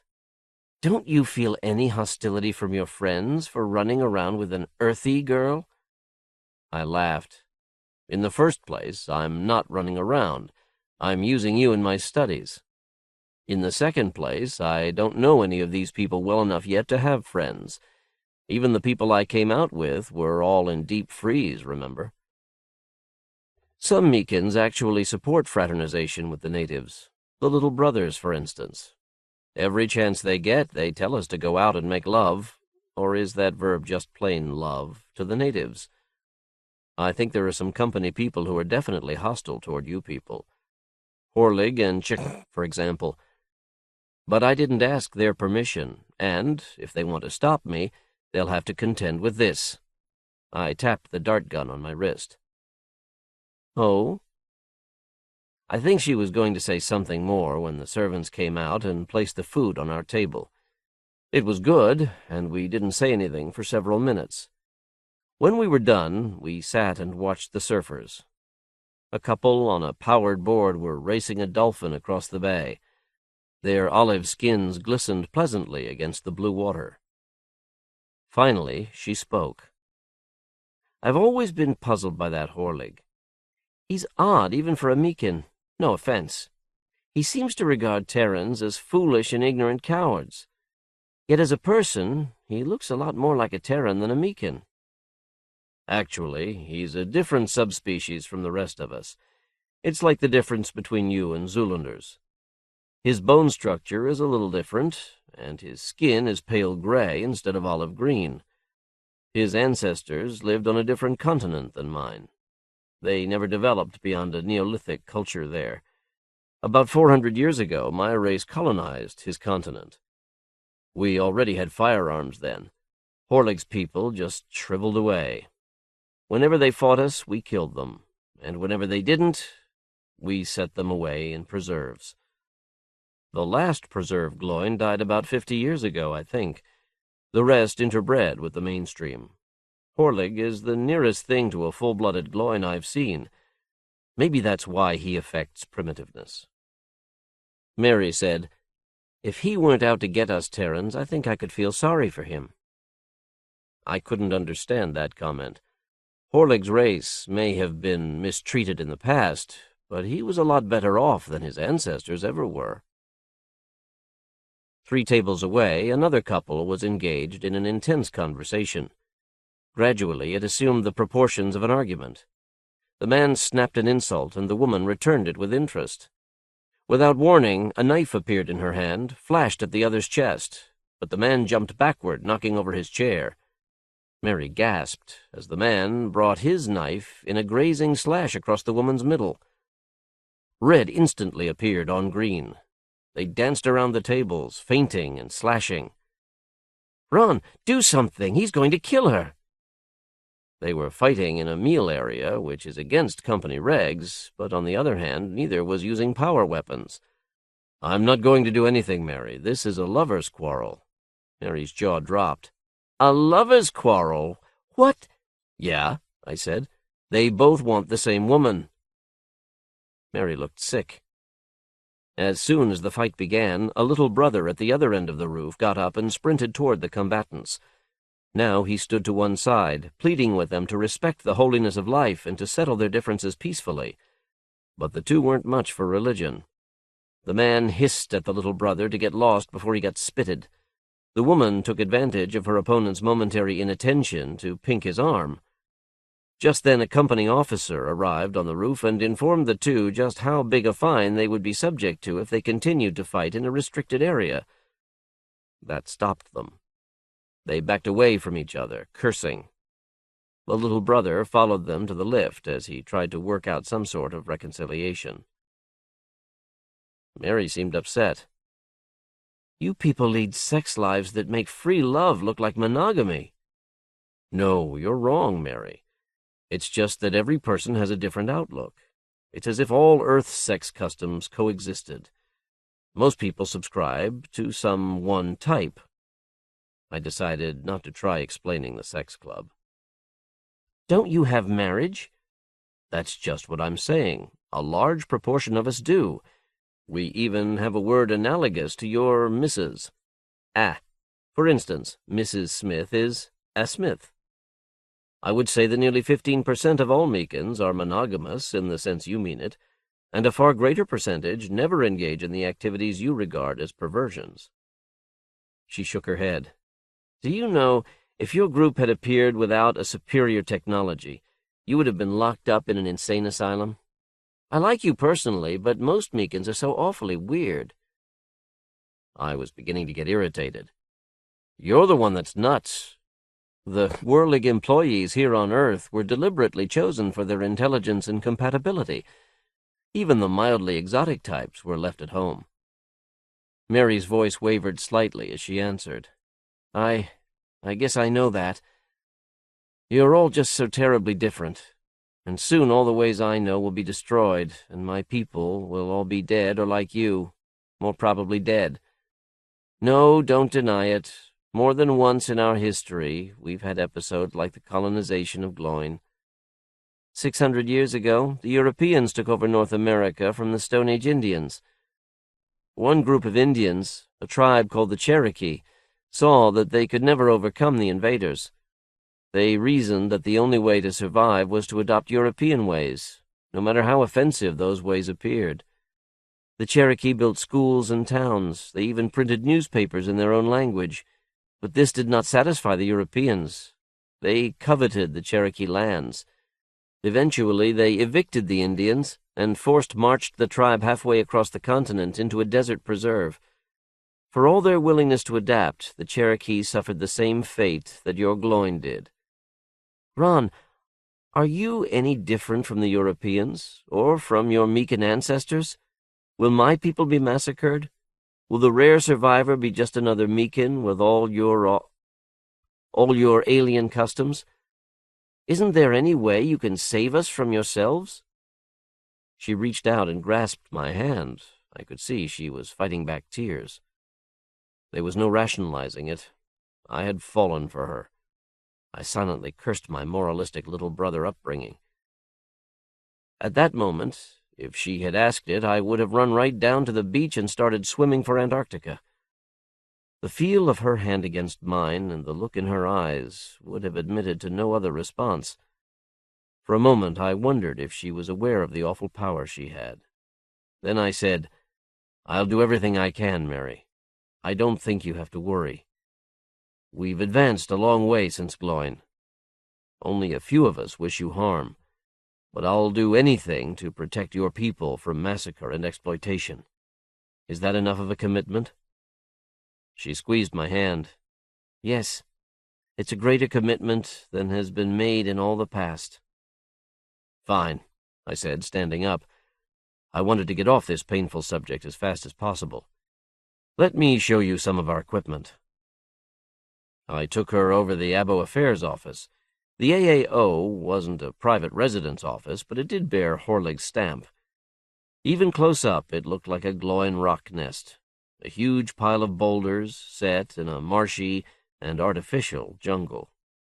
It was difficult, even for me, to spot the location of the recoilless rifles and machine guns. Inside, the Neolithic motif was maintained.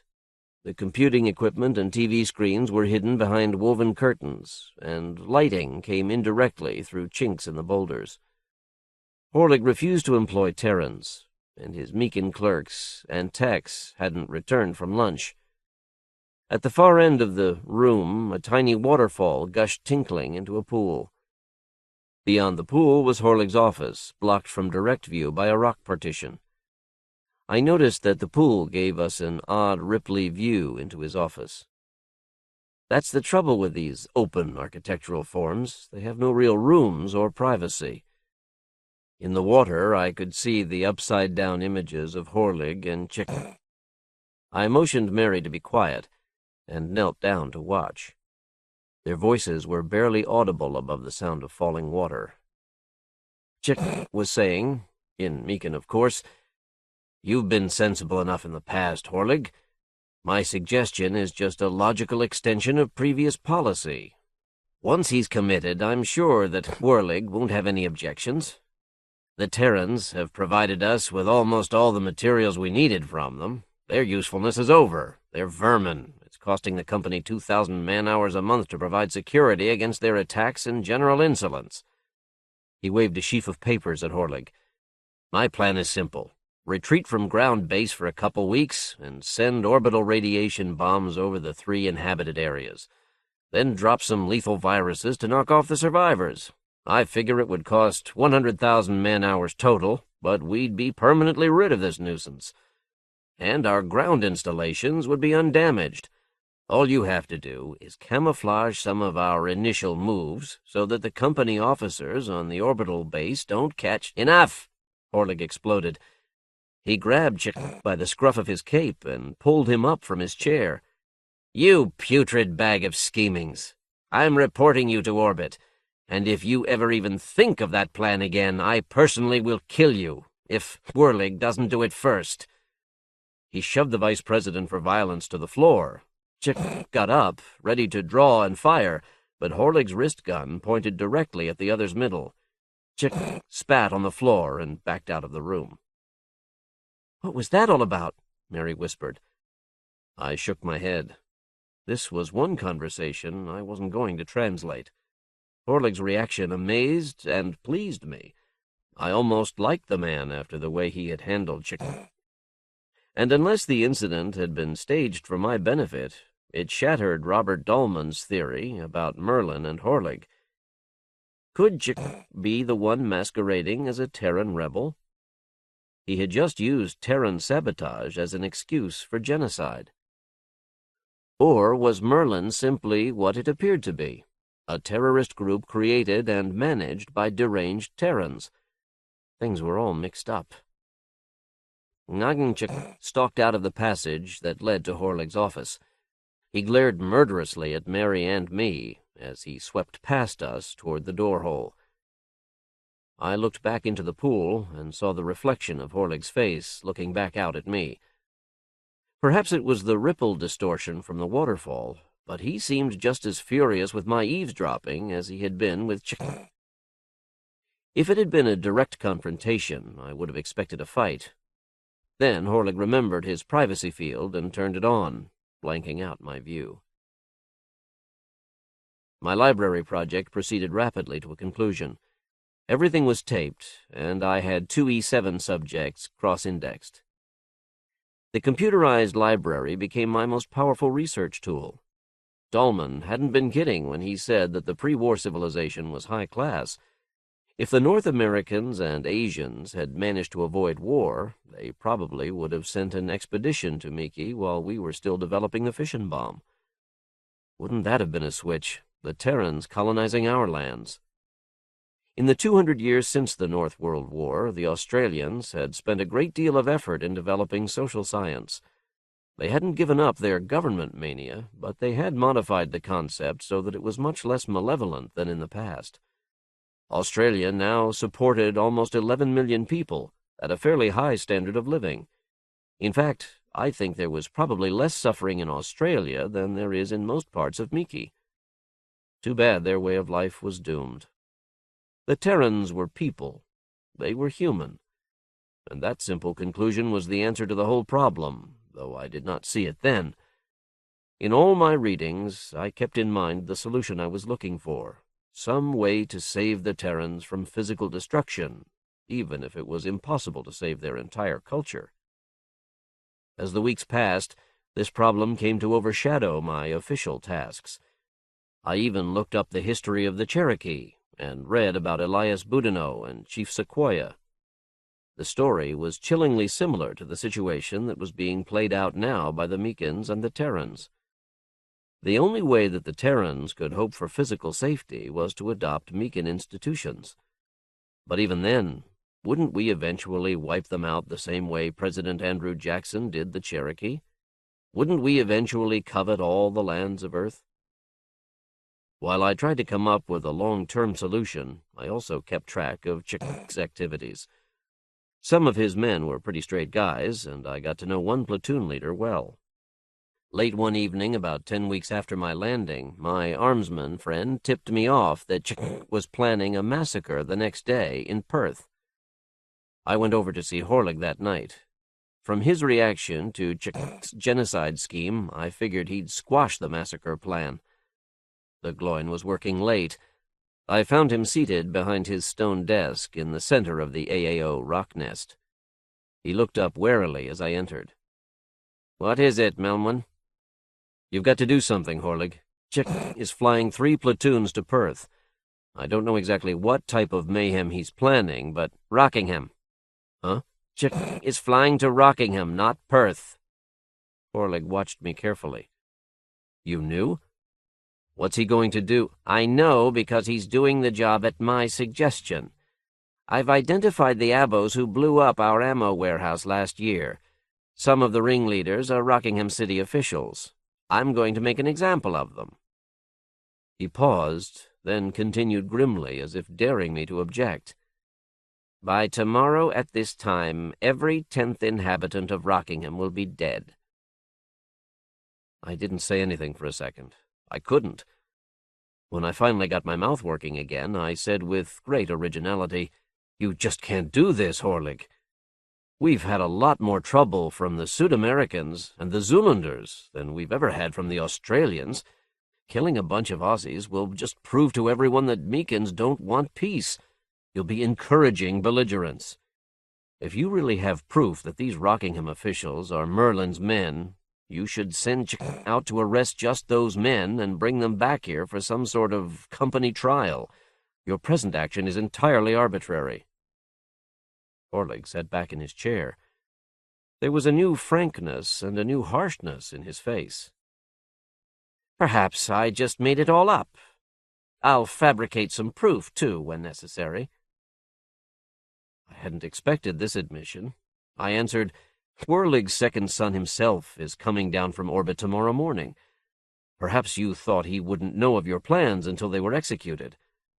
I don't know why you are doing this, but I can tell you that the second son is going to hear about it the minute he gets off the landing craft."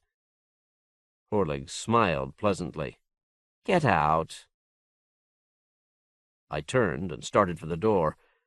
I admit it, I was going soft in the brain. My only excuse is that I had been associating with the natives too long. They generally say what they think because they have the protection of an impartial and all-powerful police force. This thought occurred to me an instant before I heard the characteristic sound of wrist gun smacking into palm. I dived madly for the floor as the first 0.07mm dart hit the right boulder of the door-hole. The next thing I knew, I was lying in the cubbyhole formed by 2 or 3 large boulders, knocked loose by the blast. My left arm was numb. A rock splinter had cut through it to the bone. In the next couple seconds, Horlig fired about 20 darts wildly. The lights went out. Rocks weighing many tons flew about. The rock nest had been designed for stability, but this demolition upset the balance and the whole pile was shifting into a new configuration. It was a miracle I wasn't crushed. Horlig screamed. The shooting stopped. Was he dead? The man was nuts to fire more than a single dart indoors. He must have wanted me pretty bad. As the horrendous echoes faded away, I could hear Horlig swearing. The pile was unrecognizable now. I could see the sky directly between gaps in the rocks.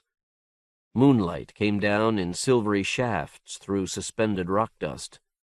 Half-human shapes seemed to lurk in the rubble. I realized now that the nest was much bigger than I had thought. To my left, an avalanche of boulders had collapsed into some subterranean space. The surface portion of the nest was only a fraction of the total volume. Right now, Horlig could be right on the other side of a nearby rock or 100 meters away. The pile shift had been that violent. "You still kicking, Melmun, old man?" Horlig's voice came clearly. The sound was from my right, but not too close. Perhaps if I moved quietly enough, I could sneak out of the pile to my air car. Or I could play dead and wait for morning when Horlig's employees came out. But some of those might be partners in Horlig's scheme, whatever it was. I decided to try the first plan. I crawled over a nearby boulder, made a detour around an expanse of moonlit rock. My progress was definitely audible. There was too much loose stuff. Behind me, I could hear Horlig following. I stopped. This was no good. Even if I managed to make it out, I would then be visible from the pile, and Horlig could shoot me down. I would have to get rid of my opponent before I could escape. Besides, if he got away safely, Horlig could have sentries bar me from the landing field the next day. I stopped and lay quietly in the darkness. My arm really hurt now, and I could feel from the wetness on the ground that I had left a trail of blood. "Come, Melmun, speak up. I know you're still alive." I smiled. If Whirligig thought I was going to give my position away by talking, he was even crazier than I thought. Every time he spoke, I got a better idea of his position. "I'll trade information for the sound of your voice, Melmoin." Maybe he was not quite so nuts after all. He knew my greatest failing, curiosity. If Whirligig should die this night, I might never know what his motives were. And I was just as well armed as he. If I could keep him talking, I stood to gain just as much as he. "All right, Whirligig. I'll trade." I had said more than I wanted to. The shorter my responses, the better. I listened for the sound of movement, but all I heard was Whirligig's voice. "You see, Melmoin, I am Merlin." I heard a slithering sound as he moved to a new position. He was revealing everything to keep me talking. Now it was my turn to say something. "Say on, O Whirligig." "I should have killed you before. When you overheard my conversation with I thought you might have guessed the truth." I had received a lot of surprises so far, and this was another. Whirligig's treatment of Chick's genocide scheme had seemed proof that Whirligig couldn't be Merlin. "But why, Whirligig? What do you gain? What do you want?" My opponent laughed. "I'm an altruist, Melmoin, and I'm a Gloin. Maybe the last full-blooded Gloin. The Terrans are not going to be taken over by you the way you took over my people. The Terrans are people, they are human, and they must be treated as such." I guess the idea must have been floating around in my mind for weeks. The Terrans were human and should be treated as such. Whirligig's statement triggered the whole solution in my mind. I saw the essential error of the Cherokee and of all my previous plans to save the Terrans. Whirligig's motive was a complete surprise, but I could understand it. In a way, he seemed to be after the same thing as I, though his methods couldn't possibly work. Maybe we wouldn't have to shoot it out. "Listen, Whirligig, there's a way I can get what you want without bloodshed. The Terrans can be saved." I outlined my plan. I talked for almost 2 minutes. As I finished, a dart smashed into a boulder 30 meters from my position. Then Whirligig spoke. "I will not accept your plan. It is just what I'm fighting against."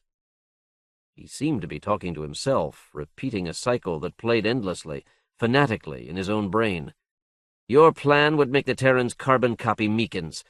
Their culture would be destroyed as thoroughly as mine was. It is far better to die fighting you monsters than to lie down and let you take over. That's why I became Merlin. I give the rebellious Terran elements a backbone, secret information, supplies. In my capacity as a Meekin official, I provoke incidents to convince the spineless ones of the physical threat to their existence. The Australians are the most cowardly of the lot. Apparently their government will accept any indignity. That's why I must be especially brutal at Rockingham tomorrow." "Your plan's insane," I blurted without thinking. "Whirligig could destroy every living thing on Earth without descending from orbit." "Then that is better than the cultural assassination you intend. We will die fighting." I think he was crying.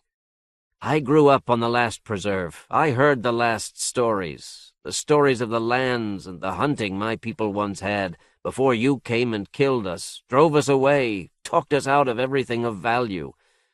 If we had stood and fought then, I at least would never have been born into the nightmare that is your world."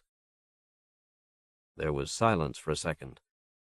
I crept slowly toward the sound of his voice. I tucked my left arm in my shirt to keep it from dragging on the ground. I guessed that Whirligig was wounded too, from the slithery sound he made when he moved. The man was so involved in his own world that he kept on talking. It's strange, but now that I had discovered a way to save the Terrans, I felt doubly desperate to get out of the rock nest alive. "And don't, Melmoin, be so sure that we will lose to you this time.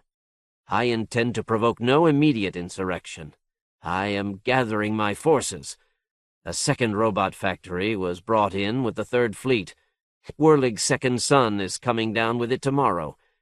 With Chick's forces on the west coast, it will be an easy matter for Merlin's men to hijack the factory and its floater. I already have a hidden place in the midst of all the appropriate ore fields to set it up. Over the years, that factory will provide us with all the weapons and vehicles we need. And someday, we will rise and kill all the Meekins." Horlig sounded delirious now. He was confusing Gloin and Terran. But that robo-factory scheme was not the invention of a delirious mind, only an insane one. I continued across the boulders, under and around them. The moon was directly overhead, and its light illuminated isolated patches of rock. I knew I was quite near him now. I stopped and inspected the area ahead of me. Just 5 meters away, a slender beam of moonlight came down through a chink in the rock overhead. "Tomorrow, yes, tomorrow will be Merlin's greatest coup." As Horlig spoke, I thought I detected a faint agitation in the rock dust that hung in that moonbeam. Of course, it might be a thermal effect from a broken utility line, but it could also be Horlig's breath stirring the tiny particles. I scrambled over the last boulder to get a clear shot that would not start an avalanche. My guess was right. Horlig sprang to his feet, and for an instant was outlined by the moonlight. His eyes were wide and staring. He was a Gloin warrior in shinboards and breechclout, standing in the middle of his wrecked home and determined to protect his way of life from the alien monsters. He was only 400 years too late. He fired an instant before I did. Horlig missed. I did not. The last Gloin disappeared in an incandescent flash. I was in bad shape by the time I got out to my car and called a medic. The next couple hours seemed like someone else's memories. I woke the ump at 0230. He wasn't disturbed by the hour. Umpires can take anything in stride. I gave him the whole story and my solution. I don't think I was very eloquent, so either the plan was sharp or the ump was especially good. He accepted the whole plan, even the ruling against Whirlig. To be frank, I think it was a solution that he would have come to on his own, given time. But he had come down from the orbital base the week before, and had just begun his study of the natives. He told me he'd reach an official decision later in the day and tell me about it. I flew back to my office, set all the protection devices on auto, and blacked out. I didn't wake until 15 hours later, when Guri Kim, the ump, called and asked me to come with him to Adelaide. Just 24 hours after my encounter with Horlig, we were standing in Robert Dahlman's den. I made the introductions. Umpire Kim can read Australian, but he hasn't had any practice with speaking, so he's asked me to interpret. "Scholar Dahlman, you were right about Harold Horlig, but for the wrong reasons." I explained Horlig's true motives. I could see Dahlman was surprised.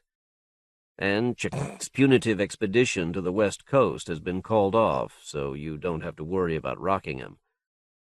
I paused, then plunged into the more important topic. "I think I've come up with a way to save your species from extinction. Guri Kim agrees." Kim laid the document on Dahlman's desk and spoke the ritual words. "What's this?" asked Dahlman, pointing at the Meekin printing. "The English is on the other side. As the representative of the Australian government, you have just been served with an antitrust ruling. Among other things, it directs your people to split into no fewer than 100,000 autonomous organizations. Ngagin Chik is delivering similar documents to the Sud-American and Zoolander governments. You have 1 year to effect the change. You may be interested to know that Whirlig has also been served and must split into at least 4 competitive groups. Whirlig had been served with the antitrust ruling that morning. My employers were very unhappy with my plan. Kim told me that the second son had threatened to have me shot if I ever showed up on company property again. I was going to have to lay low for a while, but I knew that Whirlig needed all the men they could get. Ultimately, I would be forgiven. I wasn't worried. The risk-taking was worthwhile if it saved the Terrans from exploitation. I had expected an enthusiastic endorsement from Dahlman, but he took the plan glumly. Kim and I spent the next hour explaining the details of the ruling to him. I felt distinctly deflated when we left. From the Terran's reaction, you'd think I had ordered the execution of his race. Mary was sitting on the porch swing. As we left the house, I asked Kim to return to the base without me. If her father hadn't been appreciative, I thought that at least Mary would be. She was, after all, the one who had given me the problem. In a way, I had done it all for her. I sat down on the swing beside her. "Your arm, what happened?" She passed her hand gently over the plastic web dressing. I told her about Whirligig. It was just like the end of a melodrama. There was admiration in her eyes, and her arms were around me. Boy gets girl, etc. "And," I continued, "I found a way to save all of you from the fate of the Cherokee." "That's wonderful, Ron. I knew you would." She kissed me.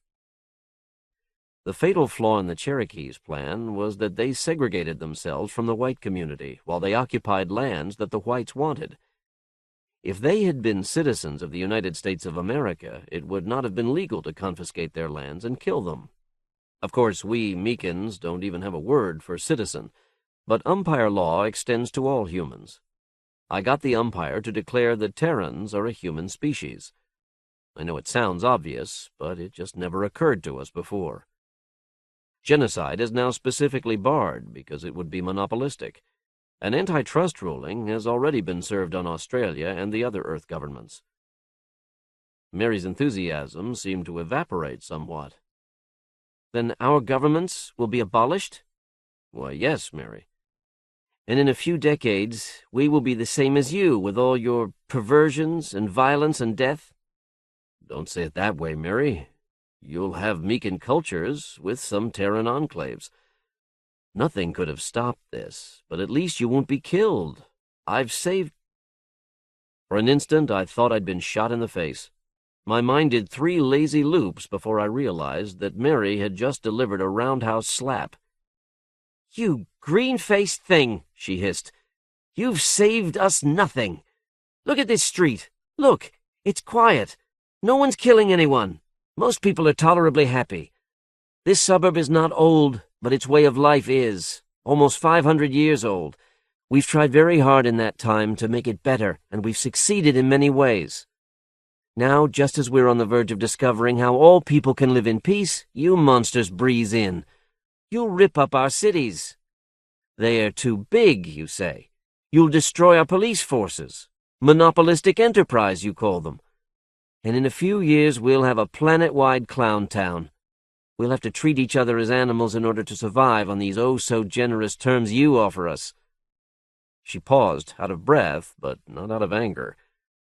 And for the first time, I saw the real fear she had tried to express from the first. She was afraid of dying, of her race dying. Everybody had those fears.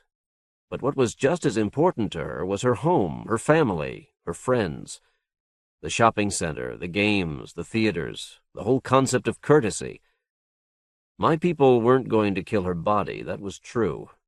But we were destroying all the things that give meaning to life. I hadn't found a solution. I'd just invented murder without bloodshed. Somehow I had to make it right. I tried to reach my arm around her. "I love you, Mary." The words came out garbled, incomprehensible. "I love you, Mary," more clearly this time. I don't think she even heard. She pushed away hysterically. "Whirligig was the one who was right, not you. It is better to fight and die than—" She didn't finish. She hit frantically and inexpertly at my face and chest. She'd never had any training, but those were hard, determined blows, and they were doing damage. I knew I couldn't stop her short of injuring her. I stood up under that rain of blows and made for the steps. She followed, fighting, crying. I stumbled off the steps. She stayed on the porch, crying in a low gurgle. I limped past the street lamp and into the darkness. So there you have it. Anarchy stabilized by antitrust laws. I certainly wouldn't suggest that in our real world, where such laws are chiefly used to maintain monopolies of power. With my alien invaders, the laws were more a matter of religious custom. Still, I suspect that the scheme's success must be the most alien thing about these aliens. The Whirligig of Time. As history extends past a great war, the horror may be gone, but there might be a feeling of sadness for the lost golden age, for the mistakes that were made. I think that theme is clear in Apartness and Conquest by Default. These two stories have little editorializing about the cause of the Great War or the nature of the aggressors. Such issues are irrelevant to my protagonists. I did write one story, though, where one side won with a nuclear attack. Back around 1970, I noticed a comment in Aviation Week that the then planned Sprint anti-ballistic missile could go from launch to 60,000 feet in 4 seconds. Scale that up just a little bit, and there is an interesting side effect. The idea went onto a 3x5 card and into the little wooden box where I kept inspirations deferred. Eventually, it became The Whirligig of Time. It was published in 1974, long before SDI. The defense station, high in the Laguna Mountains, had been on alert since dawn. The clear fall day had passed without event, and now the dark was closing in over the pine-covered hills. A cool, dry wind blew among the trees, nudged at the deep layers of pine needles, and slid around the defense station's armored cupolas. Overhead, between the dark silhouettes of the pines, the stars were out, brighter and more numerous than they could ever seem in a city's sky. To the west, limning the dark Pacific, a narrow band of greenish-yellow was all that was left of day, and the city was a fine dusting of light spread inward from the ocean. From the Laguna Mountains, 80 kilometers inland, the city seemed a surrealistic carpet of tiny glowing gems, the most precious of the treasures this station had been constructed to protect. This was the last moment of comfortable tranquility that this land would know for many, many centuries. The life in the forest, the birds asleep in the trees, the squirrels in their holes, heard and felt nothing. But deep within the station, men looked out into space with microwave eyes, saw the tiny specks rising beyond the polar horizon, plotted their trajectories, and predicted that hell would burn in heaven and on earth this night. On the surface, concrete and steel cowlings whirred open to reveal the lasers and ABMs now tracking the enemies falling out of space. The birds fluttered nervously about their trees now, disturbed by the noises below, and a faint red light shone up from the holes in the ground. Yet from the next ridgeline over, the night would still have seemed silent and the starlit pine forest undisturbed. Halfway up in the northern sky, 3 new stars lit, so bright that a blue-white day shone on the forest, still silent. Their glare faded swiftly through orange to red and guttered out, leaving a play of pale green and gold to spread through the sky. Those pastel colors were the only visible sign of the immense fog of charged particles the explosions had set between ground radars and the missiles that were yet to come. The men in the station held their fire. The explosions had not completely blinded them. They still had a proxy view of part of the battle space from a synchronous satellite, but the distance to their targets was far too great. In the skies to the north and east, more miniature stars were visible, mostly defensive fires. The unnatural aurora spread from horizon to horizon, yet in the west the lights of the city glowed as placidly, as beautifully as before the end began. Now the defenders' radars could pick up the enemy warheads falling out of the ionospheric fog that had concealed them. But not one of the incoming missiles was targeted on the city to the west. All were falling in toward the defense station and the ICBM bases in the desert to the east. The defenders noticed this, but had no time to puzzle over it. Their own destruction was seconds away unless they acted. The station's main laser fired, and the pines and the hills flashed red by its reflected light. The 10-centimeter beam was a 100-kilometer-tall thread of fire, disappearing only at the top of the sensible atmosphere where there was no more air to be ionized. Its sound, the sound of whole tons of air being turned into plasma, was a bone-shattering crack that echoed off the distant hills to sweep back and forth across the land. Now there was nothing left asleep in the forest. And when the beam itself was gone, there, high in the sky, hung a pale blue thread with a knob of faintly glowing yellow and gold at one end. The first target, at least, had been destroyed. The beam was so energetic it created its own miniature aurora as it passed through the ionosphere, and the knob at the end of it marked a vaporized target. Then the other lasers began firing, and the sky was crisscrossed by strange red lightning. The ABMs streaking from the hillside contributed their own peculiar roar to this local Armageddon. The tiny rockets were like flecks of molten metal spewed up on rays of fire and smoke. Their success or failure was determined in the scant 5 seconds of their powered flight, 5 seconds in which they climbed more than 30 kilometers into the sky. The spaces above the hills were filled with bright new stars, and the more frequent, yet less impressive, glows that marked successful laser interceptions. For 75 seconds, the battle in the spaces over the defense station continued. During that time, the men could do little but sit and watch their machines. The defense demanded microsecond reflexes, and only the machines could provide that. In those 75 million microseconds, the station destroyed dozens of enemy missiles. Only 10 of the attacking bombs got through. Bright blue flashes on the eastern horizon marked the end of the ICBM bases there. Yet even those 10 might have been intercepted if only the station had not held back its reserve, waiting for the attack that must sooner or later come upon the great city to the west. 75 seconds, and the city they waited to protect still lay glowing beneath the yellow-green sky. And then, from the middle of the gleaming carpet that was the city, one more new star was born. In an astronomical sense, it was a very small star, but to itself and to what lay nearby, it was an expanding gaseous hell of fission-fusion products, neutrons, and X-rays. In seconds, the city ceased to be, and the defenders in the mountains realized why all the enemy missiles had been targeted on military installations, realized what must be happening to the larger cities all across the land, realized how much easier it had been for the enemy to smuggle his bombs into the nation's cities than to drop them in along ballistic trajectories. From where the yacht floated, 1 million kilometers above the ecliptic and 6 million behind the Earth in its orbit, the home planet was a marbled bluish ball, nearly as bright as a full moon, yet only a quarter the size. The moon itself, a couple of degrees farther out from the sun, shone twice as bright as Venus. The rest of heaven seemed infinitely far away, misty sweeps of stars at the bottom of an endless well.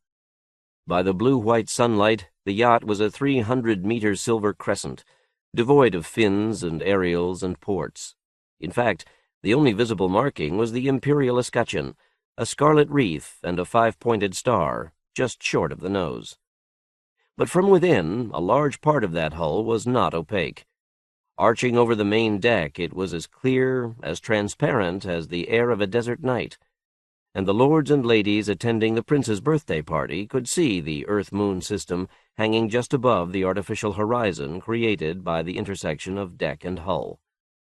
The scene was lost on most of them. Only a few ever bothered to look up into the strange sky.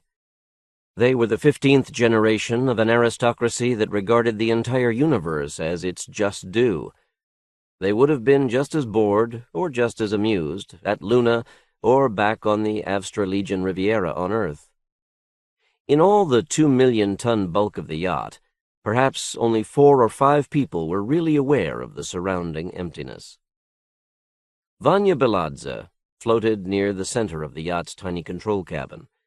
He liked to keep it at 0G, steadying himself with one hand draped negligently around a wall strap. His 3-man crew sat belted down to control saddles before the computer inputs and the holoscreens. Beladze gestured at the gray-white cone that tumbled slowly across the central screen. "Do you have any idea what it is, Boblinson?" he asked, a 5th man in the control cabin. The little man called Boblinson had just entered the cabin from the kennels below decks, and he still looked a bit green about the gills. His rickets-bent hands held tightly to the wall straps as his balding head bobbed about in an attempt to focus on the screen. The 3 crewmen seemed as intrigued by this twisted dwarf as by what the long-range scope was throwing on their screen. The men were new to the Imperial yacht, and Beladze guessed they had never before seen a non-citizen in person. Outside of the preserves, about the only place one could be found was in the Emperor's menageries. Boblinson's nearsighted eyes squinted for a long moment at the screen. The ship's computer had superimposed a reticle on the image, indicating the cone was about 1 meter wide and perhaps 3 meters long. Ranging figures printed below the reticle showed the object was more than 200 kilometers away. Even at that range, the synthetic aperture scope resolved a lot of detail. The cone was not a smooth, uniform gray, but was scored with hundreds of fine lines drawn parallel to its axis. There were no aerials or solar panels protruding from the cone. Every 15 seconds, the base of the object rotated into view, a dark, uninformative hole. The little man licked his lips nervously. If it had been possible to grovel in zero-G, Beladze was sure that Boblinson would have done so. "It is marvelous, Your Eminence. An artifact, to be sure." One of the crewmen rolled his eyes. "We know that, you idiot. The question is, would the Prince be interested in it? We were told you are his expert on pre-Imperial spacecraft." Boblinson bobbed his head emphatically, and the rest of his body bobbed in sympathy. "Yes, Eminence. I was born in the Prince's California preserve.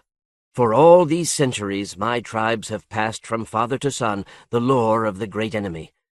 Many times the Prince has sent me to explore the glowing ruins within the preserves. I have learned all I can of the past." The crewman opened his mouth, no doubt to give his acid opinion of illiterate savages who pose as archaeologists, but Beladze broke in before the other could speak.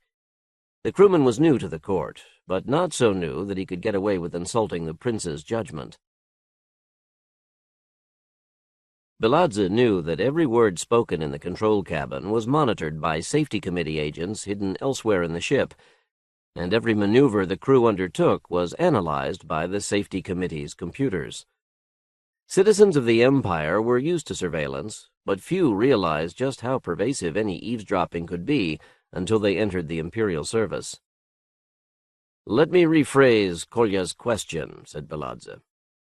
"As you know, we're tracking back along Earth's orbit.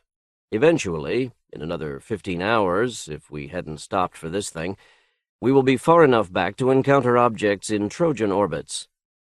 Now there is some reason to believe that at least a few of the probes launched into Earth-like orbits eventually wound up near Earth's Trojan points." "Yes, Eminence, I suggested the idea," said Boblinson. "So there is spirit in you after all," thought Beladze with surprise. Perhaps the little man knew that the Prince's pets sometimes counted for more than an Imperial citizen. And the fellow's education obviously went beyond the folk tales his tribe passed from generation to generation. The idea of looking for artifacts near the Trojan points was clever, though Beladze guessed that careful analysis would show it to be impractical for at least 2 different reasons. But the Prince rarely bothered with careful analysis. "In any case," continued Vanya Beladze, "we've found something, but it's nowhere near our destination. Perhaps the Prince will not be interested. After all, the chief reason for this excursion is to celebrate his birthday. We are not sure if the Emperor and the Prince and all the gentle people attending will really be too happy if we interrupt them with this matter. But we know that you have the special confidence of the Prince when it comes to his collection of pre-Imperial space probes. We hoped you'd take us off the hook, fellow," thought Beladze.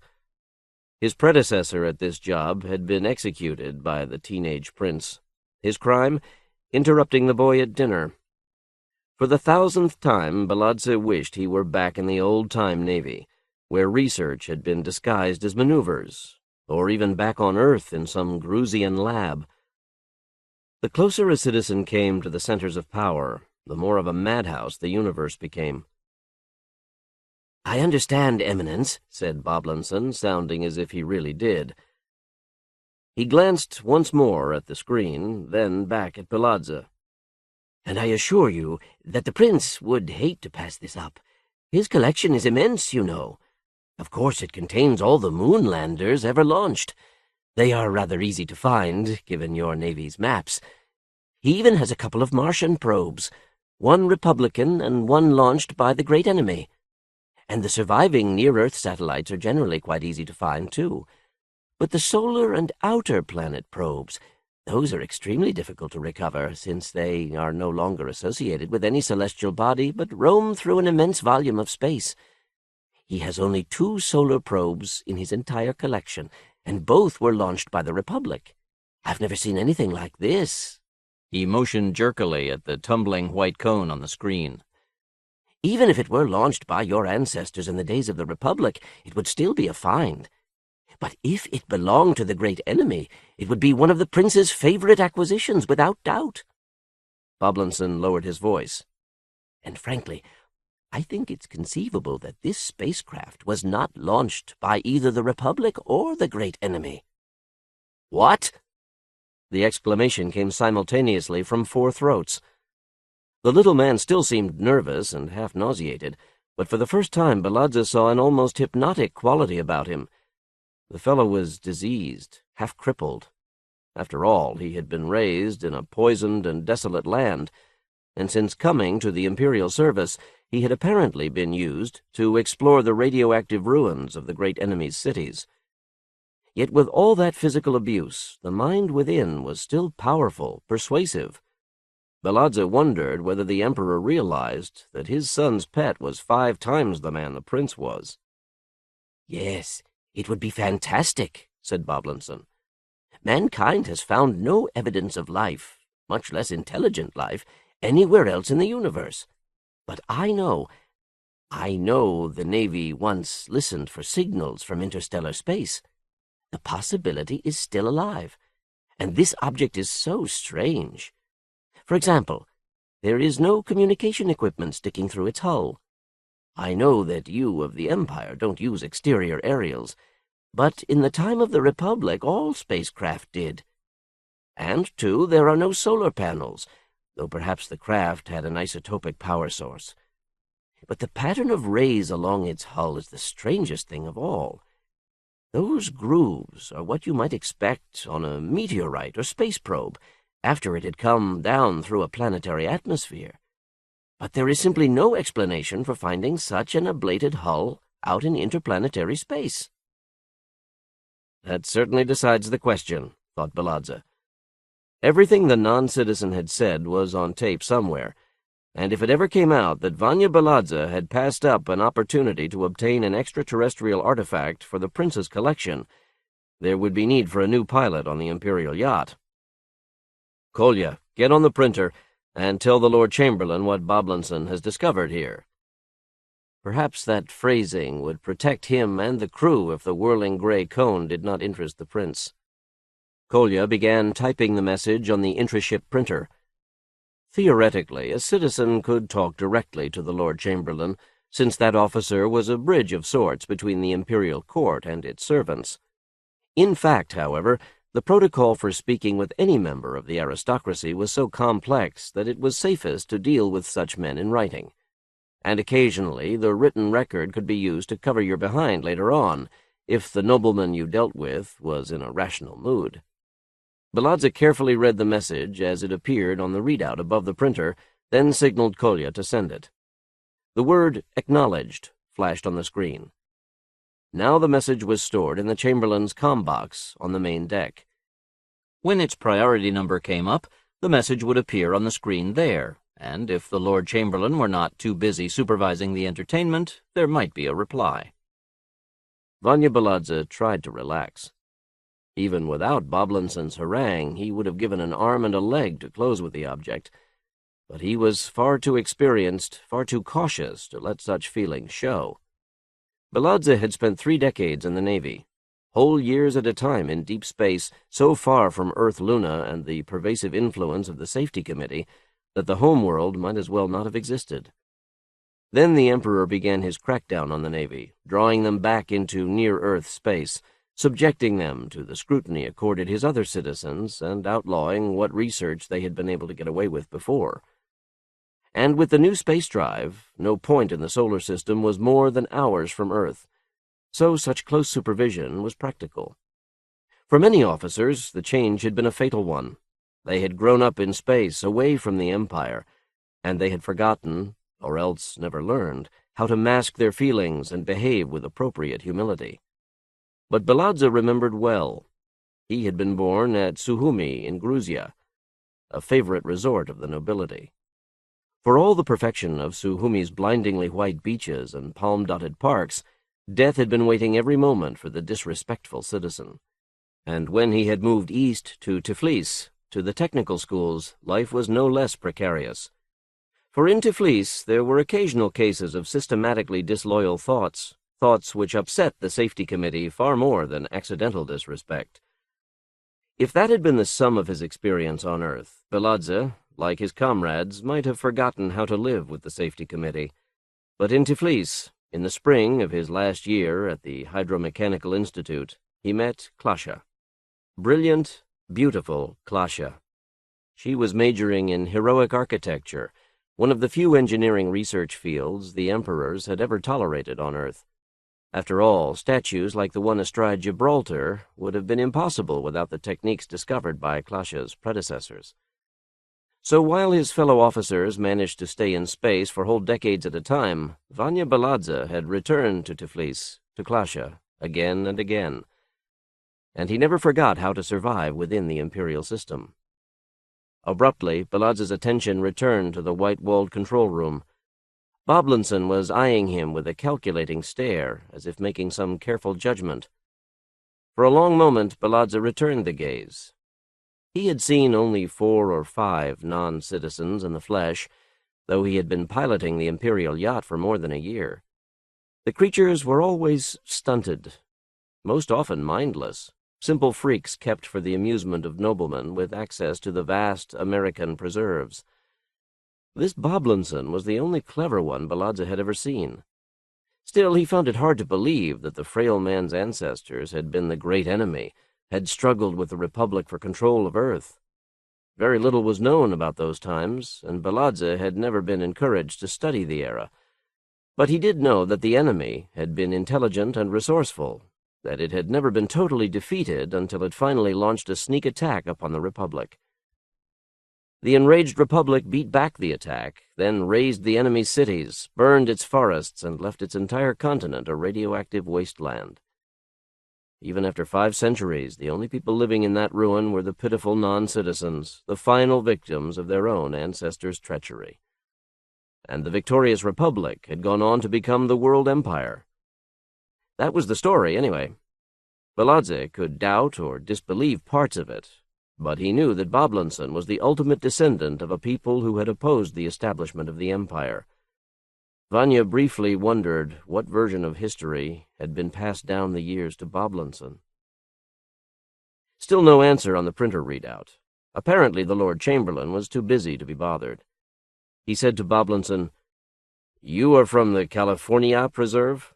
The other bobbed his head. "Yes, Eminence." "Of course, I've never been there, but I've seen most of the preserves from low orbit. California is the most terrible wasteland of them all, isn't it?" Baladze was breaking one of the first principles of survival within the Empire. He was displaying curiosity. That had always been his most dangerous failing, though he rationalized things by telling himself that he knew how to ask safe questions. There was nothing really secret about the non-citizens. They were simply a small minority living in areas too desolate to be settled. The Emperor was fond of parading the poor creatures on the hollow, as if to say to his citizens, "See what becomes of my opponents." Certainly it would do no harm to talk to this fellow, as long as he sounded appropriately impressed by the enemy's great defeat and yet greater treachery. Boblinson gave another of his frenetic nods. "Yes, Eminence. I regret that some of my people's greatest and most infamous fortresses were in the southern part of California. It is even more to my regret that my particular tribe is descended from the subhumans who directed the attack on the Republic.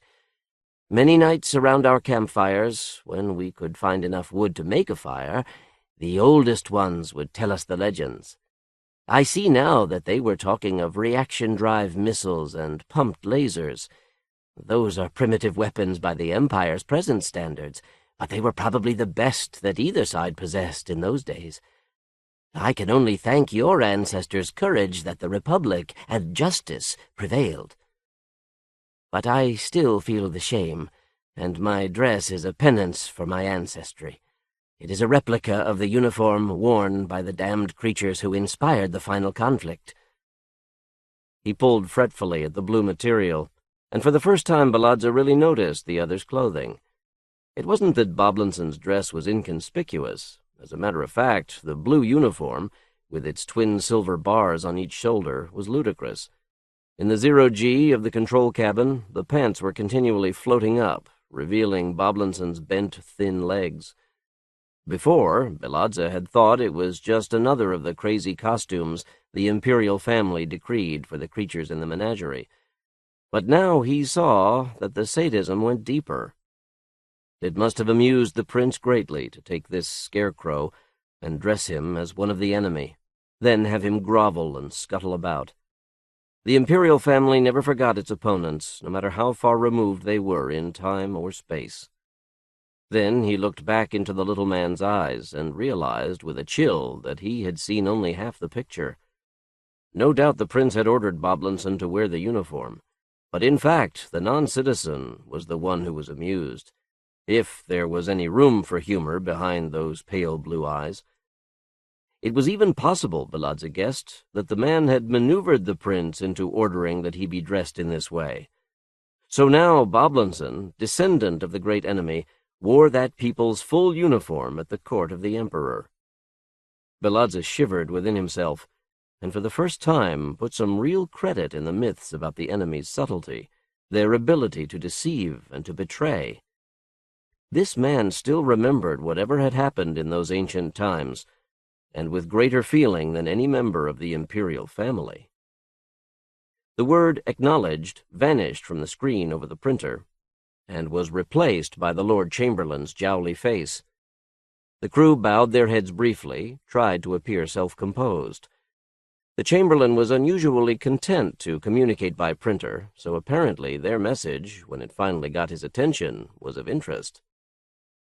"Pilot Baladza, your deviation from the flight plan is excused, as is your use of the prince's pet." He spoke ponderously, the wattles swaying beneath his chin. Baladza hoped that old Rostov's implied criticism was pro forma. The Lord Chamberlain couldn't afford to be as fickle as most nobles, but he was a hard man, willing to execute his patron's smallest whim. "You will send the creature Boblinson up here. You will maintain your present position relative to the unidentified object. I am keeping this circuit open so that you will respond directly to the Emperor's wishes." He stepped out of pickup range, ending the conversation as abruptly as if he had been talking to a computer.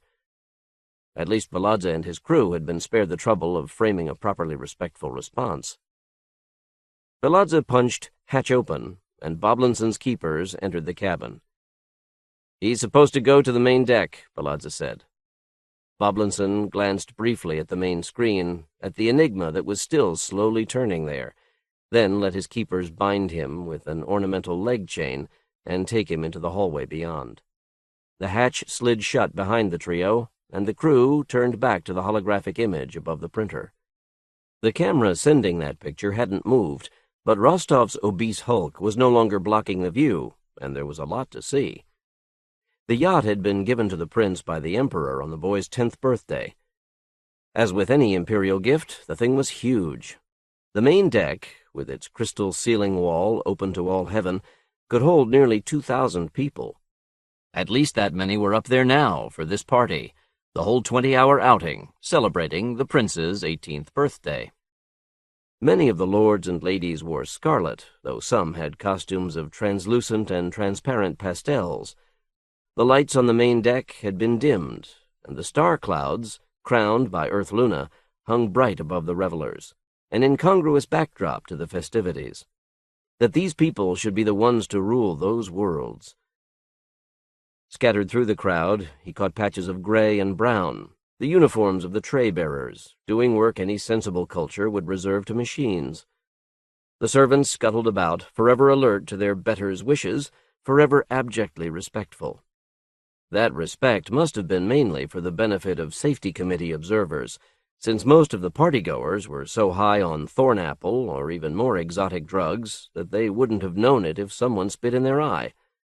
The proceedings were about 3/4 of the way to being a full-blown orgy. Baladze shrugged to himself. It was nothing new. This orgy would simply be bigger than usual. Then the tiny figures of Boblinson and his keepers came in from the right side of the holoscreen. The two citizens walked carefully, their shoulders down, their eyes on the floor. Boblinson seemed to carry himself much the same, but after a moment Baladze noticed that the little man shot glances out to the right and left, watching everything that went on. It was amazing. No citizen could have gotten away with such brazen arrogance. But Boblinson was not a citizen. He was an animal, a favored pet. You kill an animal if it displeases you, but you don't put the same social constraints on it that you would put upon a human. No doubt even the safety committee passed over the fellow with only the most cursory inspection. As the figures walked off to the left, Baladze leaned to the right to follow them in the hollow, and saw the Emperor and his son. Pasha III was seated on his mobile throne, his costume a cascade of scarlet and jewels. Pasha's face was narrow, ascetic, harsh. In another time, such a man might have created an empire rather than inherited one. As it was, Pasha had consolidated the autocracy, taking control of all state functions, even and especially research, and turning them to the crackpot search for reincarnators. On only one issue could Pasha be considered soft. His son was just 18 today, yet the boy had already consumed the resources and the pleasures of 1,000 adolescences. Sasha X, dressed in skin-tight red breeches and diamond-encrusted belt, stood next to his father's throne. The brunette leaning against him had a figure that was incredibly smooth and full, yet the prince's hand slid along her body as negligently as if he were stroking a baluster.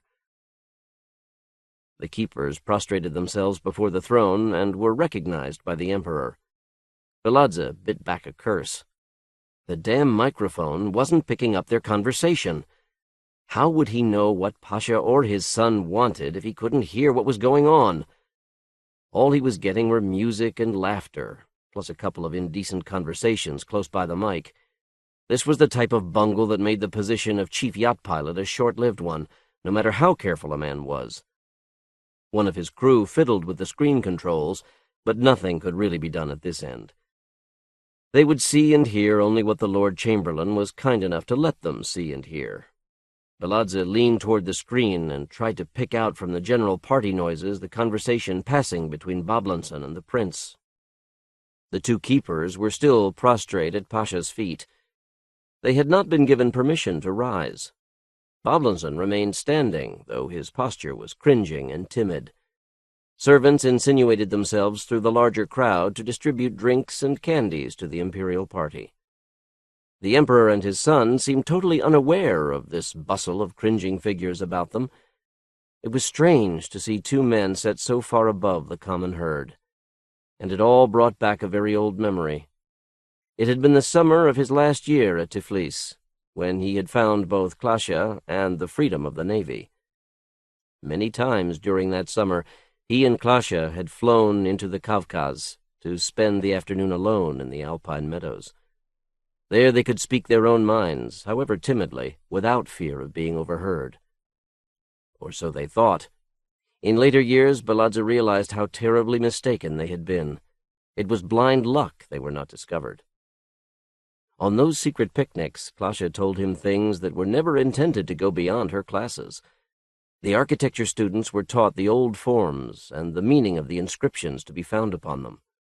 So Klasha was one of the few people in all the empire with any knowledge of history and archaic languages, however indirect and fragmentary. It was dangerous knowledge, yet in many ways fascinating. In the days of the Republic, Klasha asserted, the word emperor had meant something like primary secretary, that is, an elected official, just as on some isolated Navy posts the men elect a secretary to handle unit funds. It was an amazing evolution, to go from elected equal to near godling. Belazza often wondered what other meanings and truths had been twisted by time and by the kind of men he was watching on the holoscreen. "Father, I think it could be exactly what my creature says." The audio came loud and abrupt as the picture turned to center on the prince and his father. Apparently, Rostov had realized his mistake. The Chamberlain had almost as much to lose as Belazza if the Emperor's wishes were not instantly gratified. Belazza breathed a sigh of relief as he picked up the thread of the conversation. Sasha's high-pitched voice was animated. "Didn't I tell you this would be a worthwhile outing, Father? Here we've already run across something entirely new, perhaps from beyond the solar system. It will be the greatest find in my collection. Oh, Father, we must pick it up." His voice rose fractionally. Pasha grimaced and said something about Sasha's worthless hobbies. Then he gave in, as he almost always did, to the wishes of his son. "Oh, very well. Pick the damned thing up. I only hope it's half as interesting as your creature here," he waved a gem-filthy arm at Boblinson, "says it is." The non-citizen shivered within his blue uniform, and his voice became a supplicating whine. "Oh, dear great majesty, this trembling animal promises you with all his heart that the artifact is perfectly fit to all the greatness of your empire." Even before Boblinson got the tongue-twisting promise out of his mouth, Belazza had turned from the hollow and was talking to his men. "Okay, close with the object." As one of the crew tapped the control board, Belazza turned to Kolya and continued, "We'll pick it up with the third bay Waldos. Once we get it inside, I want to check the thing over. I remember reading somewhere that the ancients used reaction jets for attitude control and thrust. They never did catch on to inertial drive. There just might be some propellant left in the object's tanks after all these years. I don't want that thing blowing up in anybody's face." "Right," said Kolya, turning to his own board. Belazza kept an ear on the talk coming from the main deck, just in case somebody up there changed his mind. But the conversation had retreated from the specifics of this discovery to a general discussion of the boy's satellite collection. Boblinson's blue figure was still standing before the throne, and every now and then the little man interjected something in support of Sasha's descriptions. Vanya pushed himself off the wall to inspect the approach program his crewman had written. The yacht was equipped with the new drive and could easily attain objective accelerations of 1,000 gravities. But their target was only a couple 100 kilometers away, and a more delicate approach was in order. Belazza pressed the program initiate, and the ship's display showed that they were moving toward the artifact at a leisurely 2 gravities. It should take nearly 200 seconds to arrive, and that was probably within Sasha's span of attention. 120 seconds to contact.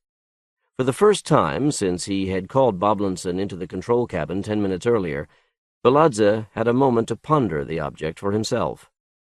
The cone was an artifact. It was much too regular to be anything else. Yet he doubted that it was of extraterrestrial origin, no matter what Boblinson thought. Its orbit had the same period and eccentricity as Earth's, and right now it wasn't much over 7 million kilometers from Earth-Luna. Orbits like that just aren't stable over long periods of time. Eventually, such an object must be captured by Earth-Luna or be perturbed into an eccentric orbit. The cone couldn't be much older than man's exploration of space. Belazza wondered briefly how much could be learned by tracing the orbit back through some kind of dynamical analysis. Probably not much. Right now, the only difference between its orbit and Earth's was the inclination, about 3 degrees. That might mean it had been launched from Earth at barely more than escape velocity, along a departure asymptote pointing due north. Now, what conceivable use could there be for such a trajectory? 90 seconds to contact. The image of the slowly tumbling cone was much sharper now. Besides the faint scoring along its hull, he could see that the dull white surface was glazed. It really did look as if it had passed through a planet's atmosphere. He had seen such effects only once or twice before, since with any inertial drive it was a simple matter to decelerate before entering an atmosphere. But Belazza could imagine that the ancients, having to depend on rockets for propulsion, might have used aerodynamic braking to save fuel. Perhaps this was a returning space probe that had entered Earth's atmosphere at too shallow an angle and skipped back into space, lost forever to the ancients' primitive technology. But that still didn't explain its narrow, pointed shape. A good aerodynamic brake would be a blunt body. This thing looked as if it had been designed expressly to minimize drag. 60 seconds to contact.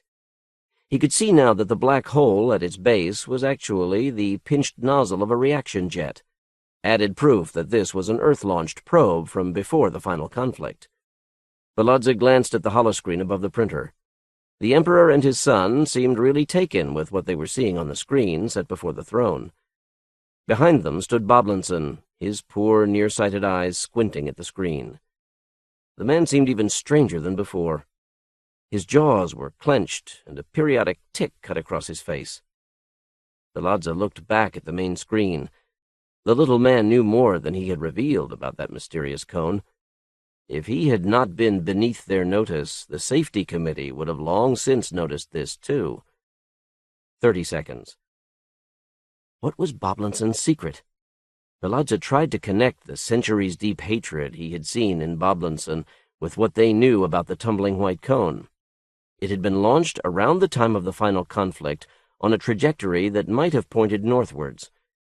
But the object hadn't been intended as a space probe, since it had evidently acquired most of its speed while still within Earth's atmosphere. No sensible vehicle would move so fast within the atmosphere unless it was a weapon. The thought brought a sudden numbness to the pit of Balazza's stomach. The final conflict had been fought with rocket bombs fired back and forth over the North Pole. One possible defense against such weapons would be high-acceleration anti-missile missiles. If one such missed its target, it might very well escape Earth-Luna, to orbit the Sun, forever armed, forever waiting. Then why hadn't his instruments detected a null bomb within it? The question almost made him reject his whole theory, until he remembered that quite powerful explosions could be produced with nuclear fission and fusion. Only physicists knew such quaint facts, since null bombs were much easier to construct once you had the trick of them. But had the ancients known that trick? Balazza casually folded his arms, kept his position by hooking one foot through a wall strap. Somewhere inside himself a voice was screaming, "Abort the approach! Abort the approach!" Yet if he were right, and if the bomb in that cone were still operable, then the Emperor and the 3 highest tiers of the nobility would be wiped from the face of the universe. It was an opportunity no man or group of men had had since the final conflict. "But it's not worth dying for," screamed the tiny, frightened voice. Balazza looked into the holoscreen at the hedonistic drones whose only talent lay in managing the security apparatus that had suppressed men and men's ideas for so long. With the Emperor and the top people in the safety committee gone, political power would fall to the technicians, ordinary citizens from Tiflis, Luna City, Eastgard. Balazza had no illusions. Ordinary people have their own share of villains. There would be strife, perhaps even civil war, but in the end, men would be free to go to the stars, from where no earthly tyranny could ever recall them. Behind the Emperor and the nobles, Boblinson cringed no more. A look of triumph and hatred had come into his face, and Balazza remembered that he had said this would be a gift fit for the Empire. "And so your people will be revenged after all these centuries," thought Balazza. As vengeance it was certainly appropriate, but that had nothing to do with why he, Vanya Balazza, floated motionless in the control cabin and made no effort to slow their approach on the tumbling cone. He was scared as hell. Mere vengeance was not worth this price. Perhaps the future would be. They were within a couple thousand meters of the object now. It filled the screen, as if it whirled just beyond the yacht's hull. Balazza's instruments registered some mild radioactivity in the object's direction. Goodbye, Klasha. 6 million kilometers from Earth, a new star was born. In an astronomical sense, it was a very small star, but to itself, and what lay nearby, it was an expanding plasmatic hell of fission-fusion products, neutrons, and gamma rays. Bomb scare. Robert Heinlein once proposed 5 rules for success in selling fiction. On the writing of speculative fiction in Lloyd Arthur Eshbach's Of Worlds Beyond, The Science of Science Fiction Writing, Advent Publishers, 1964. The rules are simple, but following them all is difficult.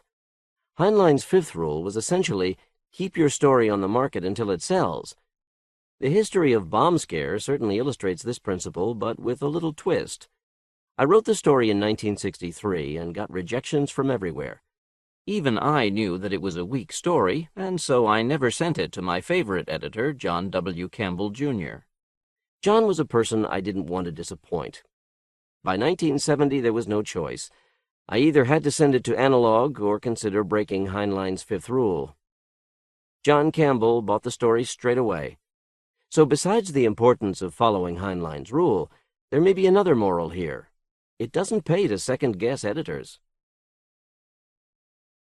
Prince Lal Edorvik dilated his mouth-hole and casually picked at pointy fangs. With great deliberation he inspected the sky. The maelstrom glittered across 50 degrees, a spiral of silver mist. Its brilliance was dimmed by the gibbous-blue planet that hung near the zenith. That blue light flooded through the transparent hull section onto the formal gardens of the Imperial Dorvik flag wagon. The soft brown sand dunes of the gardens were transformed into rolling blue carpets. An occasional ornamental lizard scurried across the sands. Within his vision, Prince Lal could see no less than 5 shrub cacti. The excess vegetation made the scene almost sickeningly lush. Except for the bluish tinge of the landscape, Lal could almost imagine that he was back at home in his winter palace. With feigned nonchalance, he turned to look at his companion, Grand General Harl Ekraft. Prince Lal was thought harsh in a civilization where the execution of 10,000 soldiers was considered morale-building discipline. Now he moved obliquely toward the subject at hand. With his reputation, he could afford to speak softly. "Is it always night?" "Yes, Puissance. We keep the wagon oriented with the sun beneath the garden's horizon. Of course, I could make a sunrise. It would take less than 15 minutes to turn the wagon." "Oh, don't bother," Lal responded smoothly. "I was just wondering what the super-sun looks like." He glanced at the blue-green planet high in the sky. "Isn't it theoretically impossible for a giant star to have a planetary system?" The young general sniffed warily at the bait. "Well, yes. Stars this size never develop solar systems by condensation. This one was probably formed by the accidental capture of 3 planets from some other system. Such things must be very rare, but we're bound to run across them eventually." "Ah, yes. There shouldn't be planets here, yet there are. And these planets are inhabited by an intelligent, technologically developed race. And we must have these improbable planets as the industrial base for our expansion in this volume. Yet we don't have them." Lal paused, then struck with reptilian ferocity. "Why not?" For a moment, Harl sat frozen by the other's ophidian glare. With a visible effort, he twitched his mouth-hole open in a disarming smile. "Care for a milvac, Puissance?" He motioned to a shallow dish of hors d'oeuvres. Lal had to admit that the general was a cool one. Though Ekraft faced the long dying for his failure, he offered his superior candied meat rather than explanations. This was going to be interesting. He carefully speared one of the squirming milvacs with a wrist talon and sank his fangs into the little mammal's hairless skin. With a sucking sound, he drained the animal of its vital fluids. Harl Ekraft waited politely until Lal had finished, then handed him a pack of color photographs. "The mush faces are every bit as developed as you say. Their 2 outer worlds could supply us for any further expansion we might desire in Volume 095. They—" Prince Lal slithered into a more comfortable position on the resting rack and glanced at the top photograph. Mush faces. That was an appropriate name for them. The olive-skinned monster that looked out of the photo seemed bloated, diseased. Have not invented mass energy converters, but they do use a very efficient form of hydrogen fusion for their spacecraft. Their biggest space wagons mass more than 30,000 tons. Not bad for hydrogen fusion drive, thought Lal. He glanced at the next picture. It was a schematic of a mush-face battle wagon. There was the typical cigar shape of a fusion-powered craft, the magnetic venturis taking up much of the rear volume of the wagon. 10 rocket bombs were housed forward, with more snuggling under the craft's nose on outside racks. In one respect, they are ahead of us technologically. Harl paused, then said slowly, "The mush faces can shield against our mass energy converters." This remark would have been greeted by a look of stupefied amazement if Lal's spies had not briefed him beforehand. Lal's 30 times great-grandfather, Grishnak I, had conquered 3 oases on home by edge of sword. His 21 times great-grandfather, Elbrek IV, united all home with gunpowder and steam-powered sand wagons. His 12 times great-grandfather launched the first rockets into orbit and perfected the hydrogen bomb for use against a group of heretics in the South Polar Sands. But the sword, gunpowder, steam, even the hydrogen bomb, all these were as nothing before the mass energy converter. It was a simple weapon in practice. Place the converter at the proper distance from the target, turn it on, and any desired fraction of the target was changed directly into energy. If such a weapon could be shielded against, the Dorvik had lost one of their trump dice. Kraft continued, "This effect is probably incidental. Since the mush faces don't have converters, it seems unlikely that they could intentionally design a defense against them. In any case, the only way we can destroy their craft is to convert a substantial amount of mass to energy just outside their screens. In other words, we are reduced to using rocket bombs. They have an anatomical advantage too, Puissance. A mush face can survive more than 5 times the acceleration that a Dorvik can. This mobility, combined with their 1,000 gravity rocket bombs, makes their space force more than a nuisance. Puissance, we have done as much damage as we dare to their industrial centers. It has not broken their will. Until we gain absolute control of local space, there will be no conquest." The general's statement was blunt, almost defiant. Lal could imagine the tiny enemy craft flashing through the Dorvik fighter screen and firing rocket bombs at the Dorvik battle wagons. From the general's own account, as well as Lal's spies, it was obvious that Kraft had made the best of a terrible situation. Supreme tactical skill was necessary to survive an enemy with longer legs and better defenses than one's own. He riffled through the rest of the photographs. They showed proposed modifications in the Dorvik reconnaissance skimmers for use as self-propelled bombs. Lal's race hadn't used rocket bombs in 3 centuries, so now that they needed them, such weapons were unavailable. When Lal finally spoke, his face and tone contained nothing complimentary. "So these pus-filled creatures are too stubborn for you? Your view is just too narrow, General." He pulled an ornamented slate from his waist pouch. "That sickeningly blue planet," Lal waved at the brilliant object directly overhead, "has 20% of the population and only 3% of the industry in this solar system. Its destruction would hardly impair the system's usefulness to us. This," he gestured with the triangular slate, "is an order signed by my father. It directs you to detonate this planet." The craft's tympanic membranes paled. Prince Lal hissed gently, "You find this overly violent?" Yes." The general was still blunt. "Perhaps. But that is the point. You will convert 1/1,000,000,000% of the planet's mass. The explosion will be so vast that it will gently scorch portions of the other 2 planets. The deed's very essence is violence and brutality. It will show this race that further resistance would be worse than any surrender." Lal recited several stanzas from the Liturgy of Dominance, finishing with, "Ours is all that is, and we rule all those who be, For we are the Dorvic, the sons of the sands, and to those who deny our rule we say, bow down, or be not. It is immaterial whether you believe this doggerel garbage. The point is that by divine authority or not, our race must stay on top. The day we take second place in the universe will be the beginning of the end for the Dorvic. If through some weakness of spirit we fail to conquer this system, then we will be consigning ourselves to the museums of the future just as surely as if we were destroyed in battle. In a single fluid motion, Lal reached out from his resting rack and handed his subordinate the order.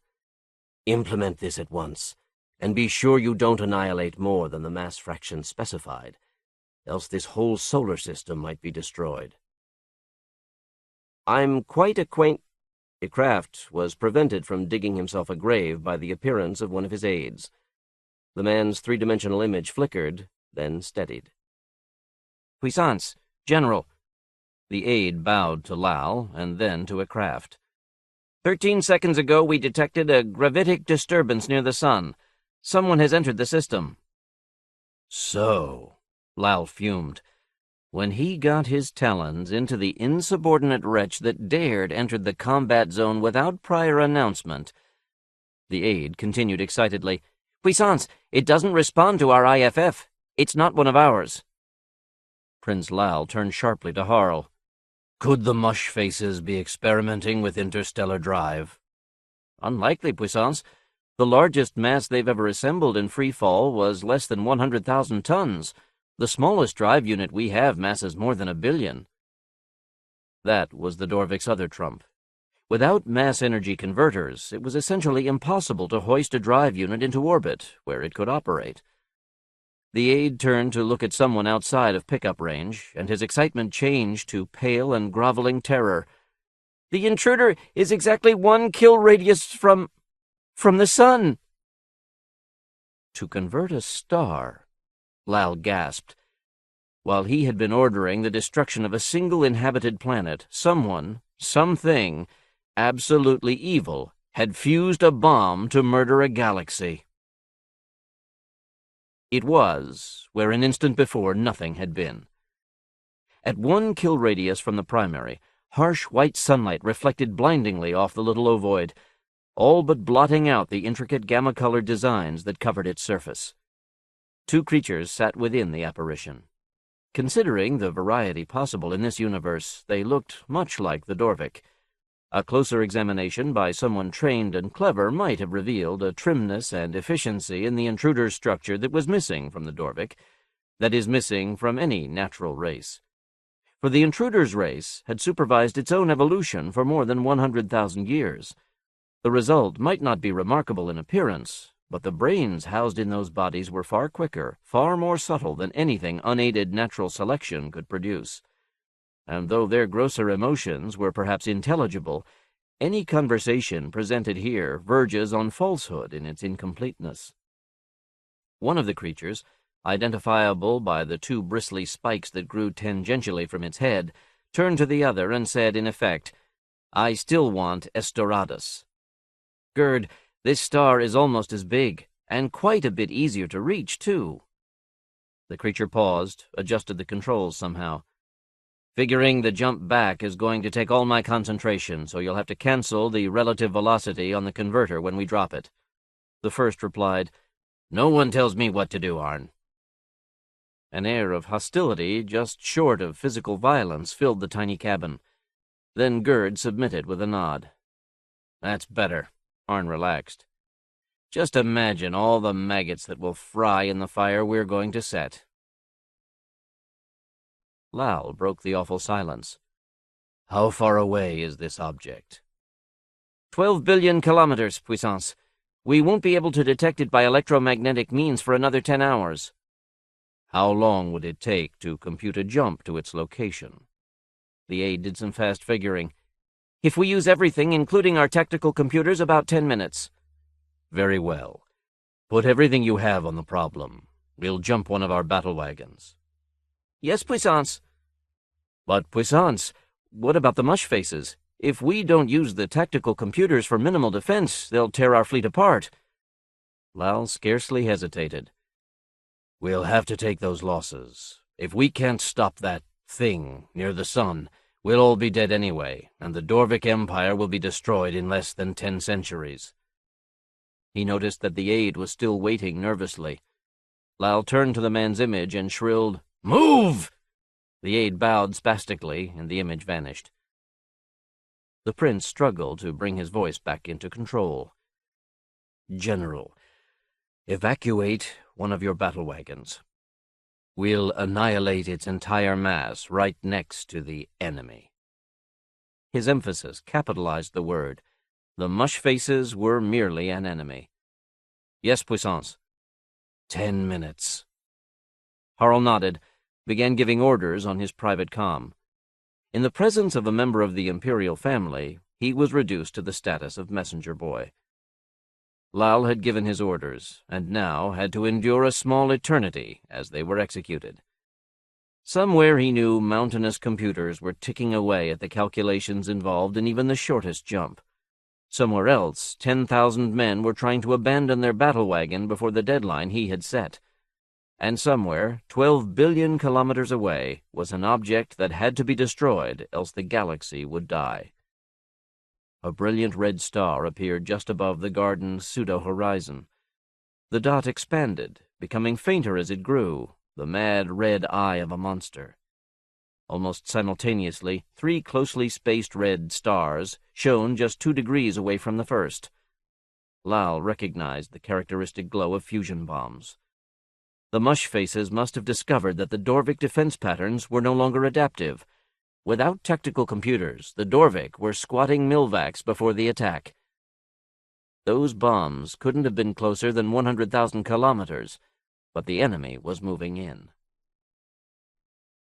"Enemy rocket bomb at 50,000 kilometers and closing," said a disembodied voice. Lal strained for some glimpse of the enemy.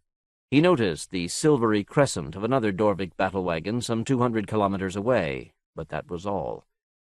Both men sat in the flag wagon's imperial gardens and counted their last seconds. A white glare lit the gardens. Lal looked up, startled. The battle wagon he had noticed before had fired its rockets and now moved slowly across the sky. The brilliance of its jets brought temporary daylight to the gardens. "It won't work," Harl whispered. But somehow it did. The feeble-minded rocket bomb accepted the other battle wagon as its target of opportunity, and the garden's curving crystal walls turned opaque as the wagon's screens powered up. When the walls cleared, the other wagon was gone. 10,000 men and the gross annual product of an entire continent had been vaporized in less than a millisecond. General Kraft's fangs clattered together with suppressed emotion. To lose men in war was expected, but to sit defenselessly and let an enemy destroy you with inferior weapons was nightmare. Abruptly he looked up, as if listening to some private voice. "Puissance, the crew of the Vengeance have removed to the Sword of Alcra." Several more red dots appeared near the zenith, but Lal ignored them. The fleet would have to hold together just a little longer. The aide reappeared. "Computations complete, Puissance. Just tell us which The Vengeance. As soon as the jump is made and you are sure the enemy is nearby, annihilate the entire mass of the wagon." Lal's urgency was conveyed to the other man, who vanished without even bowing. Harl said something on his private circuit, and a flat image appeared before them. "That's from a camera aboard the Vengeance. It's transmitting by gravitic means, so we'll be able to see everything up to the detonation." The picture showed the maelstrom with the mush faces planet off to one side. Abruptly, the blue planet vanished. Startled, Lal glanced up and saw that the planet was still in his sky. He realized ashamedly that the Vengeance had made its jump. Since the wagon's orientation in space was still the same, the stars had not moved. Then the camera turned, and the constellations slid across the screen. The camera hunted and found. At the center of the screen, Lal saw a tiny white dot that drifted slowly across the field of stars. That was the enemy. It couldn't be closer than 10,000 kilometers. The detonation of the Vengeance would be quite effective at that range, but the jump should have been more accurate. Apparently, the same thought had occurred to a craft, who said, "Navigation, how far is the Vengeance from target?" 10 kilometers. The enemy craft is less than 9 meters long." Less than 9 meters long? The smallest interstellar craft the Dorvik ever made was more than 1 kilometer wide. The enemy was superior to anything Lal had imagined. If only there was some way to capture the enemy craft, to learn its secrets. Possibly, even more important, to learn what manner of monster would annihilate a sun. "Detonate the Vengeance." And the screen turned gray. A craft spoke. "The entire mass of the wagon has been converted to energy, Puissance." Lal stared stupidly. It was so anticlimactic. They had just created more energy in a second than the average G-class star produces in an hour, yet this explosion was observable only as a blank image screen, or the motion of a tiny hand on the dial of a gravitic surge detector. It would take 10 hours for the light from that explosion to reach them. Even then, it would set houses afire on the blue planet. How close it had been. Another few seconds, and the enemy might have completed its obscene mission, and so doomed the Dorvik race. For the moment, at least, all was saved. He turned to a craft and saw relief mirrored in his eyes. "General, He was interrupted by the reappearance of the general's aide. "Puissance, we detected a grave disturbance after the detonation." "After?" "Yes, Puissance. Somehow the intruder survived the detonation." "That's impossible!" shrieked Lal, even as he accepted the awful truth. Nothing made by men could withstand the vast fireball that the Vengeance had become. What were they fighting? The game might already be over. Lal's eyes looked across the Imperial Gardens, but his mind saw a wave of hell creeping out ever so slowly from an annihilated star. The energy from such a detonation would vaporize planets 100 parsecs away, and the destruction would creep on, confined to the speed of light but pushing inexorably across the galaxy. His race would know of the explosion and would retreat before the swelling sphere of oblivion, but little by little the galaxy would be taken away from them until every planet was lifeless and his race— "See, the maggots have guessed what we're going to do. That was a nasty jolt they just gave us, don't you think, Gerd? The maggots are trying to avoid the big fry, but they can't save themselves." He paused, overcome by anticipations of delight. "We'll watch the fire spread from nest to nest. For 10,000 years we'll watch them burn." The other creature agreed enthusiastically, its earlier anger almost forgotten. Neither of them noticed a slight wavering in the air behind them. The distortion was in the far infrared and near microwave. The changing refractive indices moved through the visible, the ultraviolet, the gamma. Still, Gerd and Arn were too engrossed to notice. "The converter is set to go when we jump, Arn. What's keeping you?" "The navigation, of course. This is a galactic jump we're making. Give me a few more seconds." "Idiot." The shimmer took form. Gerd turned from Arn and saw what had materialized behind them. "Mother!" But for her physical perfection, she looked much like her remote ancestors, who tamed fire in Africa and, scant millennia later, played with fission under a stadium in Chicago.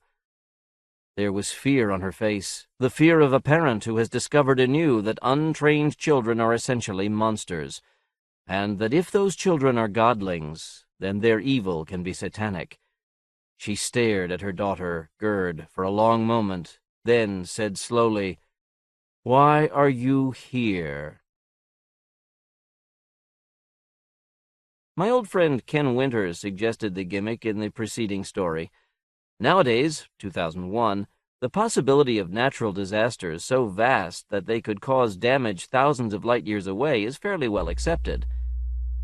Ken's suggestion came from around 1960, maybe even earlier, when we were in elementary school. The Science Fair. The Science Fair is one of the shortest stories I have ever written. A little one-idea story that has some nice color. The original version that I submitted to Damon Knight for his Orbit series is almost what you see here. Damon rejected that with the comment that I had built up an ingenious background and then brought it down to the banal with the last few lines. And was there anything I could do to fix it? That was a challenge. The solution was to break viewpoint discipline a little and look ahead at consequences. I think this is entirely in the final 2 lines of the story. Damon bought the revision, which you see here. My offices are under the tidal wave breaker wall. I know that's an unsavory and unsafe part of Newton.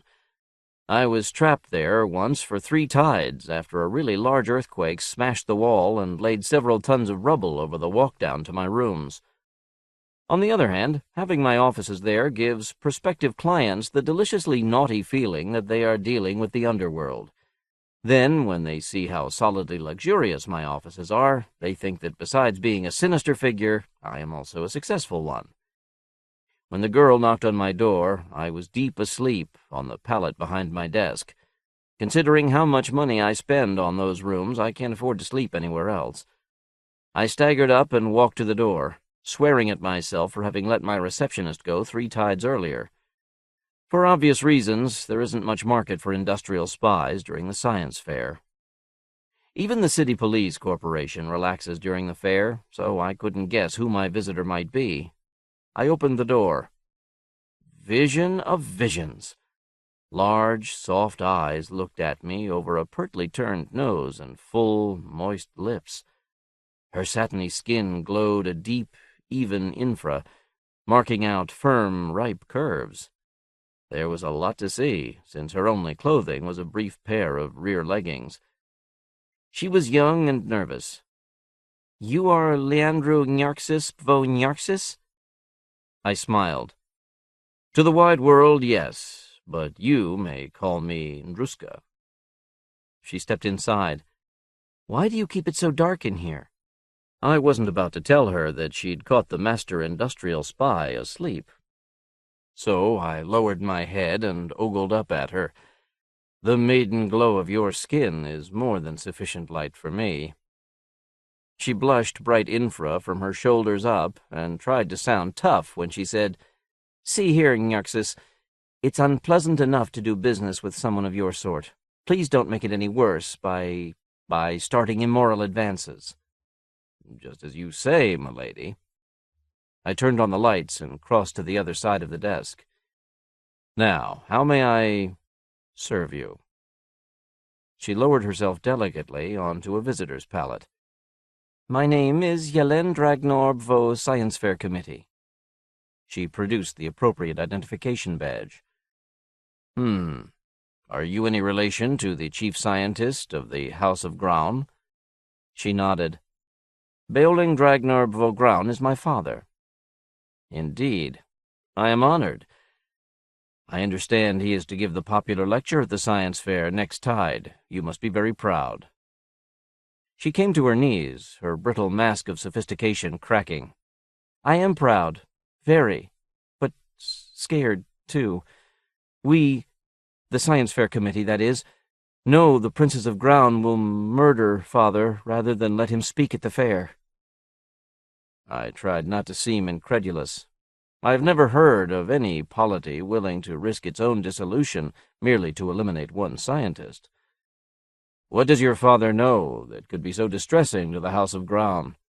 "I don't know. I don't know. Father won't tell the committee. Of course, that's only proper, since his research is Graun property until the fair actually begins. But he won't give us even a hint. The princes have tried to kill him once already, and we just have to find someone to protect him." "And so you came to me." "Yes. The fair committee knows your reputation. They're willing to pay you well, up to 256 acres of prime farmland. All you have to do is guard father till next tide. The committee can protect him after that, when he gives his talk. Will you do that?"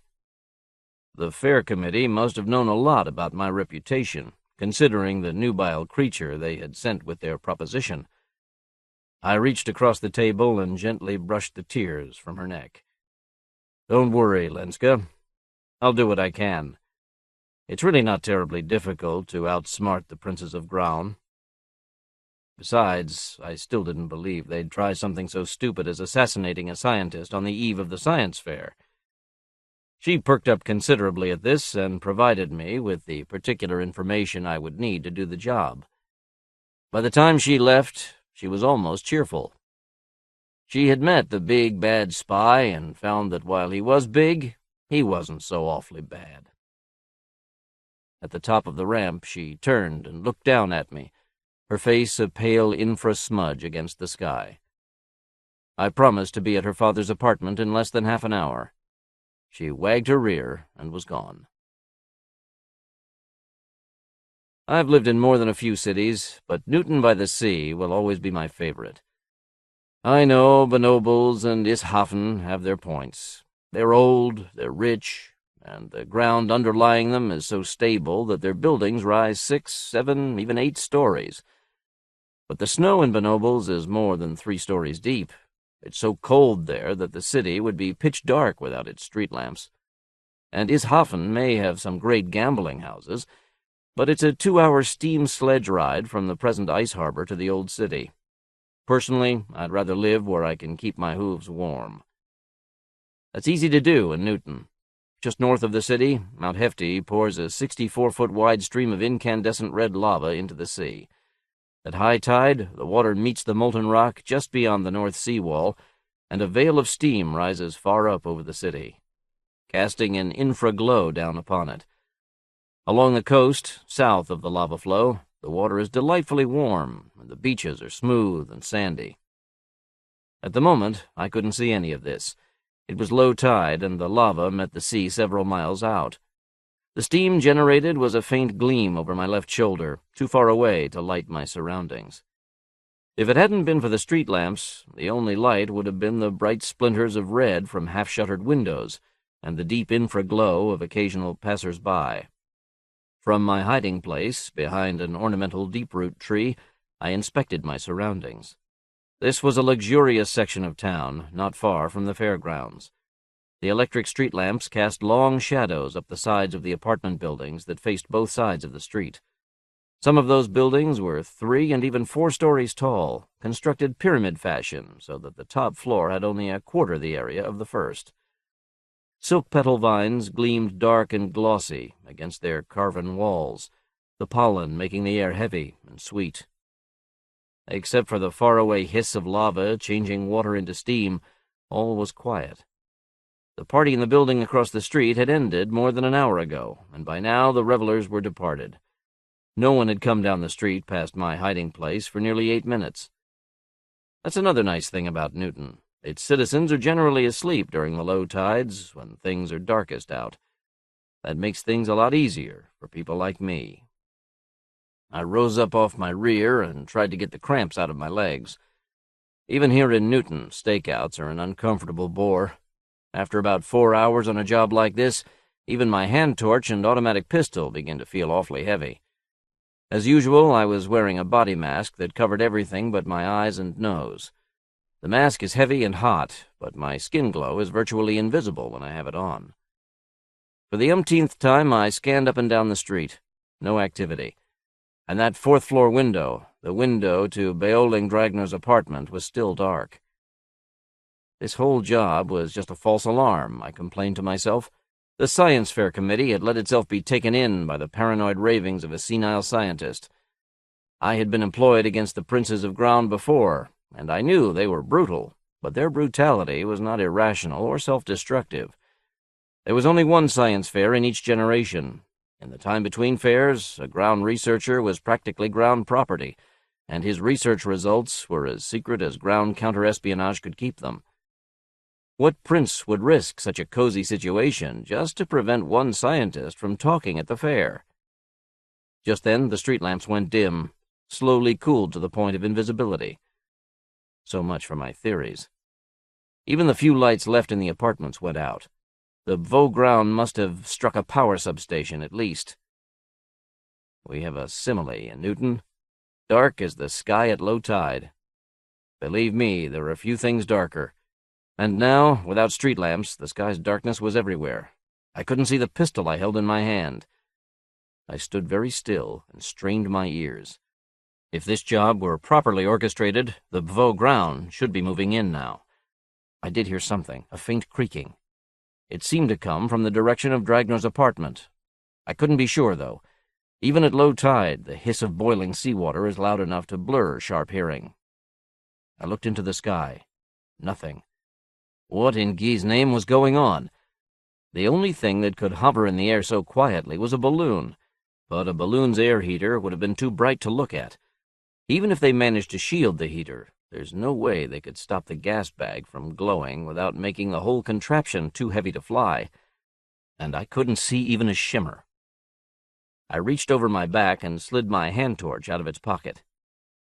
Using it would be a last resort, since it would make me a much better target than anyone else. Several minutes passed. The creaking was unmistakable now, and I could hear body movements too. If the Beveau ground were trying to involve Dragner in a simulated accident, they would have to act fast, and I'd have to be faster to stop them. Guy, I was going to have to use my torch after all. Then, as it has so often in the past, the Nyarx's family luck came through for me. The skies parted momentarily, and the stars shone down on Newton. If you're from Bonobles, maybe this doesn't seem so unusual, but here on the coast we're lucky if the sky clears once in a morning. There must have been 64s of stars, harsh, uncompromising points of light that burned in infra, red, and orange. Even at high tide, the sky above Newton is rarely so bright as it was during those few seconds. The assassins were using a balloon. Its starlit hulk floated 256 feet above the street. 3 men hung on slings beneath it. They were less than 64 feet up now and were closing in on Dragner's window. They must have had guts to try something like that. Aiming through a clear spot in the branches above me, I fired at the balloon, but I fired wide. I guess I'm just naturally big-hearted. 64 feet is a long way to fall. I shouldn't have bothered. The Beveau ground recovered from their star-struck surprise and rained fire down on me and my little tree. Splinters of wood flew in all directions as their rockets exploded. They had the high ground with a vengeance. So much for charity. My second shot was aimed for the balloon. The target was just too high up, though. My rocket missed it by at least 8 feet. But he who flies hydrogen-filled balloons must be prepared to pay the price. The bottom of the gas bag exploded as my rocket passed under it, and in seconds the entire aircraft was engulfed by fire and thunder. The ropes to 2 of the assassins were severed instantly, and they fell to the street. Splash! The third fellow rappelled madly downward. He almost made it, being only 16 feet above the street when his ropes burned through. As I ran out from what was left of my concealment, flaming debris was still falling out of the sky. I stopped briefly by the corpse of the one who had fallen from 16 feet. The man was a Beveau ground, all right. His body mask had all insignia removed, but the cut of the cloth was familiar. What did this Dragner have on the House of Ground, anyway? The fairgrounds are near the western edge of Newton, on a gently sloping terrace facing the sea. For 15 out of 16 mornings, the grounds are unused, except for occasional commercial shows or wandering amusement theaters that contract with the city for the use of the land. But once in every generation, tents cover the grounds and even sprawl into adjacent properties. A bonfire is set on the crest line west of the grounds, and by its glow the tents reflect every color you can imagine, no matter what the time of tide. And so the science fair is begun. In one tent you can see the most recent improvements in steam turbines, while in the next, the latest techniques in podiatry are demonstrated, or a lecture in antibody reactions is in progress. The variety is nigh endless. The crowd trying to squeeze into the main lecture tent was unbelievably large, and it took all my powers of infiltration to get to the tent's entrance. There, the fair official badge I had been given was put to good use. I was searched and then admitted. They were virtually sitting on each other's backs inside. I knew the fair's popular lecture usually lives up to its name, but this was incredible. Even the name Beoling Dragner wouldn't ordinarily draw like this. Apparently, the people of Newton knew the scientist would report on something spectacular. What could it be? Telegraphy without wires? Perhaps a method of predicting earthquakes. Dragnor had never been pinned down to a single field, so it was hard to guess. Doubly so for those who knew that Groun had tried to silence him. I used my badge to reach the reserved pallet set right before the stage. Yelena Dragnor had already arrived. I squeezed in beside her, slipped my arm across her shoulders. "Surprise, dear Lenska. Despite immense and perilous difficulties, I have delivered your father safe and sound to the Speaker's subcommittee." She wiggled delightedly, then remembered that she was the daughter of a researcher and I was a poor freeman. She said, "We are most grateful, Sir Leandru." Her eyes said much more. I glanced down the row of pallets. The pavilion was brightly lit, and the costumes of the various personages in our special section gleamed and glittered in 8 colors. At the end of the row sat the 3 official representatives of the House of Groun. They were dressed in ruffled pants and overcapes, checkered bright orange and medium infra, the Groun colors. The one in the middle was Thork Groun vo Groun, reputed to be the master of the House of Groun. At the moment, that individual had the look of a frustrated creditor. His pale eyes swept back and forth across the stage, occasionally rested on me. It was notice I could do without. The stage was empty, except for a small console set to one side. This increased the mystery, since what is science without gadgetry? I didn't have a chance to wonder on the question further, for just then attention sounded and the speaker walked on the stage. Beoling Dragnor was an old man.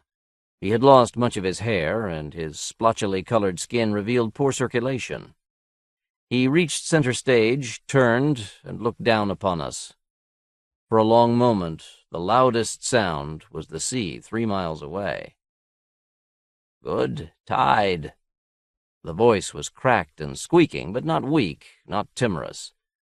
"My name is now Beoling Dragnor vo Science Fair Committee. Before this fair, I served the House of Groun in Benobles." He nodded stiffly to the princes of Groun in the first row below him. "In at least one respect, Benobles is a superior city. The skies are clear there more often than any other city of my acquaintance. On the average, the stars are visible more than 1 hour in every 64. I have observed and studied them for more than a generation." A ripple of disappointment spread through the audience. Except for the discovery of the moon and its connection with the tides, astronomy had always seemed a singularly useless field. But Dragnor continued his slow discourse. "We know very little about the stars. Many generations ago, Zlomenes Onasio proposed that they are worlds similar to our own, but much hotter, so hot that their surfaces are covered with glowing magma. Even now, this is the best theory we have, though modern physics still can't justify all the details.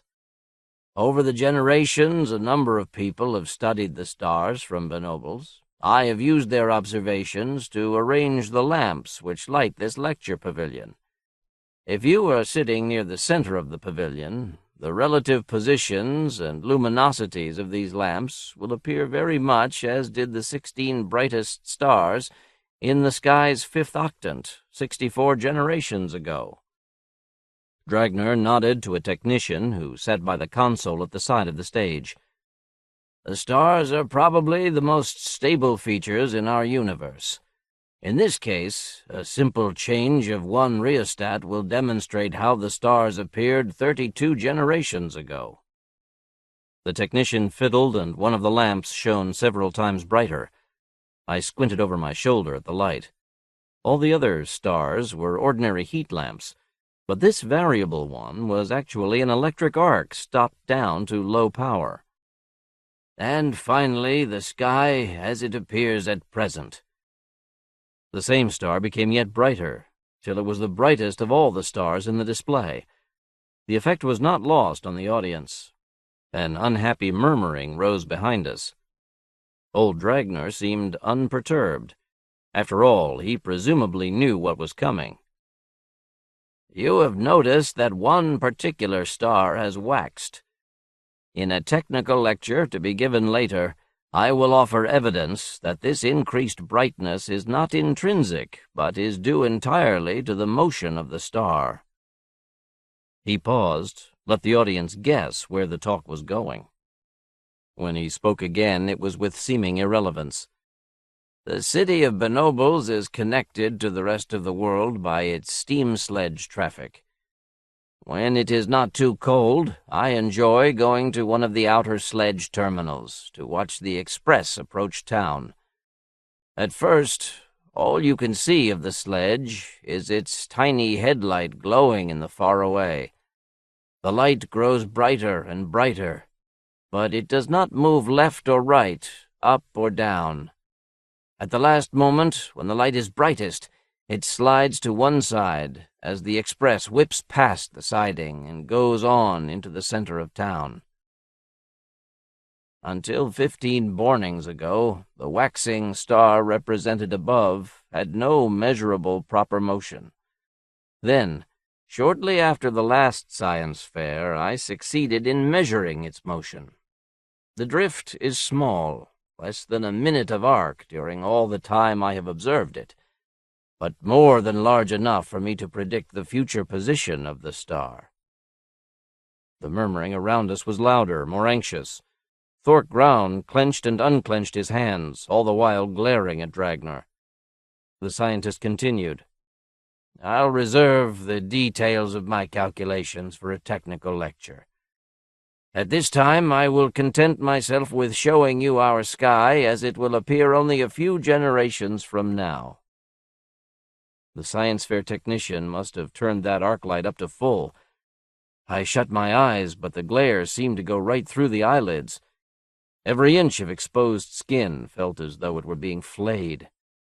Old Dragner's calm voice went on. "The waxing star's closest approach to Guy will occur just 8 generations from now.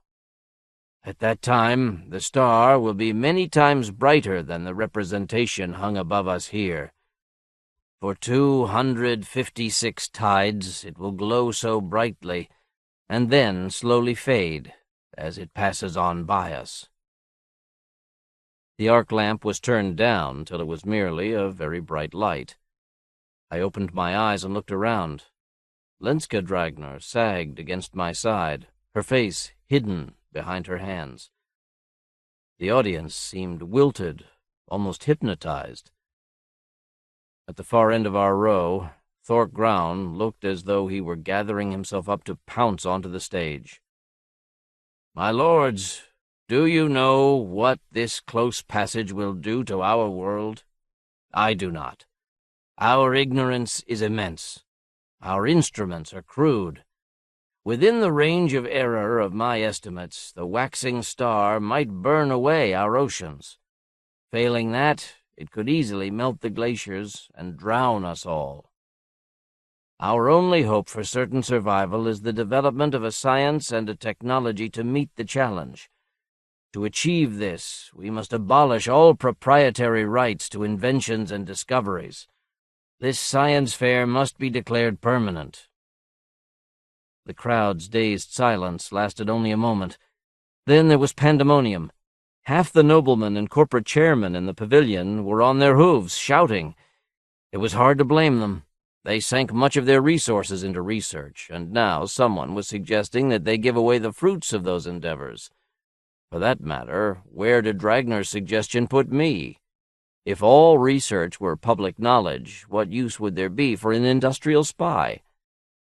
I had to pull Lenska back down onto her pallet as Thorke Vauground scrambled on stage and pushed Dragner to one side.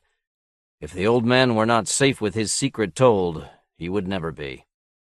The Prince of Ground raced back and forth along the edge of the platform, shouting at the top of his lungs.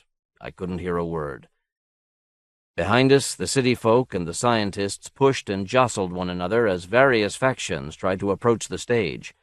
For them, Dragner's revelation far outshone the question of extending the fair, and their shouted questions and speculations drowned out everything else.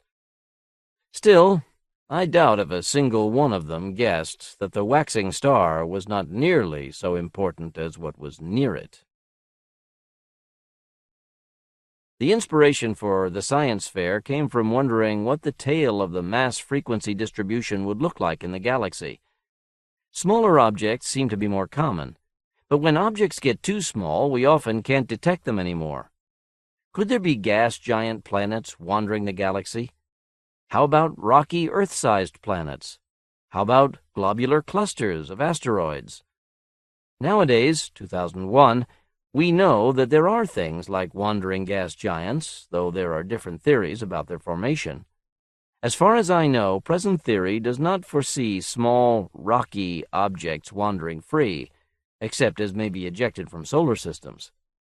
Still, the idea of a sunless solar system, or a solar system centered on a brown dwarf, is intriguing. Thanks, Damon, for making the science fair good enough to see the light of day. Gemstone. It is a cliché that writers put their own experiences into their stories, a cliché that is not always true, fortunately. Personal unhappiness can have a writerly payoff. This notion was beautifully treated in George R.R. Martin's Portraits of His Children. I am convinced that story won a Nebula, but not a Hugo, because the authors, who are the Nebula voters, felt special kinship with the protagonist of the story. In my case, an unhappy vacation as a child and a happy vacation many years later in New Zealand came together with a random idea from the old idea box. The result is a story that turns and turns, surely the most unbalanced thing I have ever written. Stan Schmidt initially rejected it, then wrote me 3 months later asking to see it again. I'm very grateful that he bought it. Even if Gemstone never quite decides what it wants to be, it means something to me. The summer of 1957 should have been Sanda's most wonderful vacation.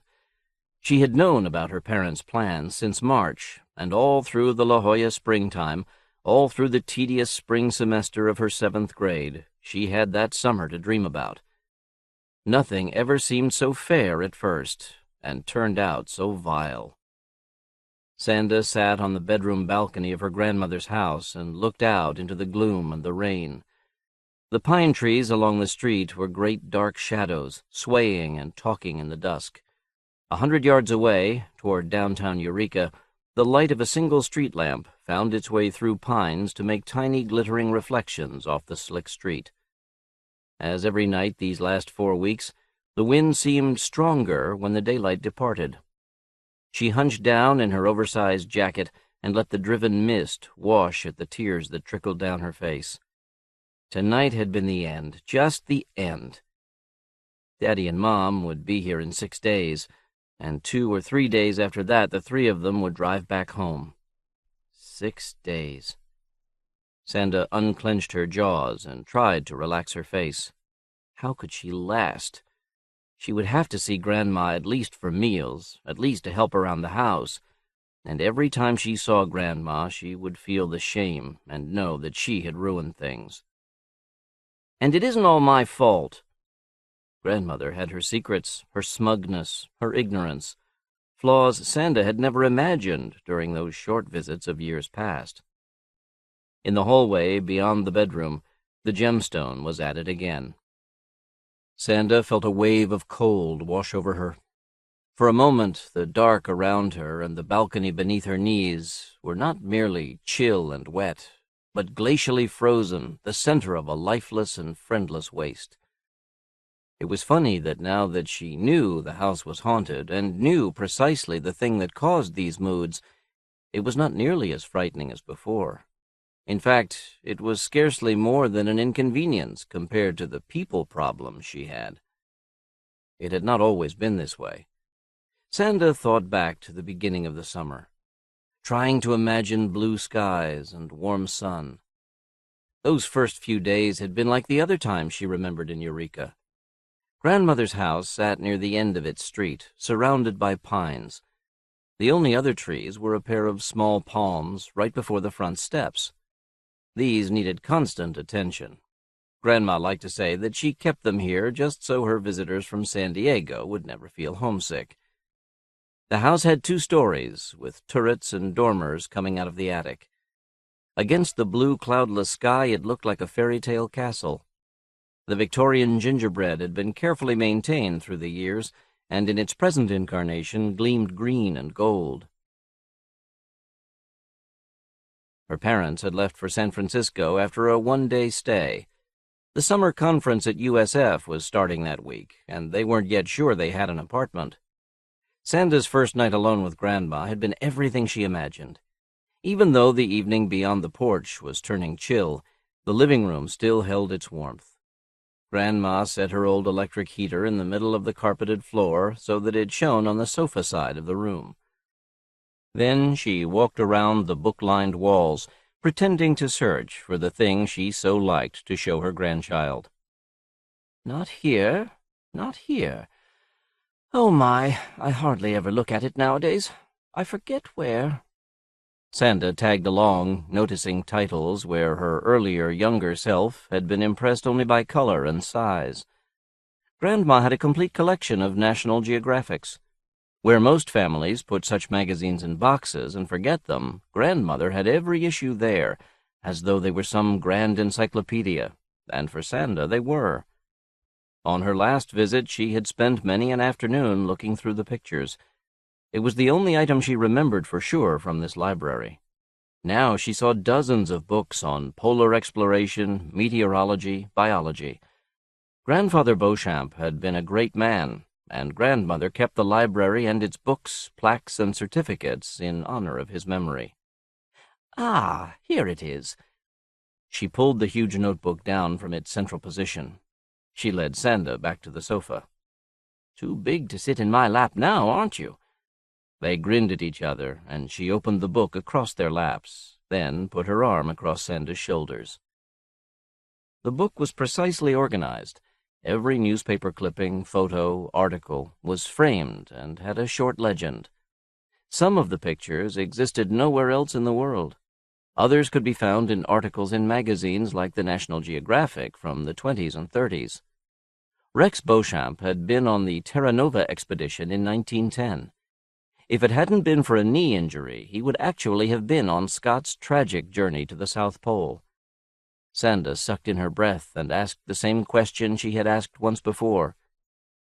And so, if his knee had been okay, why, he would have died with the others, and would never have met you, and you would never have had Dad, and— Grandma slapped the notebook. No, I know, Rex. He would have made the difference. If they had just waited for him to get well, they could have made it back to the coast. It was an answer she had heard before, but one she wanted to hear again. Sanda sat back and waited for the rest of the story. After World War I, the Beauchamps had emigrated from Great Britain, and Grandfather participated in several American expeditions. There were dozens of pictures of him on shipboard and in the brave little camps the explorers had established along the Antarctic coast. Rex Beauchamp had been very handsome and boyish even in middle age, and it made Sanda proud to see him in those pictures, though he was rarely the center of attention. He always seemed to be in the background or in the third row of the group portraits. Grandma said he was a doer and not a talker. He never had a college degree and so had to serve in technician and support jobs, but they depended on him nevertheless. Not all the pictures were of ice and snow. Many of the expeditions had worked out of Christchurch, New Zealand. On one occasion, Grandmother had gone along that far. It had been a wonderful vacation for her. She had pictures of the city and its wide, circular harbor, and others of her visiting the North Island and Maori country with Grandfather. Sanda raised her eyes from the picture collection as her grandmother spoke. There were things in this room that illustrated her story more spectacularly than any photographs. The area around the sofa was brightly lit by one of the beautiful stained glass lamps that Grandma had in every room. But at the limits of its light, the room glowed in mysterious blue and red and yellow from the higher panes in the glass. Dark polished wood edged the carpet and the moldings of every doorway. Beyond the electric heater, she could see the Maori statues the Beauchamps had brought back from their stay at Rotorua. In normal light, those figures carved in wooden relief seemed faintly comical. Their pointed tongues stuck out like weapons, their hands held claw-like. But in the colored dimness, the mother-of-pearl in their eyes shone almost knowingly, and the extended tongues were no childish aggression. Sanda wriggled with a moment of delicious fright. The Maori were all civilized now, Grandmother said, but they had been more hideously ferocious than any savages on earth. "Do you still have the Mary, Grandma?" "Yes, indeed." She reached into the embroidered sewing stand that sat next to her end of the sofa and withdrew a graceful 8-inch piece of stone. One end fit the hand, while the other spread out in a smooth, blunt-edged oval.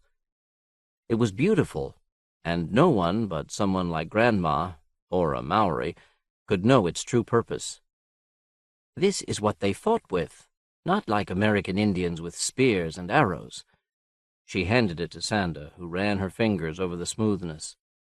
"It's so short you have to come right up to your enemy and whack, right across the forehead." Sanda tried to imagine, but couldn't. Grandma had so many beautiful things. Sanda had once overheard her mother complain to Daddy that these were thefts from an ancient heritage. Sanda couldn't see why. She was sure that Grandpa had paid for these things, and if he hadn't brought them back to Eureka, so many fewer people could have admired them. Grandma talked on well past Sanda's La Jolla bedtime. The girl found herself half-hypnotized by the multicolored shadows of the lamp and the pale red from the heater. That heater sat on newspapers. Sanda felt herself come wide awake. "That heater, Grandma, isn't it dangerous?" The woman stopped in mid-reminiscence. "What?" "No, I've had it for years, and I'm careful not to set it on the carpet where it might stain." "But those newspapers, they're brown, almost burned." Grandma looked at the heater. "My, you're a big girl now to worry about such things. I don't know. Anyway, we can turn it off now. You should be going to bed, don't you think?" Sanda was to sleep in the same room her father had used when he was little. It was on the second floor. As they walked down the hall to the bedroom, Grandma stopped by the heavy terrarium she kept there. Dad and Mother hadn't known quite what to make of it. The glass box was something new. Grandma had placed it so the wide skylight gave it sun through most of the day. Now moonlight washed over the glass and the stones. Pale reflections came off some of the smaller rocks. Grandma switched on the hall light and turned everything mundane. The terrarium was empty of life. There was nothing there but rocks of odd sizes mixed with river-washed gravel. It was like the box Sanda kept her pet lizards in.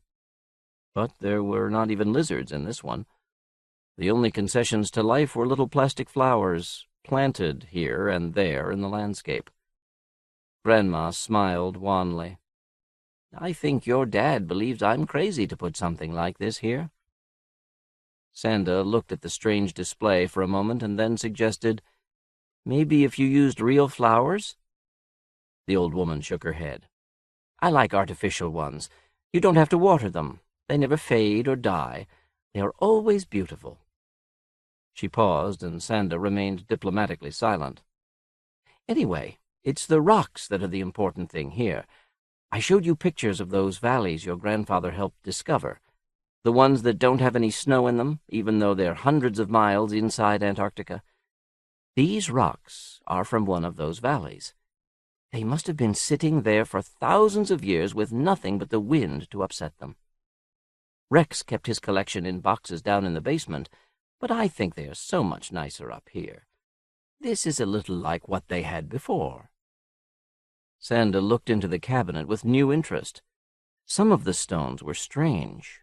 A couple looked like the meteorites she had seen in the Natural History Museum back home. And there was another, about the size of her head, that had a vaguely regular pattern in the gray and black minerals that were its substance. Minutes later, Sanda was tucked into her father's old bed. The lights were out, and Grandmother was descending the stairs. Moonlight spread silver on the windowsills, and the pines beyond were soft, pale, bright. Sanda sighed and smiled.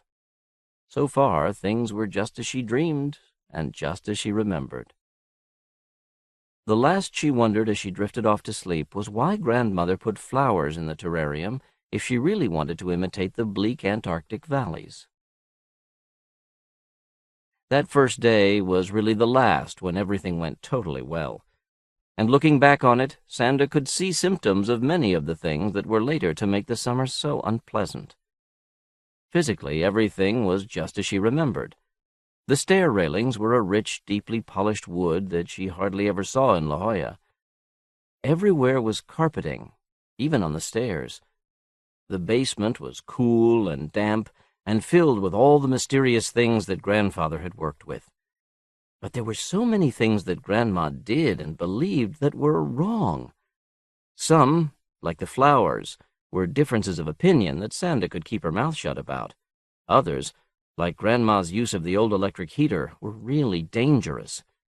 When she spoke about those, Grandmother didn't seem to believe or understand her.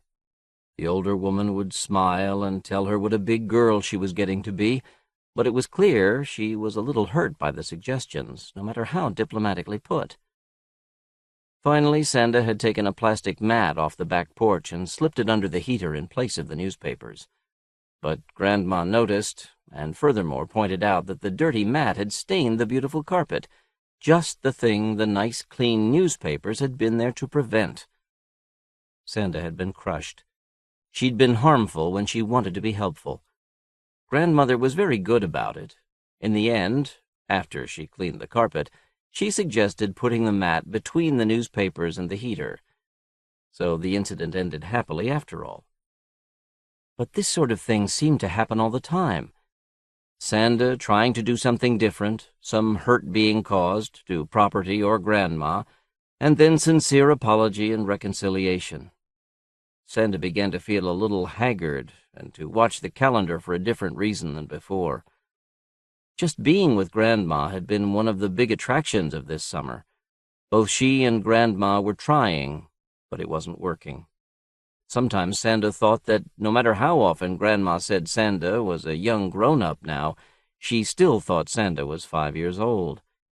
She had seriously wanted Sanda to take afternoon naps. Only when the girl assured her that her parents no longer required naps did she relent. And Grandma never told her to do anything. She always asked Sanda, "Wouldn't you like to?" do whatever she wanted. It was awfully hard to smile and say, "Oh yes, that would be fun," when in fact it was a chore she would rather pass up. At home it was so much easier. Sanda did as she was told and did not have to claim to love it. A week later, the fair weather broke. It rained, and rained, and rained. And when it wasn't raining, it was cloudy. Not cloudy as in La Jolla, but a dripping, misty cloudiness that just promised more rain. Grandma said it was often this way. Sanda had just been lucky on the previous visits. And it was about this time she began to be afraid of the upstairs. Grandmother slept downstairs, though she stayed up very late at night, reading or sewing. She would be easy to call if anything bad happened. That did not help. At first, it was like an ordinary fear of darkness. Some nights, a person is just more fidgety than others. And after the weather turned bad, it was easy to feel scared, lying in bed with the wind and the rattle of rain against the windows. But this was different. The feeling increased from night to night. It wasn't quite a feeling that something was sneaking up on her. More, it was a sense of utter desolation and despair. Sometimes it seemed as if the room, the whole house, were gone, and she was in just the Antarctic wilderness that Grandfather had explored. She had no direct visions of this, just the feeling of cold and lifelessness extending forever. Grandfather's ghost? Late one night, Sanda had to go to the bathroom, which was down on the first floor next to Grandmother's bedroom. It was almost painful to move. So afraid was she of making a sound, of provoking whatever caused the mood that filled her room. When she passed the terrarium in the hallway, the feeling of cold grew stronger, and her legs tensed for a sprint down the stairs. Instead, she forced herself to stand still. then to walk slowly around the glass cage. Something in there was causing it. The terror was insidious, growing as she stood there, almost as if what caused this now knew it had a listener. Sanda slept at the foot of the stairs that night. After that, when night came and Grandmother had tucked her in, Sanda would creep out of bed, unwrap her sleeping bag, and quietly carry it onto the balcony that opened off her room. The extra distance and the extra wall reduced the psychic cold to a tolerable level. Many nights it was rainy, and it was always chill and a bit windy, but she had bought a really good sleeping bag for the Scouts, and she had always liked to camp out. Nevertheless, it wore her down to sleep like that night after night, and made it harder to be diplomatic and cheerful during the days. In the daytime, there was far less feeling of dread upstairs. Sanda didn't know whether this was because the second floor was basically a sunny, cheerful place, or whether the ghost slept during the day. Whenever she walked past the terrarium, she looked carefully into it. After a while, she thought she had the effect narrowed down to one particular rock, the skull-sized one with the strangely regular patterns of gray and black. As the days passed, the position of some of the rocks changed. There had been 5 plastic flowers in the terrarium when Sanda first saw it. Now there were 3. There was one other mystery, which under other circumstances would have been very sinister, but which seemed scarcely more than an intriguing puzzle now.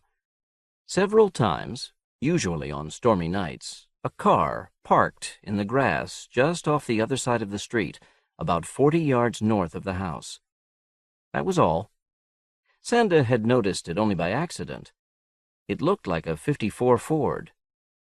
Once a match flared within the cab, and she saw 2 occupants. She smiled smugly, wistfully to herself. She could imagine what they were up to. But she was wrong. One night, when the rain had stopped, yet clouds kept out the stars, the driver got out and walked across the street toward the house. He moved silently, quickly.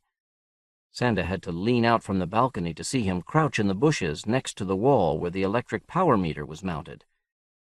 He spent only half a minute there. She saw a tiny point of light moving over the power meter and the utility cables that came down from the telephone pole at the street. Then the phantom meter reader stood and ran back across the street, quietly relatching the door of his Ford. The car sat for several more minutes, as if they were watching the house for some sign of alarm, and then drove away.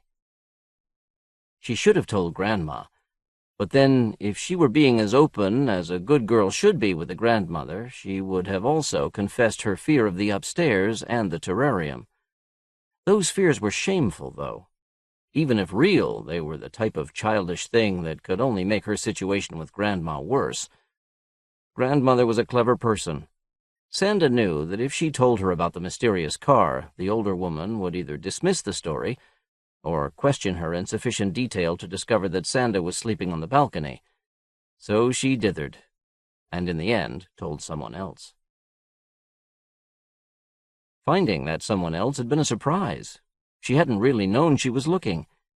Whenever the weather dried a little, Sanda tried to get outdoors. The city library was about 3 miles away, an easy ride on her father's old bicycle. Of course, Grandmother had been uneasy about Sanda carrying library books in the saddle baskets of the bike. There was always the risk of splashing water or a sudden rainstorm.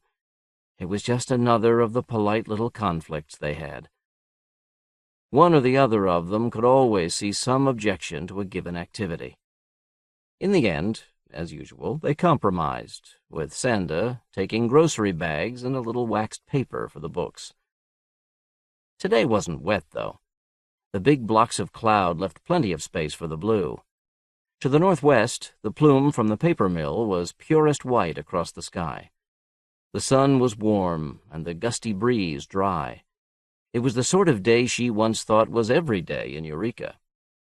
Sanda took a detour, biking back along the street away from town. The asphalt ended about 30 yards past Grandmother's lot. There were supposed to be more houses up here, but Grandma didn't think much of them. She passed one, It looked like a trailer used as a permanent home. A couple old cars, one looking very dead, were in front. The trees came in close to the road here, blocking out the sun. It felt a little like those great forests they'd driven through to get to Eureka. Even after a half-day of sun, there was still a slow dripping from the needles. Everything was so green, it might as well be dipped in paint. Once she had liked that. She went a lot farther south than she had before. The road stopped at a dead end. A one-story, red-shingled house was the last thing on the street. It was a real house, but it reminded Sanda of the trailer. It was such a different thing from Grandmother's house. There were a lot of small houses in La Jolla, but the weather back home was so dry and mild that buildings didn't seem to wear out. Here, Sanda had the feeling that the damp, the cold, and the mildew were forever warring on the houses. This place had been losing the fight for some time. She circled around the end of the road and almost ran into a second bicyclist. Sanda stopped abruptly and awkwardly. The center bar on the bike was a little high for her. "Where did you come from?" she asked a bit angrily. The boy was taller than Sanda and looked very strong. He must be at least 15 years old, but his face was soft, almost stupid-looking. He waved at the red-shingled house. "We live here. Who are you?" "Sanda Beauchamp." "Oh, yeah. You're the girl staying with the old English lady." "She is not an old lady. She's my grandmother." He was silent for a moment, the baby face expressionless. "I'm Larry O'Malley. Your grandmother's okay. Last summer I did her lawn." Sanda untangled herself from the bicycle, and they walked their bikes back the way she had come. "She has regular gardeners now." "I know. She's very rich, even more than last year." Grandma wasn't rich. It was on the tip of her tongue to contradict him, but his second statement made her pause, puzzled. Even more than last year? They had walked all the way back to Grandmother's before Sanda knew it. Larry wasn't really sullen. She wasn't sure yet if he was smart or stupid. She knew he wasn't as old as he looked. His father was a real lumberjack, which was neat. Most of Sanda's parents' friends were geologists and things like that. They parked their bikes at the steps, and Sanda took him in to see Grandmother. As she had expected, the elder Beauchamp was not thrilled with Sanda's plans for the afternoon.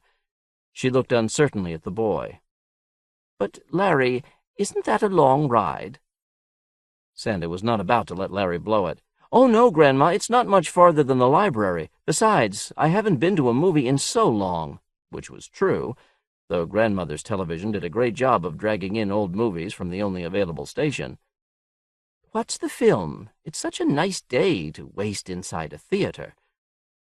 "Oh, they're playing movies from the early 50s. That sounded safe. Grandma had complained more than once about the immorality of today's shows. Besides, if she heard the title, she would be sure to refuse. Grandmother seemed almost distraught. Then she agreed and walked out to the screened porch with them. "Come back before 4. We will. And they were off. She didn't know if it was the weather, or meeting Larry, or the prospect of the movie, but suddenly she felt wonderful. The Thing from Outer Space. That's what it said on the marquee. She felt a little guilty deceiving Grandma about the title. It wasn't really the sort of show her parents would want her to see. But just seeing a movie was going to be fun. It was like home. This theater reminded her a lot of the Cove in La Jolla. After they got their tickets, they drifted down to the movie posters.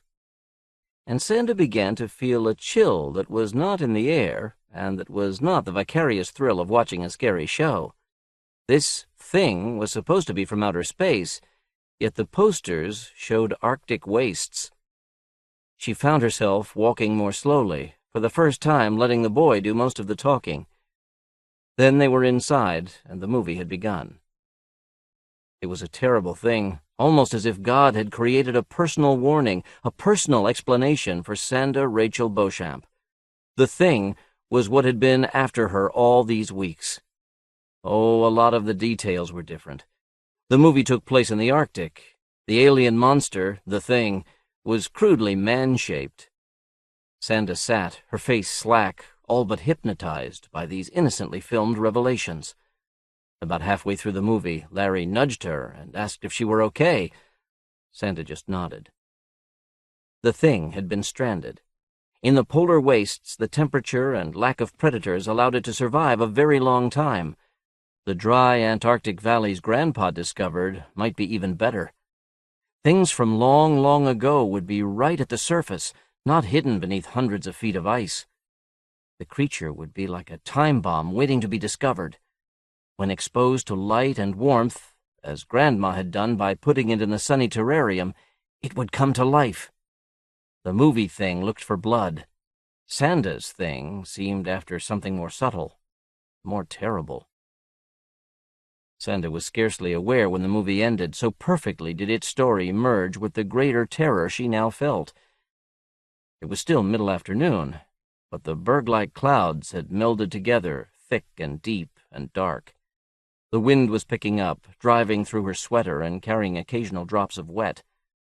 They recovered their bikes, Sanda dazed, Larry O'Malley silently observant. It was uphill most of the way back, but now the wind was behind them. The forests beyond the town were blackish-green, sometimes turned gray by passing mist. The scene didn't register with her. All she could think of was the cold and the ice and the thing waiting for her up ahead. Larry reached out to grab her handlebars as the bike angled toward the ditch. "Really? What's the matter?" And Sanda told him about the strangely mottled Antarctic rock and the terrarium, about its movement and the desolation it broadcast. The boy didn't say anything when she finished. They worked laboriously up a hill past neat houses, some of them Victorian, none as beautiful as Grandmother's. As usual, traffic was light, non-existent by the standards of home. They rode side by side with the entire road to themselves. Finally, they reached the top and started down a gentle slope. Still, Larry hadn't said anything. Sanda's haze of terror was broken by sudden anger. She pedaled just ahead of him and waved her hand in his face. "Hey, I was talking to you. Don't you believe me?" Larry blinked, his wide face expressionless. He didn't seem to take offense. He spoke, but didn't directly answer her question. "I think your grandma's a smart person, and I always thought she had some strange things in that house. She put the rock up there. She must know something about it. You should ask her straight out. Or do you think she wants to hurt you, too?" Sanda lagged back, even with Larry, and felt a little bit ashamed. She should have brought this up with Grandma weeks ago. She knew why she had not. After all the little conflicts and misunderstandings, she had been afraid that a fearful story like this would have weakened her position even further, would have reinforced Grandma's view of her as a child. Saying these things out loud seemed to make them smaller. But having said them, she could also see that there was something real here, something to fear, or at least to be concerned about. She looked at Larry and smiled with some respect. Perhaps he wasn't very imaginative. After all, nothing seemed to disturb him. But being with him was like suddenly finding the ground in the surf, or waking up from a bad dream. Blocks of mist chased back and forth around them, but they were still dry when they got home. They stood for a moment on the grassy shoulder of the road. "If you want to go to the sand dunes tomorrow, we should start early. It's a long ride from here." She couldn't tell if he had already forgotten her story, or if he was trying to reassure her. "I'll have to ask Grandmother about that and certain other things. I'll see you tomorrow, anyway." Larry pedaled off toward his house, and Sanda walked the bike around to the tool shed. Grandma came out to the back porch and worried over the damp on Sanda's sweater. She seemed nervous and relieved to see Sanda back. "My, you've been gone so long. I've got some sandwiches made up in the kitchen." As they walked into the house, Grandma asked her about the movie and about Larry. "You know, Sanda, I think the O'Malley boy is nice enough, but I'm not sure your Mom and Dad would want you spending so much time with him. Your interests are so different, don't you think?" Sanda was not really listening. She took the other's hand. It was a childlike gesture that stopped the older woman short. "Grandma, there's something I've got to talk to you about. Please." "Of course, Sanda." They sat down, and the girl told her of the terror that soaked the upstairs every night so strongly that she must sleep on the balcony. Grandma smiled tentatively and patted Sanda's hand. "I'll wager it's those Maori statues. They would scare anyone, especially in the dark. I shouldn't have told you all those stories about them. They're just wood, and—" "It's not them, grandmother." Sanda tried to keep the frustration out of her voice. She looked out of the kitchen, down the hall into the living room. She could see one of the statues there, sticking its tongue at her. It was lovely, and frightening in a fun sort of way, but that was all. "It's the terrarium, and especially one rock there. When I'm near it, I can feel the cold get stronger." "Oh, dear." Grandmother looked down at her hands and avoided Sanda's eyes. For a moment she seemed to be talking only to herself. "You must be very sensitive." Sanda's eyes widened. Even after all this time, she hadn't really expected anyone to believe. And now she saw that Grandma had known something about this all along. "Oh, Sanda, I'm so sorry. If I thought you could sense it, I would never have put you up there." She reached out to touch Sanda and smiled. "There really is nothing to fear. That's my, gemstone." She stumbled on the name, looked faintly worried. "It has always been a little secret of your grandfather's and mine. If I tell you about it, will you keep the secret, too?" The girl nodded. "Let's go up there, and I'll show you. You're right that the stone can make you feel things." As Grandma had told her before, Rex Beauchamp had found the gemstone on one of the first expeditions into the dry valleys. He probably should have turned his discovery over to the expedition's collection, but in those early days there was a more casual attitude about individual finds, and besides, Grandfather was continually shunted aside from the credit he deserved. He was simply the fellow who fixed all the little things that went wrong. After retirement, he hoped to set up his own small lab here, to look into this and several other mysteries he had come across over the years. Grandfather had kept the gemstone in a special locker down in the lab basement. He hoped to imitate its original environment. At first, Grandpa thought the rock was some special crystal that stored and reflected back the emotions of those around it. When he held it in his hand, he could feel the winds and desolation of the Antarctic. If he touched it an hour later, he felt vague reflections of his mood at the time of the previous encounter. When he cut it with a lapidary saw, the mental shriek of pain showed both of them the gemstone was not psychic mineral, but a living thing. "We never told anyone what we had discovered, not even your father. Rex kept it in the basement, and as cold as possible. He was so afraid that it would die." They had reached the second floor and were walking down the short hallway toward the terrarium. The skylight was pale gray, and rain was beginning to splatter off it. The cold and loneliness were not quite as sharp as after dark, but it took an effort for Sanda to approach the rock. "I looked at it differently. It seemed to me that if the gemstone could survive all those centuries of no food, no water, well then maybe it was tough. Maybe even it would like light and warmth. After your grandfather died, I took the stone and put it in this nice aquarium box up here where there is light. I know it is alive. I think it likes it up here." Sanda looked down at the black and gray whorls that marked its rough exterior. The shape was not symmetrical, but it was regular. Even without the chill beating against her mind, she should have known it was alive. What does it eat?" Grandma paused for just a second. "Some of the rocks, even those flowers. I have to replace them now and again. But it's mindless. It's never done much more than what Rex originally noticed.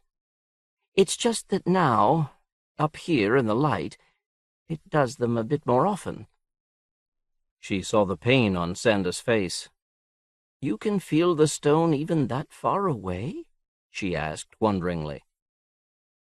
Grandma reached down and touched the top of the gemstone with the palm of her hand. She winced. "Ah, it is projecting that old, cold, and desolate pattern. I can see why that bothers you. But it's not intended to be hurtful. I think it's just the creature's memory of the cold. Now just wait. It takes a minute or so for it to change. In some ways, it's more like a plant than an animal." The psychic chill faded. What remained was not threatening, but, with her present sensitivity, was unsettling. Grandma motioned her closer. "Here. Now you put your hand on it, and you'll see what I mean." Sanda advanced slowly, her eyes on her grandmother's face. Above them, the rain droned against the skylight. "What if it's all a lie?" thought Sanda. Could the creature take people over and make them go after others? But now that the mental pressure was gone, it seemed just a little bit unbelievable. She touched the gemstone first with her fingertips and then with the flat of her hand. Grandmother's hand was still on the rock, though not quite touching hers. Nothing happened. It was cold as any rock might be in this room. The surface was rough, though regular. The seconds passed, and slowly she felt it. It was Grandma. Her smile, a wave of affection, and behind that, disappointment and an emptiness more muted than the stone usually broadcast. Still, there was a warmth where before there had been only cold. "Oh, Grandmother!" The older woman put her arm across Sanda's shoulders, and for the first time in weeks the girl thought there might be a lasting reconciliation. Sanda's hand strayed from the gemstone and brushed through the pebbles that were its bed. They were ordinary. The gemstone was the only strange thing in the terrarium. Wait. She picked up a smallish pebble and held it in the light, scarcely noticing the sudden tension in Grandma's arm. The tiny rock might have been glassy except for the milky haze on its surface. It felt almost greasy. "This isn't a real rock, is it, Grandma?" "No. It's plastic, like the flowers. I just think it's pretty." "Oh." She dropped it back into the terrarium. Another time she might have been more curious.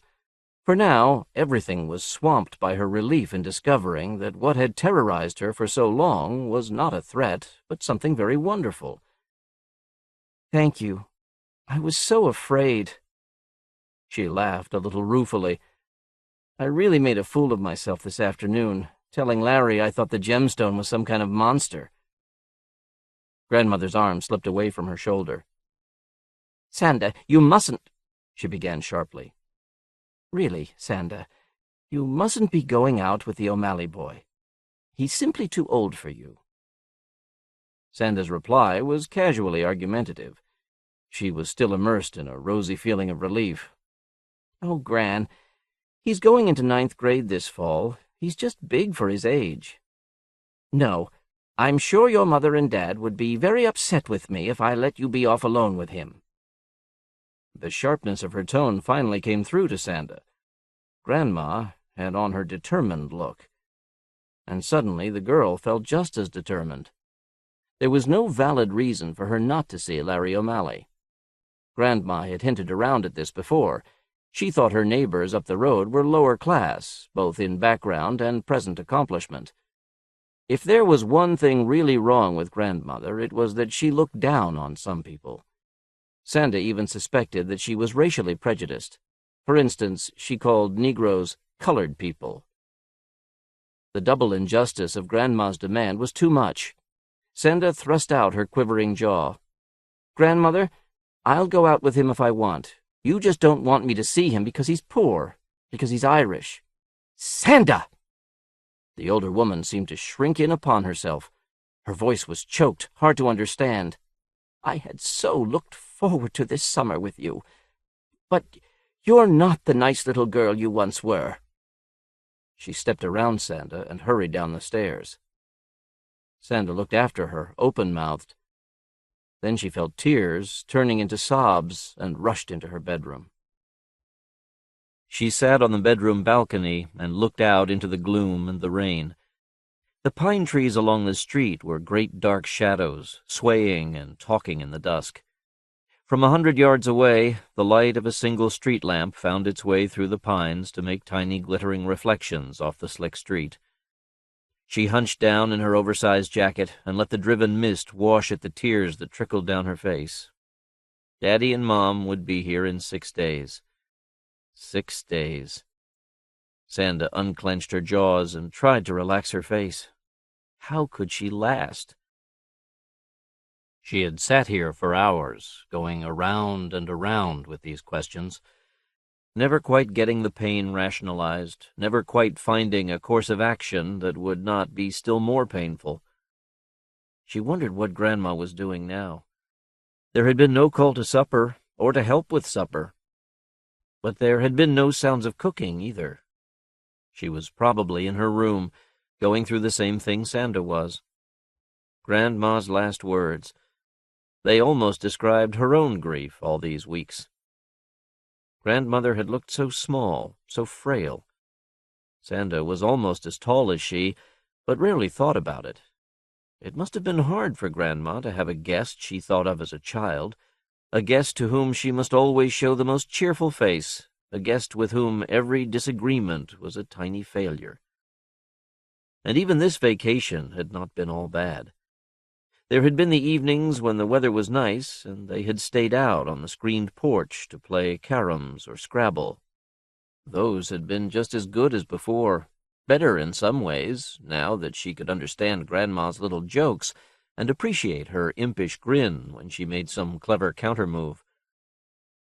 The girl sighed. She had been through these thoughts several times in the last hours.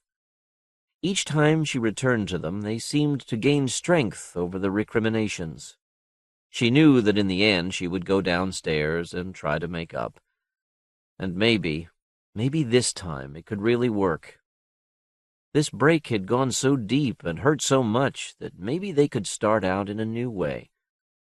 She stood up and breathed the clean, cold, wet air.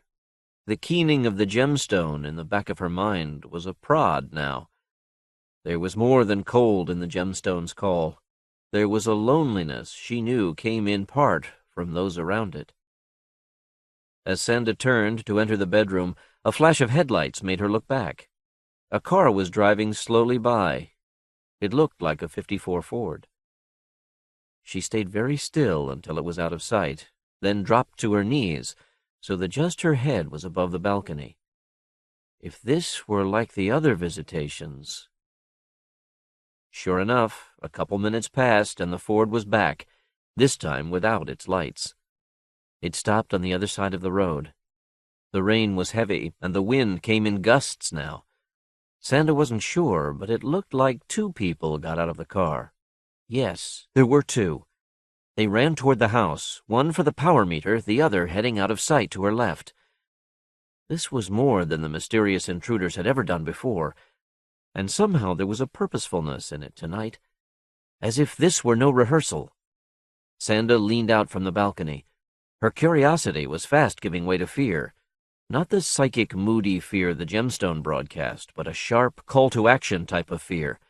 What is that guy doing? The dark figure maneuvered a small light and something else. There was a snapping noise that came faintly to her over the rain. And then she knew. It wasn't just the power cable that came down to that side of the house. The phone line did too. Sanda whirled and dived back into her bedroom, shedding the jacket as she ran. She sprinted by the terrarium, barely conscious of the mood emerging from the gemstone. Grandmother stood at the bottom of the stairs, looking as if she were about to come up. She appeared tired, but there was a wan smile on her face. "Sanda, dear, Grandma, somebody's trying to break in! Somebody's trying to break in!" Sanda came down the stairs in 2 crashing leaps. There was a shadow on the porch where no shadow should have been. Sanda slammed the bolt to just as the doorknob began to turn. Behind her, Grandmother stared in shocked silence. Sanda spun and ran toward the kitchen. Once they had the intruders locked out, what could she and Gran do without a phone? She nearly ran into him in the kitchen. Sanda sucked in a breath so hard she squeaked. He was big and hooded. He also had a knife. Strange to see such a man in the middle of the glistening white kitchen, the homey, comforting, safe kitchen. From the living room came the sound of splintering wood, and Grandmother screamed. Running footsteps. Something metal being kicked over. Grandmother screamed again. "Shut your mouth, lady! I said shut it!" The voice, though not the tone, was vaguely familiar. "Now where is that prissy little wimp?" "I got her in here," called the man in the kitchen. He caught Sanda's upper arm in a grip as painful as any physical punishment she had ever received and marched her into the living room. Grandma looked okay, just scared and very small next to the fellow holding her. Even with the hooded mask, Sanda thought she recognized him. It was the clerk from the little grocery store they shopped at. Behind them, the electric heater lay face down, its cherry coils buried in the carpet. The clerk shook Grandma at every syllable he spoke. "All right, lady. There's just one thing we want. Show us where they are and we'll go." This was the sense of what he said, though not the precise words. Many of those words were ones Sanda knew but had previously heard only from the rougher girls in gym class, where there was much smirking and giggling over their meaning. Here, said in deadly anger, those words were themselves an assault. "I've a couple rings." "Lady, you're rich and we know how you got it." Grandma's voice was quaking. "No, just my husband's investments." That was true. Sanda had overheard Grandma telling Sanda's surprised father the size of Rex Beauchamp's estate. The clerk slapped her. "Liar! 2 or 3 times a year you bring a diamond into Arcata Gems, a rough diamond. Your husband was a big-time explorer." There was sarcasm in the words. "Somewhere he must have found quite a pile of 'em. Either that or you got a diamond machine in your basement." He laughed at his joke, and suddenly the girl saw through several mysteries. Not in the basement. Upstairs. "We know you got 'em. We want 'em. We want 'em. We want 'em. We—" As he spoke, he slapped her rhythmically across the face. Someone was screaming. It was Sanda. She barely knew what she did then. From the corner of her eye, she saw Grandma's Mary lying on the sewing table. She swept it up with her free hand and pivoted swiftly around her captor, swinging the flattened stone club into the clerk's chest just below the ribs. The man went down, dragging Grandmother to her knees. He sat on the floor for several seconds, his mouth opening and closing soundlessly. Finally, he could take great, gasping breaths. "I'll kill her." He came to his feet, one hand still on Grandma's shoulder, the other weaving a knife back and forth in front of Sanda. The other fellow grabbed the Mary from Sanda's hand and pulled the girl back from the clerk. "No, remember!" The clerk pressed his knife hand gently against his chest and winced. "Yeah." He pushed Grandmother down onto the sofa and approached Sanda. "Lady, I'm going to cut on your kid till you start talking." He barely touched the knife to Sanda's forearm. It was so sharp that a thin line of red oozed, yet the girl scarcely felt it. Grandma came off the sofa. "Stop! Don't touch her!" He looked around at her. "Why?" I'll show you where the diamonds are." The clerk was genuinely disappointed. "Yeah?" "You won't hurt us afterwards?" The one holding Sanda touched his mask. "All we want are the diamonds, lady." Pause. "Very well. They're in the kitchen." Seconds later, Mrs. Beauchamp showed them where. She opened the cabinet where she kept flour and sugar and withdrew a half-empty bag of rock salt. The clerk grabbed it from her, then swept the salt and pepper and sugar bowl off the kitchen table. He carefully upended the bag of rock salt and spread it so that no piece sat on another. "Do you see anything?" he said. The other man spent several minutes examining the table. "One," he said, and moved a tiny stone to the edge of Grandmother's china rack. It looked glassy except for a milky haze on its surface. "2." He looked some more. No one spoke. The only sounds were the clerk's harsh breathing and the steady throbbing of rain against the windows. The night beyond the windows was black. The nearest neighbors were hidden beyond trees. "That's all, just the two." The clerk's obscenities would have been screamed if his chest had been up to it. In a way, his quiet intensity was more frightening. "You sold 10 of these the last 3 years. You claim you're down to 2? Grandma nodded, her chin beginning to quiver. "Do you believe her?" "I don't know. But maybe it doesn't matter. We've got all night, and I want to cut on that girl. Either way, I'll get what's due me." He motioned with his knife. "Come here, you." "Just as well. I think they recognize you." The vise on Sanda's upper arm tightened, and she found herself pushed toward the point of the knife. "Smell something burning?" her captor said abruptly. The clerk's eyes widened, and he stepped out of the kitchen to look down the hall. "Jesus, yes! The carpet and some newspapers. It's that heater. Unplug the heater. Roll the carpet over it. This place burns. We got nothing to search." "I'm trying." There were awkward shuffling sounds. "Need help." The man holding Sanda looked at the two women. She saw his hand tighten on his knife. "I know where the rest of them are," Grandma suddenly said.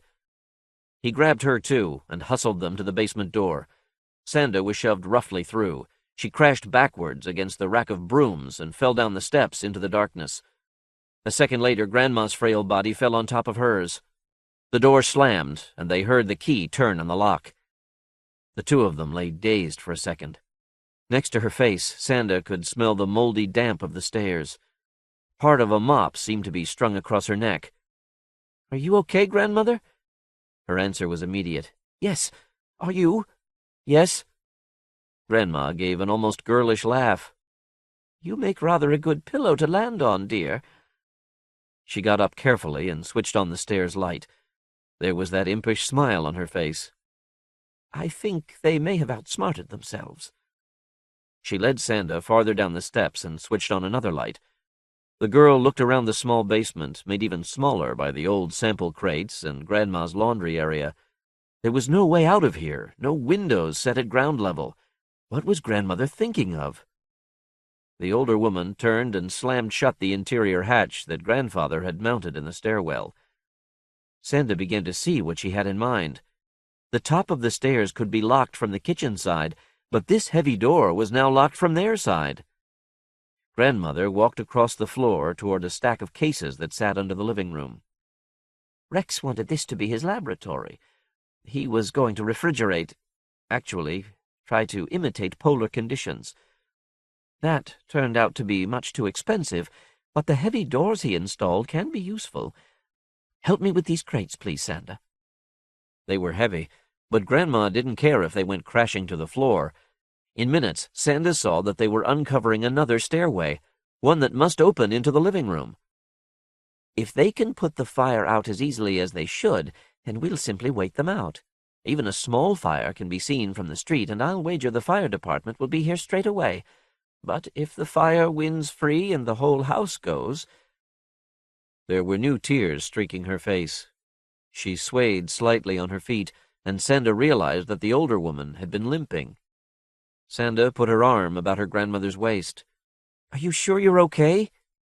Grandma looked at her and smiled. Her face was a little bit puffy, swelling from the blows to it. "Yes, dear." She bowed her head and touched her front teeth. "But my dentist will be overjoyed by all this, I fear." Grandmother turned back to the door and wiped at a quartz port set in the metal. "I still don't know why Rex wanted this stair up to the living room. Perhaps he just felt obligated to use both the surplus hatches he bought." Sanda looked through the tiny window. It was a viewpoint on the living room she had never imagined. They were looking through the decorative drapes that covered the wall behind the sofa. The robbers had pulled off their masks and were madly dragging furniture, including the sofa, away from the blaze. They had rolled the carpet over the fire, but it was still spreading, leaking out toward the TV and the Maori statues on the far wall. The floor itself was starting to burn. The men in the living room saw this too. The clerk shouted something that came only faintly through the insulated walls. Then they ran out of view. The fire spread up the legs of the TV and onto a Maori statue. For a moment, the figure blazed in a halo of light. Flames played from the twisted hands, from the thrusting tongue. The lights in the basement went out, but the red glow through the quartz window still lit Grandma's face. They couldn't save it. They couldn't save it. Her voice was barely audible. Heavy banging at the other hatch, the one to the kitchen. Sanda knew that was no rescue, but murder denied. The banging ceased almost immediately. These two witnesses would live to tell their story. She looked back through the quartz. The fire was spreading along the far wall. Their side of the living room was untouched. Even the drapes seemed undamaged. I've got to go out there, Sanda. No, I'm sorry, Gran. If they couldn't save it, we can't. Not the house, Sanda. I'm going to save the gemstone. There was the strain of physical exertion in her voice, but the girl couldn't see what she was doing. Only Grandma's face was lit by the rose and yellow light. She was not pushing on the door. Sanda could see that much. You can't risk your life for diamonds, Grandma. Dad and Mom have money. You can stay. The older woman grunted as though pushing at something. You don't understand. The diamonds have been wonderful. I could never have lived so free with just the money Rex left me. Poor Rex. The gemstone was his greatest find. He knew that. But he kept it in a freezer down here and never saw the miracle it really is. Sanda, the gemstone is not just a thing that eats plastic flowers and passes diamonds. It is not just a thing that sends out feelings of cold and emptiness. Those are simply its memories of Antarctica. Next to you and your dad and your Mum, I value the gemstone more than anything. When I put my hand on it, it glows back at me. You felt that, too. It is friendly, though it scarce seems to know me. But when I touch it long enough, I feel Rex there. I feel the times he must have touched the stone, and almost I feel that he is touching me. She grunted. Sanda heard something spinning on oiled bearings. There was a popping noise from the hatch, and Sanda guessed it could be pushed open now. The fire is along the outer wall. I have room to get to the stairs. I can pick up the gemstone and get out down the back stairs, on the other side of the house from the fire. You'll be safe staying here. Rex was very thorough. The basement is an insulated hull, even over the ceiling. The house could burn right down and you'd not be harmed. No, I'm going with you. Grandmother took a breath. There was the look on her face of someone who must do something very difficult. Sanda, if you ever loved me, you will obey me now. Stay here. Sanda's arms hung numb at her sides. If you ever loved me. It was many years before she could live with her inaction of the next few seconds. Grandma pushed the door back. The drapes parted, and there was a wave of heat, like standing near a bonfire. The air was full of popping and cracking, but the drapes that swung into the opening were not yet singed. Gran pulled the cloth away and pushed the door shut.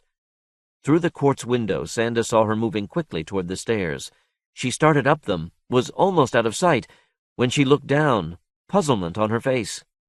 Sanda saw the fire burning out of the wall beneath her an instant before the stairs collapsed and Grandmother disappeared. The house groaned and died above her. Grandma! Sanda crashed through the metal door, but it would not open now. Ceiling timbers had fallen across it. The scene beyond the quartz was no longer recognizably a home. The fire must have burned behind the walls and up under the stairwell. Now much of the second floor had collapsed onto the first. Everything she could see was a glowing jumble. The heat on her face was like looking through a kiln window. Nothing out there could live. And still the heat increased. The fallen center of the upstairs left a natural flue through the skylight. For a few moments the heat and rushing winds lived in equilibrium, and the flames steadied to uniform brilliance. Brief stillness in hell. She would have felt it sooner if she had been waiting for it, or if its mood hadn't been so different from all that went on about her. A chime of happiness, clear and warm, the feeling of sudden freedom and escape from cold. Then she saw it. Its surface was no longer black and gray. It glowed like the ends of the burning timbers. but with overtones of violet that seemed to penetrate its body.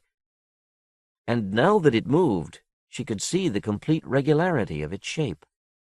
The gemstone was a cross between a four-legged starfish and a very small pillow. It moved nimbly, gracefully through the red jumble beyond the quartz window, and Sanda could feel its exuberance. Grandfather had been wrong. Grandmother had been wrong. The cold and desolation it had broadcast were not memories of Antarctic centuries, but a wordless cry against what still was cold and dark to it. How could she have missed it before? Daddy's dog, Tyran, did the same thing. Locked out on a misty winter night, he keened and keened his misery for hours. Gemstone had been alone and cold much, much longer.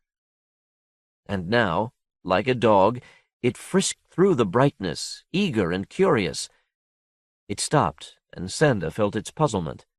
It pushed down into the chaos that had been the stairs. The puzzlement deepened, shaded into hurt. Gemstone climbed back out of the rubble. It had no head, no eyes, but what she saw in its mind now was clear. It felt her and was trying to find where she was hiding. When it saw her, it was like a searchlight suddenly fixing on a target. All its attention was on her.